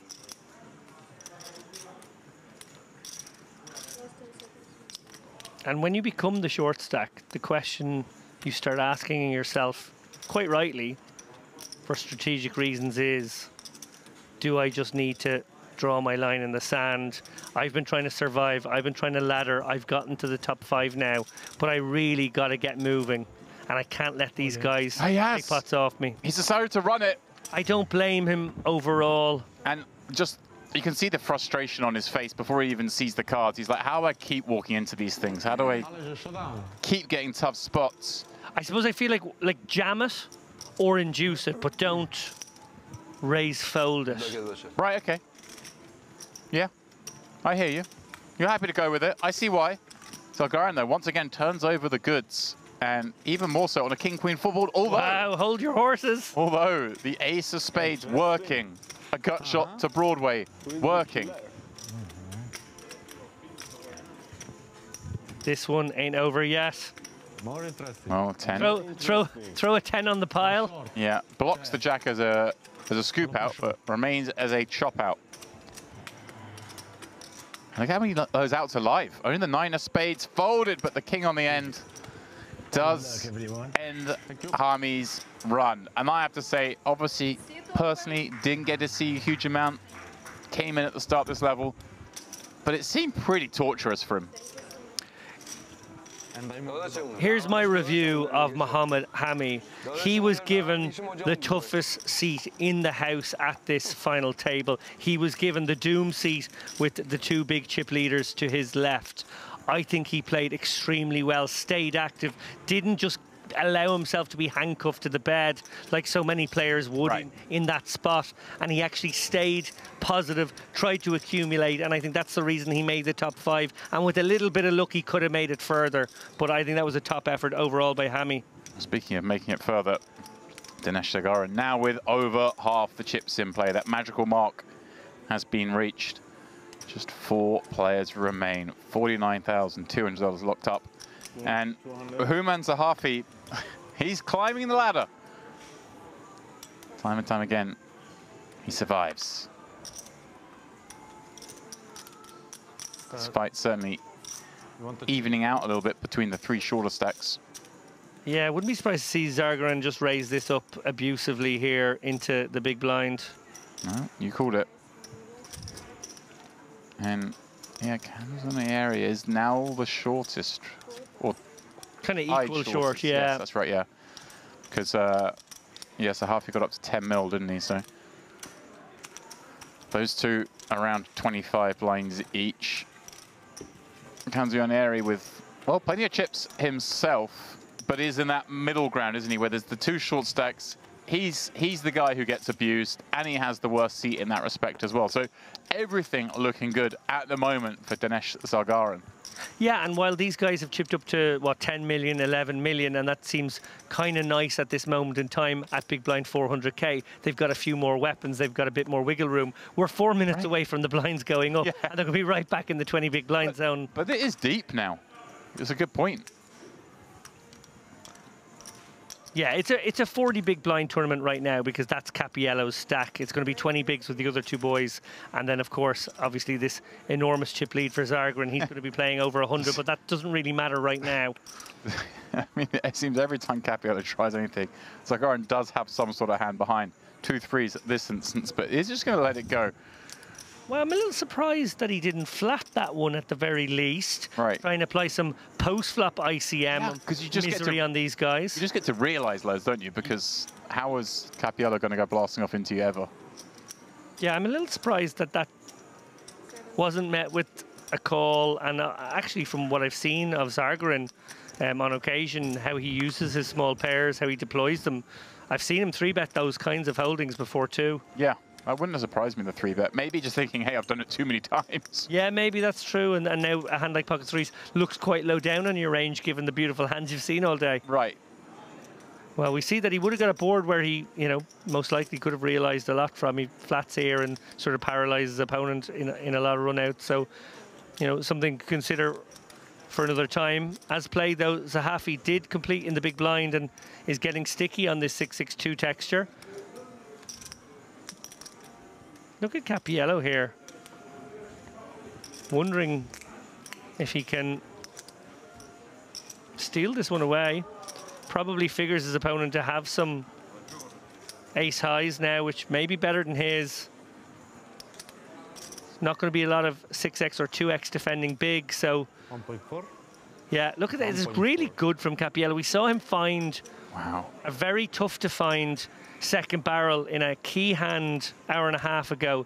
He's done it now again, and actually that really does put Zahafi in a tough spot.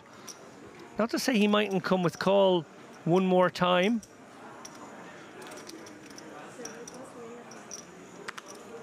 Well done, sir. Well done.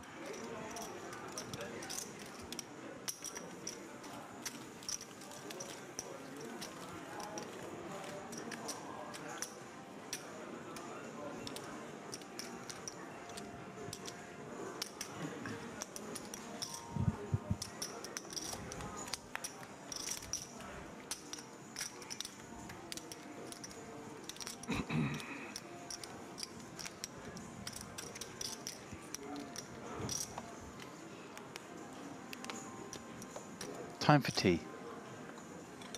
4 lefts. You got the big chip lead. Nice looking good. Here's a shot clock tournament though. Maybe fold the 10-3, then go back to stirring. I'm going to say it now. Okay. I haven't seen a player take a tournament by the scruff of the neck quite like Zargaran's performance over the last 2 days. We watched him in the second frame yesterday, and I think maybe one of the later frames as well. We saw him for, you know, quite a bit of today, obviously on feature and final table. And he's a man who has just looked to take this tournament and drag it into his corner. Drag it. Reminiscent of a Steve O'Dwyer in the Irish Open a couple of years ago. Reminiscent of a Joe McKeon in the main event 8 or 9 years ago. Look at this. Little trappy from Zahafi. Limping in with the 10s into Capiello's blind. Recognizing that Capiello, also of that mold, has applied a lot of pressure. As it is a Cappiello checking back the ace-3, checking back on the jack-8 deuce flop with the gut shot. So Haffy now deciding, I think wisely so, that a bet is needed. There's a lot of danger out on that board. Big bet. Yeah, that makes sense, right, on this kind of texture. There's lots of gut shots, lots of flush draws. Now, does Cappiello still come with call, holding the ace high? Yes is the answer. Yeah, maybe feeling that there's a lot of draws in his opponent's hand as well. Mm-hmm. Especially that sizing, and diamond on the river. 9 of diamonds, doesn't really change much. Probably a check call plan from Sahafi. Yeah, one imagines so, especially with specifically 10s and the 10 of diamonds. Feels like a hand we can never really fold. Cappiello with a funky one now, probably feels as though his opponent's not going to check over, no equity. So does he have to bluff his ace high? In the end decides he does not. Maybe didn't feel like he was going to be good often enough, but maybe also didn't feel like he could tell a good story. Slightly frustrated fold there by Cappiello, but he should feel like it was a let-off as well. Right. It could easily have got a bit messier. If your opponent like 3x's or 3.3x's into you, you might just lamp the ace-3 pre. There was an avenue where he could just lamp the ace-3 to the limp. I mean, it was only 20 bigs effective, so he's looking at that going, well, you know, I avoided a trap. And had a shot. Ace or especially a 4 on the river would have spelt some disaster. Blinds are going up, as you mentioned. Just as these guys got comfortable, we kick it up. 500k big blind. That's how things stand. 21 bigs, plays 22, plays 39, plays a whopping 104 blinds for Danash Zargarin. Human Zahafi. He's in here as the short stack. The two Italians in the middle. Here.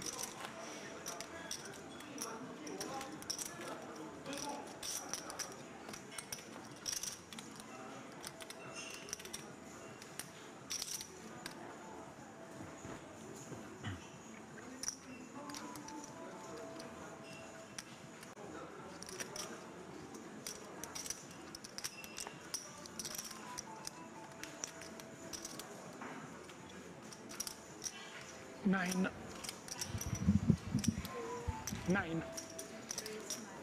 Well, I said 9, but 900 is not a valid raise because the blinds have gone up. Okay, sorry. So it is going to be $1 million from Canzonieri.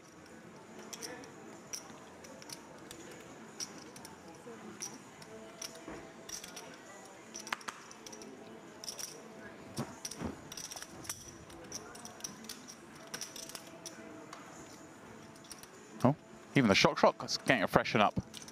I like that. Shout out to the shot clocks of the world.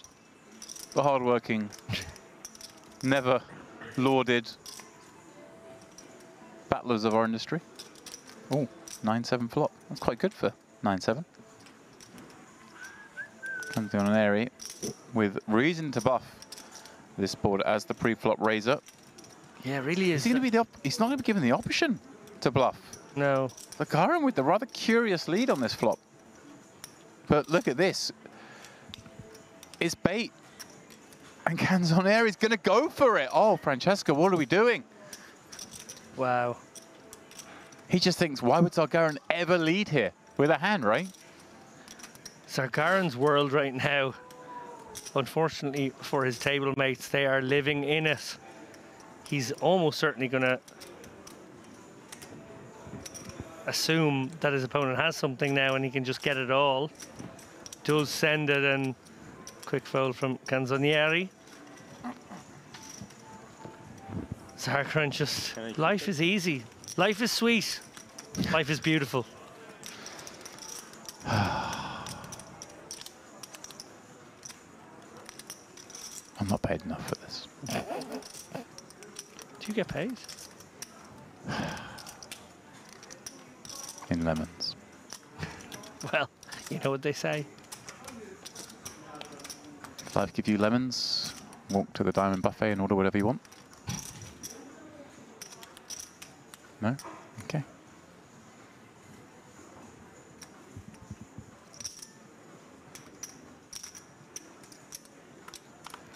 You a fan of Always Sunny in Philadelphia? Good show. Remember when they pay cricket in lemons?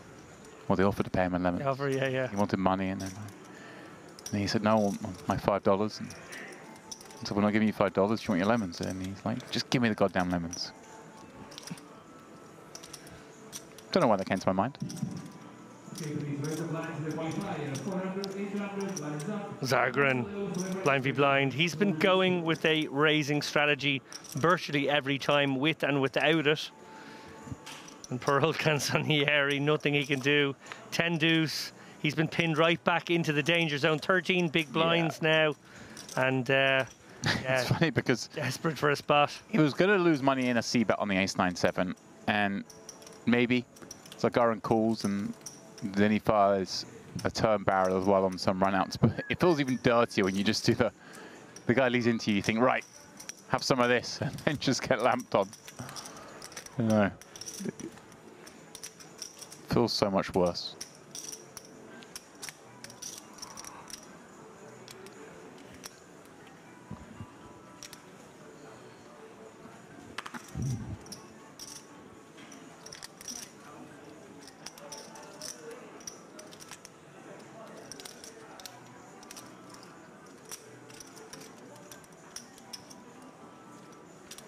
Zargren really thinking of stepping out here.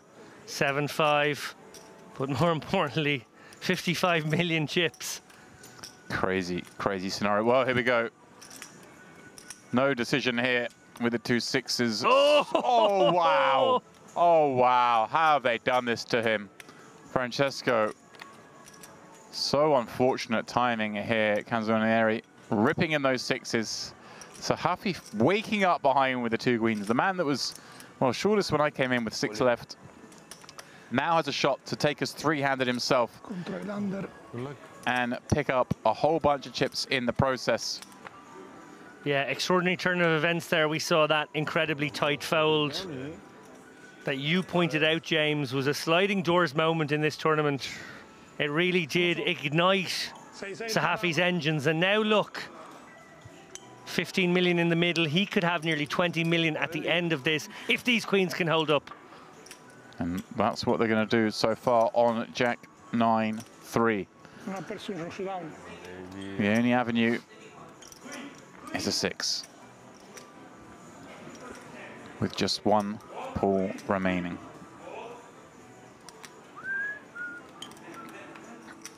Francesco Canzonieri is going to be our 4th place finisher.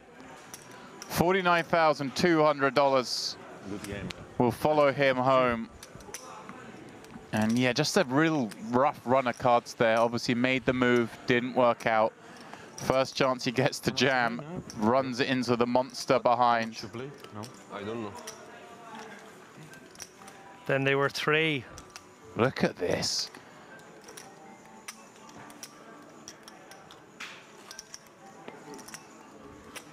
Sahafi has kept himself in it. Now finds himself 3-handed, 66,600 guaranteed. And now, as you mentioned, time for the merit quirk. A pay jump between 3rd and 2nd, being larger than that from 2nd to 1st. Further solidifying this man's position as the chip leader, giving him an opportunity to move on.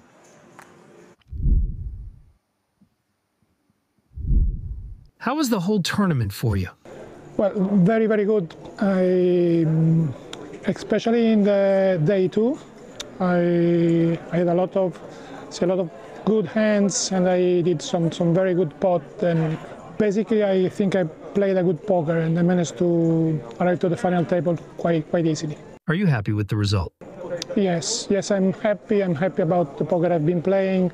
Of course, there might be spots that can eventually have been played in a better way, but overall, I think I'm happy, yes.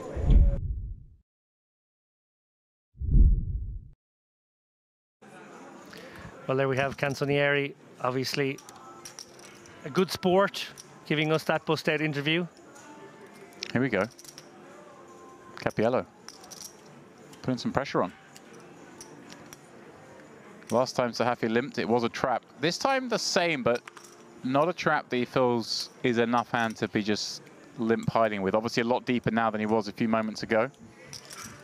Surprised though maybe that he didn't activate the 2-8s in the form of a 3-bet, having limped.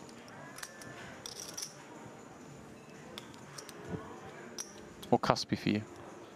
Yeah, cuspy.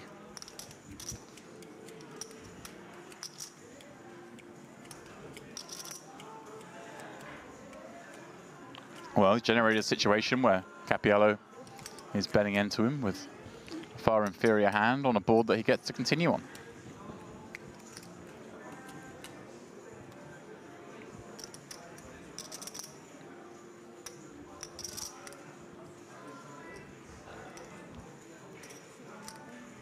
$1.7 million the wager, swiftly matched. And well, what should be a brick for both players' ranges for the most part. The board pairing 5. I guess Cappiello gets to have slightly more of this as the razor. Check, check. On the turn, jack on the end. Not a great card for Sahafi to see, of course, in the form of another over, but I think it's not enough of a scary board that he's ever going to find the muck here. And in fact, looks like he's going to try and squeeze out some value. Maybe get some ace high cry calls. Kind of a blocky bet as well. In fact, oh no, yeah, he did bet 2.7 million. Graphics catching up there for a second, yeah. All right. Cappiello now the shortest stack. Sahafi moving all the way up to second in chips. How's it happened, David? How? How was he there? I know. It's incredible. It's amazing. You can watch a lot of poker, but it is that ability to survive and then get the spin going story 16. That is very appealing. Because you feel as though you were in one mode of being. You were in survival mode and you were trying to outlast the next guy, and you never really look beyond that. And then suddenly it's like everything opens up in front of you. You get a nice run of cards, you hold a couple of times. Right, just, yeah. It's amazing, this game of ours. And then you see these other stacks that are reasonable just busting out, getting cold decked.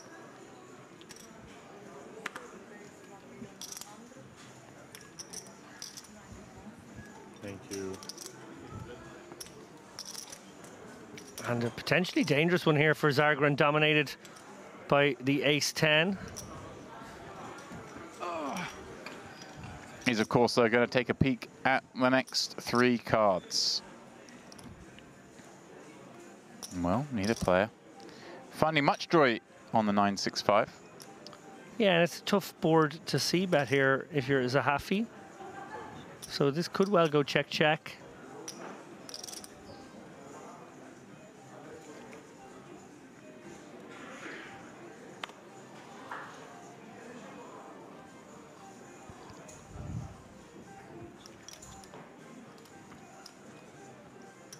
Even more so now, and maybe some recognition from Zargaran that he can rep this. Obviously, his opponent knuckled back on flop, capped himself somewhat, and it's very hard to continue versus this. Yeah, big odd bet. 2.5 million. Nice recognition from Zargaran as that texture changed in his favor.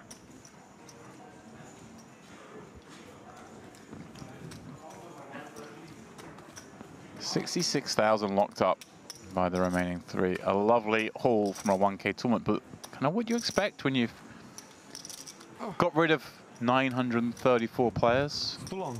Yeah.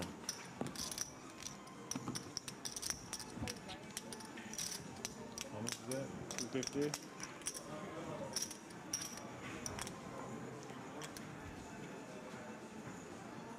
An incredible amount of chips in play. Sort of 180 blinds in play here. Maybe the averages. Try left. 60 blinds. La mia destra, 3 volte il nostro stacco quella, forse 4. Abbiamo tipo io 16. Testament to the structure, and of course, indicative of the fact that the effective stack for much of this final has been much lower than it would appear. Dargaran having a lot of the chips, but still reaching this stage with 180 blinds in play is something. Yeah, and we've actually had virtually no clash, certainly no significant one between Zargaran and Cappiello, and that was the only time we could have been playing a deeper style of poker for the most part. Right.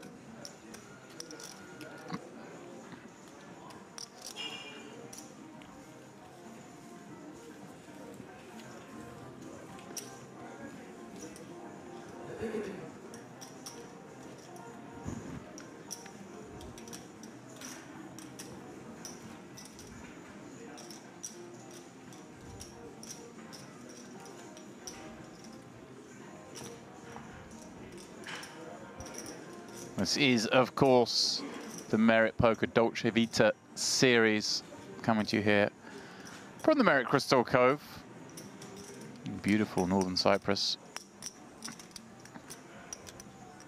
An astonishing time of the year to be here. We're very lucky, David, that they throw us a little summer event.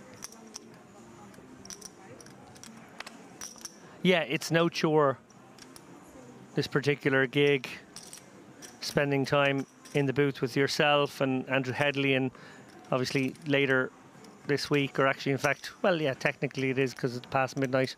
Later this week, Ali Najad, previously Dara O'Carney as well. Always a pleasure to spend time with my bros in this beautiful venue. It's not a word I ever expect you to use unless in some sort of overly top ironic sense, but I don't think that was. I think you were being somewhat genuine. Yeah. Of course, if you are popping down here in the summer, please don't make the same mistake as our Scottish friend and do bring some sunscreen. Well, all I can do is have sympathy there, because if I remember correctly, this exact week last year, I was the resident pink Celt who had overdone it on day one in the sun.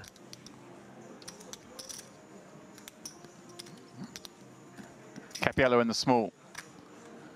10-5 of diamonds. He's not thinking about the beach right now, but perhaps tomorrow he'll be found there.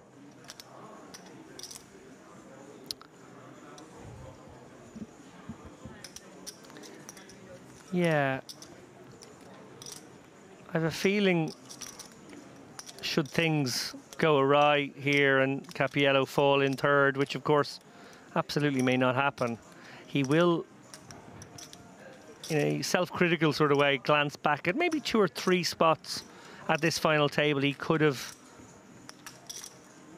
played differently. I feel as though maybe just not the absolute sharpest I've ever seen him. Okay. That said, I think his sort of B game will still do the business in a lot of worlds and may yet, well, right now, finish these guys off. His B card is doing the business. The 5 is paired.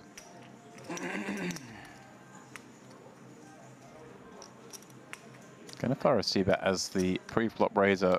See how frisky Zagaran's feeling with the 10 of hearts working. A Jack-High combo. Waste no time in matching the bet. Here we go. We're into the streets. Yeah, we are. Oh, and that's the card. That is the card. If we ever recall the flop with Jack-High and the 10 of hearts, that's the one we go bananas on. Forget the lemons.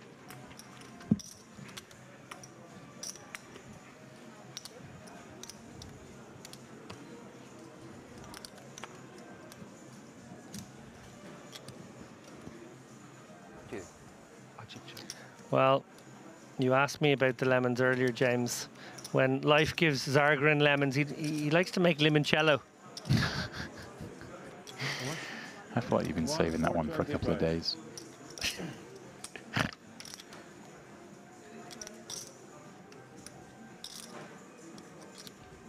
Maybe we should toast the champion tonight with some limoncello. It'd only be right. Right now, Cappiello, I feel like this just is a card that you don't really get to continue on, do you? Oh, he does! Wow! Very sticky. Wow, wow, wow. I mean, the size of the bet was certainly on the smaller side, but what do we expect to be ahead of here? Well, credit to him, because he was ahead. Yeah, but realising was always going to be an issue. And now, well, his opponent's obviously just got there. I was going to ask, does he ever now feel the need to turn his hand into the bluff here? Because how can he have anything worse? And so Zargaran, third nuts, asking for confirmation of he just wants the clock engagement. Yeah. Hasn't been reset. Going to reach for a bunch of chips here. No, we had that many. The quick craning in of some clay. Capiello down to 11 million now. Just 20 big blinds. And Zargaran, 62 million, James. Approaching 2/3. I think this. It is 2/3. Yeah, it's a dreamy situation. A dreamy situation is getting to spend the early hours of the day in the booth with myself. This is... This is close. These are my dreams.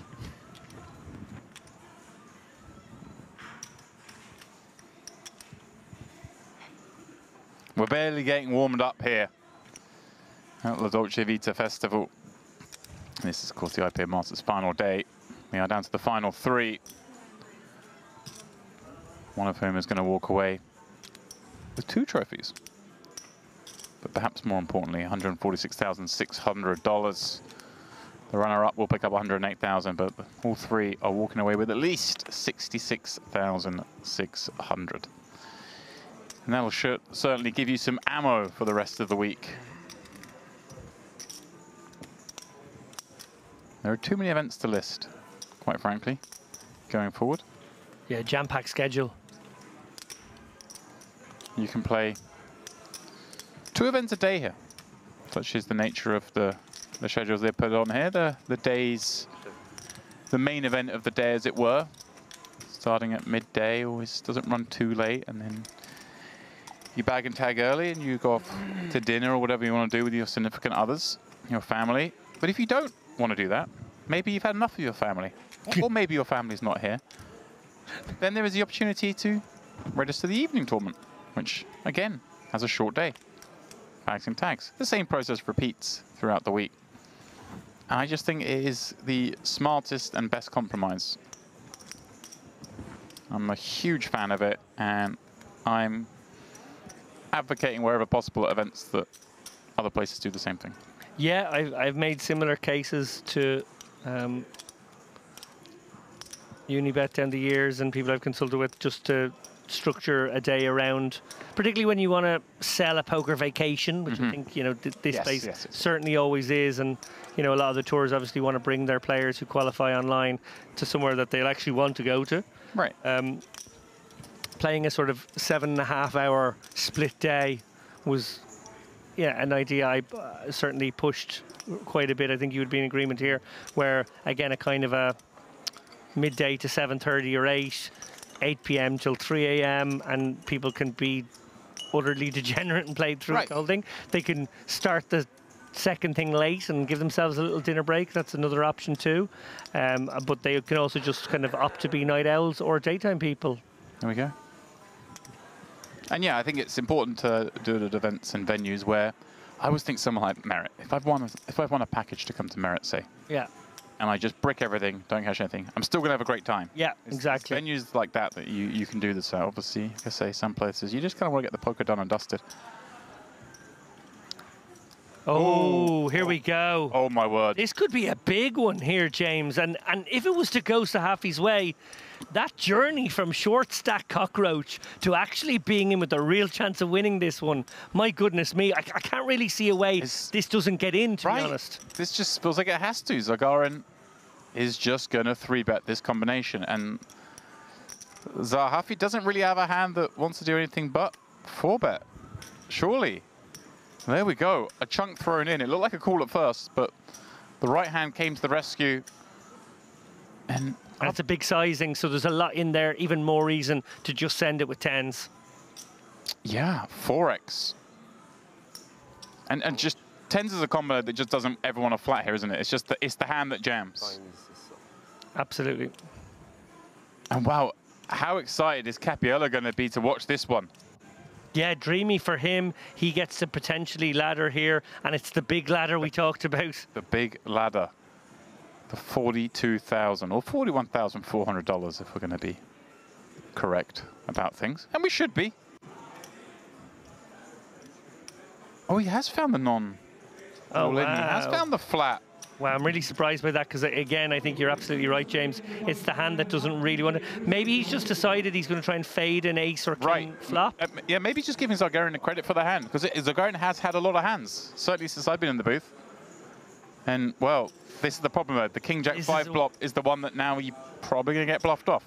Yeah, this is a really problem spot now. He does have the 10 of hearts in hand. I don't know if that makes him sticky to a, 20%. Oh, wow, look at this. Zargarin just dropping the hammer. Would you do this with ace king? I don't think you would. What's going on? I don't really understand this bet. I don't understand it, but at this point now I've got ace queen of hearts maybe does this, but no hand wants to do this. No, but this is so hard to ever call it off here. You just have to fold with this combination.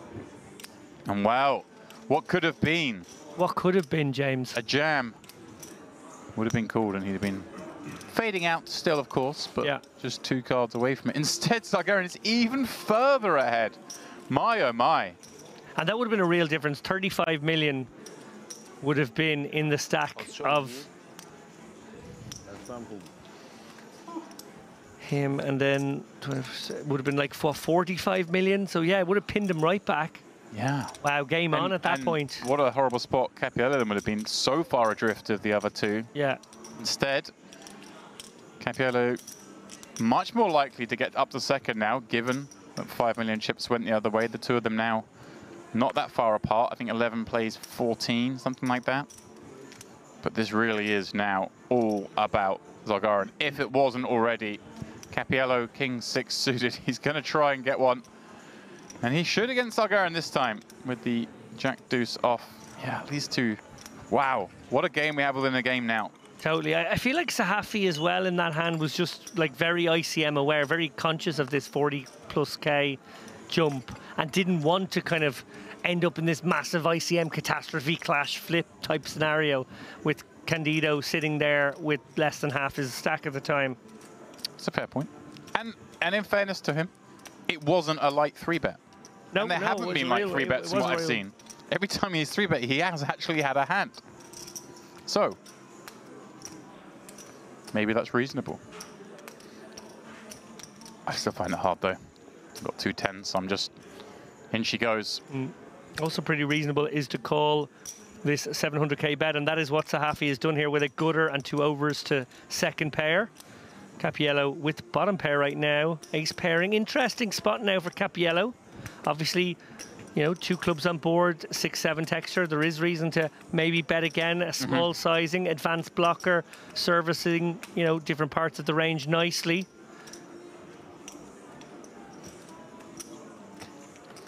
Alex to play coy and gets a river card that against Sahafi kind of really has to bluff with this combo, right? Exactly, like he's basically bottom of range. Yeah. If he did have the 4-5, he would make a pair. So he's actually pretty much at the very bottom of range now. And yeah, I think compelled, particularly with club in hand here, to take a stab at this one. And very difficult spot for Cappiello now. Front door flush completes. And he's gone. This could be blockering, a king 7 or a queen 7. Oh, snap call though. Yeah. Great call from Cappiello. I'd say he did. Credit to Sahafi for going for the sort of size that could certainly be a 7. There were 2 options there, right? He could go big and represent size, represent a lot of cards, a lot of big hands, or he could go small and represent much wider for value. And I think I like that line more. But insta-sniffed out. Instantly. A 6 to the small size just has to call, right? Sure. You've got a pair. I mean, he's sort of trying to make the non-pair, particularly the non-pair, the king-queen, yes. king-high, sorry, queen-highs.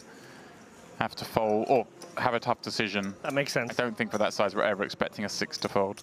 And he probably didn't necessarily think his opponent always has a 6, because as you mentioned, a lot of the 6x and 7x might still bet that turn, just because of equity denial and all the things you mentioned. So I like it. So that one will level things up at the bottom of our table. Cappiello and the game within a game. Sahafi sort of in a race to the bottom, perhaps, or at least that's the way Zagarin would like to frame it. Probably let this one go. I mean, look at this man came dressed. He was always going to win. Yeah, he was wearing the Panther cap last night. Oh. I pinned him as a sort of a young Michael Mizrachi in his vibe and mannerisms and look. Today, very different actually. Very sharply dressed. Now, Battle of the Blinds here with Zagarin passing his button. These guys can tussle.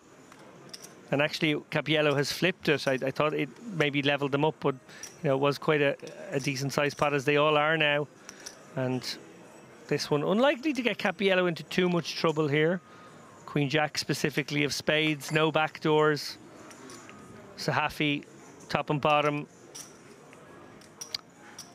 Minimum defense frequency, do you have to peel one? You probably do for this size, just one big blind. Yeah. But no, oh, now trouble. Uh-oh. Now some trouble for Cappiello.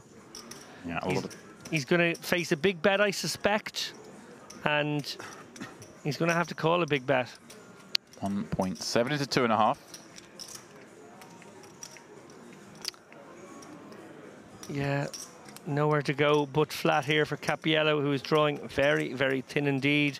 Needs to find one of the two remaining jacks. Probably thinks the queen outs are clean. If he's behind, probably feels like he's ahead a lot. Yeah.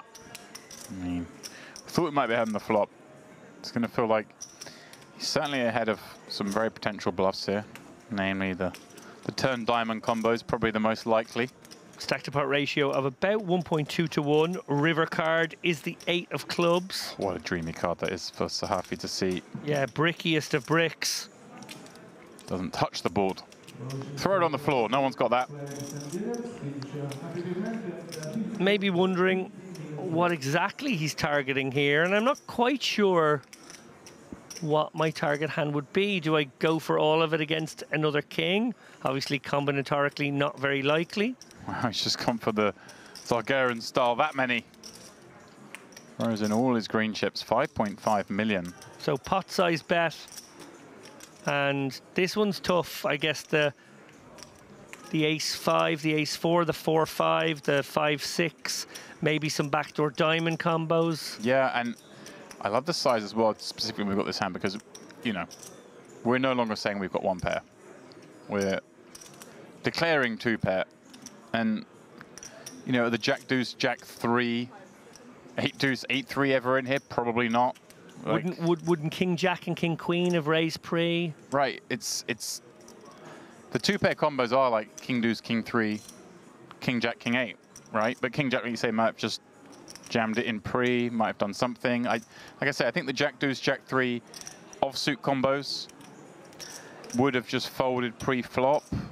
Yeah, serious stare down here from Cappiello, who is trying to get a read on his man, who is happy to make some eye contact. Sometimes a sign of strength here. But it's got to be said here, Sahafi's shown himself capable of bluffing. Yeah. I think the call's coming. It is, yeah. I think it's a good call. Obviously, it's two pair, but I think that's a good call. Yeah, I do too on balance. I think it's a tough spot against a capable opponent who will find the right bluffs. And yeah, just a tough situation for Cappiello, who now finds himself with just 5.8 million, 12 big blinds. Tough spot. Yeah. A frustrating day, must be said. Nice for a frustrating day to end up in a top 3 finish, regardless of what happens from here on out. But Candido Cappiello obviously would have been hoping for greater things when he brought 24 million to this final table. Yeah, he just, again, even furthering it, he had the Jack of Spades, so there isn't even a Jack Deuce or Jack 3 combo in there. No. There's just so few two pairs, and it looked like it had to be two pair or a bluff.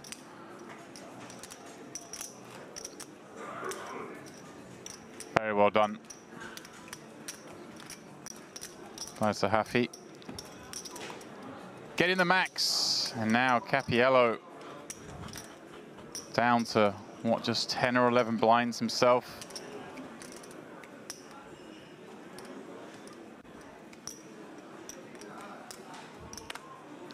Sahafi, the improbable climb up the ladder, is now a big favorite to get heads up in this event, having nearly a 4-to-1 lead on the third place stack. Cappiello just having to give a walk with the Jack 4 off. Zagarin will take that.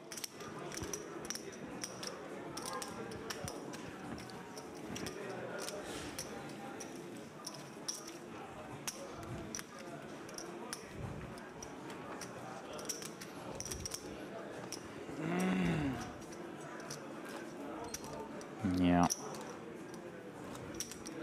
Not been Cappiello's moment. It's funny though, this tournament is so deep that he has a 1/6 of an average stack, but still has over 10 blinds, David. This could go a long way still. He's going to need a little help to get the recovery going. I don't think 8-6 offsuit is that help. Zagarin now, I guess, just gets to drop the hammer so often here. I would like to see him just 3.5, 4xing basically range from the small. I don't know how you feel on that one, but well, he just gives a walk. Oh, he gives a walk to queens. Would you believe it? I would genuinely just think Zagarin's raising any 2, 4x, have that. You can't really ever call me, but he doesn't, and he gives queens a walk.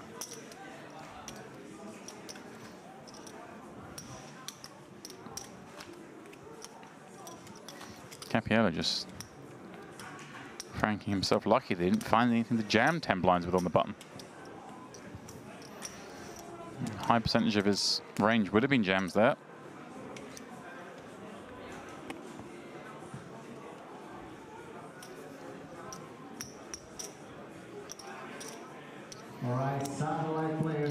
Zagarin on the button. Is he? No, he's not folding Jack 10, surely. Again. I like this. Here's the 4x that I was advocating. I like it here from the button.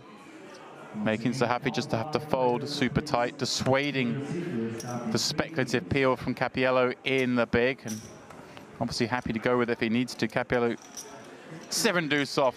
Certainly was not going to peel for any size.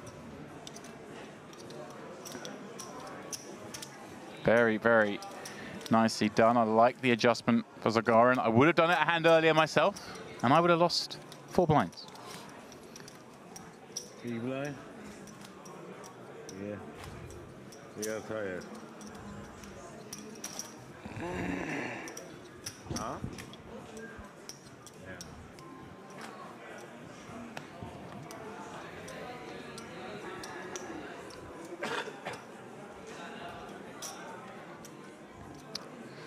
So then we continue with 3.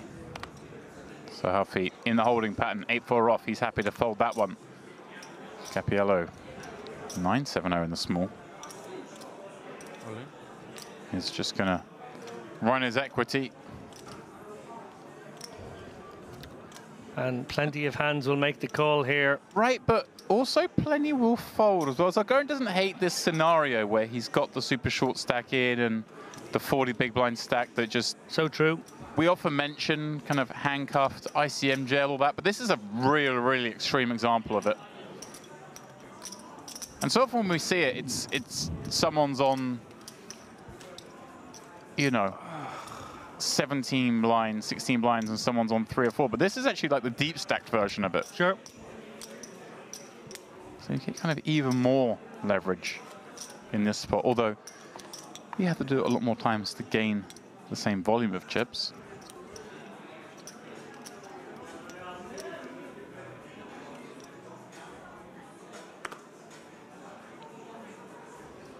And now Zagarin can be pretty abusive here.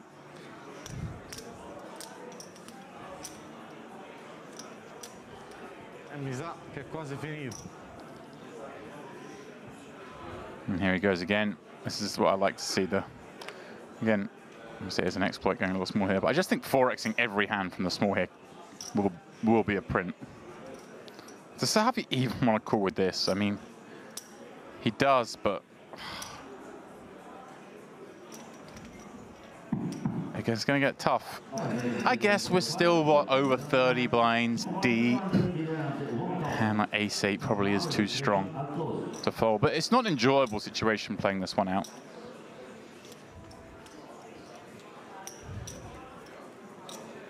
Yeah, very tricky. Similar to that 10s hand from a moment ago. Well, where, you know, we felt as though he sort of tried to navigate it a bit too carefully, perhaps, because he's conscious of the ICM. Well, by flatting this, he's allowed himself to flat second pair, but it's like Aaron with a lot of equity here, backdoor flush possibilities, 2 overs, gutter. It's just a lot of outs and a lot of outs to have more outs. I love it, just continuing to ramp up the pressure, betting 2 mil. Not a huge bet, but certainly not small bet, half pot. But having done that on the flop, I wonder if we'll see him slow down now here, because Sahafi is definitely declaring that he has some sort of hand. I wonder if we'll see him shove again. Oh, he does? Yeah, because this has been his way. Big bet poker, all the pressure. Wow. Sargarin, take a bow. Take a bow. Mr. Lappin calling this one. Calling the nonsense shove. I see a masterclass. Furthering the argument, I mean, again, I changed my mind. I said with Sahafi, I probably do call this one in game, but you can see why it could be a fold pre-flop if you just get this happening to you. Can he ever make this call? Like, it feels like we've got the best hand a lot, but we're probably up against some sort of combo draw when we see this size, are we not? Yeah, it feels like, you know, our opponent has good equity here, but probably the worst hand.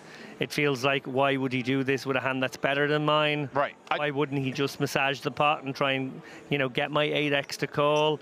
I'm feeling like I'm up against, yeah, 7-9 of spades. Yeah. 6-7 of spades. Just some overcards and a flush draw. Maybe some. I wouldn't think I'm up against this hand. You did, though. You called it. Only because I saw what he did a few moments ago with that big shove with the ace-queen, the king-jack texture. I just felt like, okay, that's what he's decided is the way to go about stomping these guys, the way to go about finding extra fold equity, using the ICM situation, using the, what, 42k pay jump. Ooh, careful, careful with those chips. Wow, there we go. I think Sahafi smelt the rat, but it's a big ask to call here with your third place player on just 10 blinds. Yeah, oh no, it's absolutely brutal because of that situation, but I think the fact remains, would your opponent ever do this? Unless it's kind of levels on levels. Right. Would your opponent ever do this with a hand that beats your ace-8 right now? And I just don't think they do. Yeah, I think if I got myself into the situation of being in that spot, that far, I've called pre, again, I think I would do in game, call the flop. I think I'd probably do just call, and if you got it, you got it. If you've somehow leveled me into calling off. And I also think that that's the way you punish him back. You've taken the passive line with ace-8, so you've actually sort of played it in a way that you have to then get these overextensions from him to pay you back for all the times you under-realize. Right. Right. Look, it's very tough, and it's easy for us at some level as well, sitting here with no money on the line, shouting at our TV screens. But, you know, he's in the arena, he's the one battling for this very big immediate pay jump and ultimately 146k, and it's incredibly tough when there's a guy sitting there beside you with 10 bigs. However, here's the issue: 10 bigs is not that far adrift, and you might get sucked in a moment anyway. Right, it's not 3 or 4 bigs where he's always going to be all in a couple of hands. But let's see. So Sahafi on the button. I like the fold. Just get out of the way. Okay. When you get out of the way, this guy jams around a third of the time, and the other guy calls, well, around a third of the time of that. Not going to be this time, though. Nine deuce. Timing is everything in this game of ours. Yeah, and that's even more frustrating for Sahafi here, seeing Cappiello get the shove through. Now he's in the big blind. It's just, yeah. Look at just pictorially the chip stack here. It is ludicrous.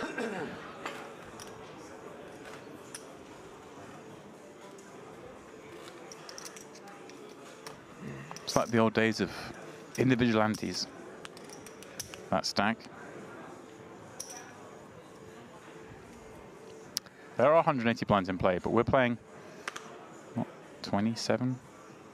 Big blind have. Oh, he's found kings now, blind on blind. Well, time to trap. Do we? Or do we? Because we don't trap ever, can we just keep raising like we always do? Yeah. Yeah, you're right. Actually, I prefer that. And we're going to get jammed on at some frequency. Oh, my God. Well, it's a cooler. Oh, my word. It's an absolute cooler. What a He does deck. just rip it in, and it's a snap call. Cappiello on the rail, watching this hand play out. Is he about to ladder $40,000? Kappa Kappa Asadona. That's about all the Italian I knew. And all you need to know in this situation, absolutely horrendous cold deck for Sahafi. The man who'd lathered up to this situation where it looked like he was certain to get into the heads-up and counter has been dealt into a situation that could not be avoided. And a 9-7-6 board makes third place all that more likely. Sahafi needs help. Cappiello, Zagarin hoping he doesn't find it, and the king ends it. That's it. Wow, what a weird game this cruel game of poker can sometimes be. Sahafi had 2.6 million when the FT began. He was our shortest stack. He nerdled his way up the ladder, each rung seeming like a result in and of itself. But then suddenly the spin began. He ran it up, and then three-handed. We thought victory was actually in sight for him. But those two key hands, the pocket tens that he could have just played faster against the ace-queen, of course it would have been a flip. But we saw, as we saw a partial run out, that it would have kind of looked favourable for him. Then we see that ace-8 spot again. We're looking at breaking down the ranges, and does a better hand ever take that line? Probably not. He missed that spot. And then, okay, yes, nothing he can do in that last hand. This one, they just dealt him out. And can you believe it? Candido Cappiello, who, when I came in, was clear second in chips. I would have bet that this is the most likely heads-up match that we would have seen, but it doesn't tell the full tale of the tape. No. A lot of swings in between. This man, though, has got himself to the position that he's laddered up, both of them getting 108,000. They're playing for an additional, what, 40,000 or a shade under. Yes, please. And it looks like the players are just going to take a very short break before getting heads-up play underway. There are only 12 minutes until the schedule breaks, so it seems reasonable. Heads up, they'll settle, check the charts, perhaps go to the laptop on the rail. I jest, of course. No laptops on the rail here. But this is what we have coming up for you after the break. A heads-up match that starts off like this. 13 blinds against 170 blinds, 85.2 million chips in the stack of Zagarin. So, guys, please don't go too far. Myself and David will be back in around 5 or 10 minutes for this heads-up clash.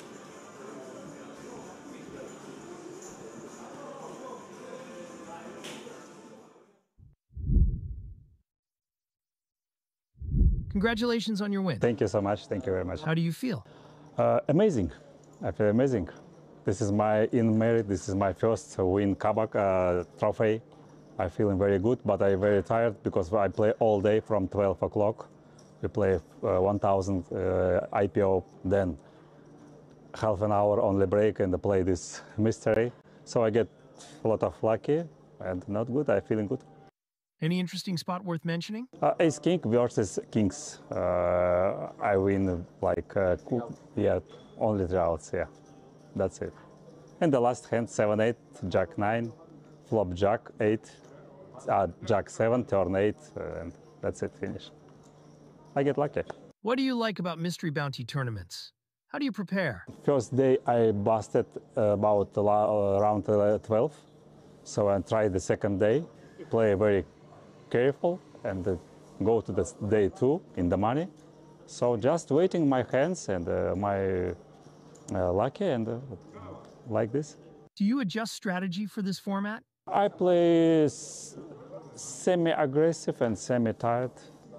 I learn opponents and try to improve, make some notes for opponents, then and play my game. That's it.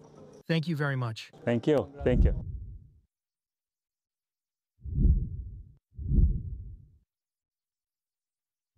I don't pull them for 2 reasons. One, if you have yours in your pocket and you are maybe like 2-handed or 3-handed against the person who hasn't pulled theirs, you can start doing some deals with the equity of the bounties in mind too, which I like. And 2, and this is the main reason, it really, really annoys people when you don't pull them. They just get so annoyed. So you'll pull 2 bounties, bust out, and then not pull yours. You wait for hours to pull them, or you take No, I will. once you bust it out, If I'm walking out of the room, I will pull it then, yeah. You're not taking your bounties, going for dinner, coming back and open them later. No. Okay, that's what I want to make sure. No, I wait until I've bust the tournament. Yeah, I figured that's probably where I'd be at. But hey, I might go on a break.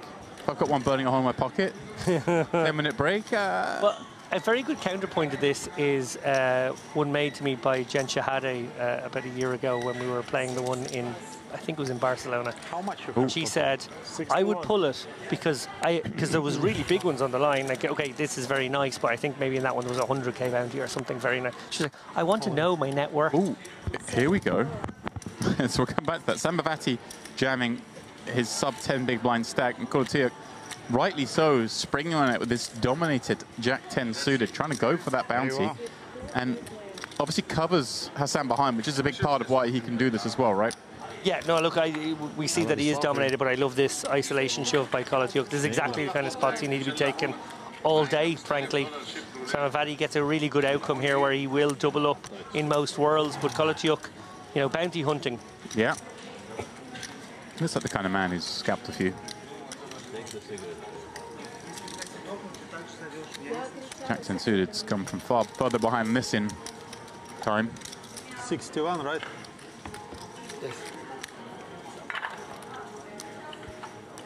Here we go, an ace-queen 8 flop. What looks so good for ace-jack has materialized with the double-ended straight draw.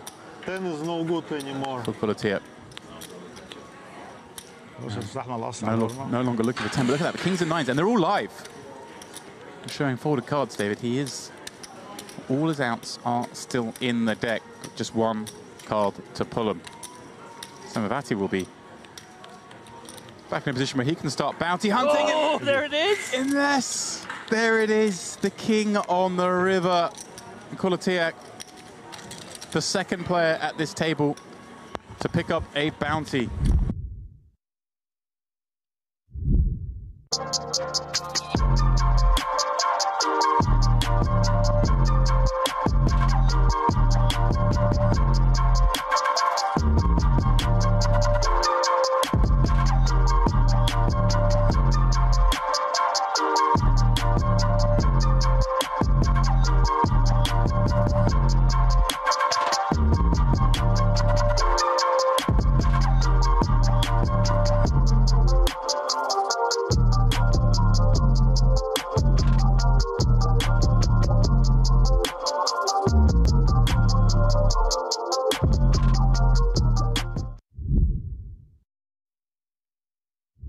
Oh, you're definitely taking it. It's 6 buy-ins right there. How much you got? Well, sorry, no, 6 bounty parts, 3 buy-ins to the tournament, 6 bounty portions. Kavish with the Johnnies here. 6 races. Going to look for action. At this stack depth, I don't think these become too hard to play. You're looking for action here. Obviously, notoriously a difficult hand, but that's generally at deeper stacks. And only if you've got superstition working against you. James and I had some chats over dinner about superstition in poker. We'll come back to that in a moment because we see Hassan with Big Slick here in the small. These guys, similar stacks. Yeah. I think Hassan covered again against Gavish, so yet to be able to deploy these big hands in a spot where he could actually bounty hunt himself. Well, the action does go on there, but we'll quickly pop on over here again because it's envelope time as Zan has made it 65k. One assumes, given that Gavish covers, he's just going to kind of run it. But again, it's maybe scary against this man that they seem to be aware is pretty solid. Right, yeah. I think Jack's too much hand. Oh, here we go. Here's a man giving us the full sweat. That's for the what fans. we like. Okay. Oh, we got the 3 zeros again. 2,000. Okay. Okay. What I'm loving right now is we're moving from these smooth still cameras and these 1 shots and 2 shots from Here we the go. table. Gavish does just decide to say, hey, let's just run it. Suddenly we're frantically over to the tombola. It's like an episode of VR. It's just like that.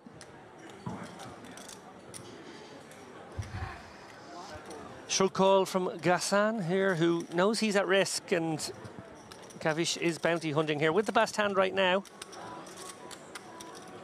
Big pot, 670k in the middle. This is a big moment for both players. Huge moment. Obviously, we can see Gavish is the one who can pick up a bounty right here and now, but Sam will have a huge stack if he finds an ace, which is what he's done here on the ace, queen, queen board. He's going to be the table chip leader, I think, if he runs out clean here. Gavish, of course, with backdoor hearts working. That's become a thing, as has the king. And, of course, any chance of a royal flush, David? It's in the deck. We see the live cards at the top of the screen. Right smile from Gassan, who really doesn't fancy that 10 of hearts turn. But he loves the 4 of spades river.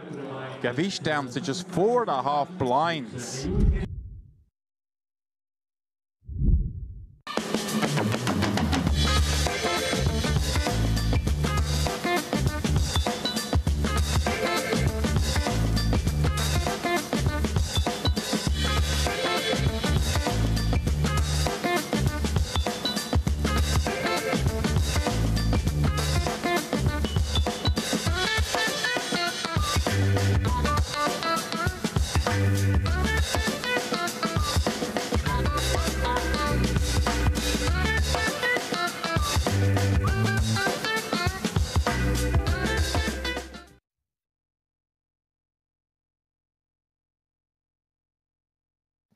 And then there were 2 in what was a dramatic last hand. We lost Sahafi 3-bet jamming his ace-queen into Dinesh Zargaran's 2 kings. And really, perhaps the happiest man about that development would have been Candido Capiello, who has now maneuvered his way to a heads-up matchup, but he holds just 6.8 million chips. And I say 6.8 because Dinesh Zargaran has 6.8 million as well. But his number has an 8 in front of it. He has 86.8 versus 6.8. That is just the volume of the lead here. As I mentioned, Dave, before we went to the break, this is kind of the heads-up match I expected to see when I came back in here with 6 left. These were the 2 big stacks, but a lot has happened since then. Zargaran all the way on the up. Capiello basically on the, I guess, the shortest stack he's probably had all final. I can't imagine. I think he came in as second, did he not? I know you've got your cheat sheet there. Yeah, it looks like he came in with 24 million. Well, there you go. So the fewest chips he's had on this final table, but he's in the best situation you could be in. You're playing heads up. You've got $108,000 locked up. Now, we are still playing 250, 500. We have 11 minutes left on that level. There's still a lot of poker to be played. Potentially. There are a stupid amount of blinds in play. 188 blinds in play. 187 blinds in play. This could take forever if he gets the spin going. Of course, could be over any minute now. Because right now, we're playing that effective stack of, what, 13 blinds. So far, so good. Capiello gets the walk. There we go. It begins. With the worst hand, too. Yeah. So if that just happens 188 more times? I'm going to bet that's probably not the way it's going to go. No. But you never know. Maybe. Zargaran just gets to 7 deuce every hand. Yeah, it's been a while, final table. Sahafi, I think, very much playing one of the big cameos in this one. Obviously came in short. It's a roller coaster day when you think about it. Came in short, as probably would have been very pleased with a 7th or maybe 6th place finish at best. And now probably walking away with a bitter taste in his mouth after the way it sort of went right at the end. Yeah, when he won that pot with kings up against Cappiello's turn second pair of jacks, kind of felt that was the moment where now he had like 19 million versus 5.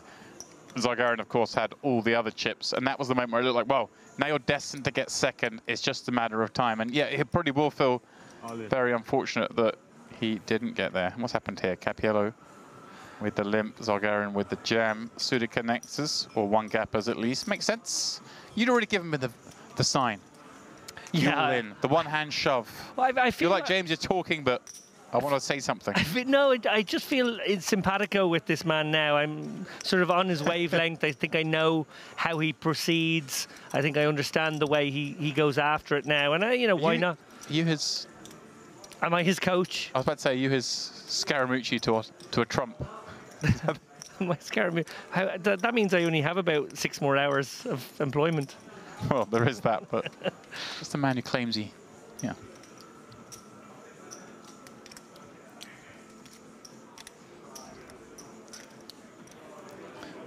Zargarin, king 10 on the button. May just send it one more time here.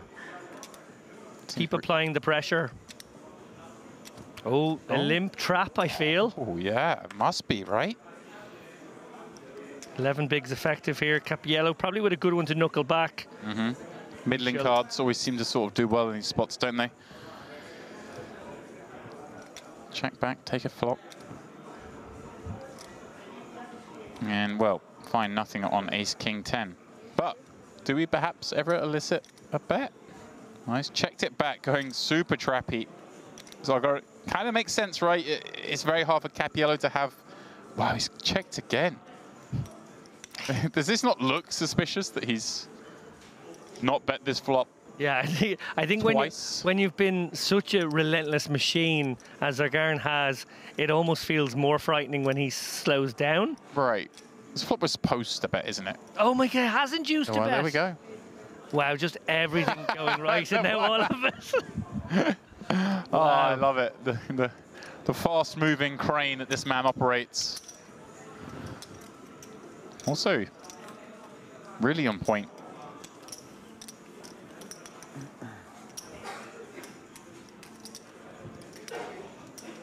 He's got some swagger. Doesn't have many buttons, though. You have expressed concern for some of the Italian players and their lack of buttons. Yeah, spreading to Iran by the looks of it. I just don't think there are many buttons on this island. Was Marco last night you spotted without like virtually buttonless actually? I think there were buttons on the shirt. He just wasn't utilizing them in the way they were designed. Gotcha. Marco, of course, operator of the Imperium in Milan. Oh, here we go. Cappiello on the putt. This could be it. Oh, probably isn't. 9-7 won't look pretty enough. Little does he know he's dominating. Yeah. Although, hey, maybe what's going to... Wow! He does! He just has a sixth sense today. How was he cool with 9-7? And how is 9-7 dominating? That is poonage right there. I mean, Cappiello can only laugh at the situation here. How has he called me with 9-7? And how does he have me dominated? You're scrunching your face. I mean, Zargarin just taking a shot. Wants to get it done. Yeah, maybe. Maybe thinking the first one's a freebie. Courtesy double up. If he gives this to Cappiello, it's not good. Obviously, he's actually found himself in an amazing spot, dominating him with 70% now. This could very well be it, guys. Buckle up. Here we go. See, all my friends, they're sleeping. Fuck them. No rail for Zargarin. I love that. We hear Cappiello's rail. The Italians here in force as we see a king-queen-jack board. Oh. Some chop possibilities. Not a lot, though, are there, really? It's a double pair-up situation. It's a very bad flop. Maybe, yeah. That door closes now. Yeah. 10 make me the 5 makes a chop, right?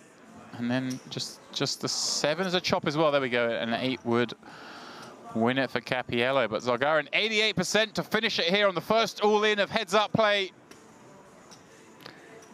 5 for a chop. And the deuce, 9 high, wins this one, David.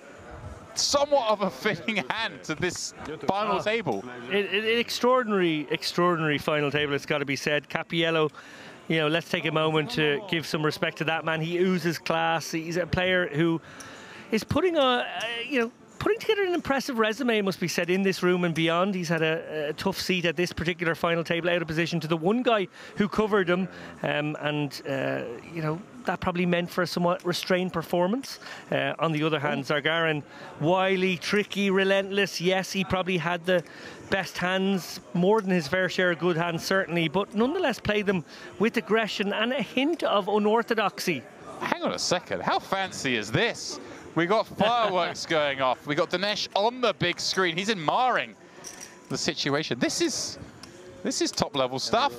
Before we see the trophy presentation, double trophy presentation, I just want to point out, I've been doing this for a couple of years now here in this booth, and I don't think I have ever seen a more dominant final table performance. That was the definition of crushing all comers. Yeah, because even when I came in, he had 35, 40 million on something, which was the big lead, 6-handed, clearly, because it was fewer that, but it was still, I mentioned at the time, you know, we say it's a huge lead, but it's still less than half the chips in play. There's still a long way to go, but it didn't take him long to cross that half the chips in play. Then it was 2/3 of all of a sudden.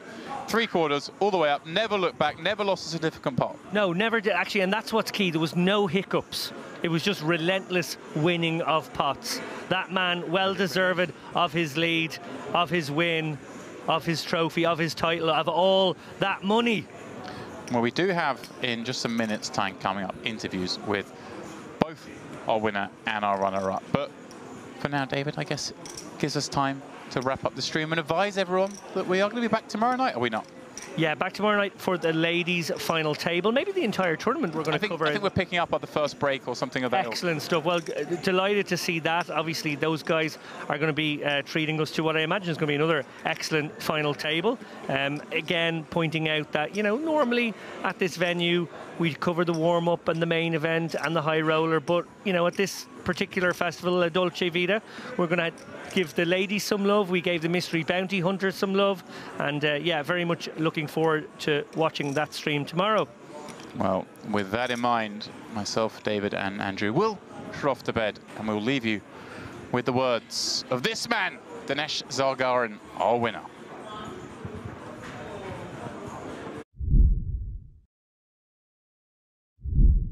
Congratulations on very nice score. How does it feel to finish second in this tournament? No, I feel good. I feel good. I started like second in the final table, but had some bad ends, and the chip leader was running good, and like in 3 left, I lost so many hands and so many chips, and I finished second. It's a nice score. I feel good, yeah. What are you going to do with the $108,000? Any plans? I don't know, just play poker. It's my job, it's my passion, and I don't know. Like, it's nice timing to have holidays now, yeah, but let's do some grinding too, yeah. Congratulations on spectacular performance and taking down the tournament. How does it feel? I feel happy, and I feel like I took what I supposed to take. So I think I played it well. I was lucky because when you want to win the tournament, you have to win at least 5 coin flips. But I played it well, I think, and I'm very happy. How many coin flips did you win? I think more than 5. Yeah. Ace King versus tens, tens versus ace queens. But most of the hand I showed now, it was like more than 50%. Any plans with $146,000? Actually, I'm in a crypto business, so this money, it's good, but I hope I will use it in pokers. So. Any significant spots worth mentioning? Yeah, once bottom opens, and most of the time these late positions they have weak cards. With ace deuce, I pushed all in. He had like pocket sevens, so ace on the flop came, and I was lucky. So for sure, you have to be lucky. If 1,100 player, you have to be at some places lucky. So.